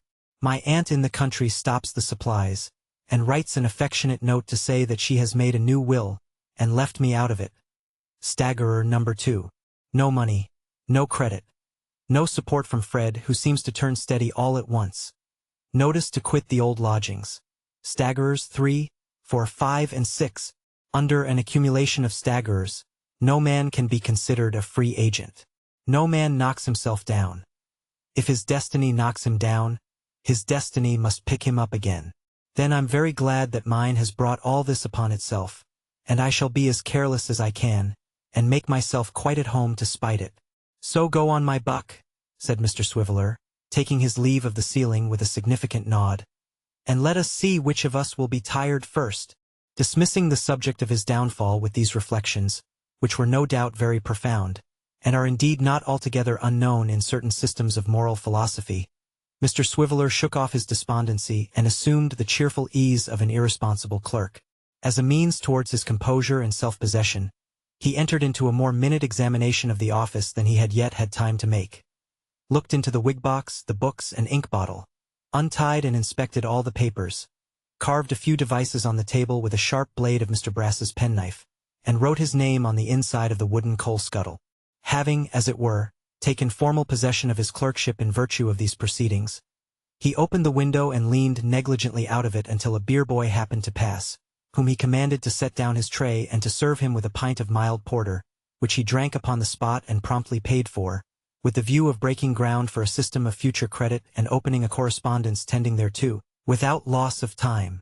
Then 3 or 4 little boys dropped in on legal errands from 3 or 4 attorneys of the brass grade, whom Mr. Swiveller received and dismissed with about as professional a manner and as correct and comprehensive an understanding of their business as would have been shown by a clown in a pantomime under similar circumstances. These things done and over, he got upon his stool again and tried his hand at drawing caricatures of Miss Brass with a pen and ink, whistling very cheerfully all the time. He was occupied in this diversion when a coach stopped near the door, and presently afterwards there was a loud double knock. As this was no business of Mr. Swiveller's, the person not ringing the office bell, he pursued his diversion with perfect composure, notwithstanding that he rather thought there was nobody else in the house. In this, however, he was mistaken. For after the knock had been repeated with increased impatience, the door was opened, and somebody with a very heavy tread went up the stairs and into the room above. Mr. Swiveller was wondering whether this might be another Miss Brass, twin sister to the dragon, when there came a rapping of knuckles at the office door. "Come in," said Dick. "Don't stand upon ceremony. The business will get rather complicated if I've many more customers. Come in." "Oh, please," said a little voice very low down in the doorway. "Will you come and show the lodgings?" Dick leant over the table, and descried a small slipshod girl in a dirty coarse apron and bib, which left nothing of her visible but her face and feet. She might as well have been dressed in a violin case. "Why, who are you?" said Dick, to which the only reply was, "Oh, please will you come and show the lodgings?" There never was such an old-fashioned child in her looks and manner. She must have been at work from her cradle. She seemed as much afraid of Dick as Dick was amazed at her. "I haven't got anything to do with the lodgings," said Dick. "Tell 'em to call again." "Oh, but please will you come and show the lodgings," returned the girl. "It's 18 shillings a week and us finding plate and linen. Boots and clothes is extra, and fires in winter-time is 8 pence a day. Why don't you show 'em yourself? You seem to know all about 'em," said Dick. "Miss Sally said I wasn't to, because people wouldn't believe the attendance was good if they saw how small I was first." "Well, but they'll see how small you are afterwards, won't they?" said Dick. "Ah, but then they'll have taken 'em for a fortnight certain," replied the child with a shrewd look. "And people don't like moving when they're once settled." "This is a queer sort of thing," muttered Dick, rising. "What do you mean to say you are the cook?" "Yes, I do plain cooking," replied the child. "I'm housemaid too. I do all the work of the house. I suppose Brass and the dragon and I do the dirtiest part of it," thought Dick.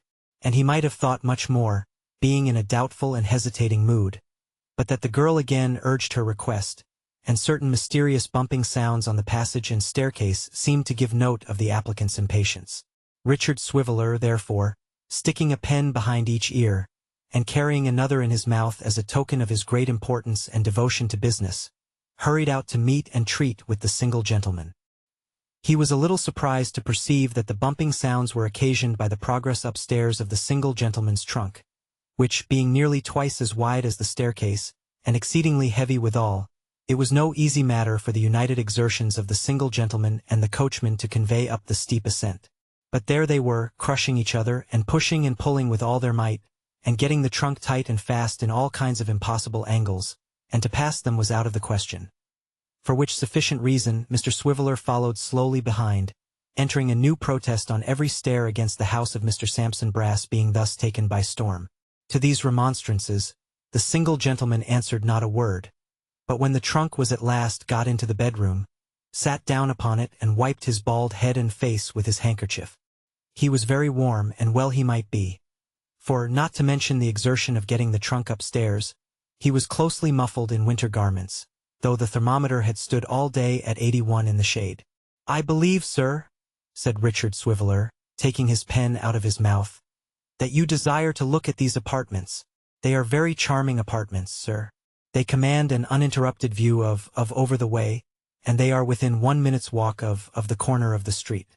There is exceedingly mild porter, sir, in the immediate vicinity, and the contingent advantages are extraordinary." "What's the rent?" said the single gentleman. £1 per week," replied Dick, improving on the terms. "I'll take 'em."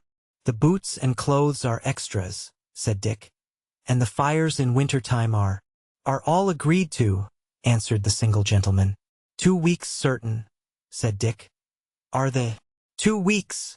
cried the single gentleman gruffly, eyeing him from top to toe. 2 years. I shall live here for 2 years. Here. £10 down. The bargain's made. Why, you see, said Dick. My name is not Brass, and who said it was? My name's not Brass. What then? The name of the master of the house is, said Dick. I'm glad of it, returned the single gentleman. It's a good name for a lawyer. Coachman, you may go. So may you, sir. Mr. Swiveller was so much confounded by the single gentleman riding roughshod over him at this rate, that he stood looking at him almost as hard as he had looked at Miss Sally. The single gentleman, however, was not in the slightest degree affected by this circumstance, but proceeded with perfect composure to unwind the shawl which was tied round his neck, and then to pull off his boots. Freed of these encumbrances, he went on to divest himself of his other clothing, which he folded up, piece by piece, and ranged in order on the trunk. Then he pulled down the window blinds, drew the curtains, wound up his watch, and, quite leisurely and methodically, got into bed. Take down the bill, were his parting words as he looked out from between the curtains, and let nobody call me till I ring the bell. With that the curtains closed, and he seemed to snore immediately.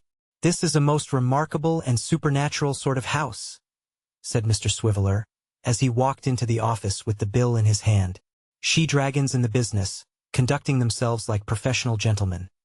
Plain cooks of 3 feet high appearing mysteriously from underground. Strangers walking in and going to bed without leave or license in the middle of the day. If he should be one of the miraculous fellows that turn up now and then, and has gone to sleep for 2 years, I shall be in a pleasant situation. It's my destiny, however, and I hope Brass may like it. I shall be sorry if he don't. But it's no business of mine. I have nothing whatever to do with it. Chapter 35.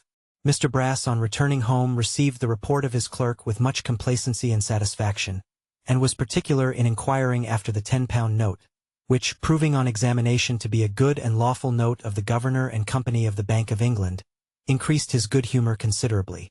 Indeed, he so overflowed with liberality and condescension, that, in the fullness of his heart, he invited Mr. Swiveller to partake of a bowl of punch with him at that remote and indefinite period which is currently denominated one of these days, and paid him many handsome compliments on the uncommon aptitude for business which his conduct on the first day of his devotion to it had so plainly evinced. It was a maxim with Mr. Brass that the habit of paying compliments kept a man's tongue oiled without any expense, and, as that useful member ought never to grow rusty or creak in turning on its hinges in the case of a practitioner of the law, in whom it should be always glib and easy, he lost few opportunities of improving himself by the utterance of handsome speeches and eulogistic expressions. And this had passed into such a habit with him, that, if he could not be correctly said to have his tongue at his fingers' ends, he might certainly be said to have it anywhere but in his face, which being, as we have already seen, of a harsh and repulsive character, was not oiled so easily, but frowned above all the smooth speeches, one of nature's beacons, warning off those who navigated the shoals and breakers of the world, or of that dangerous strait the law, and admonishing them to seek less treacherous harbors and try their fortune elsewhere.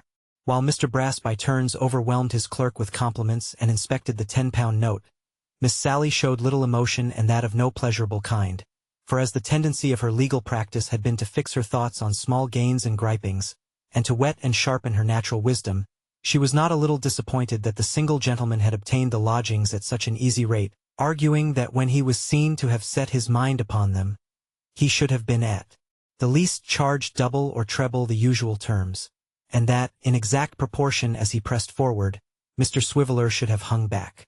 But neither the good opinion of Mr. Brass, nor the dissatisfaction of Miss Sally, wrought any impression upon that young gentleman, who, throwing the responsibility of this and all other acts and deeds thereafter to be done by him, upon his unlucky destiny, was quite resigned and comfortable, fully prepared for the worst and philosophically indifferent to the best.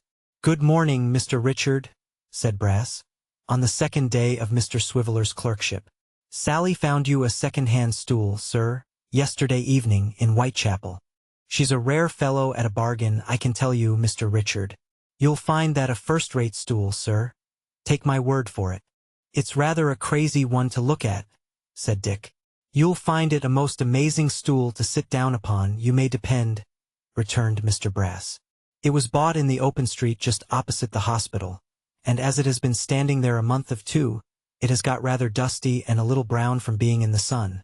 That's all.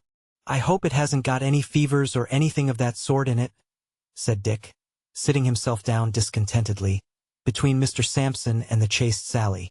One of the legs is longer than the others.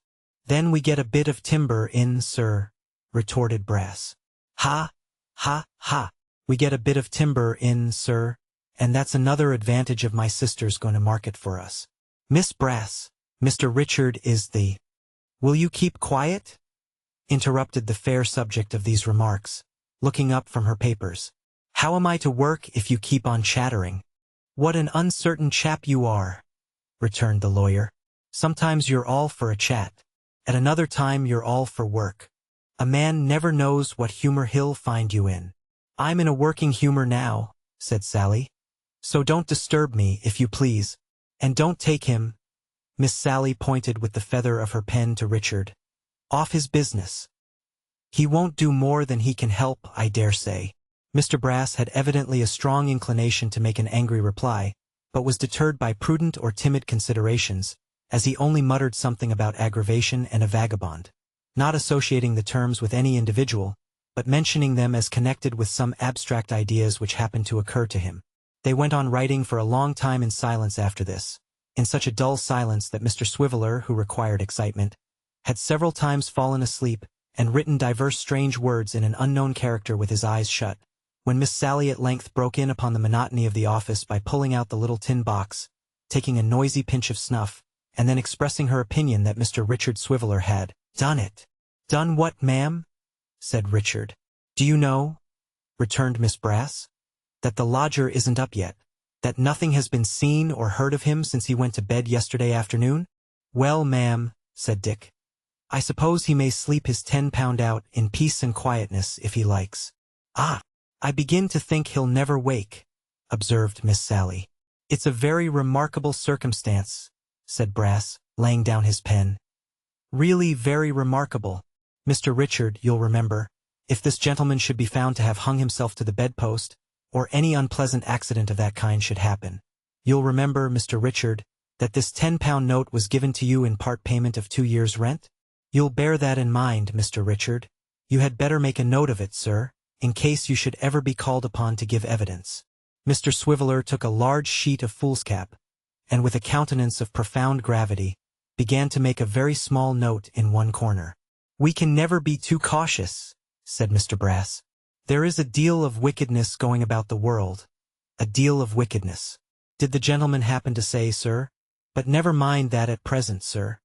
Finish that little memorandum first. Dick did so, and handed it to Mr. Brass, who had dismounted from his stool, and was walking up and down the office. Oh, this is the memorandum, is it? Said Brass, running his eye over the document. Very good. Now, Mr. Richard, did the gentleman say anything else? No. Are you sure, Mr. Richard, said Brass solemnly, that the gentleman said nothing else? Devil a word, sir, replied Dick. Think again, sir, said Brass. It's my duty, sir, in the position in which I stand, and as an honorable member of the legal profession, the first profession in this country, sir, or in any other country, or in any of the planets that shine above us at night and are supposed to be inhabited. It's my duty, sir, as an honorable member of that profession, not to put to you a leading question in a matter of this delicacy and importance. Did the gentleman, sir, who took the first floor of you yesterday afternoon, and who brought with him a box of property, say anything more than is set down in this memorandum? Come, don't be a fool, said Miss Sally.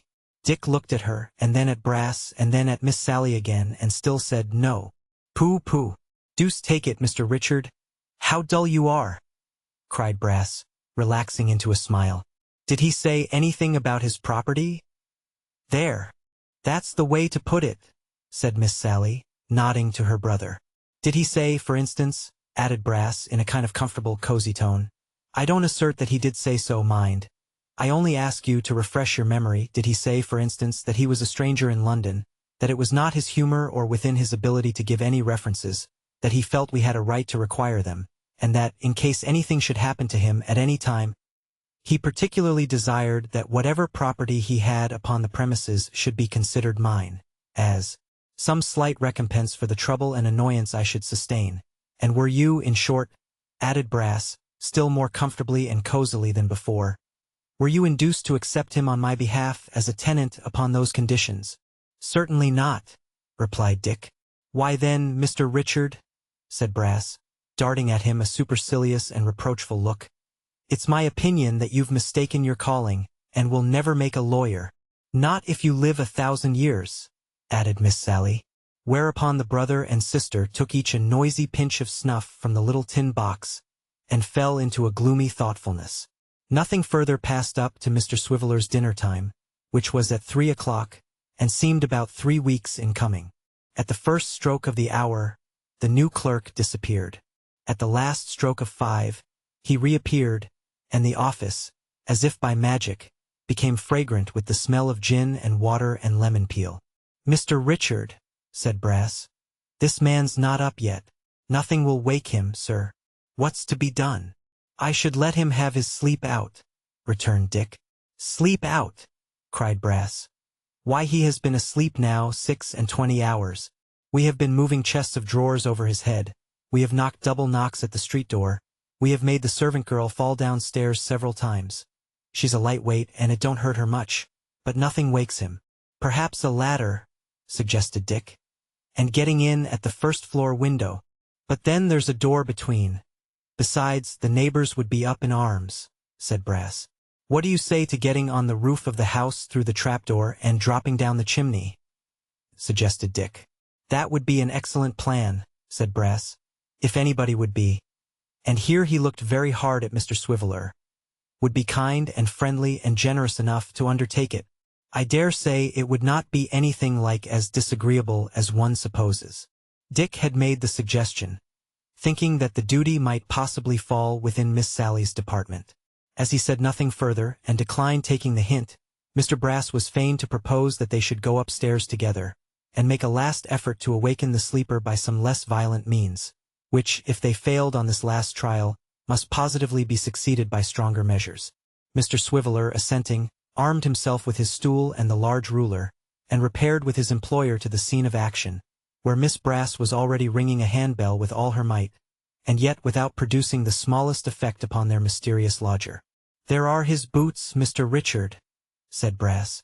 Very obstinate-looking articles they are too, quoth Richard Swiveller, and truly, they were as sturdy and bluff a pair of boots as one would wish to see, as firmly planted on the ground as if their owner's legs and feet had been in them, and seeming, with their broad soles and blunt toes, to hold possession of their place by main force.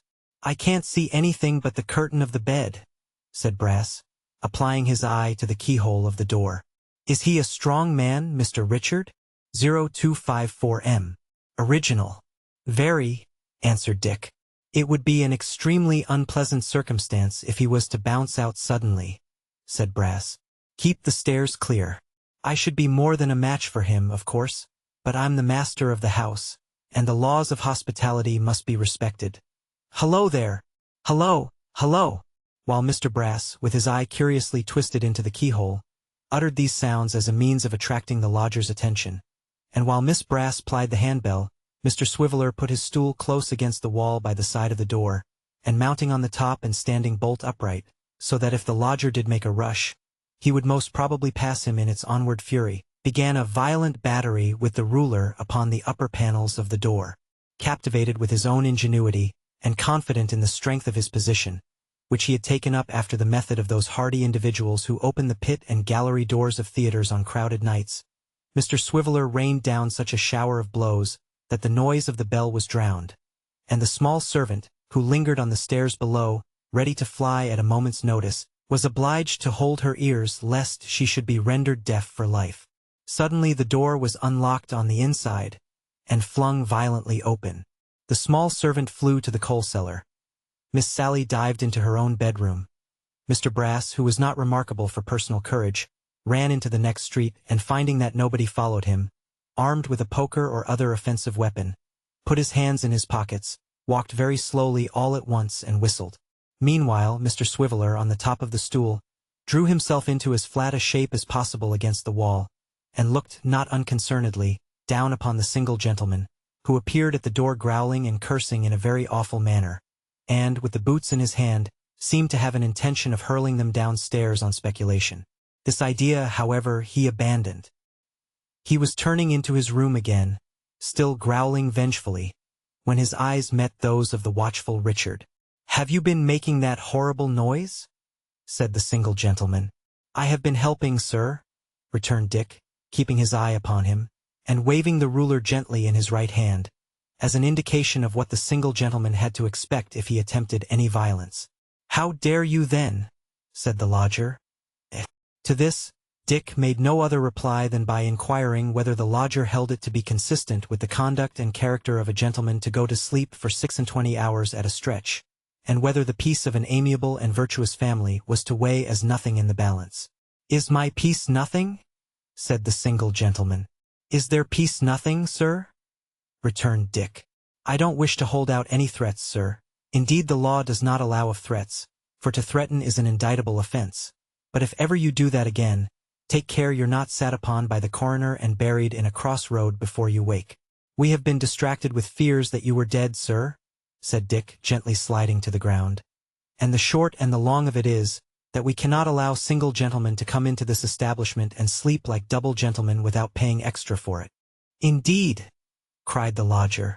"Yes, sir, indeed," returned Dick, yielding to his destiny and saying whatever came uppermost. "An equal quantity of slumber was never got out of one bed and bedstead, and if you're going to sleep in that way, you must pay for a double-bedded room." Instead of being thrown into a greater passion by these remarks, the lodger lapsed into a broad grin and looked at Mr. Swiveller with twinkling eyes. He was a brown-faced, sunburnt man, and appeared browner and more sunburnt from having a white nightcap on. As it was clear that he was a choleric fellow in some respects, Mr. Swiveller was relieved to find him in such good humor, and, to encourage him in it, smiled himself. The lodger, in the testiness of being so rudely roused, had pushed his nightcap very much on one side of his bald head. This gave him a rakish eccentric air which, now that he had leisure to observe it, charmed Mr. Swiveller exceedingly. Therefore, by way of propitiation, he expressed his hope that the gentleman was going to get up, and further that he would never do so any more. "Come here, you impudent rascal," was the lodger's answer as he re-entered his room. Mr. Swiveller followed him in, leaving the stool outside, but reserving the ruler in case of a surprise. He rather congratulated himself on his prudence when the single gentleman, without notice or explanation of any kind, double-locked the door. "Can you drink anything?" was his next inquiry. Mr. Swiveller replied that he had very recently been assuaging the pangs of thirst, but that he was still open to a modest quencher, if the materials were at hand. Without another word spoken on either side, the lodger took from his great trunk a kind of temple shining as of polished silver, and placed it carefully on the table. Greatly interested in his proceedings, Mr. Swiveller observed him closely. Into one little chamber of this temple he dropped an egg, into another some coffee, into a third a compact piece of raw steak from a neat tin case, into a fourth he poured some water. Then, with the aid of a phosphorus box and some matches, he procured a light and applied it to a spirit lamp which had a place of its own below the temple. Then, he shut down the lids of all the little chambers. Then he opened them, and then, by some wonderful and unseen agency, the steak was done, the egg was boiled, the coffee was accurately prepared, and his breakfast was ready. "Hot water," said the lodger, handing it to Mr. Swiveller with as much coolness as if he had a kitchen fire before him. "Extraordinary rum, sugar, and a traveling glass. Mix for yourself. And make haste."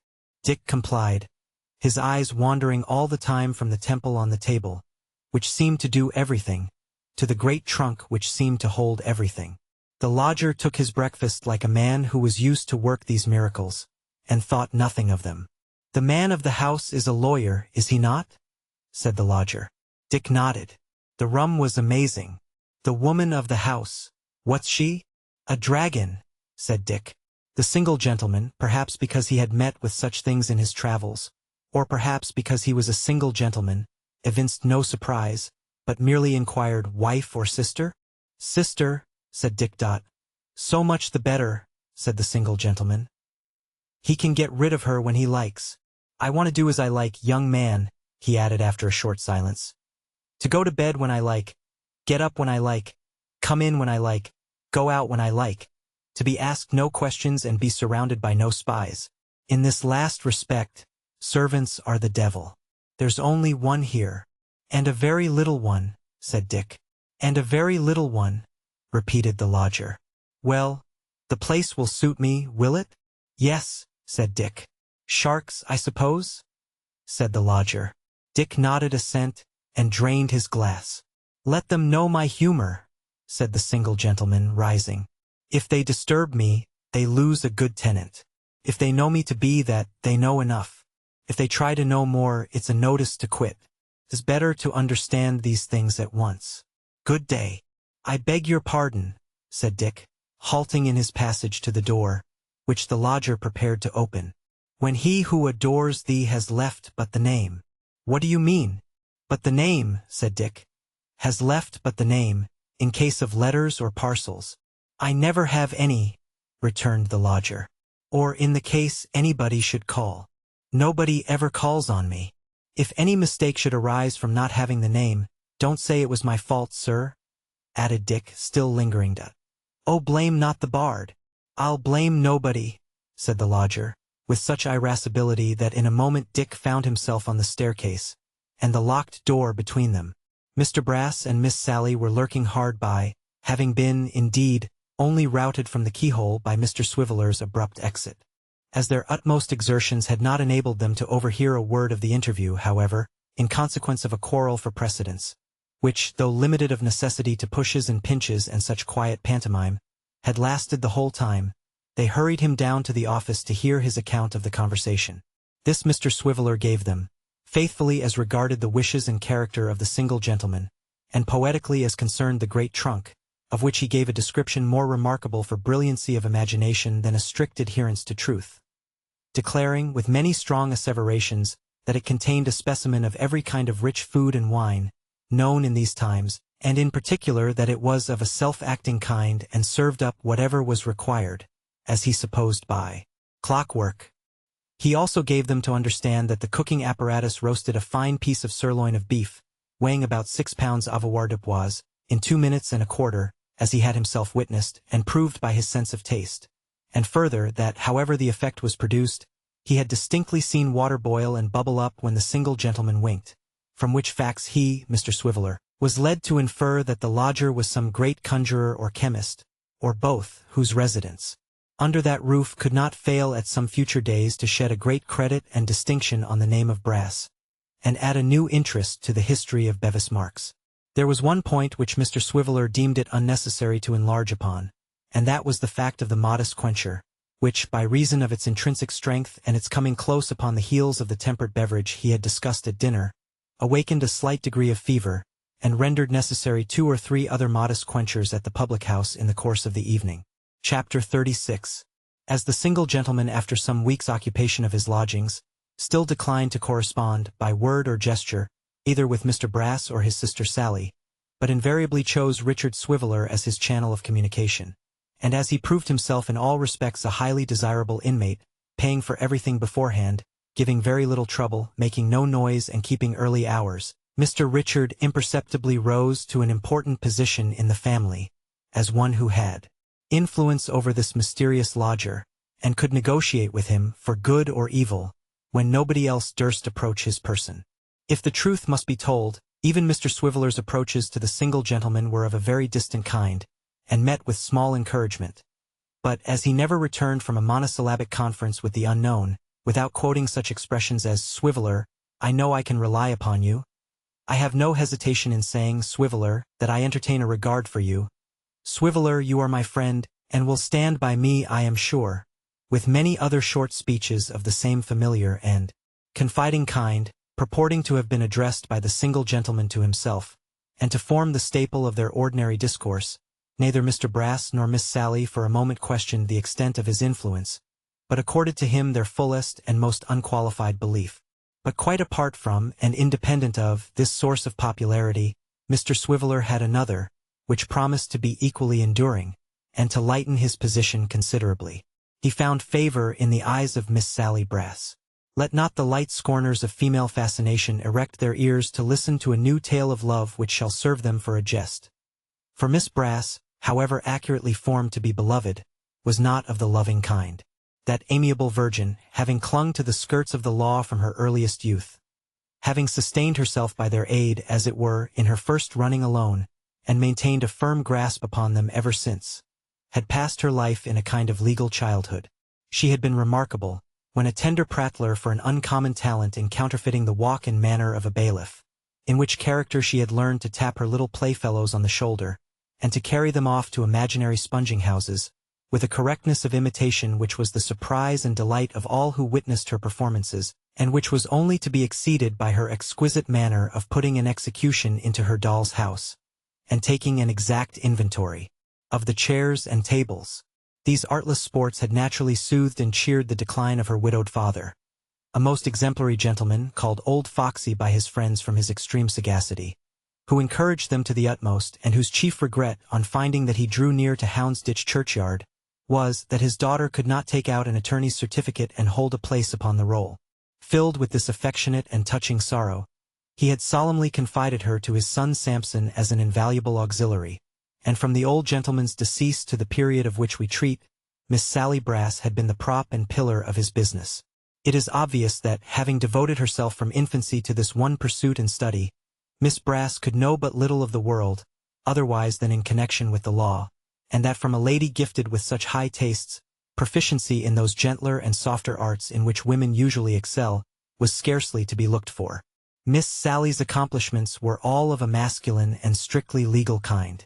They began with the practice of an attorney and they ended with it. She was in a state of lawful innocence, so to speak. The law had been her nurse, and, as bandy-legs or such physical deformities in children are held to be the consequence of bad nursing, so, if in a mind so beautiful any moral twist or handiness could be found, Miss Sally Brass's nurse was alone to blame. It was upon this lady, then, that Mr. Swiveller burst in full freshness as something new and hitherto undreamed of, lighting up the office with scraps of song and merriment, conjuring with inkstands and boxes of wafers, catching 3 oranges in one hand, balancing stools upon his chin and penknives on his nose, and constantly performing 100 other feats with equal ingenuity. For with such unbendings did Richard, in Mr. Brass's absence, relieve the tedium of his confinement. These social qualities, which Miss Sally first discovered by accident, gradually made such an impression upon her, that she would entreat Mr. Swiveller to relax as though she were not by, which Mr. Swiveller, nothing loath, would readily consent to do. By these means a friendship sprung up between them. Mr. Swiveller gradually came to look upon her as her brother Samson did, and as he would have looked upon any other clerk. He imparted to her the mystery of going the odd man or plain Newmarket for fruit, ginger beer, baked potatoes, or even a modest quencher, of which Miss Brass did not scruple to partake. He would often persuade her to undertake his share of writing in addition to her own. Nay, he would sometimes reward her with a hearty slap on the back, and protest that she was a devilish good fellow, a jolly dog, and so forth, all of which compliments Miss Sally would receive in entire good part and with perfect satisfaction. One circumstance troubled Mr. Swiveller's mind very much, and that was that the small servant always remained somewhere in the bowels of the earth under Bevis marks, and never came to the surface unless the single gentleman rang his bell, when she would answer it and immediately disappear again. She never went out or came into the office or had a clean face, or took off the coarse apron, or looked out of any one of the windows, or stood at the street door for a breath of air, or had any rest or enjoyment whatever. Nobody ever came to see her, nobody spoke of her, nobody cared about her. Mr. Brass had said once that he believed she was a love-child, which means anything but a child of love, and that was all the information Richard Swiveller could obtain. "It's of no use asking the dragon," thought Dick one day, as he sat contemplating the features of Miss Sally Brass. "I suspect if I asked any questions on that head, our alliance would be at an end. I wonder whether she is a dragon by the by, or something in the mermaid way. She has rather a scaly appearance. But mermaids are fond of looking at themselves in the glass, which she can't be, and they have a habit of combing their hair, which she hasn't. No, she's a dragon. Where are you going, old fellow?" said Dick aloud, as Miss Sally wiped her pen as usual on the green dress, and uprose from her seat. "To dinner," answered the dragon. "To dinner," thought Dick. "That's another circumstance. I don't believe that small servant ever has anything to eat." "Sammy won't be home," said Miss Brass. "Stop till I come back. I shan't be long." Dick nodded and followed Miss Brass, with his eyes to the door, and with his ears to a little back parlor, where she and her brother took their meals. "Now," said Dick, walking up and down with his hands in his pockets, "I'd give something, if I had it, to know how they use that child and where they keep her. My mother must have been a very inquisitive woman. I have no doubt I'm marked with a note of interrogation somewhere. My feelings I smother, but thou hast been the cause of this anguish, upon my word," said Mr. Swiveller, checking himself and falling thoughtfully into the client's chair. "I should like to know how they use her." After running on, in this way, for some time, Mr. Swiveller softly opened the office door, with the intention of darting across the street for a glass of the mild porter. At that moment he caught a parting glimpse of the brown headdress of Miss Brass flitting down the kitchen stairs. "And by Jove," thought Dick, "she's going to feed the small servant. Now or never." First peeping over the handrail and allowing the headdress to disappear in the darkness below, he groped his way down, and arrived at the door of a back kitchen immediately after Miss Brass had entered the same, bearing in her hand a cold leg of mutton. It was a very dark, miserable place, very low and very damp, the walls disfigured by 1,000 rents and blotches. The water was trickling out of a leaky butt, and a most wretched cat was lapping up the drops with the sickly eagerness of starvation. The grate, which was a wide one, was wound and screwed up tight, so as to hold no more than a little thin sandwich of fire. Everything was locked up. The coal cellar, the candle box, the salt box, the meat safe were all padlocked. There was nothing that a beetle could have lunched upon. The pinched and meager aspect of the place would have killed a chameleon. He would have known, at the first mouthful, that the air was not eatable, and must have given up the ghost in despair. The small servant stood with humility in presence of Miss Sally, and hung her head. "Are you there?" said Miss Sally. "Yes, ma'am," was the answer in a weak voice. "Go further away from the leg of mutton, or you'll be picking it, I know," said Miss Sally. The girl withdrew into a corner, while Miss Brass took a key from her pocket, and opening the safe, brought from it a dreary waste of cold potatoes, looking as eatable as Stonehenge. This she placed before the small servant, ordering her to sit down before it, and then, taking up a great carving knife, made a mighty show of sharpening it upon the carving fork. "Do you see this?" said Miss Brass, slicing off about 2 square inches of cold mutton, after all this preparation, and holding it out on the point of the fork. The small servant looked hard enough at it with her hungry eyes to see every shred of it, small as it was, and answered, "Yes." "Then don't you ever go and say," retorted Miss Sally, "that you hadn't meat here. There, eat it up." This was soon done. "Now, do you want any more?" said Miss Sally. The hungry creature answered with a faint no. They were evidently going through an established form. "You've been helped once to meat," said Miss Brass, summing up the facts. "You have had as much as you can eat, you're asked if you want any more, and you answer, 'No.' Then don't you ever go and say you were allowanced. Mind that."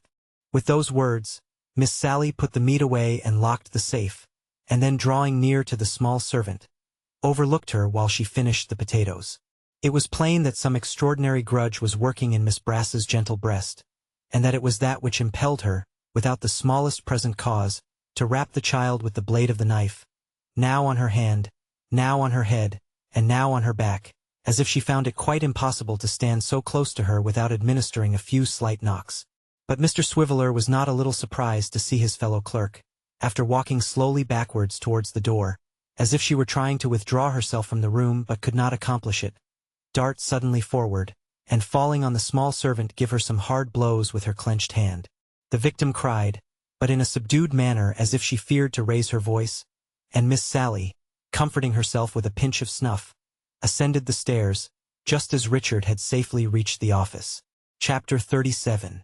The single gentleman among his other peculiarities, and he had a very plentiful stock of which he every day furnished some new specimen, took a most extraordinary and remarkable interest in the exhibition of punch.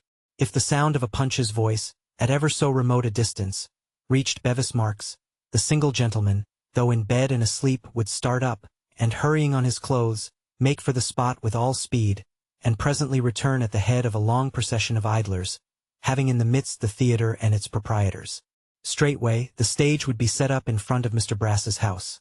The single gentleman would establish himself at the first-floor window, and the entertainment would proceed, with all its exciting accompaniments of fife and drum and shout, to the excessive consternation of all sober votaries of business in that silent thoroughfare.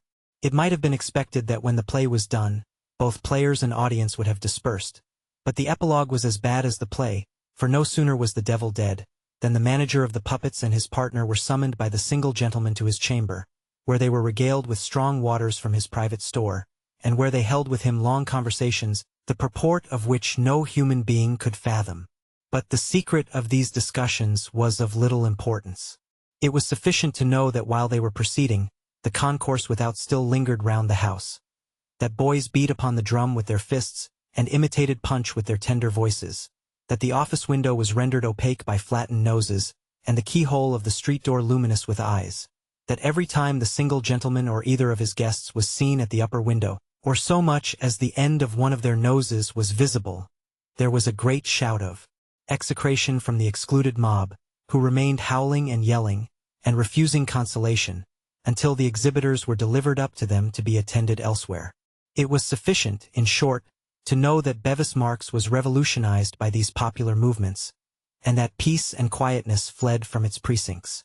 Nobody was rendered more indignant by these proceedings than Mr. Sampson Brass, who, as he could by no means afford to lose so profitable an inmate, deemed it prudent to pocket his lodger's affront along with his cash, and to annoy the audiences who clustered round his door by such imperfect means of retaliation as were open to him, and which were confined to the trickling down of foul water on their heads from unseen watering pots, pelting them with fragments of tile and mortar from the roof of the house, and bribing the drivers of hackney cabriolets to come suddenly round the corner and dash in among them precipitately.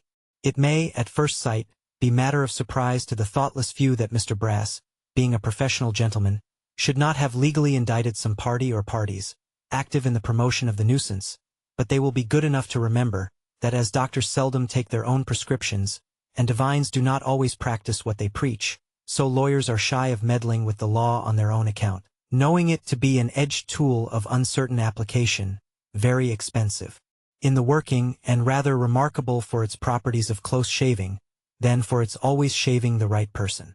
"Come," said Mr. Brass one afternoon, "this is 2 days without a Punch. I'm in hopes he has run through 'em all at last." "Why are you in hopes?" returned Miss Sally. "What harm do they do?" "Here's a pretty sort of a fellow," cried Brass, laying down his pen in despair. "Now here's an aggravating animal." "Well, what harm do they do?" retorted Sally. "What harm?" cried Brass. "Is it no harm to have a constant hallooing and hooting under one's very nose, distracting one from business, and making one grind one's teeth with vexation? Is it no harm to be blinded and choked up, and have the king's highway stopped with a set of screamers and roarers whose throats must be made of brass?" suggested Mr. Swiveller.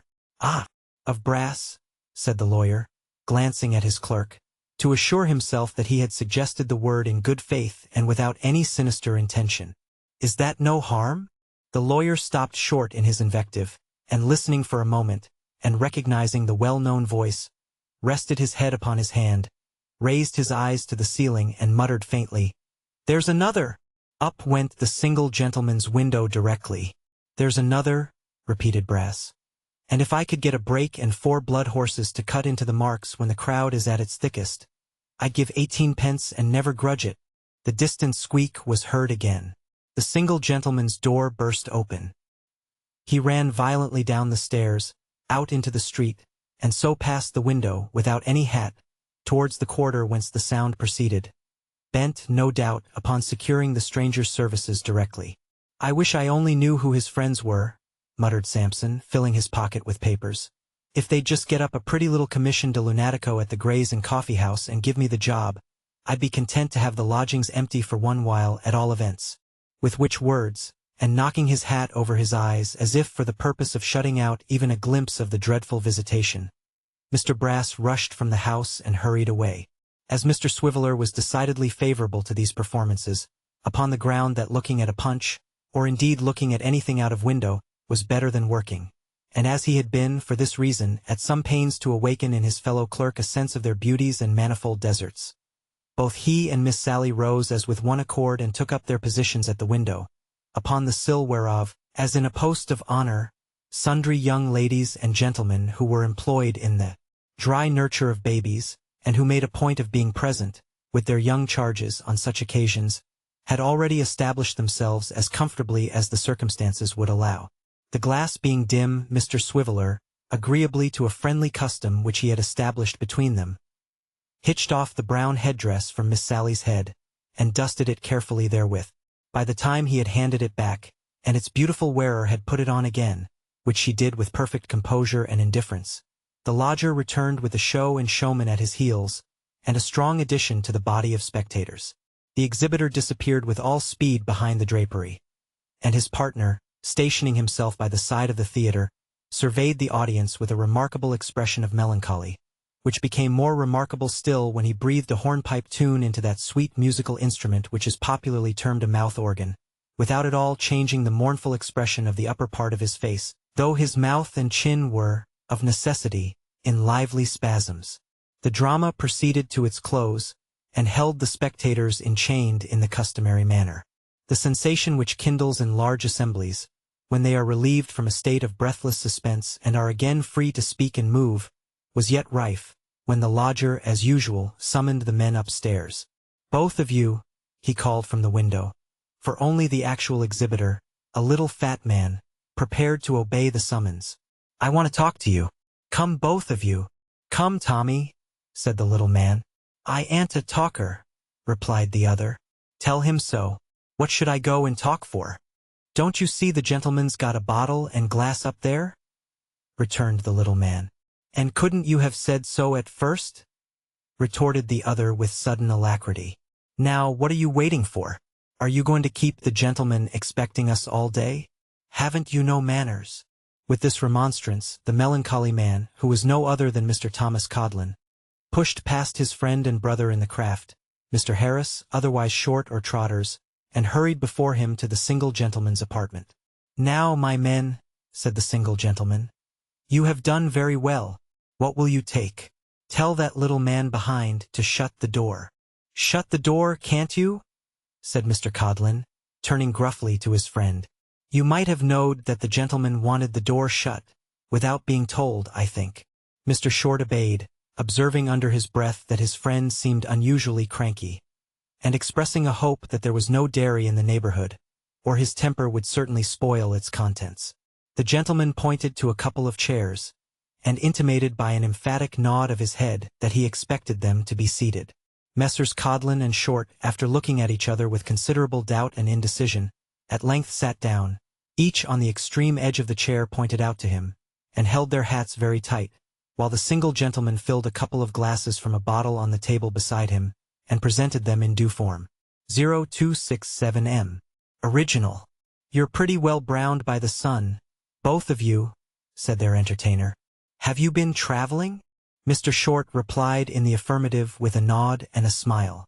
Mr. Codlin added a corroborative nod and a short groan, as if he still felt the weight of the temple on his shoulders. "To fairs, markets, races, and so forth, I suppose?"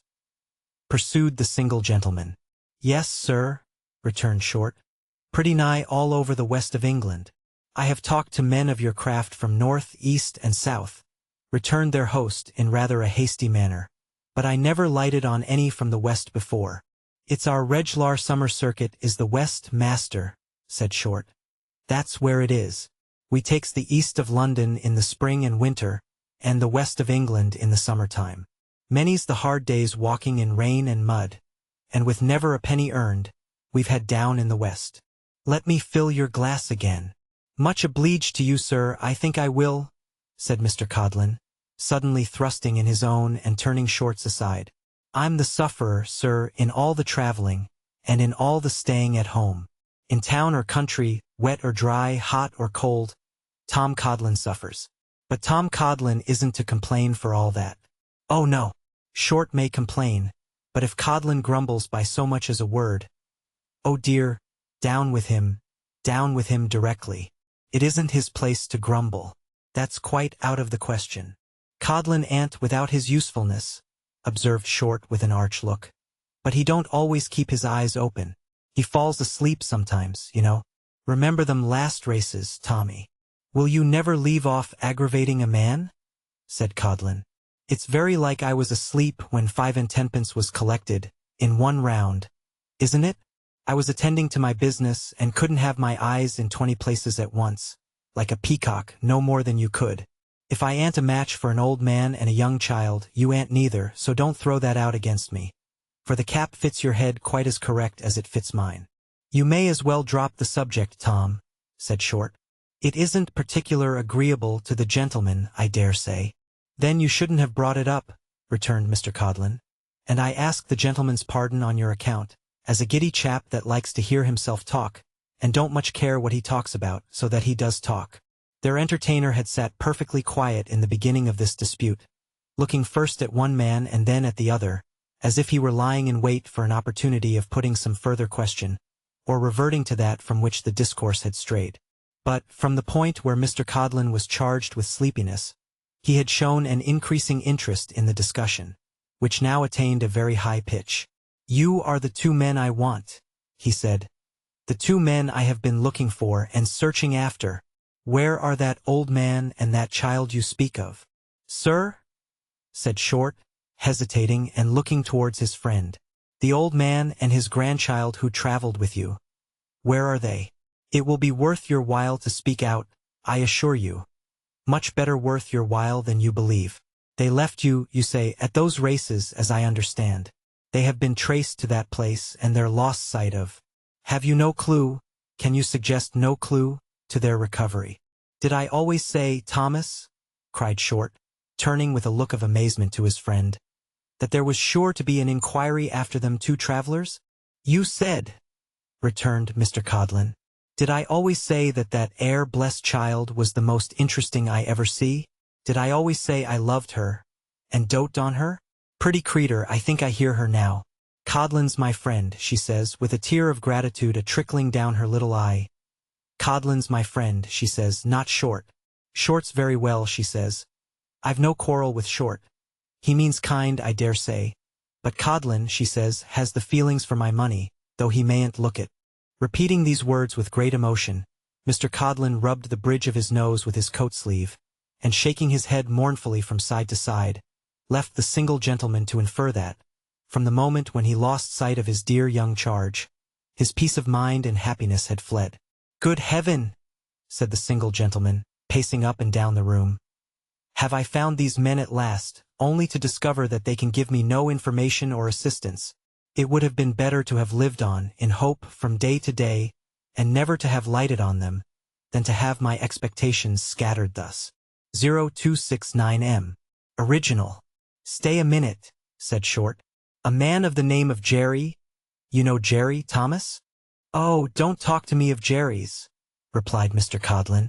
How can I care a pinch of snuff for Jerrys, when I think of that darling child? Codlin's my friend, she says. Dear, good, kind Codlin, as is always a devising pleasures for me. I don't object to Short, she says, but I cotton to Codlin. Once, said that gentleman reflectively, she called me Father Codlin. I thought I should have bust. A man of the name of Jerry, sir, said Short, turning from his selfish colleague to their new acquaintance. What keeps a company of dancing dogs told me in an accidental sort of way that he had seen the old gentleman in connection with a traveling waxwork, unbeknown to him, as they'd given us the slip and nothing had come of it, and this was down in the country that he'd been seen. I took no measures about it and asked no questions, but I can if you like. Is this man in town? Said the impatient single gentleman. Speak faster. No, he isn't, but he will be tomorrow, for he lodges in our house, replied Mr. Short rapidly. Then bring him here, said the single gentleman. Here's a sovereign apiece. If I can find these people through your means, it is but a prelude to 20 more. Return to me tomorrow and keep your own counsel on this subject, though I need hardly tell you that, for you'll do so for your own sakes. Now, give me your address and leave me. The address was given, the 2 men departed, the crowd went with them, and the single gentleman for 2 mortal hours walked in uncommon agitation up and down his room, over the wondering heads of Mr. Swiveller and Miss Sally Brass. Chapter 38. Kit, for it happens at this juncture, not only that we have breathing time to follow his fortunes, but that the necessities of these adventures so adapt themselves to our ease and inclination as to call upon us imperatively to pursue the track we most desire to take. Kit, while the matters treated of in the last 15 chapters were yet in progress, was, as the reader may suppose, gradually familiarizing himself more and more with Mr. and Mrs. Garland, Mr. Abel, the pony, and Barbara, and gradually coming to consider them one and all as his particular private friends, and Abel Cottage, Finchley, as his own proper home. Stay, the words are written and may go, but if they convey any notion that Kit, in the plentiful board and comfortable lodging of his new abode, began to think slightingly of the poor fare and furniture of his old dwelling, they do their office badly and commit injustice. Who so mindful of those he left at home, albeit they were but a mother and 2 young babies, as Kit? What boastful father in the fullness of his heart ever related such wonders of his infant prodigy? As Kit never wearied of telling Barbara in the evening time, concerning little Jacob. Was there ever such a mother as Kit's mother on her son's showing? Or was there ever such comfort in poverty as in the poverty of Kit's family, if any correct judgment might be arrived at, from his own glowing account? And let me linger in this place, for an instant, to remark that if ever household affections and loves are graceful things, they are graceful in the poor. The ties that bind the wealthy and the proud to home may be forged on earth, but those which link the poor man to his humble hearth are of the truer metal and bear the stamp of heaven. The man of high descent may love the halls and lands of his inheritance as part of himself, as trophies of his birth and power. His associations with them are associations of pride and wealth and triumph. The poor man's attachment to the tenements he holds, which strangers have held before, and may tomorrow occupy again, has a worthier root, struck deep into a purer soil. His household gods are of flesh and blood, with no alloy of silver, gold, or precious stone. He has no property but in the affections of his own heart, and when they endear bare floors and walls, despite of rags and toil and scanty fare, that man has his love of home from God, and his rude hut becomes a solemn place. Oh, if those who rule the destinies of nations would but remember this, if they would but think how hard it is for the very poor to have engendered in their hearts that love of home from which all domestic virtues spring, when they live in dense and squalid masses where social decency is lost, or rather never found, if they would but turn aside from the wide thoroughfares and great houses, and strive to improve the wretched dwellings in byways where only poverty may walk, many low roofs would point more truly to the sky than the loftiest steeple that now rears proudly up from the midst of guilt and crime and horrible disease, to mock them by its contrast. In hollow voices from workhouse, hospital, and jail, this truth is preached from day to day, and has been proclaimed for years. It is no light matter, no outcry from the working vulgar, no mere question of the people's health and comforts that may be whistled down on Wednesday nights. In love of home, the love of country has its rise, and who are the truer patriots or the better in time of need? Those who venerate the land owning its wood and stream and earth and all that they produce? Or those who love their country, boasting not a foot of ground in all its wide domain? Kit knew nothing about such questions, but he knew that his old home was a very poor place, and that his new one was very unlike it, and yet he was constantly looking back with grateful satisfaction and affectionate anxiety, and often indited square-folded letters to his mother, enclosing a shilling or 18 pence or such other small remittance, which Mr. Abel's liberality enabled him to make. Sometimes being in the neighborhood, he had leisure to call upon her, and then great was the joy and pride of Kit's mother, and extremely noisy the satisfaction of little Jacob and the baby, and cordial the congratulations of the whole court, who listened with admiring ears to the accounts of Abel Cottage, and could never be told too much of its wonders and magnificence. Although Kit was in the very highest favor with the old lady and gentleman, and Mr. Abel and Barbara, it is certain that no member of the family evinced such a remarkable partiality for him as the self-willed pony, who, from being the most obstinate and opinionated pony on the face of the earth, was, in his hands, the meekest and most tractable of animals. It is true that in exact proportion as he became manageable by Kit, he became utterly ungovernable by anybody else, as if he had determined to keep him in the family at all risks and hazards, and that, even under the guidance of his favorite, he would sometimes perform a great variety of strange freaks and capers, to the extreme discomposure of the old lady's nerves. But as Kit always represented that this was only his fun, or a way he had of showing his attachment to his employers, Mrs. Garland gradually suffered herself to be persuaded into the belief, in which she at last became so strongly confirmed, that if, in one of these ebullitions, he had overturned the chaise, she would have been quite satisfied that he did it with the very best intentions.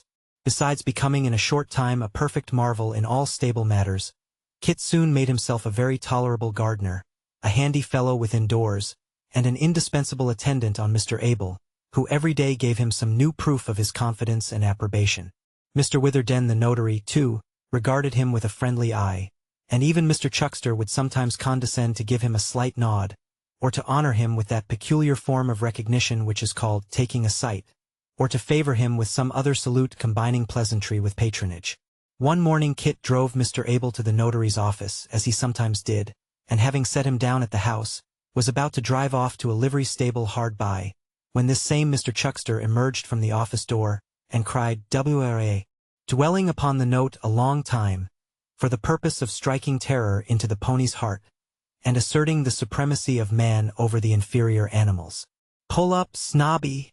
cried Mr. Chuckster, addressing himself to Kit. "You're wanted inside here.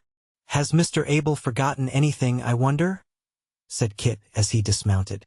"Ask no questions, Snobby," returned Mr. Chuckster. "But go and see. W.A. then, will you? If that pony was mine, I'd break him."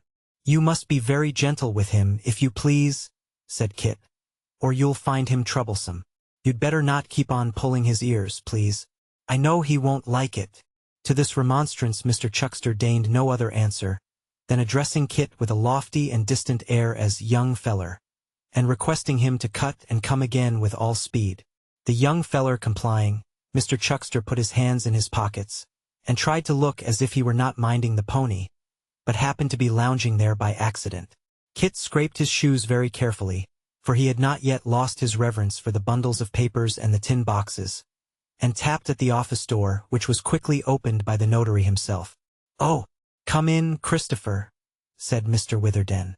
"Is that the lad?" asked an elderly gentleman, but of a stout, bluff figure, who was in the room. "That's the lad," said Mr. Witherden. "He fell in with my client, Mr. Garland, sir, at this very door. I have reason to think he is a good lad, sir, and that you may believe what he says. Let me introduce Mr. Abel Garland, sir, his young master, my articled pupil, sir, and most particular friend." "My most particular friend, sir," repeated the notary, drawing out his silk handkerchief and flourishing it about his face. "Your servant, sir," said the stranger gentleman. "Yours, sir, I'm sure," replied Mr. Abel mildly. "You were wishing to speak to Christopher, sir?" "Yes, I was. Have I your permission?" "By all means. My business is no secret, or I should rather say it need be no secret here," said the stranger, observing that Mr. Abel and the notary were preparing to retire.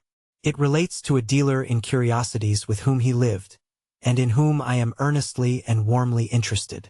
I have been a stranger to this country, gentlemen, for very many years, and if I am deficient in form and ceremony, I hope you will forgive me." "No forgiveness is necessary, sir." "None whatever," replied the notary, and so said Mr. Abel. "I have been making inquiries in the neighborhood in which his old master lived," said the stranger, "and I learn that he was served by this lad. I have found out his mother's house, and have been directed by her to this place as the nearest in which I should be likely to find him. That's the cause of my presenting myself here this morning." "I am very glad of any cause, sir," said the notary, "which procures me the honor of this visit." "Sir," retorted the stranger, "you speak like a mere man of the world, and I think you something better.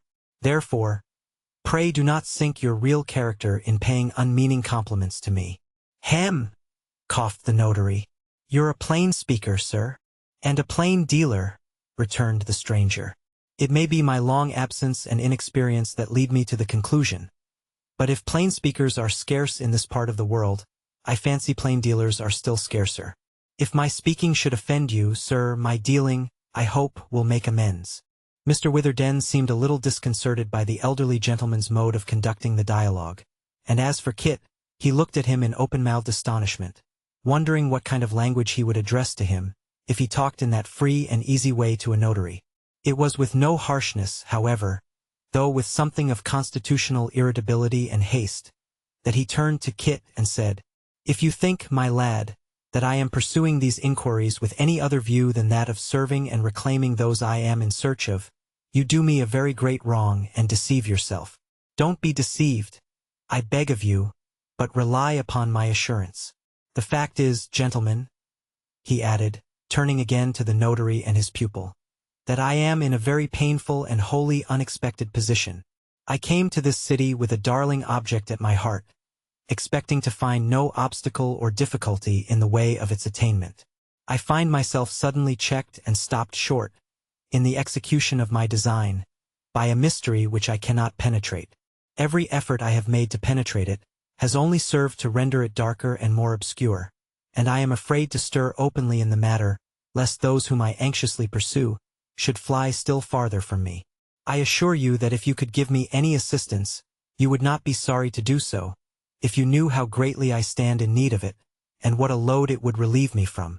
There was a simplicity in this confidence which occasioned it to find a quick response in the breast of the good-natured notary, who replied in the same spirit that the stranger had not mistaken his desire, and that if he could be of service to him, he would most readily.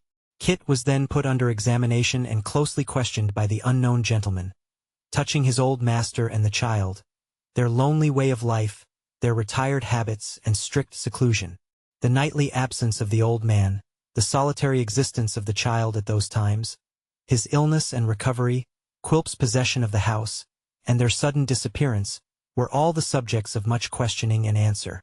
Finally, Kit informed the gentleman that the premises were now to let, and that a board upon the door referred all inquirers to Mr. Sampson Brass, solicitor of Bevis Marks, from whom he might perhaps learn some further particulars.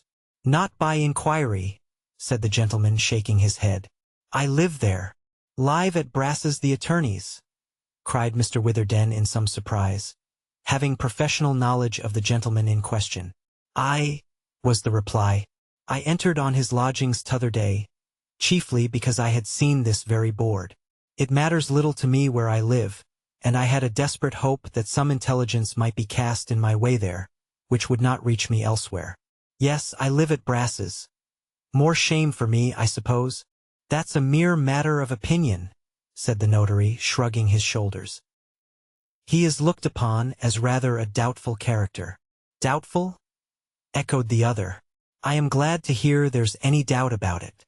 I suppose that had been thoroughly settled long ago. But will you let me speak a word or two with you in private?" Mr. Witherden consenting, they walked into that gentleman's private closet, and remained there, in close conversation, for some quarter of an hour, when they returned into the outer office. The stranger had left his hat in Mr. Witherden's room, and seemed to have established himself in this short interval on quite a friendly footing. "I'll not detain you any longer now," he said, putting a crown into Kit's hand, and looking towards the notary. "You shall hear from me again.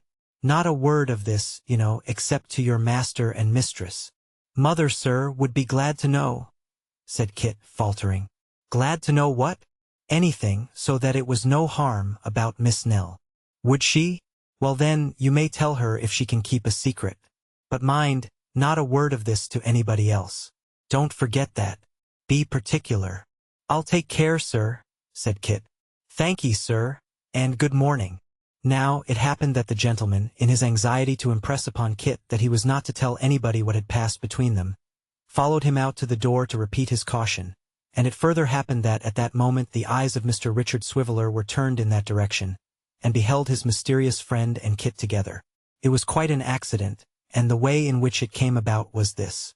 Mr. Chuckster, being a gentleman of a cultivated taste and refined spirit, was one of that lodge of glorious Apollos whereof Mr. Swiveller was perpetual grand. Mr. Swiveller, passing through the street in the execution of some brazen errand, and beholding one of his glorious brotherhood intently gazing on a pony, crossed over to give him that fraternal greeting with which perpetual grands are, by the very constitution of their office, bound to cheer and encourage their disciples.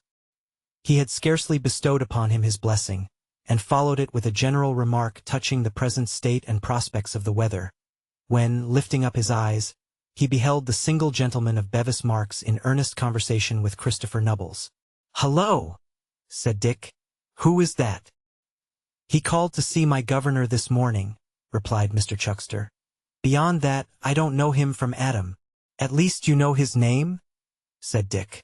To which Mr. Chuckster replied, with an elevation of speech becoming a glorious Apollo, that he was everlastingly blessed if he did. "All I know, my dear feller," said Mr. Chuckster, running his fingers through his hair, "is that he is the cause of my having stood here 20 minutes, for which I hate him with a mortal and undying hatred, and would pursue him to the confines of eternity if I could afford the time." While they were thus discoursing, the subject of their conversation, who had not appeared to recognize Mr. Richard Swiveller, re-entered the house, and Kit came down the steps and joined them, to whom Mr. Swiveller again propounded his inquiry with no better success. "He is a very nice gentleman, sir," said Kit, "and that's all I know about him." Mr. Chuckster waxed wroth at this answer, and without applying the remark to any particular case, mentioned as a general truth that it was expedient to break the heads of snobs, and to tweak their noses. Without expressing his concurrence in this sentiment, Mr. Swiveller, after a few moments of abstraction, inquired which way Kit was driving, and, being informed, declared it was his way, and that he would trespass on him for a lift. Kit would gladly have declined the proffered honor, but as Mr. Swiveller was already established in the seat beside him, he had no means of doing so, otherwise than by a forcible ejectment, and therefore drove briskly off, so briskly indeed as to cut short the leave-taking between Mr. Chuckster and his grand master, and to occasion the former gentleman some inconvenience from having his corns squeezed by the impatient pony. As Whisker was tired of standing, and Mr. Swiveller was kind enough to stimulate him by shrill whistles and various sporting cries, they rattled off at too sharp a pace to admit of much conversation, especially as the pony, incensed by Mr. Swiveller's admonitions, took a particular fancy for the lamp-posts and cart-wheels, and evinced a strong desire to run on the pavement and rasp himself against the brick walls. It was not, therefore, until they had arrived at the stable, and the chaise had been extricated from a very small doorway, into which the pony dragged it under the impression that he could take it along with him into his usual stall, that Mr. Swiveller found time to talk. "It's hard work," said Richard. "What do you say to some beer?" Kit at first declined, but presently consented, and they adjourned to the neighboring bar together. "We'll drink our friend what's-his-name," said Dick, holding up the bright frothy pot. "That was talking to you this morning, you know. I know him, a good fellow but eccentric very. Here's what's-his-name." Kit pledged him. "He lives in my house," said Dick. "At least in the house occupied by the firm in which I'm a sort of a managing partner. A difficult fellow to get anything out of, but we like him, we like him." "I must be going, sir, if you please," said Kit, moving away. "Don't be in a hurry, Christopher," replied his patron. "We'll drink your mother." "Thank you, sir." "An excellent woman, that mother of yours, Christopher," said Mr. Swiveller, "who ran to catch me when I fell, and kissed the place to make it well. My mother. A charming woman. He's a liberal sort of fellow. We must get him to do something for your mother." "Does he know her, Christopher?" Kit shook his head, and glancing slyly at his questioner, thanked him and made off before he could say another word. "Humph!" said Mr. Swiveller, pondering. "This is queer. Nothing but mysteries in connection with Brass's house. I'll keep my own counsel, however. Everybody and anybody has been in my confidence as yet, but now I think I'll set up in business for myself. Queer. Very queer." After pondering deeply and with a face of exceeding wisdom for some time, Mr. Swiveller drank some more of the beer, and summoning a small boy who had been watching his proceedings, poured forth the few remaining drops as a libation on the gravel, and bade him carry the empty vessel to the bar with his compliments, and above all things to lead a sober and temperate life, and abstain from all intoxicating and exciting liquors. Having given him this piece of moral advice for his trouble, which, as he wisely observed, was far better than halfpence, the perpetual Grand Master of the glorious Apollos thrust his hands into his pockets and sauntered away, still pondering as he went. 0278M. Original. Chapter 39. All that day, though he waited for Mr. Abel until evening, Kit kept clear of his mother's house, determined not to anticipate the pleasures of the morrow, but to let them come in their full rush of delight. For tomorrow was the great and long-looked-for epoch in his life.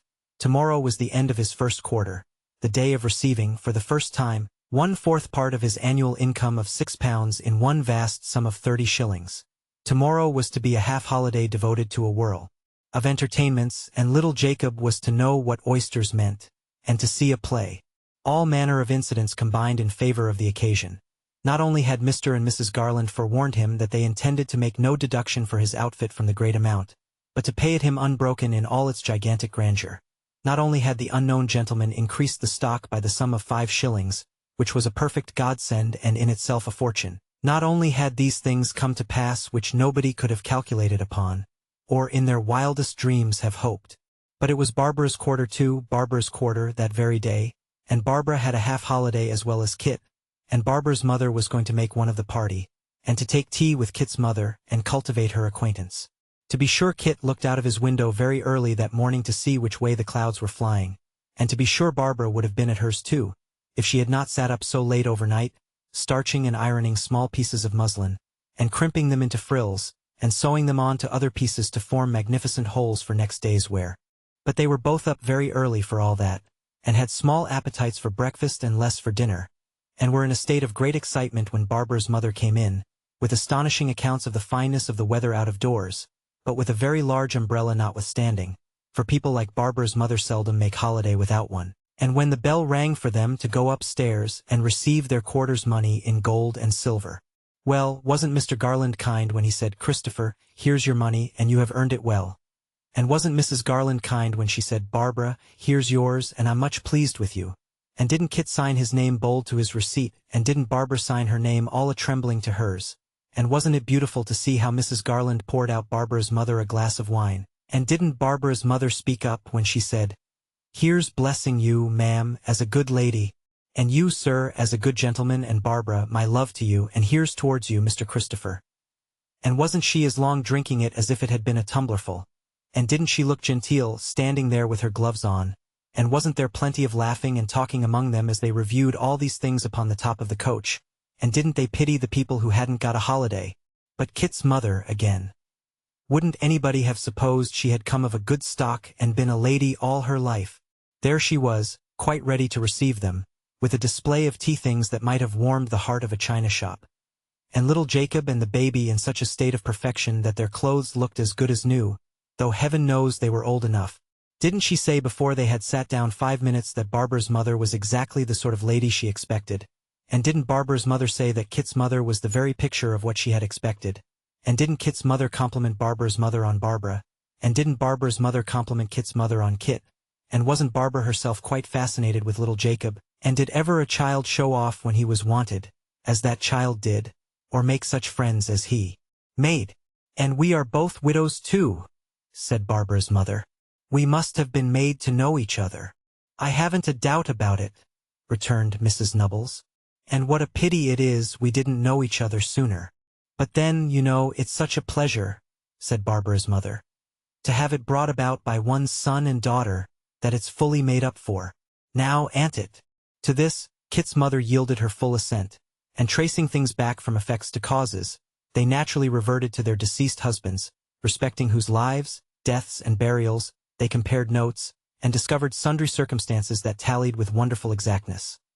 Such as Barbara's father having been exactly 4 years and 10 months older than Kit's father, and one of them having died on a Wednesday and the other on a Thursday, and both of them having been of a very fine make and remarkably good-looking, with other extraordinary coincidences.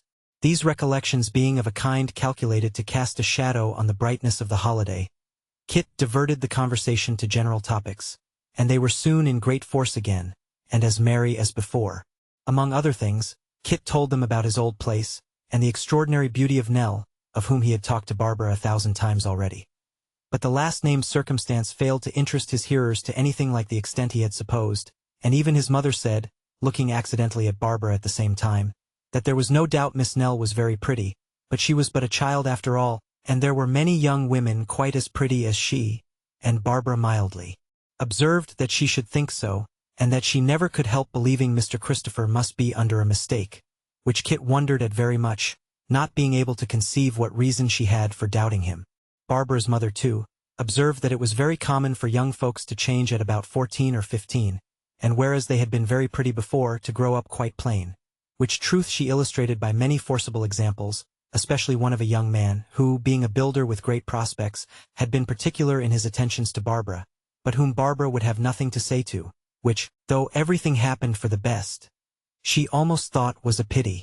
Kit said he thought so too, and so he did honestly, and he wondered what made Barbara so silent all at once, and why his mother looked at him as if he shouldn't have said it.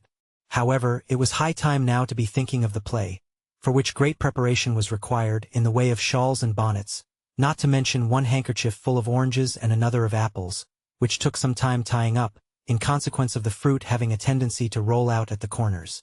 At length, everything was ready, and they went off very fast.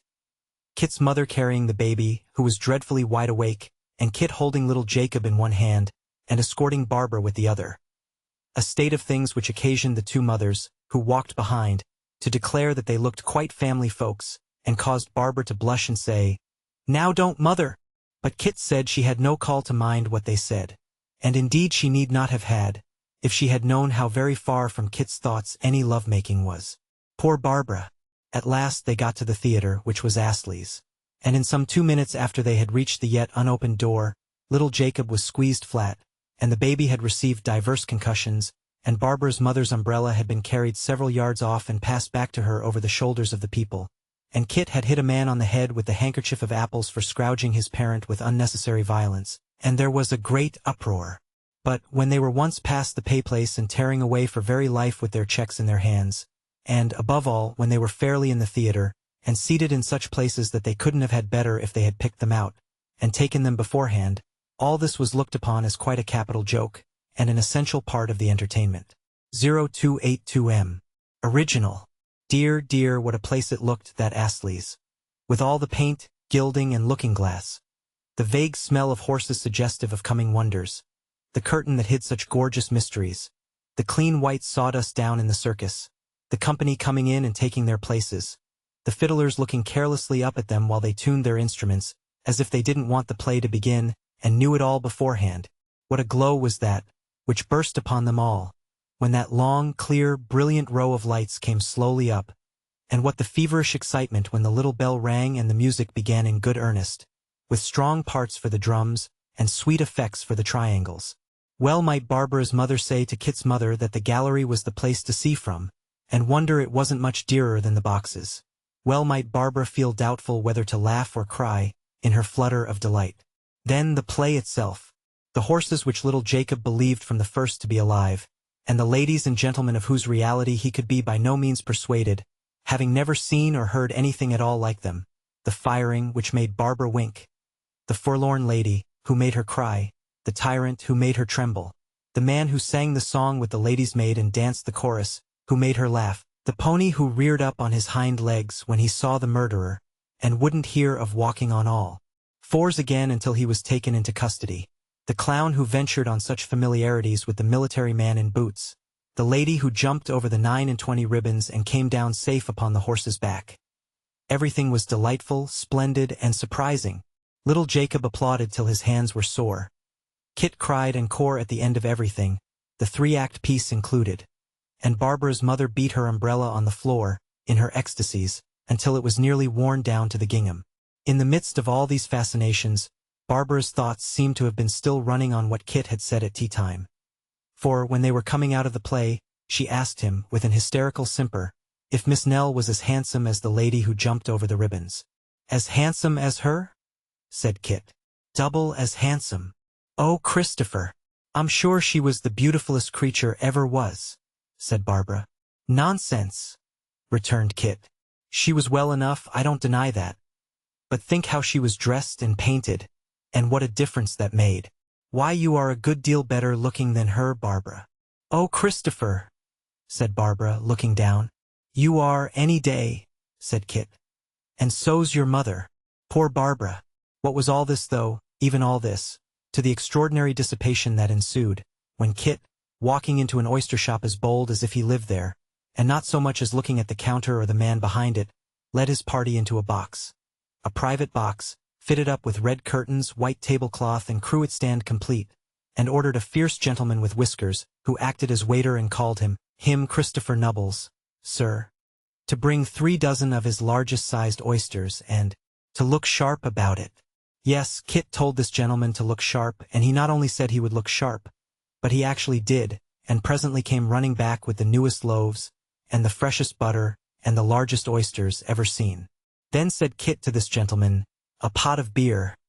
"Just so," and the gentleman, instead of replying, "Sir, did you address that language to me?" only said, "Pot o' beer, sir?" "Yes, sir," and went off and fetched it, and put it on the table in a small decanter stand, like those which blind men's dogs carry about the streets in their mouths, to catch the halfpence in. And both Kit's mother and Barbara's mother declared as he turned away that he was one of the slimmest and gracefulest young men she had ever looked upon. Then they fell to work upon the supper in earnest, and there was Barbara, that foolish Barbara, declaring that she could not eat more than 2, and wanting more pressing than you would believe before she would eat 4, though her mother and Kit's mother made up for it pretty well, and ate and laughed and enjoyed themselves so thoroughly that it did Kit good to see them, and made him laugh and eat likewise from strong sympathy. But the greatest miracle of the night was little Jacob, who ate oysters as if he had been born and bred to the business, sprinkled the pepper and the vinegar with a discretion beyond his years, and afterwards built a grotto on the table with the shells. There was the baby too, who had never closed an eye all night, but had sat as good as gold, trying to force a large orange into his mouth, and gazing intently at the lights in the chandelier. There he was, sitting up in his mother's lap, staring at the gas without winking, and making indentations in his soft visage with an oyster shell, to that degree that a heart of iron must have loved him. In short, there never was a more successful supper, and when Kit ordered in a glass of something hot to finish with, and proposed Mr. and Mrs. Garland before sending it round, there were not 6 happier people in all the world. But all happiness has an end, hence the chief pleasure of its next beginning, and as it was now growing late, they agreed it was time to turn their faces homewards. So, after going a little out of their way to see Barbara and Barbara's mother safe to a friend's house where they were to pass the night, Kit and his mother left them at the door, with an early appointment for returning to Finchley next morning, and a great many plans for next quarter's enjoyment. Then, Kit took little Jacob on his back, and giving his arm to his mother, and a kiss to the baby, they all trudged merrily home together. Chapter 40. Full of that vague kind of penitence which holidays awaken next morning, Kit turned out at sunrise, and, with his faith in last night's enjoyments a little shaken by cool daylight and the return to everyday duties and occupations, went to meet Barbara and her mother at the appointed place. And being careful not to awaken any of the little household, who were yet resting from their unusual fatigues, Kit left his money on the chimney-piece, with an inscription in chalk calling his mother's attention to the circumstance, and informing her that it came from her dutiful son, and went his way with a heart something heavier than his pockets, but free from any very great oppression notwithstanding. Oh, these holidays! Why will they leave us some regret? Why cannot we push them back, only a week or 2 in our memories, so as to put them at once at that convenient distance whence they may be regarded either with a calm indifference or a pleasant effort of recollection? Why will they hang about us, like the flavor of yesterday's wine, suggestive of headaches and lassitude, and those good intentions for the future, which, under the earth, form the everlasting pavement of a large estate, and upon it usually endure until dinner-time or thereabouts? Who will wonder that Barbara had a headache, or that Barbara's mother was disposed to be cross, or that she slightly underrated Astley's, and thought the clown was older than they had taken him to be last night? Kit was not surprised to hear her say so. Not he. He had already had a misgiving that the inconstant actors in that dazzling vision had been doing the same thing the night before last, and would do it again that night and the next and for weeks and months to come, though he would not be there. Such is the difference between yesterday and today. We are all going to the play or coming home from it. However, the sun himself is weak when he first rises, and gathers strength and courage as the day gets on. By degrees, they began to recall circumstances more and more pleasant in their nature, until, what between talking, walking, and laughing, they reached Finchley in such good heart, that Barbara's mother declared she never felt less tired or in better spirits. And so said Kit. Barbara had been silent all the way, but she said so too. Poor little Barbara! She was very quiet. They were at home in such good time that Kit had rubbed down the pony and made him as spruce as a racehorse, before Mr. Garland came down to breakfast, which punctual and industrious conduct the old lady, and the old gentleman and Mr. Abel highly extolled. At his usual hour, or rather at his usual minute and second, for he was the soul of punctuality, Mr. Abel walked out, to be overtaken by the London coach, and Kit and the old gentleman went to work in the garden. This was not the least pleasant of Kit's employments. On a fine day they were quite a family party.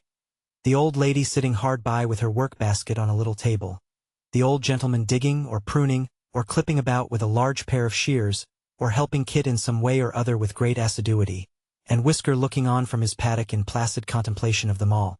Today they were to trim the grapevine, so Kit mounted halfway up a short ladder, and began to snip and hammer away, while the old gentleman, with a great interest in his proceedings, handed up the nails and shreds of cloth as he wanted them. The old lady and Whisker looked on as usual. "Well, Christopher," said Mr. Garland, "and so you have made a new friend, eh?" "I beg your pardon, sir?" returned Kit, looking down from the ladder. "You have made a new friend, I hear from Mr. Abel," said the old gentleman. "At the office?" "Oh, yes, sir, yes. He behaved very handsome, sir." "I'm glad to hear it," returned the old gentleman with a smile. "He is disposed to behave more handsomely still, though, Christopher." "Indeed, sir. It's very kind in him, but I don't want him to, I'm sure," said Kit, hammering stoutly at an obdurate nail. "He is rather anxious," pursued the old gentleman, "to have you in his own service. Take care what you're doing, or you will fall down and hurt yourself." "To have me in his service, sir?" cried Kit, who had stopped short in his work and faced about on the ladder like some dexterous tumbler. "Why, sir, I don't think he can be in earnest when he says that." "Oh, but he is indeed," said Mr. Garland. "Nor need you either," he added, turning to the old man. "If you were not as weak as a reed, and nearly as senseless." "What would you have me do?"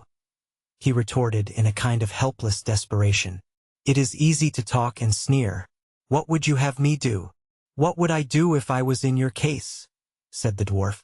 "Something violent, no doubt." "You're right there," returned the little man, highly gratified by the compliment, for such he evidently considered it, and grinning like a devil as he rubbed his dirty hands together. "Ask Mrs. Quilp, pretty Mrs. Quilp, obedient, timid, loving Mrs. Quilp. But that reminds me, I have left her all alone, and she will be anxious and know not a moment's peace till I return.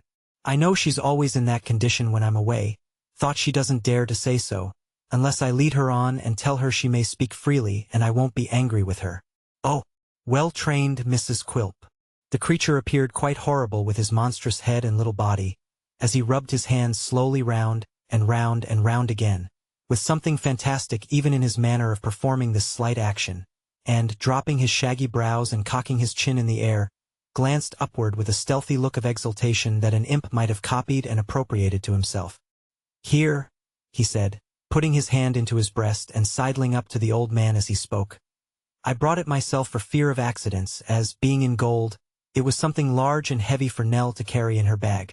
She need be accustomed to such loads betimes though, neighbor, for she will carry weight when you are dead."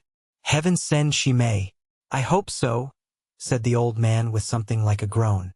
"Hope so," echoed the dwarf, approaching close to his ear. "Neighbor, I would I knew in what good investment all these supplies are sunk. But you are a deep man, and keep your secret close." "My secret?" said the other with a haggard look. "Yes, you're right. I keep it close, very close." He said no more, but taking the money turned away with a slow, uncertain step, and pressed his hand upon his head like a weary and dejected man. The dwarf watched him sharply, while he passed into the little sitting-room and locked it in an iron safe above the chimney-piece, and after musing for a short space, prepared to take his leave, observing that unless he made good haste, Mrs. Quilp would certainly be in fits on his return. "And so, neighbor," he added, "I'll turn my face homewards, leaving my love for Nellie and hoping she may never lose her way again, though her doing so has procured me an honor I didn't expect." With that he bowed and leered at me, and with a keen glance around which seemed to comprehend every object within his range of vision, however small or trivial, went his way. I had several times essayed to go myself, but the old man had always opposed it and entreated me to remain. As he renewed his entreaties on our being left alone, and adverted with many thanks to the former occasion of our being together, I willingly yielded to his persuasions, and sat down, pretending to examine some curious miniatures and a few old medals which he placed before me. It needed no great pressing to induce me to stay, for if my curiosity has been excited on the occasion of my first visit, it certainly was not diminished now. Nell joined us before long, and bringing some needlework to the table, sat by the old man's side. It was pleasant to observe the fresh flowers in the room, the pet bird with a green bough shading his little cage, the breath of freshness and youth which seemed to rustle through the old dull house and hover round the child. It was curious, but not so pleasant, to turn from the beauty and grace of the girl, to the stooping figure, careworn face, and jaded aspect of the old man. As he grew weaker and more feeble, what would become of this lonely little creature? Poor protector as he was, say that he died. What would be her fate, then? The old man almost answered my thoughts, as he laid his hand on hers, and spoke aloud. "I'll be of better cheer, Nell," he said. "There must be good fortune in store for thee. I do not ask it for myself, but thee. Such miseries must fall on thy innocent head without it, that I cannot believe but that, being tempted, it will come at last." She looked cheerfully into his face, but made no answer. "When I think," said he, "of the many years, many in thy short life, that thou hast lived with me, of my monotonous existence, knowing no companions of thy own age nor any childish pleasures, of the solitude in which thou hast grown to be what thou art, and in which thou hast lived apart from nearly all thy kind but one old man, I sometimes fear I have dealt hardly by thee, Nell." "Grandfather!" cried the child in unfeigned surprise. "Not in intention, no, no," said he. "I have ever looked forward to the time that should enable thee to mix among the gayest and prettiest, and take thy station with the best. But I still look forward, Nell, I still look forward, and if I should be forced to leave thee, meanwhile how have I fitted thee for struggles with the world? The poor bird yonder is as well qualified to encounter it, and be turned adrift upon its mercies. Hark! I hear Kit outside. Go to him, Nell, go to him." She rose and hurrying away, stopped, turned back, and put her arms about the old man's neck, then left him and hurried away again, but faster this time to hide her falling tears. "A word in your ear, sir," said the old man in a hurried whisper.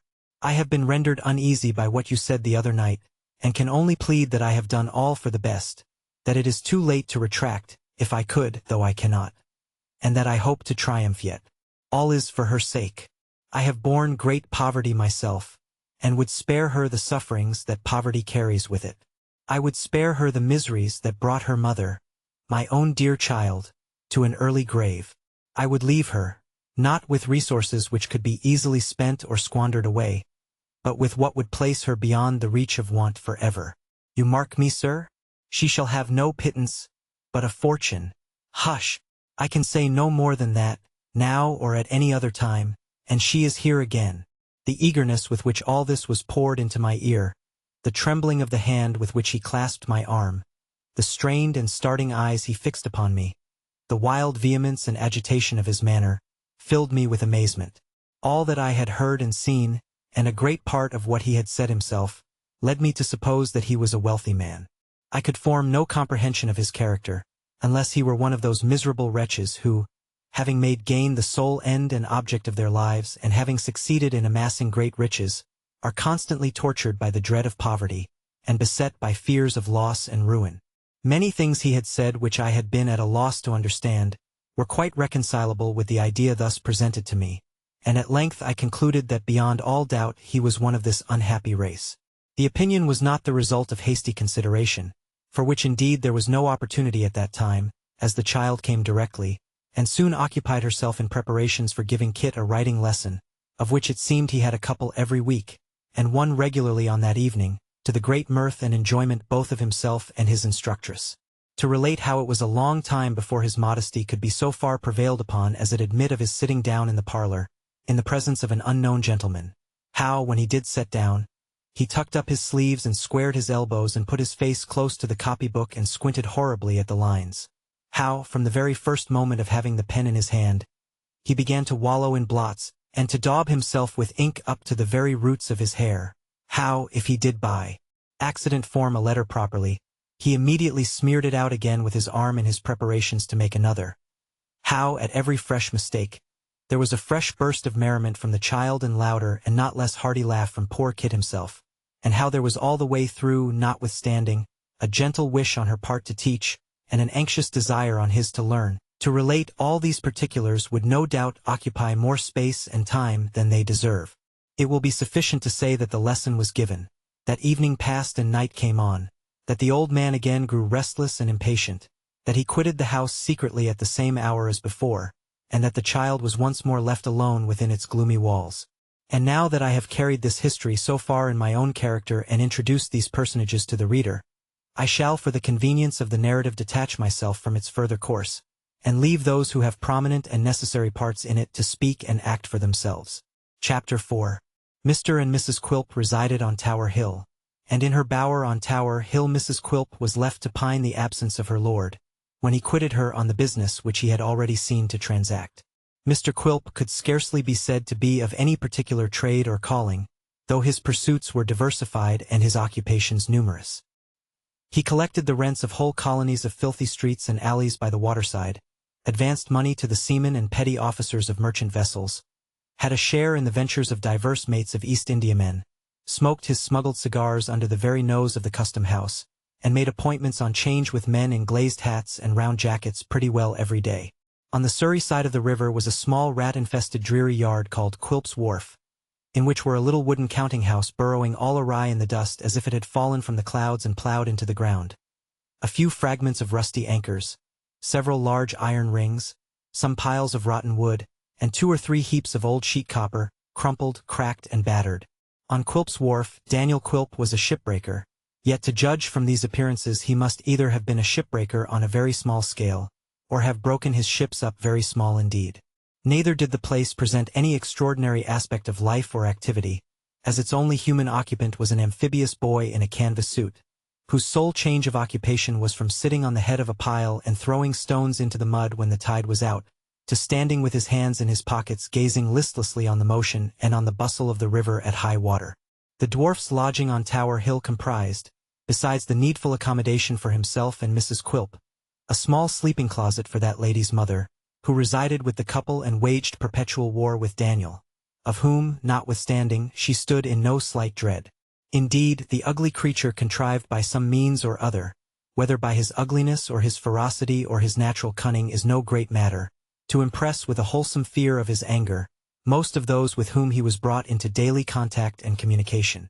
Over nobody had he such complete ascendance as Mrs. Quilp herself, a pretty little, mild-spoken, blue-eyed woman, who having allied herself in wedlock to the dwarf in one of those strange infatuations of which examples are by no means scarce, performed a sound practical penance for her folly every day of her life. It has been said that Mrs. Quilp was pining in her bower. In her bower she was, but not alone, for besides the old lady her mother of whom mention has recently been made, there were present some half-dozen ladies of the neighborhood who had happened by a strange accident, and also by a little understanding among themselves, to drop in one after another just about tea-time. This being a season favorable to conversation, and the room being a cool, shady, lazy kind of place, with some plants at the open window shutting out the dust, and interposing pleasantly enough between the tea-table within and the old tower without, it is no wonder that the ladies felt an inclination to talk and linger, especially when there are taken into account the additional inducements of fresh butter, new bread, shrimps, and watercresses.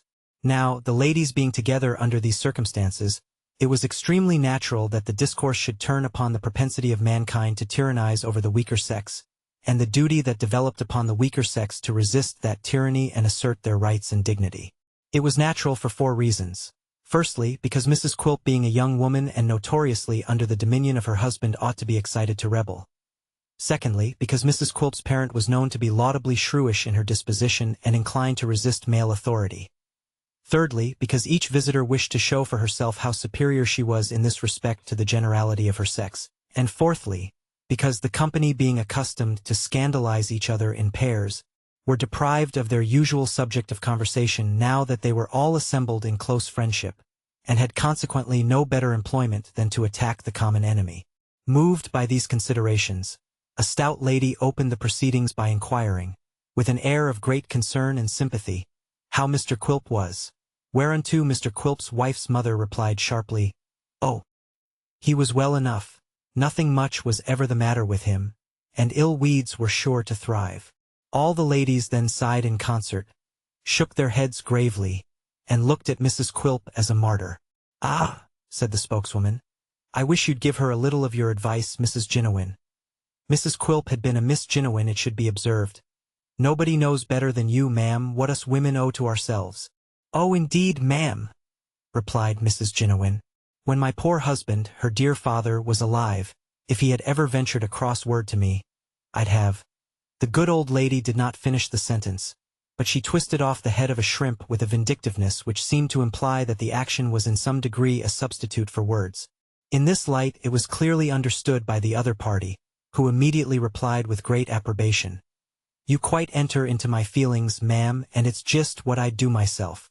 But you have no call to do it, said Mrs. Ginowin. Luckily for you, you have no more occasion to do it than I had. No woman need have if she was true to herself, rejoined the stout lady. Do you hear that, Betsy? Said Mrs. Ginowin, in a warning voice. How often have I said the same words to you, and almost gone down my knees when I spoke 'em? Poor Mrs. Quilp, who had looked in a state of helplessness from one face of condolence to another, colored, smiled, and shook her head doubtfully. This was the signal for a general clamor, which beginning in a low murmur gradually swelled into a great noise in which everybody spoke at once, and all said that she being a young woman had no right to set up her opinions against the experiences of those who knew so much better, that it was very wrong of her not to take the advice of people who had nothing at heart but her good, that it was next door to being downright ungrateful to conduct herself in that manner, that if she had no respect for herself she ought to have some for other women, all of whom she compromised by her meekness, and that if she had no respect for other women, the time would come when other women would have no respect for her, and she would be very sorry for that, they could tell her.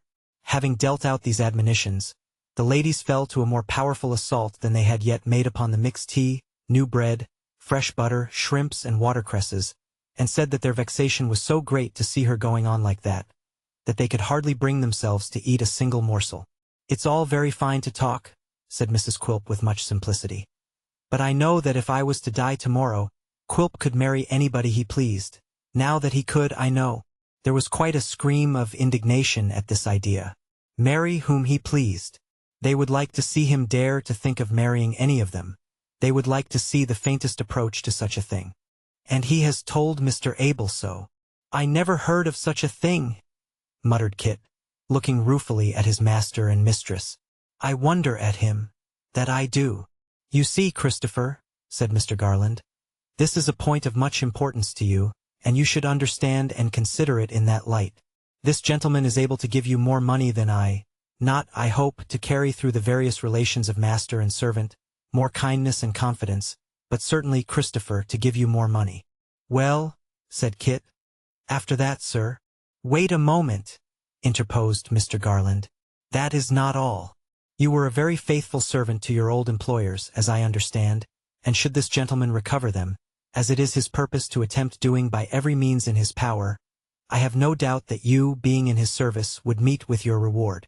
Besides, added the old gentleman with stronger emphasis, besides having the pleasure of being again brought into communication with those to whom you seem to be very strongly and disinterestedly attached. You must think of all this, Christopher, and not be rash or hasty in your choice.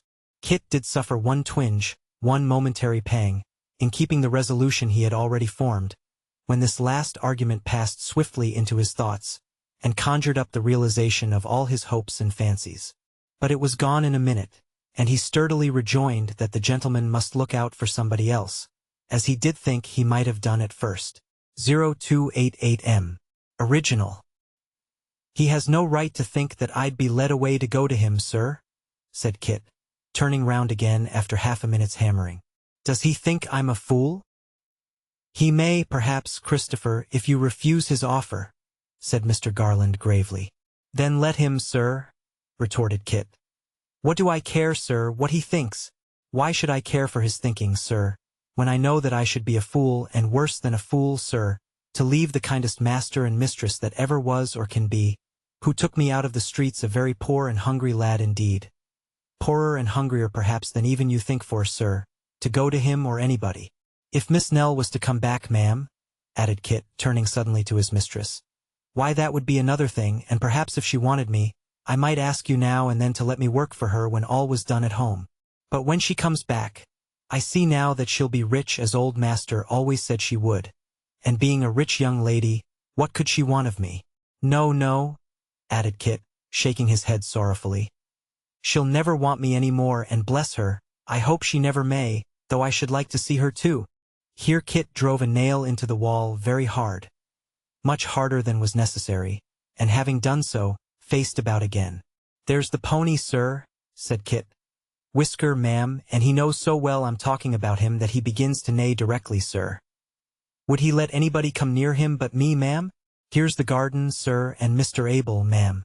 Would Mr. Abel part with me, sir? Or is there anybody that could be fonder of the garden, ma'am? It would break mother's heart, sir, and even little Jacob would have sense enough to cry his eyes out, ma'am, if he thought that Mr. Abel could wish to part with me so soon, after having told me only the other day that he hoped we might be together for years to come. There is no telling how long Kit might have stood upon the ladder, addressing his master and mistress by turns, and generally turning towards the wrong person, if Barbara had not at that moment come running up to say that a messenger from the office had brought a note, which, with an expression of some surprise at Kit's oratorical appearance, she put into her master's hand. "Oh," said the old gentleman after reading it, "ask the messenger to walk this way." Barbara tripping off to do as she was bid, he turned to Kit and said that they would not pursue the subject any further, and that Kit could not be more unwilling to part with them than they would be to part with Kit, a sentiment which the old lady very generously echoed. "At the same time, Christopher," added Mr. Garland, glancing at the note in his hand, "if the gentleman should want to borrow you now and then for an hour or so, or even a day or so at a time, we must consent to lend you, and you must consent to be lent. Here is the young gentleman. How do you do, sir?" This salutation was addressed to Mr. Chuckster, who, with his hat extremely on one side, and his hair a long way beyond it, came swaggering up the walk. "Hope I see you well, sir," returned that gentleman. "Hope I see you well, ma'am. Charming box this, sir. Delicious country, to be sure. You want to take Kit back with you, I find?" observed Mr. Garland. "I have got a chariot cab waiting on purpose," replied the clerk. "A very spanking grey in that cab, sir, if you're a judge of horseflesh." Declining to inspect the spanking grey, on the plea that he was but poorly acquainted with such matters, and would but imperfectly appreciate his beauties, Mr. Garland invited Mr. Chuckster to partake of a slight repast in the way of lunch. That gentleman readily consenting, certain cold viands, flanked with ale and wine, were speedily prepared for his refreshment. At this repast, Mr. Chuckster exerted his utmost abilities to enchant his entertainers, and impress them with a conviction of the mental superiority of those who dwelt in town, with which view he led the discourse to the small scandal of the day, in which he was justly considered by his friends to shine prodigiously. Thus, he was in a condition to relate the exact circumstances of the difference between the Marquis of Misler and Lord Bobby, which it appeared originated in a disputed bottle of champagne, and not in a pigeon pie, as erroneously reported in the newspapers. Neither had Lord Bobby said to the Marquis of Misler, "Misler, one of us two tells a lie, and I'm not the man," as incorrectly stated by the same authorities. But, "Misler, you know where I'm to be found, and damn, sir, find me if you want me," which, of course, entirely changed the aspect of this interesting question, and placed it in a very different light. He also acquainted them with the precise amount of the income guaranteed by the Duke of Thigsbury to Violetta Stetta of the Italian Opera, which it appeared was payable quarterly, and not half-yearly, as the public had been given to understand, and which was exclusive and not inclusive, as had been monstrously stated, of jewellery, perfumery, hair powder for 5 footmen, and 2 daily changes of kid gloves for a page. Having entreated the old lady and gentleman to set their minds at rest on these absorbing points, for they might rely on his statement being the correct one, Mr. Chuckster entertained them with theatrical chit-chat and the court circular, and so wound up a brilliant and fascinating conversation which he had maintained alone, and without any assistance whatever, for upwards of 3/4 of an hour. "And now that the nag has got his wind again," said Mr. Chuckster, rising in a graceful manner, "I'm afraid I must cut my stick." Neither Mr. nor Mrs. Garland offered any opposition to his tearing himself away, feeling, no doubt, that such a man could ill be spared from his proper sphere of action, and therefore Mr. Chuckster and Kit were shortly afterwards upon their way to town. Kit being perched upon the box of the cabriolet beside the driver, and Mr. Chuckster seated in solitary state inside, with one of his boots sticking out at each of the front windows. When they reached the notary's house, Kit followed into the office, and was desired by Mr. Abel to sit down and wait, for the gentleman who wanted him had gone out, and perhaps might not return for some time. This anticipation was strictly verified, for Kit had had his dinner and his tea, and had read all the lighter matter in the law list, and the post office directory, and had fallen asleep a great many times, before the gentleman whom he had seen before, came in, which he did at last in a very great hurry. He was closeted with Mr. Witherden for some little time, and Mr. Abel had been called in to assist at the conference, before Kit, wondering very much what he was wanted for, was summoned to attend them. "Christopher," said the gentleman, turning to him directly he entered the room, "I have found your old master and young mistress." "No, sir." "Have you, though?" returned Kit, his eyes sparkling with delight. "Where are they, sir?" "How are they, sir?" Are they near here?" "A long way from here," returned the gentleman, shaking his head. "But I am going away tonight to bring them back, and I want you to go with me." "Me, sir?" cried Kit, full of joy and surprise. "The place," said the strange gentleman, turning thoughtfully to the notary, "indicated by this man of the dogs, is, how far from here? 60 miles? From 60 to 70. "Humph! If we travel post all night, we shall reach there in good time tomorrow morning. Now, the only question is, as they will not know me, and the child, God bless her, would think that any stranger pursuing them had a design upon her grandfather's liberty, can I do better than take this lad, whom they both know and will readily remember, as an assurance to them of my friendly intentions?" "Certainly not," replied the notary. "Take Christopher by all means." "I beg your pardon, sir," said Kit, who had listened to this discourse with a lengthening countenance. "But if that's the reason, I'm afraid I should do more harm than good.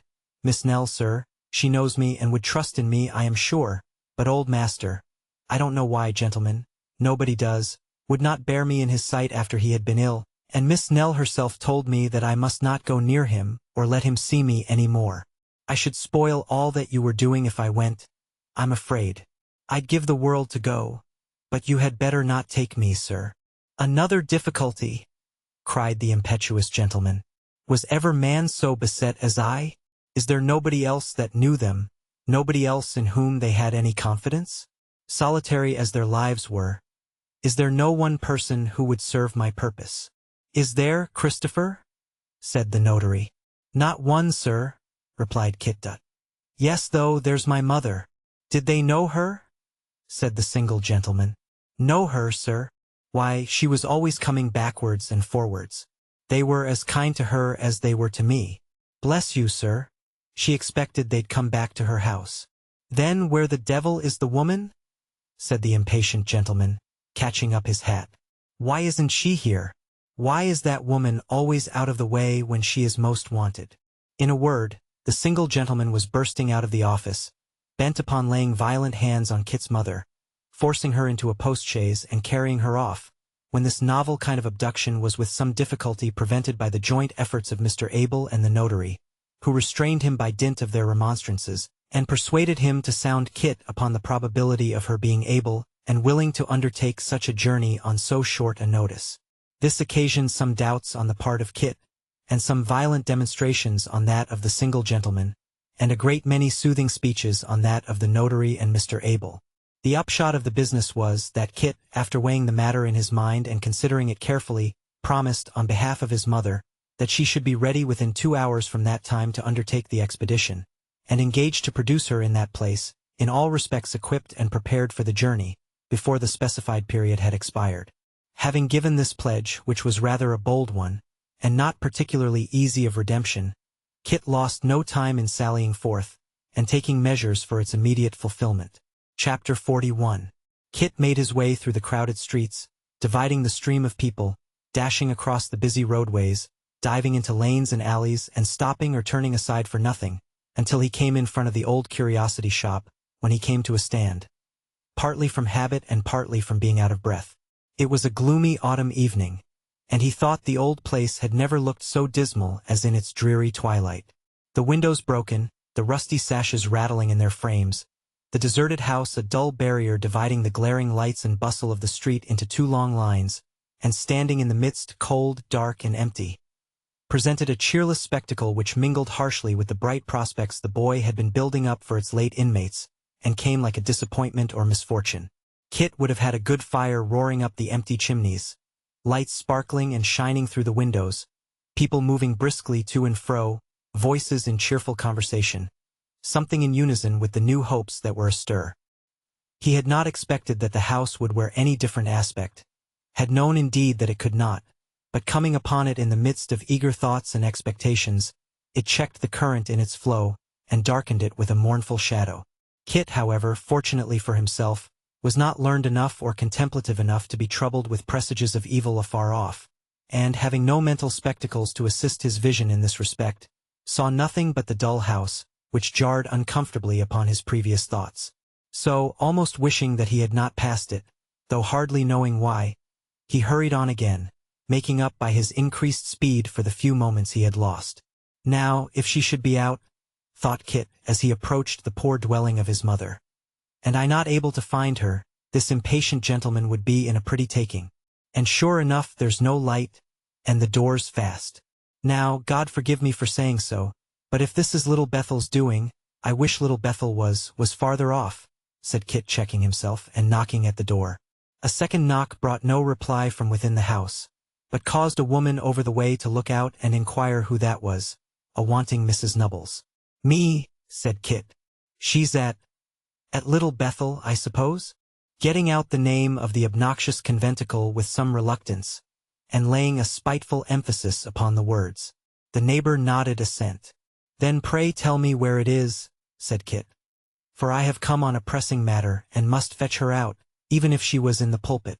It was not very easy to procure a direction to the fold in question, as none of the neighbors were of the flock that resorted thither, and few knew anything more of it than the name. At last, a gossip of Mrs. Nubbles's, who had accompanied her to chapel on one or two occasions when a comfortable cup of tea had preceded her devotions, furnished the needful information, which Kit had no sooner obtained than he started off again. Little Bethel might have been nearer, and might have been in a straighter road, though in that case the reverend gentleman who presided over its congregation would have lost his favorite allusion to the crooked ways by which it was approached, and which enabled him to liken it to paradise itself, in contradistinction to the parish church and the broad thoroughfare leading thereunto. Kit found it, at last, after some trouble, and pausing at the door to take breath that he might enter with becoming decency, passed into the chapel. It was not badly named in one respect, being in truth a particularly little Bethel, a Bethel of the smallest dimensions, with a small number of small pews and a small pulpit in which a small gentleman, by trade a shoemaker and by calling a divine, was delivering in a by no means small voice, a by no means small sermon, judging of its dimensions by the condition of his audience, which, if their gross amount were but small, comprised a still smaller number of hearers, as the majority were slumbering. Among these was Kit's mother, who, finding it matter of extreme difficulty to keep her eyes open after the fatigues of last night, and feeling their inclination to close strongly backed and seconded by the arguments of the preacher, had yielded to the drowsiness that overpowered her and fallen asleep, though not so soundly but that she could, from time to time, utter a slight and almost inaudible groan, as if in recognition of the orator's doctrines. One lady, a widow, was quite certain she should stab him if he hinted at it. Very well, said Mrs. Quilp, nodding her head. As I said just now, it's very easy to talk, but I say again that I know, that I'm sure, Quilp has such a way with him when he likes, that the best-looking woman here couldn't refuse him if I was dead, and she was free and he chose to make love to her. Come! Everybody bridled up at this remark, as much as to say, I know you mean me. Let him try, that's all. And yet for some hidden reason they were all angry with the widow, and each lady whispered in her neighbor's ear that it was very plain that said widow thought herself the person referred to, and what a puss she was. Mother knows, said Mrs. Quilp, that what I say is quite correct, for she often said so before we were married. Didn't you say so, mother? This inquiry involved the respected lady in rather a delicate position, for she certainly had been an active party in making her daughter Mrs. Quilp, and, besides, it was not supporting the family credit to encourage the idea that she had married a man whom nobody else would have. On the other hand, to exaggerate the captivating qualities of her son-in-law would be to weaken the cause of revolt, in which all her energies were deeply engaged. Beset by these opposing considerations, Mrs. Jiniwin admitted the powers of insinuation, but denied the right to govern, and with a timely compliment to the stout lady brought back the discussion to the point from which it had strayed. Oh, "It's a sensible and proper thing indeed what Mrs. George has said," exclaimed the old lady. "If women are only true to themselves. But Betsy isn't, and more's the shame and pity." "Before I'd let a man order me about as Quilp orders her," said Mrs. George, "before I'd consent to stand in awe of a man as she does of him, I'd kill myself and write a letter first to say he did it." This remark being loudly commended and approved of, another lady, from the Minories, put in her word. "Mr. Quilp may be a very nice man," said this lady, "and I suppose there's no doubt he is, because Mrs. Quilp says he is, and Mrs. Jiniwin says he is, and they ought to know or nobody does. But still he is not quite what one calls a handsome man, nor quite a young man neither, which might be a little excuse for him if anything could be, whereas his wife is young and is good-looking and is a woman, which is the greatest thing after all." This last clause being delivered with extraordinary pathos, elicited a corresponding murmur from the hearers, stimulated by which the lady went on to remark that if such a husband was cross and unreasonable with such a wife, then, "If he is," interposed the mother, putting down her teacup and brushing the crumbs out of her lap, preparatory to making a solemn declaration, "if he is the greatest tyrant that ever lived. She daren't call her soul her own. He makes her tremble with a word and even with a look. He frightens her to death, and she hasn't the spirit to give him a word back. No, not a single word." Notwithstanding that the fact had been notorious beforehand to all the tea-drinkers, and had been discussed and expatiated on at every tea-drinking in the neighborhood for the last 12 months. This official communication was no sooner made than they all began to talk at once and to vie with each other in vehemence and volubility. Mrs. George remarked that people would talk, that people had often said this to her before, that Mrs. Simmons then and their present had told her so 20 times, that she had always said, "No, Henrietta Simmons, unless I see it with my own eyes and hear it with my own ears, I never will believe it." Mrs. Simmons corroborated this testimony and added strong evidence of her own. The lady from the Minories recounted a successful course of treatment under which she had placed her own husband, who, from manifesting 1 month after marriage unequivocal symptoms of the tiger, had by this means become subdued into a perfect lamb. Another lady recounted her own personal struggle and final triumph, in the course whereof she had found it necessary to call in her mother and 2 aunts, and to weep incessantly night and day for 6 weeks. A third, who in the general confusion could secure no other listener, fastened herself upon a young woman still unmarried who happened to be amongst them, and conjured her, as she valued her own peace of mind and happiness to profit by this solemn occasion, to take example from the weakness of Mrs. Quilp, and from that time forth to direct her whole thoughts to taming and subduing the rebellious spirit of man. The noise was at its height, and half the company had elevated their voices into a perfect shriek in order to drown the voices of the other half, when Mrs. Jiniwin was seen to change color and shake her forefinger stealthily, as if exhorting them to silence. Then, and not until then, Daniel Quilp himself, the cause and occasion of all this clamor, was observed to be in the room, looking on and listening with profound attention. "Go on, ladies, go on," said Daniel. "Mrs. Quilp, pray ask the ladies to stop to supper, and have a couple of lobsters and something light and palatable. 0044M. Original. I didn't ask them to tea, Quilp," stammered his wife. "It's quite an accident." "So much the better, Mrs. Quilp. These accidental parties are always the pleasantest," said the dwarf, rubbing his hands so hard that he seemed to be engaged in manufacturing, of the dirt with which they were encrusted, little charges for pop-guns. "What? Not going, ladies, you are not going, surely?" His fair enemies tossed their heads slightly as they sought their respective bonnets and shawls, but left all verbal contention to Mrs. Jiniwin, who, finding herself in the position of champion, made a faint struggle to sustain the character. "And why not stop to supper, Quilp?" said the old lady. "If my daughter had a mind?"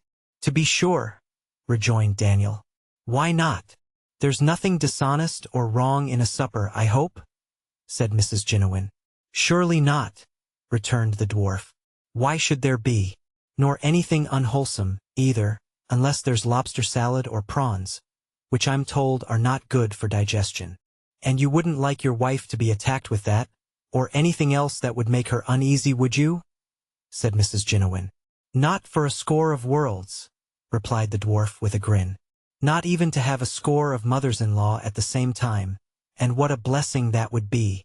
"My daughter's your wife, Mr. Quilp, certainly," said the old lady with a giggle, meant for satirical and to imply that he needed to be reminded of the fact. Your wedded wife. So she is, certainly. So she is, observed the dwarf. And she has a right to do as she likes, I hope, Quilp, said the old lady trembling, partly with anger and partly with a secret fear of her impish son-in-law. Hope she has, he replied. Oh, don't you know she has? Don't you know she has, Mrs. Ginowin? I know she ought to have, Quilp, and would have if she was of my way of thinking. Why ain't you of your mother's way of thinking, my dear? Said the dwarf, touring round and addressing his wife. Why don't you always imitate your mother, my dear? She's the ornament of her sex. Your father said so every day of his life. I am sure he did. Her father was a blessed creature, Quilp, and worthy 20,000 of some people, said Mrs. Ginowin. 20,000,000. I should like to have known him, remarked the dwarf. I dare say he was a blessed creature then. But I'm sure he is now. It was a happy release. I believe he had suffered a long time. The old lady gave a gasp, but nothing came of it. Quilp resumed, with the same malice in his eye and the same sarcastic politeness on his tongue. You look ill, Mrs. Ginowin. I know you have been exciting yourself too much. Talking perhaps, for it is your weakness. Go to bed. Do go to bed. I shall go when I please, Quilp, and not before. But please to do now. Do please to go now, said the dwarf. The old woman looked angrily at him, but retreated as he advanced, and falling back before him, suffered him to shut the door upon her and bolt her out among the guests, who were by this time crowding downstairs. Being left alone with his wife, who sat trembling in a corner with her eyes fixed upon the ground, the little man planted himself before her, and folding his arms looked steadily at her for a long time without speaking. Mrs. Quilp, he said at last. Yes, Quilp, she replied meekly. Instead of pursuing the theme he had in his mind, Quilp folded his arms again, and looked at her more sternly than before, while she averted her eyes and kept them on the ground. Mrs. Quilp. Yes, Quilp. If ever you listen to these beldams again, I'll bite you. With this laconic threat, which he accompanied with a snarl that gave him the appearance of being particularly in earnest, Mr. Quilp bade her clear the tea-board away, and bring the rum. The spirit being set before him in a huge case-bottle, which had originally come out of some ship's locker, he settled himself in an armchair with his large head and face squeezed up against the back, and his little legs planted on the table. Now, Mrs. Quilp, he said, I feel in a smoking humor, and shall probably blaze away all night. But sit where you are, if you please, in case I want you. 0048M. Original. His wife returned no other reply than the necessary yes, Quilp, and the small lord of the creation took his first cigar and mixed his first glass of grog. The sun went down and the stars peeped out. The tower turned from its own proper colors to gray and from gray to black. The room became perfectly dark and the end of the cigar a deep fiery red. But still Mr. Quilp went on smoking and drinking in the same position, and staring listlessly out of window with the dog-like smile always on his face, save when Mrs. Quilp made some involuntary movement of restlessness or fatigue, and then it expanded into a grin of delight. Chapter 5.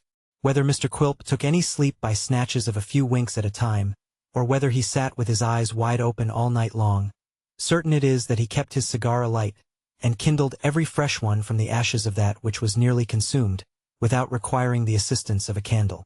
Nor did the striking of the clocks, hour after hour, appear to inspire him with any sense of drowsiness or any natural desire to go to rest, but rather to increase his wakefulness, which he showed, at every such indication of the progress of the night, by a suppressed cackling in his throat, and a motion of his shoulders, like one who laughs heartily but the same time slyly and by stealth.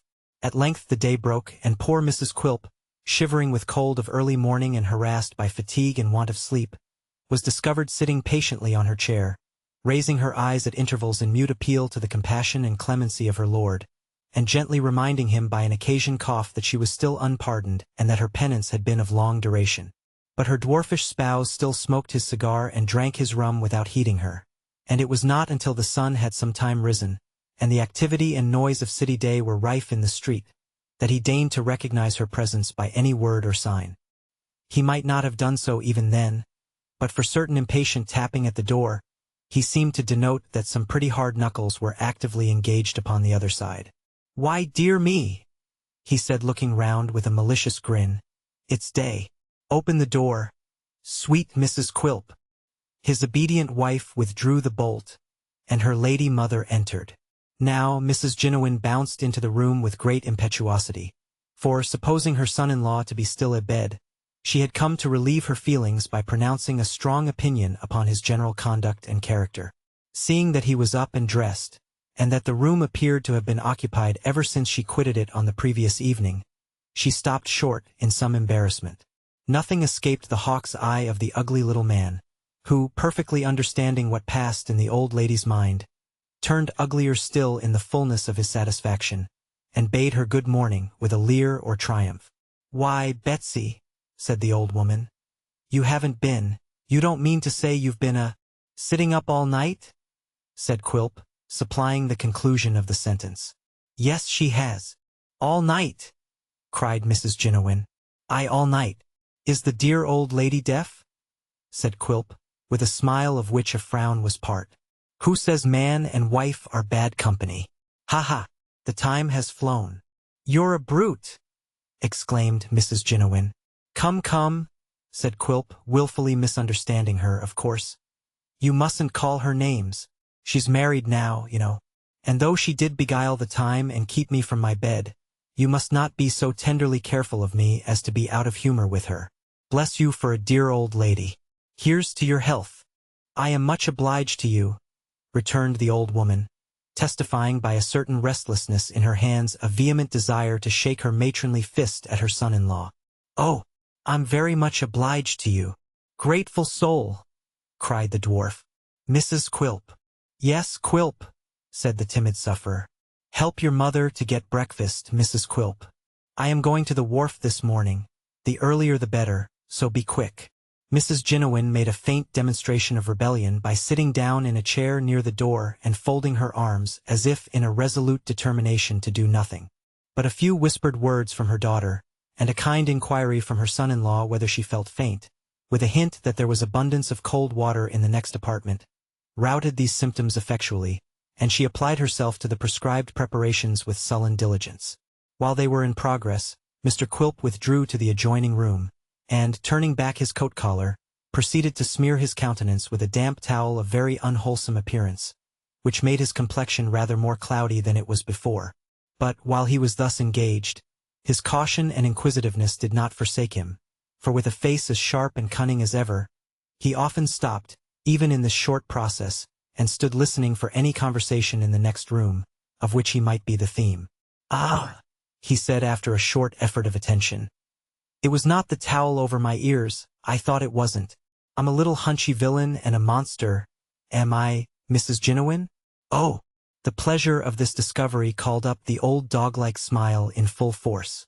When he had quite done with it, he shook himself in a very dog-like manner, and rejoined the ladies. Mr. Quilp now walked up to front of a looking-glass, and was standing there putting on his neckerchief, when Mrs. Jiniwin, happening to be behind him, could not resist the inclination she felt to shake her fist at her tyrant son-in-law. It was the gesture of an instant, but as she did so and accompanied the action with a menacing look, she met his eye in the glass, catching her in the very act. The same glance at the mirror conveyed to her the reflection of a horribly grotesque and distorted face with the tongue lolling out, and the next instant the dwarf, turning about with a perfectly bland and placid look, inquired in a tone of great affection, "How are you now, my dear old darling?" Slight and ridiculous as the incident was, it made him appear such a little fiend, and withal such a keen and knowing one, that the old woman felt too much afraid of him to utter a single word, and suffered herself to be led with extraordinary politeness to the breakfast table. Here he by no means diminished the impression he had just produced, for he ate hard eggs, shell and all, devoured gigantic prawns with the heads and tails on, chewed tobacco and watercresses at the same time, and with extraordinary greediness, drank boiling tea without winking, bit his fork and spoon till they bent again, and in short performed so many horrifying and uncommon acts that the women were nearly frightened out of their wits, and began to doubt if he were really a human creature. At last, having gone through these proceedings and many others which were equally a part of his system, Mr. Quilp left them, reduced to a very obedient and humbled state, and betook himself to the riverside, where he took boat for the wharf on which he had bestowed his name. It was flood tide when Daniel Quilp sat himself down in the ferry to cross to the opposite shore. A fleet of barges were coming lazily on, some sideways, some head first, some stern first, all in a wrong-headed, dogged, obstinate way, bumping up against the larger craft, running under the bows of steamboats, getting into every kind of nook and corner where they had no business, and being crunched on all sides like so many walnut shells, while each with its pair of long sweeps struggling and splashing in the water looked like some lumbering fish in pain. In some of the vessels at anchor all hands were busily engaged in coiling ropes, spreading out sails to dry, taking in or discharging their cargoes. In others no life was visible but 2 or 3 tarry boys, and perhaps a barking dog running to and fro upon the deck or scrambling up to look over the side and bark the louder for the view. Coming slowly on through the forests of masts was a great steamship, beating the water in short impatient strokes with her heavy paddles as though she wanted room to breathe, and advancing in her huge bulk like a sea monster among the minnows of the Thames. On either hand were long black tiers of colliers, between them vessels slowly working out of harbor with sails glistening in the sun, and creaking noise on board, re-echoed from 100 quarters. The water and all upon it was in active motion, dancing and buoyant and bubbling up, while the old grey tower and piles of building on the shore, with many a church spire shooting up between, looked coldly on and seemed to disdain their chafing, restless neighbor. Daniel Quilp, who was not much affected by a bright morning save in so far as it spared him the trouble of carrying an umbrella, caused himself to be put ashore hard by the wharf, and proceeded thither through a narrow lane which, partaking of the amphibious character of its frequenters, had as much water as mud in its composition, and a very liberal supply of both. Arrived at his destination, the first object that presented itself to his view was a pair of very imperfectly shod feet elevated in the air with the soles upwards, which remarkable appearance was referable to the boy, who being of an eccentric spirit and having a natural taste for tumbling, was now standing on his head and contemplating the aspect of the river under these uncommon circumstances. He was speedily brought on his heels by the sound of his master's voice, and as soon as his head was in its right position, Mr. Quilp, to speak expressively in the absence of a better verb, punched it for him. "Come, you let me alone," said the boy, parrying Quilp's hand with both his elbows alternatively. "You'll get something you won't like if you don't, and so I tell you."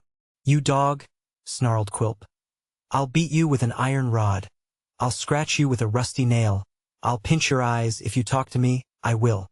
With these threats he clenched his hand again, and dexterously diving in between the elbows and catching the boy's head as it dodged from side to side, gave it 3 or 4 good hard knocks. Having now carried his point and insisted on it, he left off. "You won't do it again," said the boy, nodding his head and drawing back, with the elbows ready in case of the worst. "Now, stand still, you dog," said Quilp. "I won't do it again because I've done it as often as I want. Here, take the key." "Why don't you hit one of your size?" said the boy approaching very slowly. "Where is there one of my size, you dog?" returned Quilp. "Take the key or I'll brain you with it." Indeed he gave him a smart tap with the handle as he spoke. "Now open the counting-house." The boy sulkily complied, muttering at first, but desisting when he looked round and saw that Quilp was following him with a steady look. And here it may be remarked, that between this boy and the dwarf there existed a strange kind of mutual liking. How born or bred, and or nourished upon blows and threats on one side, and retorts and defiances on the other, is not to the purpose. Quilp would certainly suffer nobody to contract him but the boy, and the boy would assuredly not have submitted to be so knocked about by anybody but Quilp, when he had the power to run away at any time he chose. "Now," said Quilp, passing into the wooden counting-house, "you mind the wharf. Stand upon your head again, and I'll cut one of your feet off." The boy made no answer, but directly Quilp had shut himself in, stood on his head before the door, then walked on his hands to the back and stood on his head there, and then to the opposite side and repeated the performance. There were indeed 4 sides to the counting-house, but he avoided that one where the window was, deeming it probable that Quilp would be looking out of it. This was prudent, for in point of fact, the dwarf, knowing his disposition, was lying in wait at a little distance from the sash armed with a large piece of wood, which, being rough and jagged and studded in many parts with broken nails, might possibly have hurt him. It was a dirty little box, this counting-house, with nothing in it but an old rickety desk and 2 stools, a hat peg, an ancient almanac, an inkstand with no ink, and the stump of 1 pen, and an 8-day clock which hadn't gone for 18 years at least, and of which the minute hand had been twisted off for a toothpick. Daniel Quilp pulled his hat over his brows, climbed on to the desk, which had a flat top, and stretching his short length upon it went to sleep with ease of an old practitioner, intending, no doubt, to compensate himself for the deprivation of last night's rest by a long and sound nap. 0053 M. Original. Sound it might have been, but long it was not, for he had not been asleep a quarter of an hour when the boy opened the door and thrust in his head, which was like a bundle of badly picked oakum. Quilp was a light sleeper and started up directly. "Here's somebody for you," said the boy. "Who?" "I don't know." "Ask," said Quilp, seizing the trifle of wood before mentioned and throwing it at him with such dexterity that it was well the boy disappeared before it reached the spot on which he had stood. "Ask, you dog." Not caring to venture within range of such missiles again, the boy discreetly sent in his stead the first cause of the interruption, who now presented herself at the door. "What, Nellie?" cried Quilp. "Yes," said the child, hesitating whether to enter or retreat, for the dwarf, just roused, with his disheveled hair hanging all about him and a yellow handkerchief over his head, was something fearful to behold. "It's only me, sir." "Come in," said Quilp, without getting off the desk. "Come in. Stay. Just look out into the yard, and see whether there's a boy standing on his head." "No, sir," replied Nell. "He's on his feet." "You're sure he is?" said Quilp. "Well, now come in and shut the door. What's your message, Nellie?" The child handed him a letter.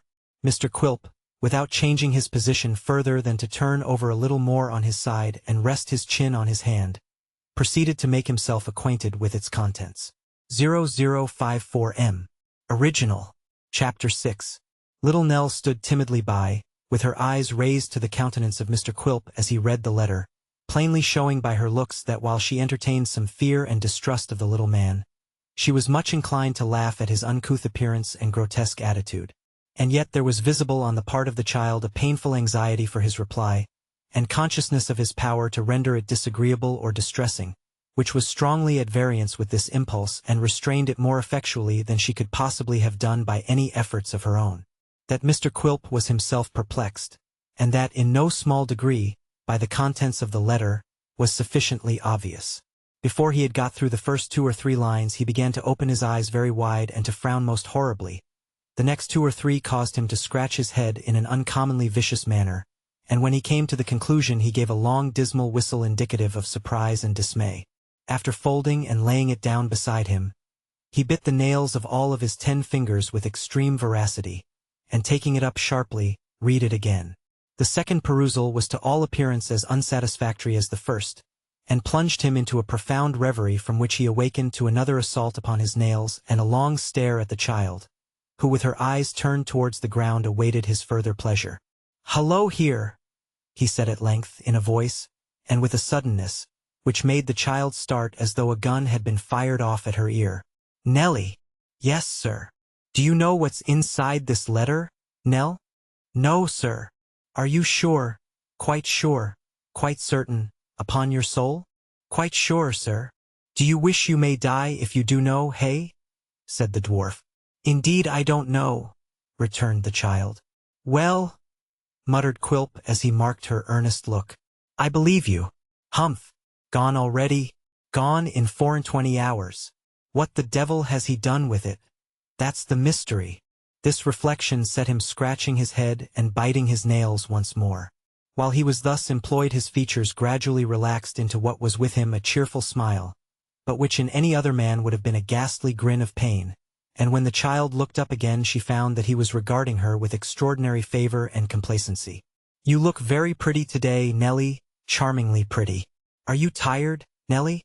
"No, sir. I'm in a hurry to get back, for he will be anxious while I am away."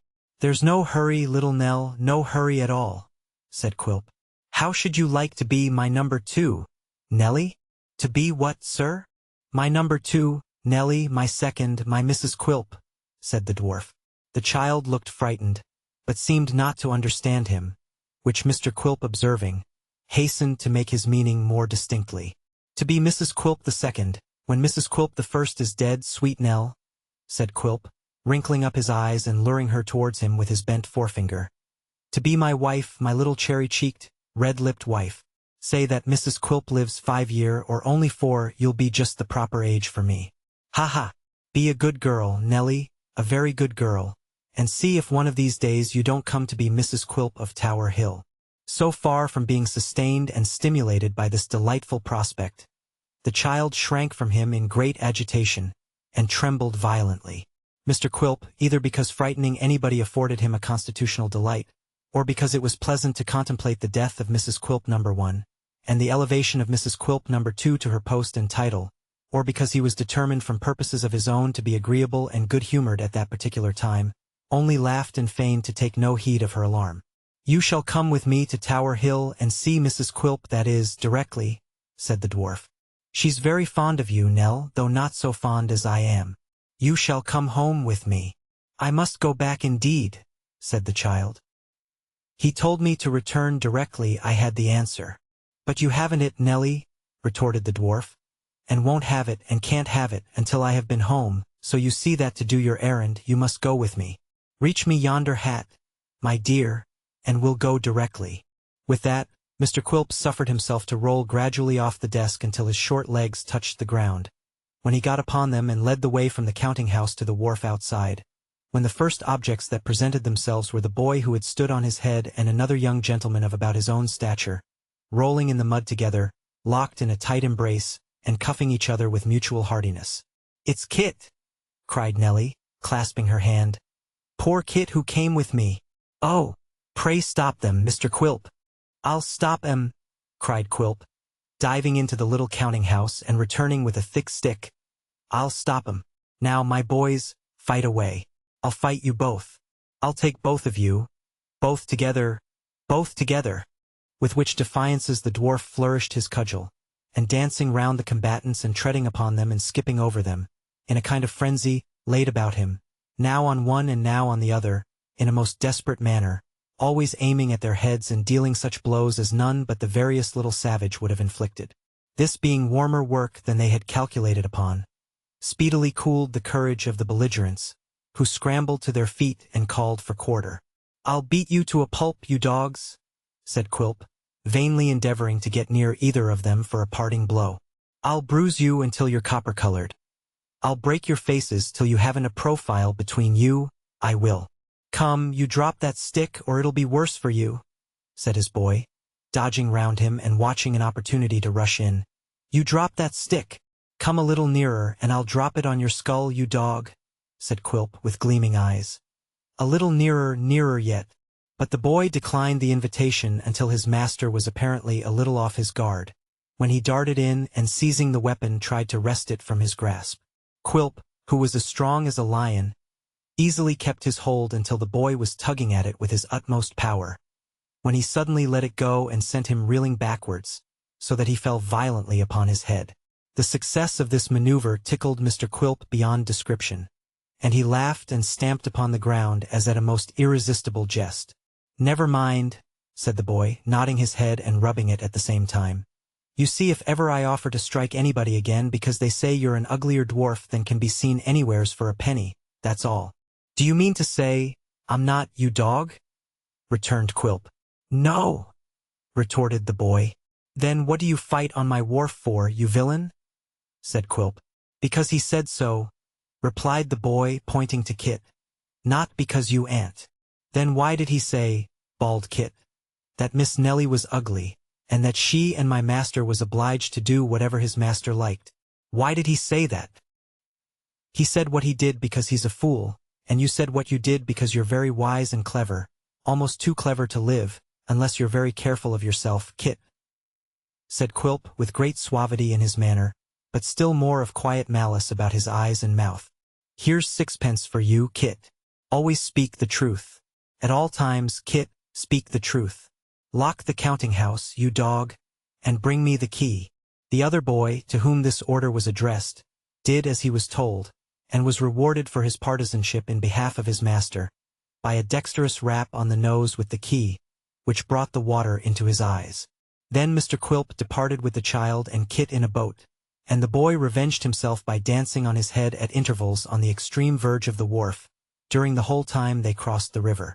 There was only Mrs. Quilp at home, and she, little expecting the return of her lord, was just composing herself for a refreshing slumber when the sound of his footsteps roused her. She had barely time to seem to be occupied in some needlework, when he entered accompanied by the child, having left Kit downstairs. "Here's Nellie Trent, dear Mrs. Quilp," said her husband. "A glass of wine, my dear, and a biscuit, for she has had a long walk. She'll sit with you, my soul, while I write a letter." Mrs. Quilp looked tremblingly in her spouse's face to know what this unusual courtesy might portend, and obedient to the summons she saw in his gesture, followed him into the next room. "Mind what I say to you," whispered Quilp. "See if you can get out of her anything about her grandfather, or what they do, or how they live, or what he tells her. I've my reasons for knowing, if I can. You women talk more freely to one another than you do to us, and you have a soft, mild way with you that'll win upon her. Do you hear?" "Yes, Quilp." "Go then. What's the matter now?" "Dear Quilp," faltered his wife, "I love the child. If you could do without making me deceive her." The dwarf, muttering a terrible oath, looked round as if for some weapon with which to inflict condign punishment upon his disobedient wife. The submissive little woman hurriedly entreated him not to be angry, and promised to do as he bade her. "Do you hear me?" whispered Quilp, nipping and pinching her arm. "Worm yourself into her secrets. I know you can. I'm listening, recollect. If you're not sharp enough, I'll creak the door, and woe betide you if I have to creak it much. Go." Mrs. Quilp departed according to order, and her amiable husband, ensconcing himself behind the partly opened door, and applying his ear close to it, began to listen with a face of great craftiness and attention. Poor Mrs. Quilp was thinking, however, in what manner to begin or what kind of inquiries she could make, and it was not until the door, creaking in a very urgent manner, warned her to proceed without further consideration, that the sound of her voice was heard. "How very often you have come backwards and forwards lately to Mr. Quilp, my dear." "I have said so to grandfather 100 times," returned Nell innocently. "And what has he said to that?" "Only sighed, and dropped his head, and seemed so sad and wretched that if you could have seen him I am sure you must have cried. You could not have helped it more than I know. How that door creaks!" "It often does," returned Mrs. Quilp with an uneasy glance towards it. "But your grandfather, he used not to be so wretched?" "Oh, no," said the child eagerly. "So different. We were once so happy, and he so cheerful and contented. You cannot think what a sad change has fallen on us since." "I am very, very sorry to hear you speak like this, my dear," said Mrs. Quilp, and she spoke the truth. "Thank you," returned the child, kissing her cheek. "You are always kind to me, and it is a pleasure to talk to you. I can speak to no one else about him but poor Kit. I am very happy still. I ought to feel happier perhaps than I do, but you cannot think how it grieves me sometimes to see him alter so." "He'll alter again, Nellie," said Mrs. Quilp, "and be what he was before." "Oh, if God would only let that come about," said the child with streaming eyes. "But it is a long time now, since he first began to. I thought I saw that door moving." "It's the wind," said Mrs. Quilp faintly. "Began to be so thoughtful and dejected, and to forget our old way of spending the time in the long evenings," said the child. "I used to read to him by the fireside, and he sat listening, and when I stopped and we began to talk, he told me about my mother, and how she once looked and spoke just like me when she was a little child. Then he used to take me on his knee, and try to make me understand that she was not lying in her grave, but had flown to a beautiful country beyond the sky where nothing died or ever grew old. We were very happy once." "Nellie, Nellie," said the poor woman, "I can't bear to see one as young as you so sorrowful. Pray don't cry." "I do so very seldom," said Nell, "but I have kept this to myself a long time, and I am not quite well, I think, for the tears come into my eyes and I cannot keep them back. I don't mind telling you my grief, for I know you will not tell it to anyone again." Mrs. Quilp turned away her head and made no answer. "Then," said the child, "we often walked in the fields and among the green trees, and when we came home at night we liked it better for being tired and said what a happy place it was. and if it was dark and rather dull, we used to say, what did it matter to us? For it only made us remember our last walk with greater pleasure, and look forward to our next one. But now we never have these walks, and though it is the same house, it is darker and much more gloomy than it used to be, indeed. She paused here, but though the door creaked more than once, Mrs. Quilp said nothing. Mind you don't suppose, said the child earnestly, that grandfather is less kind to me than he was. I think he loves me better every day, and is kinder and more affectionate than he was the day before. You do not know how fond he is of me. I am sure he loves you dearly, said Mrs. Quilp. Indeed, indeed he does, cried Nell, as dearly as I love him. But I have not told you the greatest change of all, and this you must never breathe again to anyone.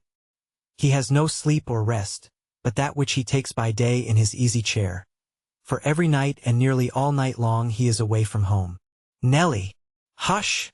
said the child, laying her finger on her lip and looking round. When he comes home in the morning, which is generally just before day, I let him in. Last night he was very late and it was quite light. I saw that his face was deadly pale, that his eyes were bloodshot, and that his legs trembled as he walked. When I had gone to bed again, I heard him groan. I got up and ran back to him and heard him say, before he knew that I was there, that he could not bear his life much longer, and if it was not for the child, would wish to die. What shall I do? Oh, what shall I do? The fountains of her heart were opened. The child, overpowered by the weight of her sorrows and anxieties, by the first confidence she had ever shown, and the sympathy with which her little tale had been received, hid her face in the arms of her helpless friend, and burst into a passion of tears. In a few minutes Mr. Quilp returned, and expressed the utmost surprise to find her in this condition, which he did very naturally and with admirable effect, for that kind of acting had been rendered familiar to him by long practice, and he was quite at home in it.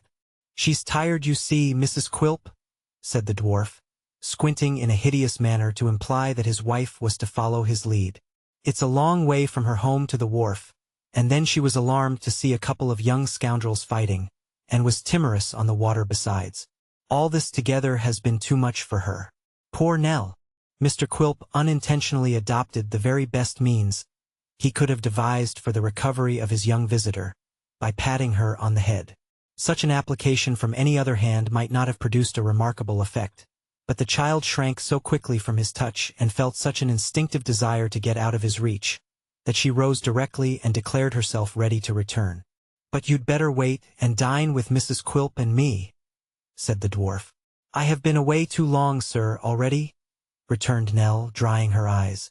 Well, said Mr. Quilp, if you will go, you will, Nelly. Here's the note.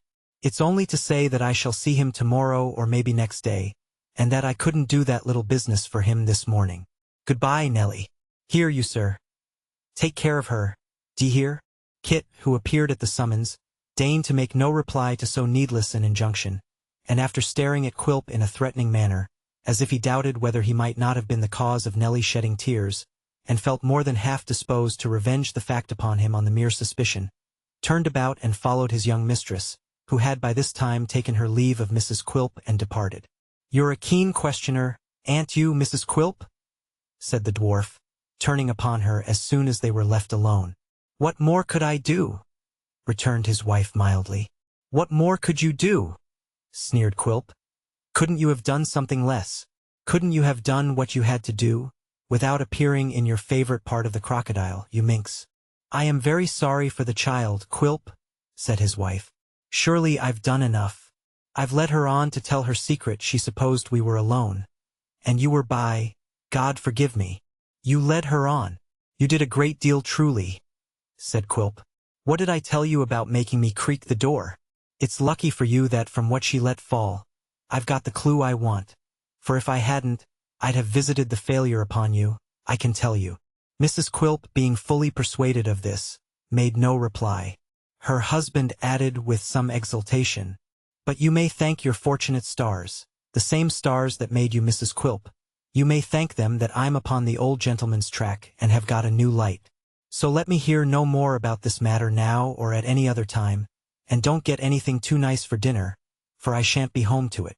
So saying, Mr. Quilp put his hat on and took himself off, and Mrs. Quilp, who was afflicted beyond measure by the recollection of the part she had just acted, shut herself up in her chamber, and smothering her head in the bedclothes bemoaned her fault more bitterly than many less tender-hearted persons would have mourned a much greater offense. For, in the majority of cases, conscience is an elastic and very flexible article, which will bear a deal of stretching and adapt itself to a great variety of circumstances. Some people, by prudent management and leaving it off piece by piece like a flannel waistcoat in warm weather, even contrive in time to dispense with it altogether. But there be others who can assume the garment and throw it off at pleasure, and this, being the greatest and most convenient improvement, is the one most in vogue. Chapter 7. Fred, said Mr. Swiveller, remember the once popular melody of Begone Dull Care. Fan the sinking flame of hilarity with the wing of friendship, and pass the rosy wine. Mr. Richard Swiveller's apartments were in the neighborhood of Drury Lane, and in addition to this convenience of situation had the advantage of being over a tobacconist's shop, so that he was enabled to procure a refreshing sneeze at any time by merely stepping out upon the staircase, and was saved the trouble and expense of maintaining a snuff-box. It was in these apartments that Mr. Swiveller made use of the expressions above recorded for the consolation and encouragement of his desponding friend, and it may not be uninteresting or improper to remark that even these brief observations partook in a double sense of the figurative and poetical character of Mr. Swiveller's mind, as the rosy wine was in fact represented by one glass of cold gin and water, which was replenished as occasion required from a bottle and jug upon the table, and was passed from one to another, in a scarcity of tumblers which, as Mr. Swiveller's was a bachelor's establishment, may be acknowledged without a blush. By a like pleasant fiction his single chamber was always mentioned in a plural number. In its disengaged times, the tobacconist had announced it in his window as apartments for a single gentleman, and Mr. Swiveller, following up the hint, never failed to speak of it as his rooms, his lodgings, or his chambers, conveying to his hearers a notion of indefinite space, and leaving their imaginations to wander through long suites of lofty halls at pleasure. In this flight of fancy, Mr. Swiveller was assisted by a deceptive piece of furniture, in reality a bedstead, but in semblance a bookcase, which occupied a prominent situation in his chamber and seemed to defy suspicion and challenge inquiry. There is no doubt that by day Mr. Swiveller firmly believed this secret convenience to be a bookcase and nothing more, that he closed his eyes to the bed, resolutely denied the existence of the blankets, and spurned the bolster from his thoughts. No word of its real use, no hint of its nightly service, no allusion to its peculiar properties, had ever passed between him and his most intimate friends. Implicit faith in the deception was the first article of his creed. To be the friend of Swiveller you must reject all circumstantial evidence, all reason, observation, and experience, and repose a blind belief in the bookcase. It was his pet weakness, and he cherished it. "Fred," said Mr. Swiveller, finding that his former adjuration had been productive of no effect, "pass the rosy." Young Trent, with an impatient gesture, pushed the glass towards him, and fell again in the moody attitude from which he had been unwillingly roused. "I'll give you, Fred," said his friend, stirring the mixture, "a little sentiment appropriate to the occasion." "Here's may the—" "Pshaw!" interposed the other.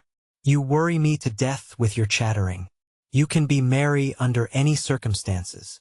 "Why, Mr. Trent," returned Dick, "there is a proverb which talks about being merry and wise. There are some people who can be merry and can't be wise, and some who can be wise or think they can and can't be merry. I'm one of the first sort. If the proverb's a good un, I suppose it's better to keep to half of it than none. At all events, I'd rather be merry and not wise, than like you, neither one nor t'other." "Bah!" muttered his friend peevishly. "With all my heart," said Mr. Swiveller. "In the polite circles I believe this sort of thing isn't usually said to a gentleman in his own apartments, but never mind that. Make yourself at home," adding to this retort an observation to the effect that his friend appeared to be rather cranky in point of temper. Richard Swiveller finished the rosy and applied himself to the composition of another glassful, in which, after tasting it with great relish, he proposed a toast to an imaginary company. "Gentlemen, I'll give you, if you please, success to the ancient family of the Swivellers, and good luck to Mr. Richard in particular. Mr. Richard, gentlemen," said Dick with great emphasis, "who spends all his money on his friends and his D for his pains." "Here, here, Dick," said the other, returning to his seat after having paced the room twice or thrice. Will you talk seriously for 2 minutes, if I show you a way to make your fortune with very little trouble? You've shown me so many, returned Dick. And nothing has come of any one of 'em but empty pockets. You'll tell a different story of this one before a very long time is over, said his companion, drawing his chair to the table. You saw my sister Nell? What about her? Returned Dick. She has a pretty face, has she not? Why, certainly, replied Dick. I must say for her that there's not any very strong family likeness between her and you. Has she a pretty face? Repeated his friend impatiently.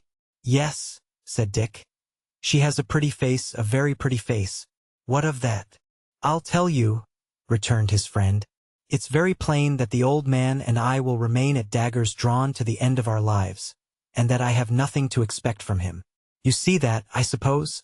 A bat might see that, with the sun shining, said Dick. It's equally plain that the money which the old Flint, rot him, first taught me to expect that I should share with her at his death, will all be hers, is it not? I should said it was, replied Dick, unless the way in which I put the case to him made an impression. It may have done so. It was powerful, Fred. Here is a jolly old grandfather.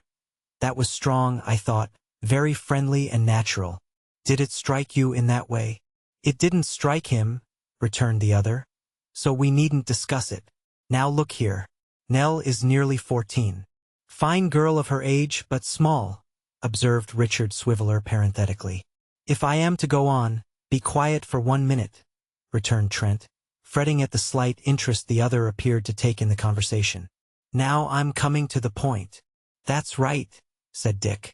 The girl has strong affections, and brought up as she has been, may, at her age, be easily influenced and persuaded. If I take her in hand, I will be bound by a very little coaxing and threatening to bend her to my will.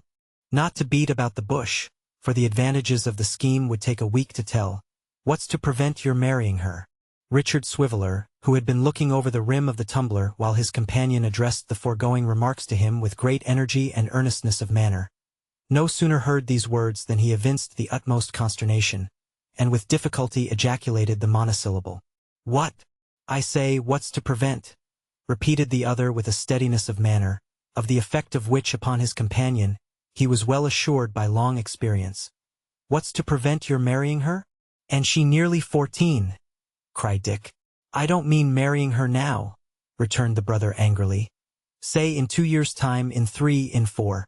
Does the old man look like a long liver? He don't look like it, said Dick shaking his head. But these old people, there's no trusting them, Fred. There's an aunt of mine down in Dorsetshire that was going to die when I was 8 years old, and hasn't kept her word yet. They're so aggravating, so unprincipled, so spiteful. Unless there's apoplexy in the family, Fred, you can't calculate upon 'em, and even then they deceive you just as often as not. Look at the worst side of the question then, said Trent as steadily as before, and keeping his eyes upon his friend. Suppose he lives. To be sure, said Dick. There's the rub.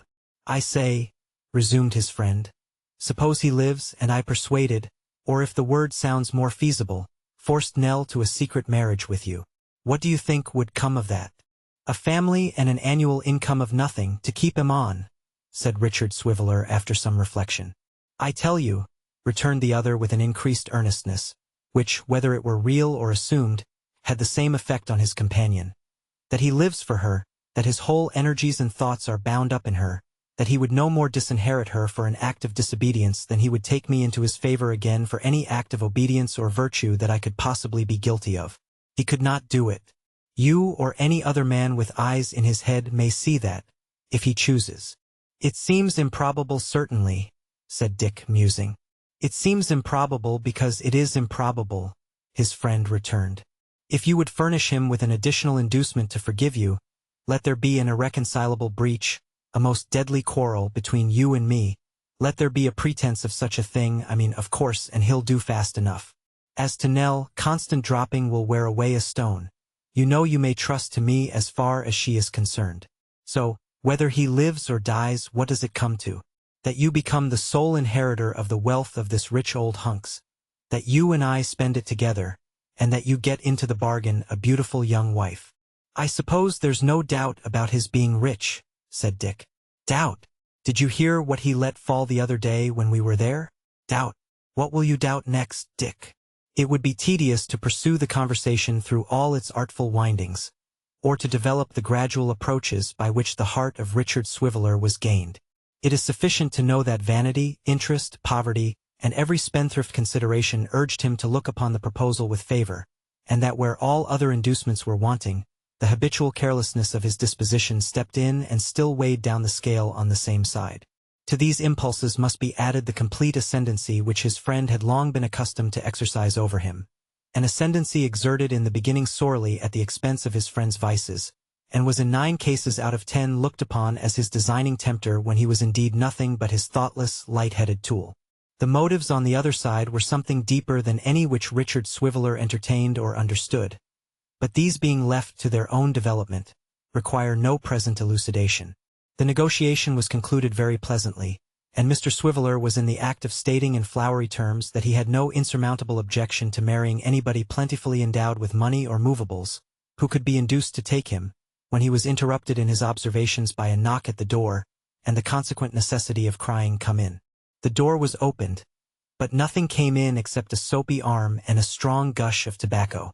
The gush of tobacco came from the shop downstairs, and the soapy arm proceeded from the body of a servant girl, who being then and there engaged in cleaning the stairs had just drawn it out of a warm pail to take in a letter, which letter she now held in her hand, proclaiming aloud with that quick perception of surnames peculiar to her class that it was for Mr. Snivelling.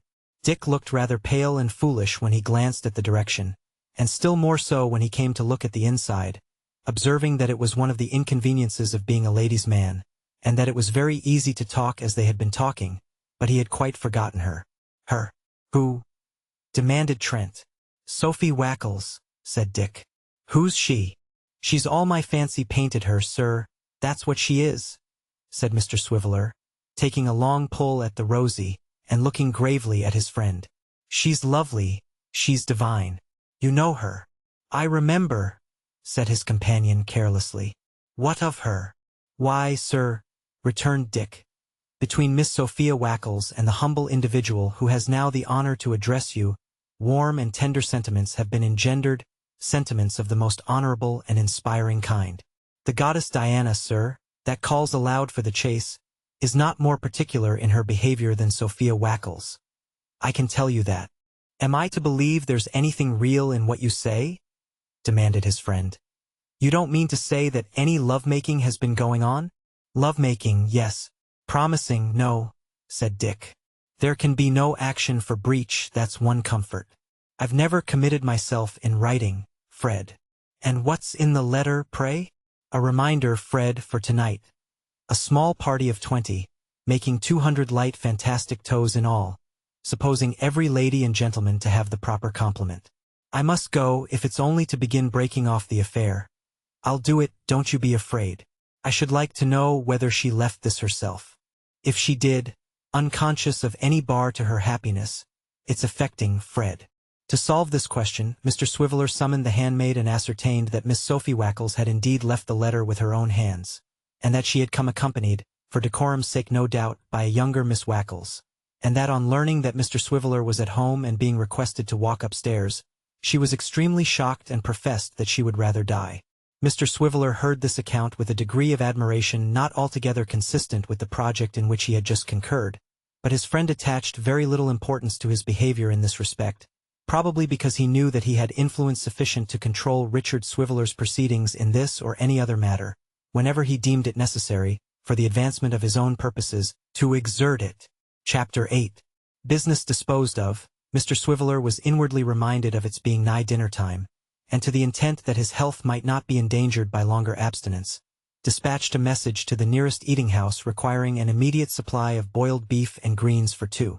With this demand, however, the eating-house, having experience of its customer, declined to comply, churlishly sending back for answer that if Mr. Swiveller stood in need of beef perhaps he would be so obliging as to come there and eat it, bringing with him, as grace before meat, the amount of a certain small account which had long been outstanding.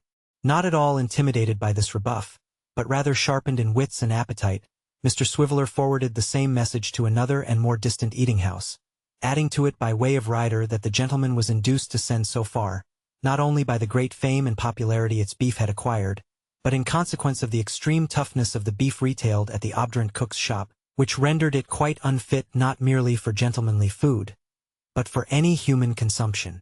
The good effect of this politic course was demonstrated by the speedy arrival of a small pewter pyramid, curiously constructed of platters and covers, whereof the boiled beef plates formed the base, and a foaming quart pot the apex. The structure being resolved into its component parts afforded all things requisite and necessary for a hearty meal, to which Mr. Swiveller and his friend applied themselves with great keenness and enjoyment. "May the present moment," said Dick, sticking his fork into a large carbuncular potato, "be the worst of our lives. I like the plan of sending 'em with the peel on. There's a charm in drawing a potato from its native element, if I may so express it, to which the rich and powerful are strangers. Ah! Man wants but little here below, nor wants that little long. How true that is! After dinner.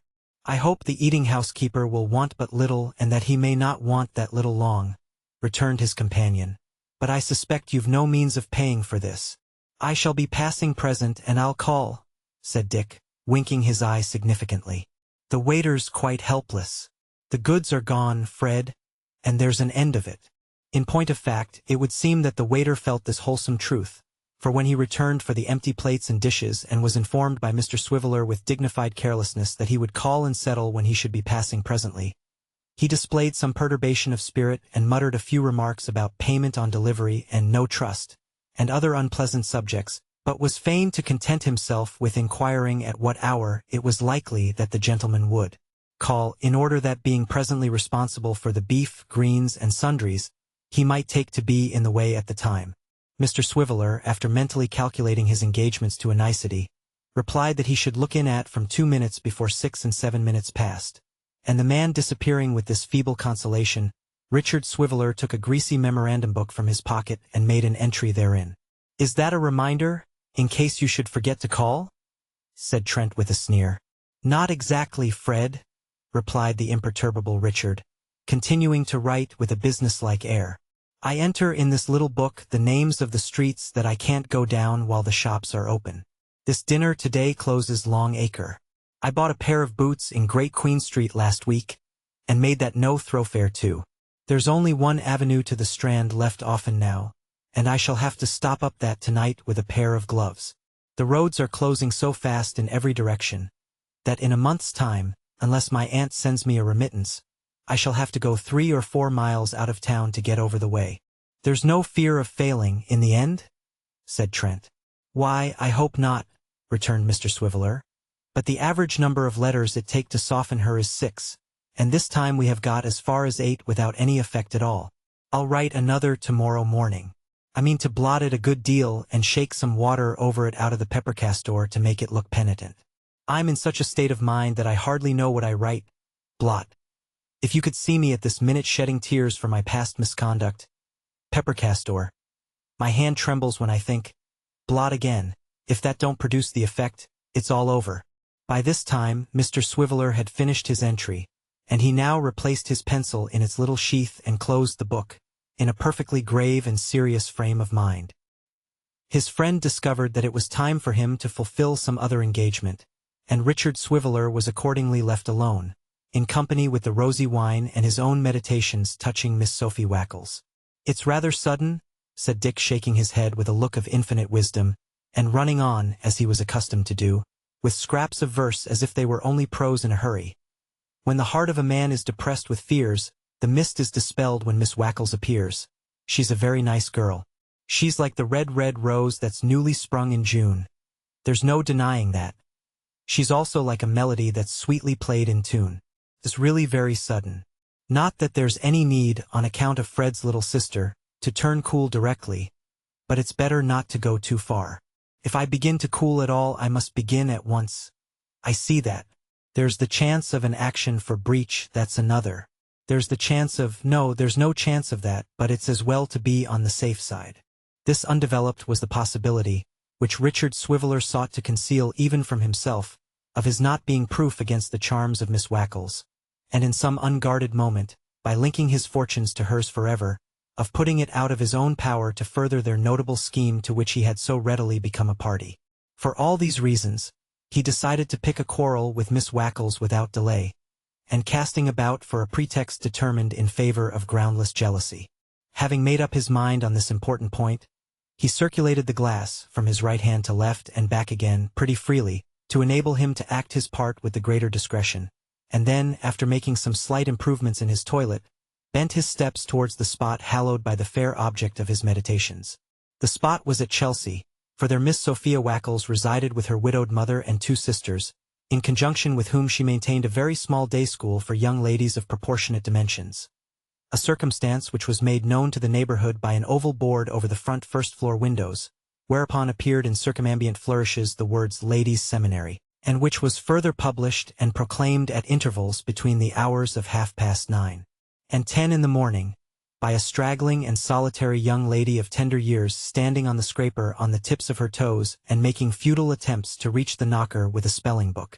The several duties of instruction in this establishment were thus discharged: English grammar, composition, geography, and the use of the dumbbells, by Miss Melissa Wackles; writing, arithmetic, dancing, music, and general fascination, by Miss Sophia Wackles; the art of needlework, marking, and samplery, by Miss Jane Wackles; corporal punishment, fasting, and other tortures and terrors, by Mrs. Wackles.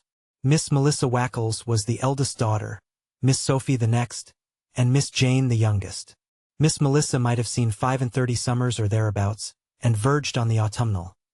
Miss Sophie was a fresh, good-humored, buxom girl of 20, and Miss Jane numbered scarcely 16 years. Mrs. Wackles was an excellent but rather venomous old lady of 60.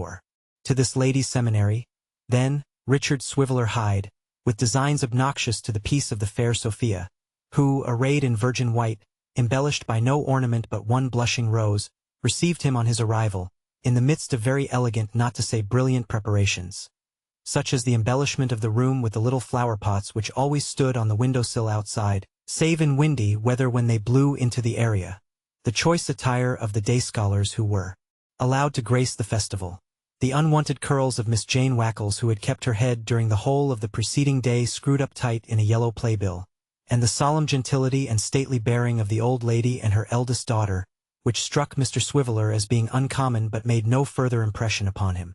The truth is, and as there is no accounting for tastes, even a taste so strange as this may be recorded without being looked upon as a willful and malicious invention, the truth is that neither Mrs. Wackles nor her eldest daughter had at any time greatly favored the pretensions of Mr. Swiveller, being accustomed to make slight mention of him as a gay young man, and to sigh and shake their heads ominously whenever his name was mentioned. Mr. Swiveller's conduct in respect to Miss Sophie having been of that vague and dilatory kind which is usually looked upon as betokening no fixed matrimonial intentions, the young lady herself began in course of time to deem it highly desirable that it should be brought to an issue one way or other. Hence she had at last consented to play off against Richard Swiveller a stricken market gardener known to be ready with his offer on the smallest encouragement, and hence, as this occasion had been specially assigned for the purpose, that great anxiety on her part for Richard Swiveller's presence which had occasioned her to leave the note he has been seen to receive. "If he has any expectations at all or any means of keeping a wife well," said Mrs. Wackles to her eldest daughter, "he'll state 'em to us now or never. If he really cares about me," thought Miss Sophie, "he must tell me so tonight." 0072M. Original. But all these sayings and doings and thinkings being unknown to Mr. Swiveller, affected him not in the least. He was debating in his mind how he could best turn jealous, and wishing that Sophie were for that occasion only far less pretty than she was, or that she were her own sister, which would have served his turn as well, when the company came, and among them the market gardener, whose name was Cheggs. But Mr. Cheggs came not alone or unsupported, for he prudently brought along with him his sister, Miss Cheggs, who, making straight to Miss Sophie and taking her by both hands, and kissing her on both cheeks, hoped in an audible whisper that they had not come too early. "Too early, no," replied Miss Sophie. "Oh, my dear," rejoined Miss Cheggs in the same whisper as before, "I've been so tormented, so worried, that it's a mercy we were not here at 4 o'clock in the afternoon. Alec has been in such a state of impatience to come. You'd hardly believe that he was dressed before dinner time, and has been looking at the clock and teasing me ever since.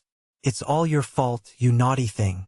Hereupon Miss Sophie blushed, and Mr. Cheggs, who was bashful before ladies, blushed too, and Miss Sophie's mother and sisters, to prevent Mr. Cheggs from blushing more, lavished civilities and attentions upon him, and left Richard Swiveller to take care of himself. Here was the very thing he wanted. Here was good cause, reason, and foundation for pretending to be angry. But having this cause, reason, and foundation which he had come expressly to seek, not expecting to find, Richard Swiveller was angry in sound earnest, and wondered what the devil Cheggs meant by his impudence. However, Mr. Swiveller had Miss Sophie's hand for the first quadrille, country dances being low were utterly prescribed, and so gained an advantage over his rival, who sat despondingly in a corner and contemplated the glorious figure of the young lady as she moved through the mazy dance. Nor was this the only start Mr. Swiveller had of the market gardener, for determining to show the family what quality of man they trifled with, and influenced perhaps by his late libations, he performed such feats of agility and such spins and twirls as filled the company with astonishment, and in particular caused a very long gentleman who was dancing with a very short scholar to stand quite transfixed by wonder and admiration. Even Mrs. Wackles forgot for the moment to snub 3 small young ladies who were inclined to be happy, and could not repress a rising thought that to have such a dancer as that in the family would be a pride indeed. At this momentous crisis, Miss Cheggs proved herself a vigorous and useful ally, for not confining herself to expressing by scornful smiles a contempt for Mr. Swiveller's accomplishments.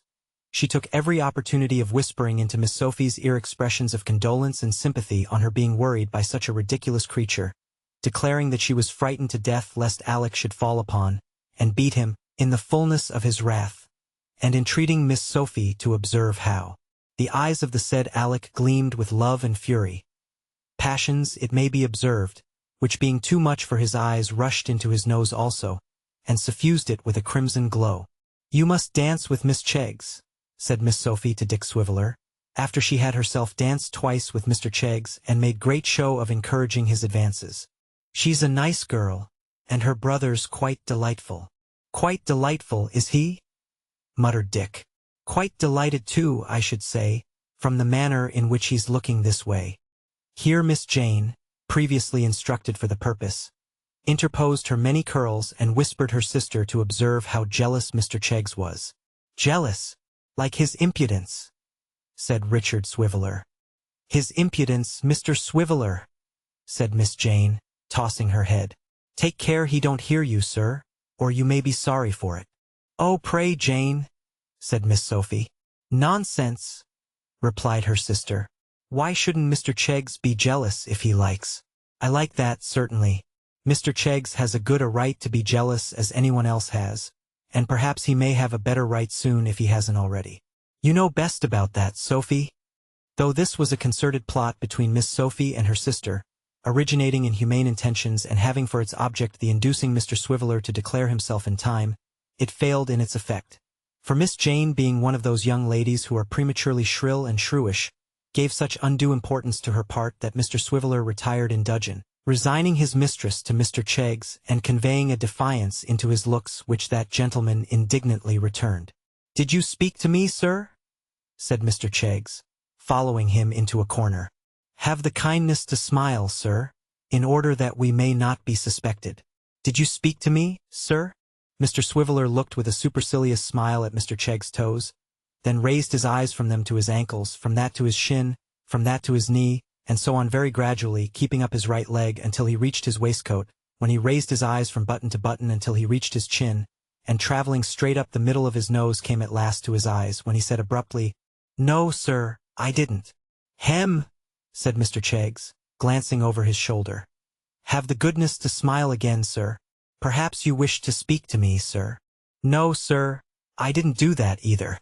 "Perhaps you may have nothing to say to me now, sir," said Mr. Cheggs fiercely. At these words Richard Swiveller withdrew his eyes from Mr. Cheggs' face, and traveling down the middle of his nose and down his waistcoat and down his right leg, reached his toes again and carefully surveyed him. This done, he crossed over and coming up the other leg, and thence approaching by the waistcoat as before, said when had got to his eyes, "No, sir, I haven't." "Oh, indeed, sir," said Mr. Cheggs. "I'm glad to hear it. You know where I'm to be found, I suppose, sir, in case you should have anything to say to me?" "I can easily inquire, sir, when I want to know." "There's nothing more we need say, I believe, sir?" "Nothing more, sir." With that they closed the tremendous dialogue by frowning mutually. Mr. Cheggs hastened to tender his hand to Miss Sophie, and Mr. Swiveller sat himself down in a corner in a very moody state. Hard by this corner Mrs. Wackles and Miss Wackles were seated, looking on at the dance. And unto Mrs. and Miss Wackles, Miss Cheggs occasionally darted when her partner was occupied with his share of the figure, and made some remark or other which was gall and wormwood to Richard Swiveller's soul. Looking into the eyes of Mrs. and Miss Wackles for encouragement, and sitting very upright and uncomfortable on a couple of hard stools, were two of the day scholars. And when Miss Wackles smiled and Mrs. Wackles smiled, the two little girls on the stools sought to curry favor by smiling likewise, in gracious acknowledgment of which attention the old lady frowned them down instantly, and said that if they dared to be guilty of such an impertinence again, they should be sent under convoy to their respective homes. This threat caused one of the young ladies, she being of a weak and trembling temperament, to shed tears, and for this offense they were both filed off immediately, with a dreadful promptitude that struck terror into the souls of all the pupils. "I've got such news for you," said Miss Cheggs, approaching once more. "Alec has been saying such things to Sophie. Upon my word, it's quite serious and in earnest, that's clear." "What's he been saying, my dear?" demanded Mrs. Wackles. "All manner of things," replied Miss Cheggs. "You can't think how out he has been speaking." Richard Swiveller considered it advisable to hear no more, but taking advantage of a pause in the dancing, and the approach of Mr. Cheggs to pay his court to the old lady, swaggered with an extremely careful assumption of extreme carelessness toward the door, passing on the way Miss Jane Wackles, who in all the glory of her curls was holding a flirtation, as good practice when no better was to be had, with a feeble old gentleman who lodged in the parlor. Near the door sat Miss Sophie, still fluttered and confused by the attentions of Mr. Cheggs, and by her side Richard Swiveller lingered for a moment to exchange a few parting words. "My boat is on the shore and my bark is on the sea, but before I pass this door I will say farewell to thee," murmured Dick, looking gloomily upon her. "Are you going?" said Miss Sophie, whose heart sank within her at the result of her stratagem, but who affected a light indifference notwithstanding. "Am I going?" echoed Dick bitterly. "Yes, I am." "What then?" "Nothing, except that it's very early," said Miss Sophie. "But you are your own master, of course." "I would that I had been my own mistress too," said Dick, "before I had ever entertained a thought of you. Miss Wackles, I believed you true, and I was blessed in so believing, but now I mourn that ere I knew, a girl so fair yet so deceiving." Miss Sophie bit her lip and affected to look with great interest after Mr. Cheggs, who was quaffing lemonade in the distance. "I came here," said Dick, rather oblivious of the purpose with which he had really come, "with my bosom expanded, my heart dilated, and my sentiments of a corresponding description. I go away with feelings that may be conceived but cannot be described, feeling within myself that desolating truth that my best affections have experienced this night a stifler." "I am sure I don't know what you mean, Mr. Swiveller," said Miss Sophie with downcast eyes. "I'm very sorry if—" "Sorry, ma'am," said Dick. "Sorry in the possession of a Cheggs.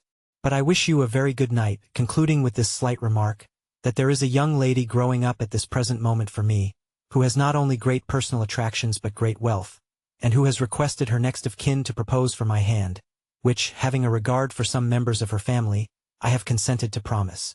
It's a gratifying circumstance which you'll be glad to hear, that a young and lovely girl is growing into a woman expressly on my account, and is now saving up for me. I thought I'd mention it. I have now merely to apologize for trespassing so long upon your attention. Good night.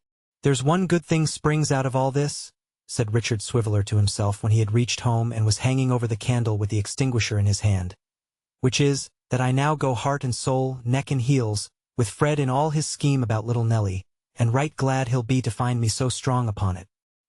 He shall know all about that tomorrow, and in the meantime, as it's rather late, I'll try and get a wink of the Bommy." The Bommy came almost as soon as it was courted. In a very few minutes Mr. Swiveller was fast asleep, dreaming that he had married Nellie Trent and come into the property, and that his first act of power was to lay waste the market garden of Mr. Cheggs and turn it into a brick-field. Chapter 9. The child, in her confidence with Mrs. Quilp, had but feebly described the sadness and sorrow of her thoughts, or the heaviness of the cloud which overhung her home and cast dark shadows on its hearth. besides that it was very difficult to impart to any person not intimately acquainted with the life she led an adequate sense of its gloom and loneliness, a constant fear of in some way committing or injuring the old man to whom she was so tenderly attached, had restrained her, even in the midst of her heart's overflowing, and made her timid of allusion to the main cause of her anxiety and distress. For it was not the monotonous days uncheckered by variety and uncheered by pleasant companionship. It was not the dark dreary evenings or the long solitary nights. It was not the absence of every slight and easy pleasure for which young hearts beat high, or the knowing nothing of childhood but its weakness and its easily wounded spirit, that had wrung such tears from Nell. To see the old man struck down beneath the pressure of some hidden grief, to mark his wavering and unsettled state, to be agitated at times with a dreadful fear that his mind was wandering, and to trace in his words and looks the dawning of despondent madness. To watch and wait and listen for confirmation of these things day after day, and to feel and know that, come what might, they were alone in the world with no one to help or advise or care about them. These were causes of depression and anxiety that might have sat heavily on an older breast with many influences at work to cheer and gladden it. But how heavily on the mind of a young child to whom they were ever present, and who was constantly surrounded by all that could keep such thoughts in restless action. And yet, to the old man's vision, Nell was still the same. When he could, for a moment, disengage his mind from the phantom that haunted and brooded on it always, there was his young companion with the same smile for him, the same earnest words, the same merry laugh, the same love and care that, sinking deep into his soul, seemed to have been present to him through his whole life. And so he went on, content to read the book of her heart from the page first presented to him, little dreaming of the story that lay hidden in its other leaves, and murmuring within himself that at least the child was happy. She had been once. She had gone singing through the dim rooms, and moving with gay and lightsome step among their dusty treasures, making them older by her young life, and sterner and more grim by her gay and cheerful presence. But now the chambers were cold and gloomy, and when she left her own little room to while away the tedious hours, and sat in one of them, she was still and motionless as their inanimate occupants, and had no heart to startle the echoes, hoarse from their long silence, with her voice. In one of these rooms was a window looking into the street, where the child sat, many and many a long evening, and often far into the night, alone and thoughtful. None are so anxious as those who watch and wait. At these times mournful fancies came flocking on her mind, in crowds. She would take her station here, at dusk, and watch the people as they passed up and down the street, or appeared at the windows of the opposite houses, wondering whether those rooms were as lonesome as that in which she sat, and whether those people felt it company to see her sitting there, as she did only to see them look out and draw in their heads again. There was a crooked stack of chimneys on one of the roofs, in which, by often looking at them, she had fancied ugly faces that were frowning over at her and trying to peer into the room, and she felt glad when it grew too dark to make them out, though she was sorry too, when the man came to light the lamps in the street, for it made it late and very dull inside. Then, she would draw in her head to look round the room and see that everything was in its place and hadn't moved, and looking out into the street again, would perhaps see a man passing with a coffin on his back, and 2 or 3 others silently following him to a house where somebody lay dead, which made her shudder and think of such things until they suggested afresh the old man's altered face and manner, and a new train of fears and speculations. If he were to die, if sudden illness had happened to him and he were never to come home again alive, if, one night, he should come home and kiss and bless her as usual, and after she had gone to bed and had fallen asleep and was perhaps dreaming pleasantly, and smiling in her sleep, he should kill himself and his blood come creeping on the ground to her own bedroom door,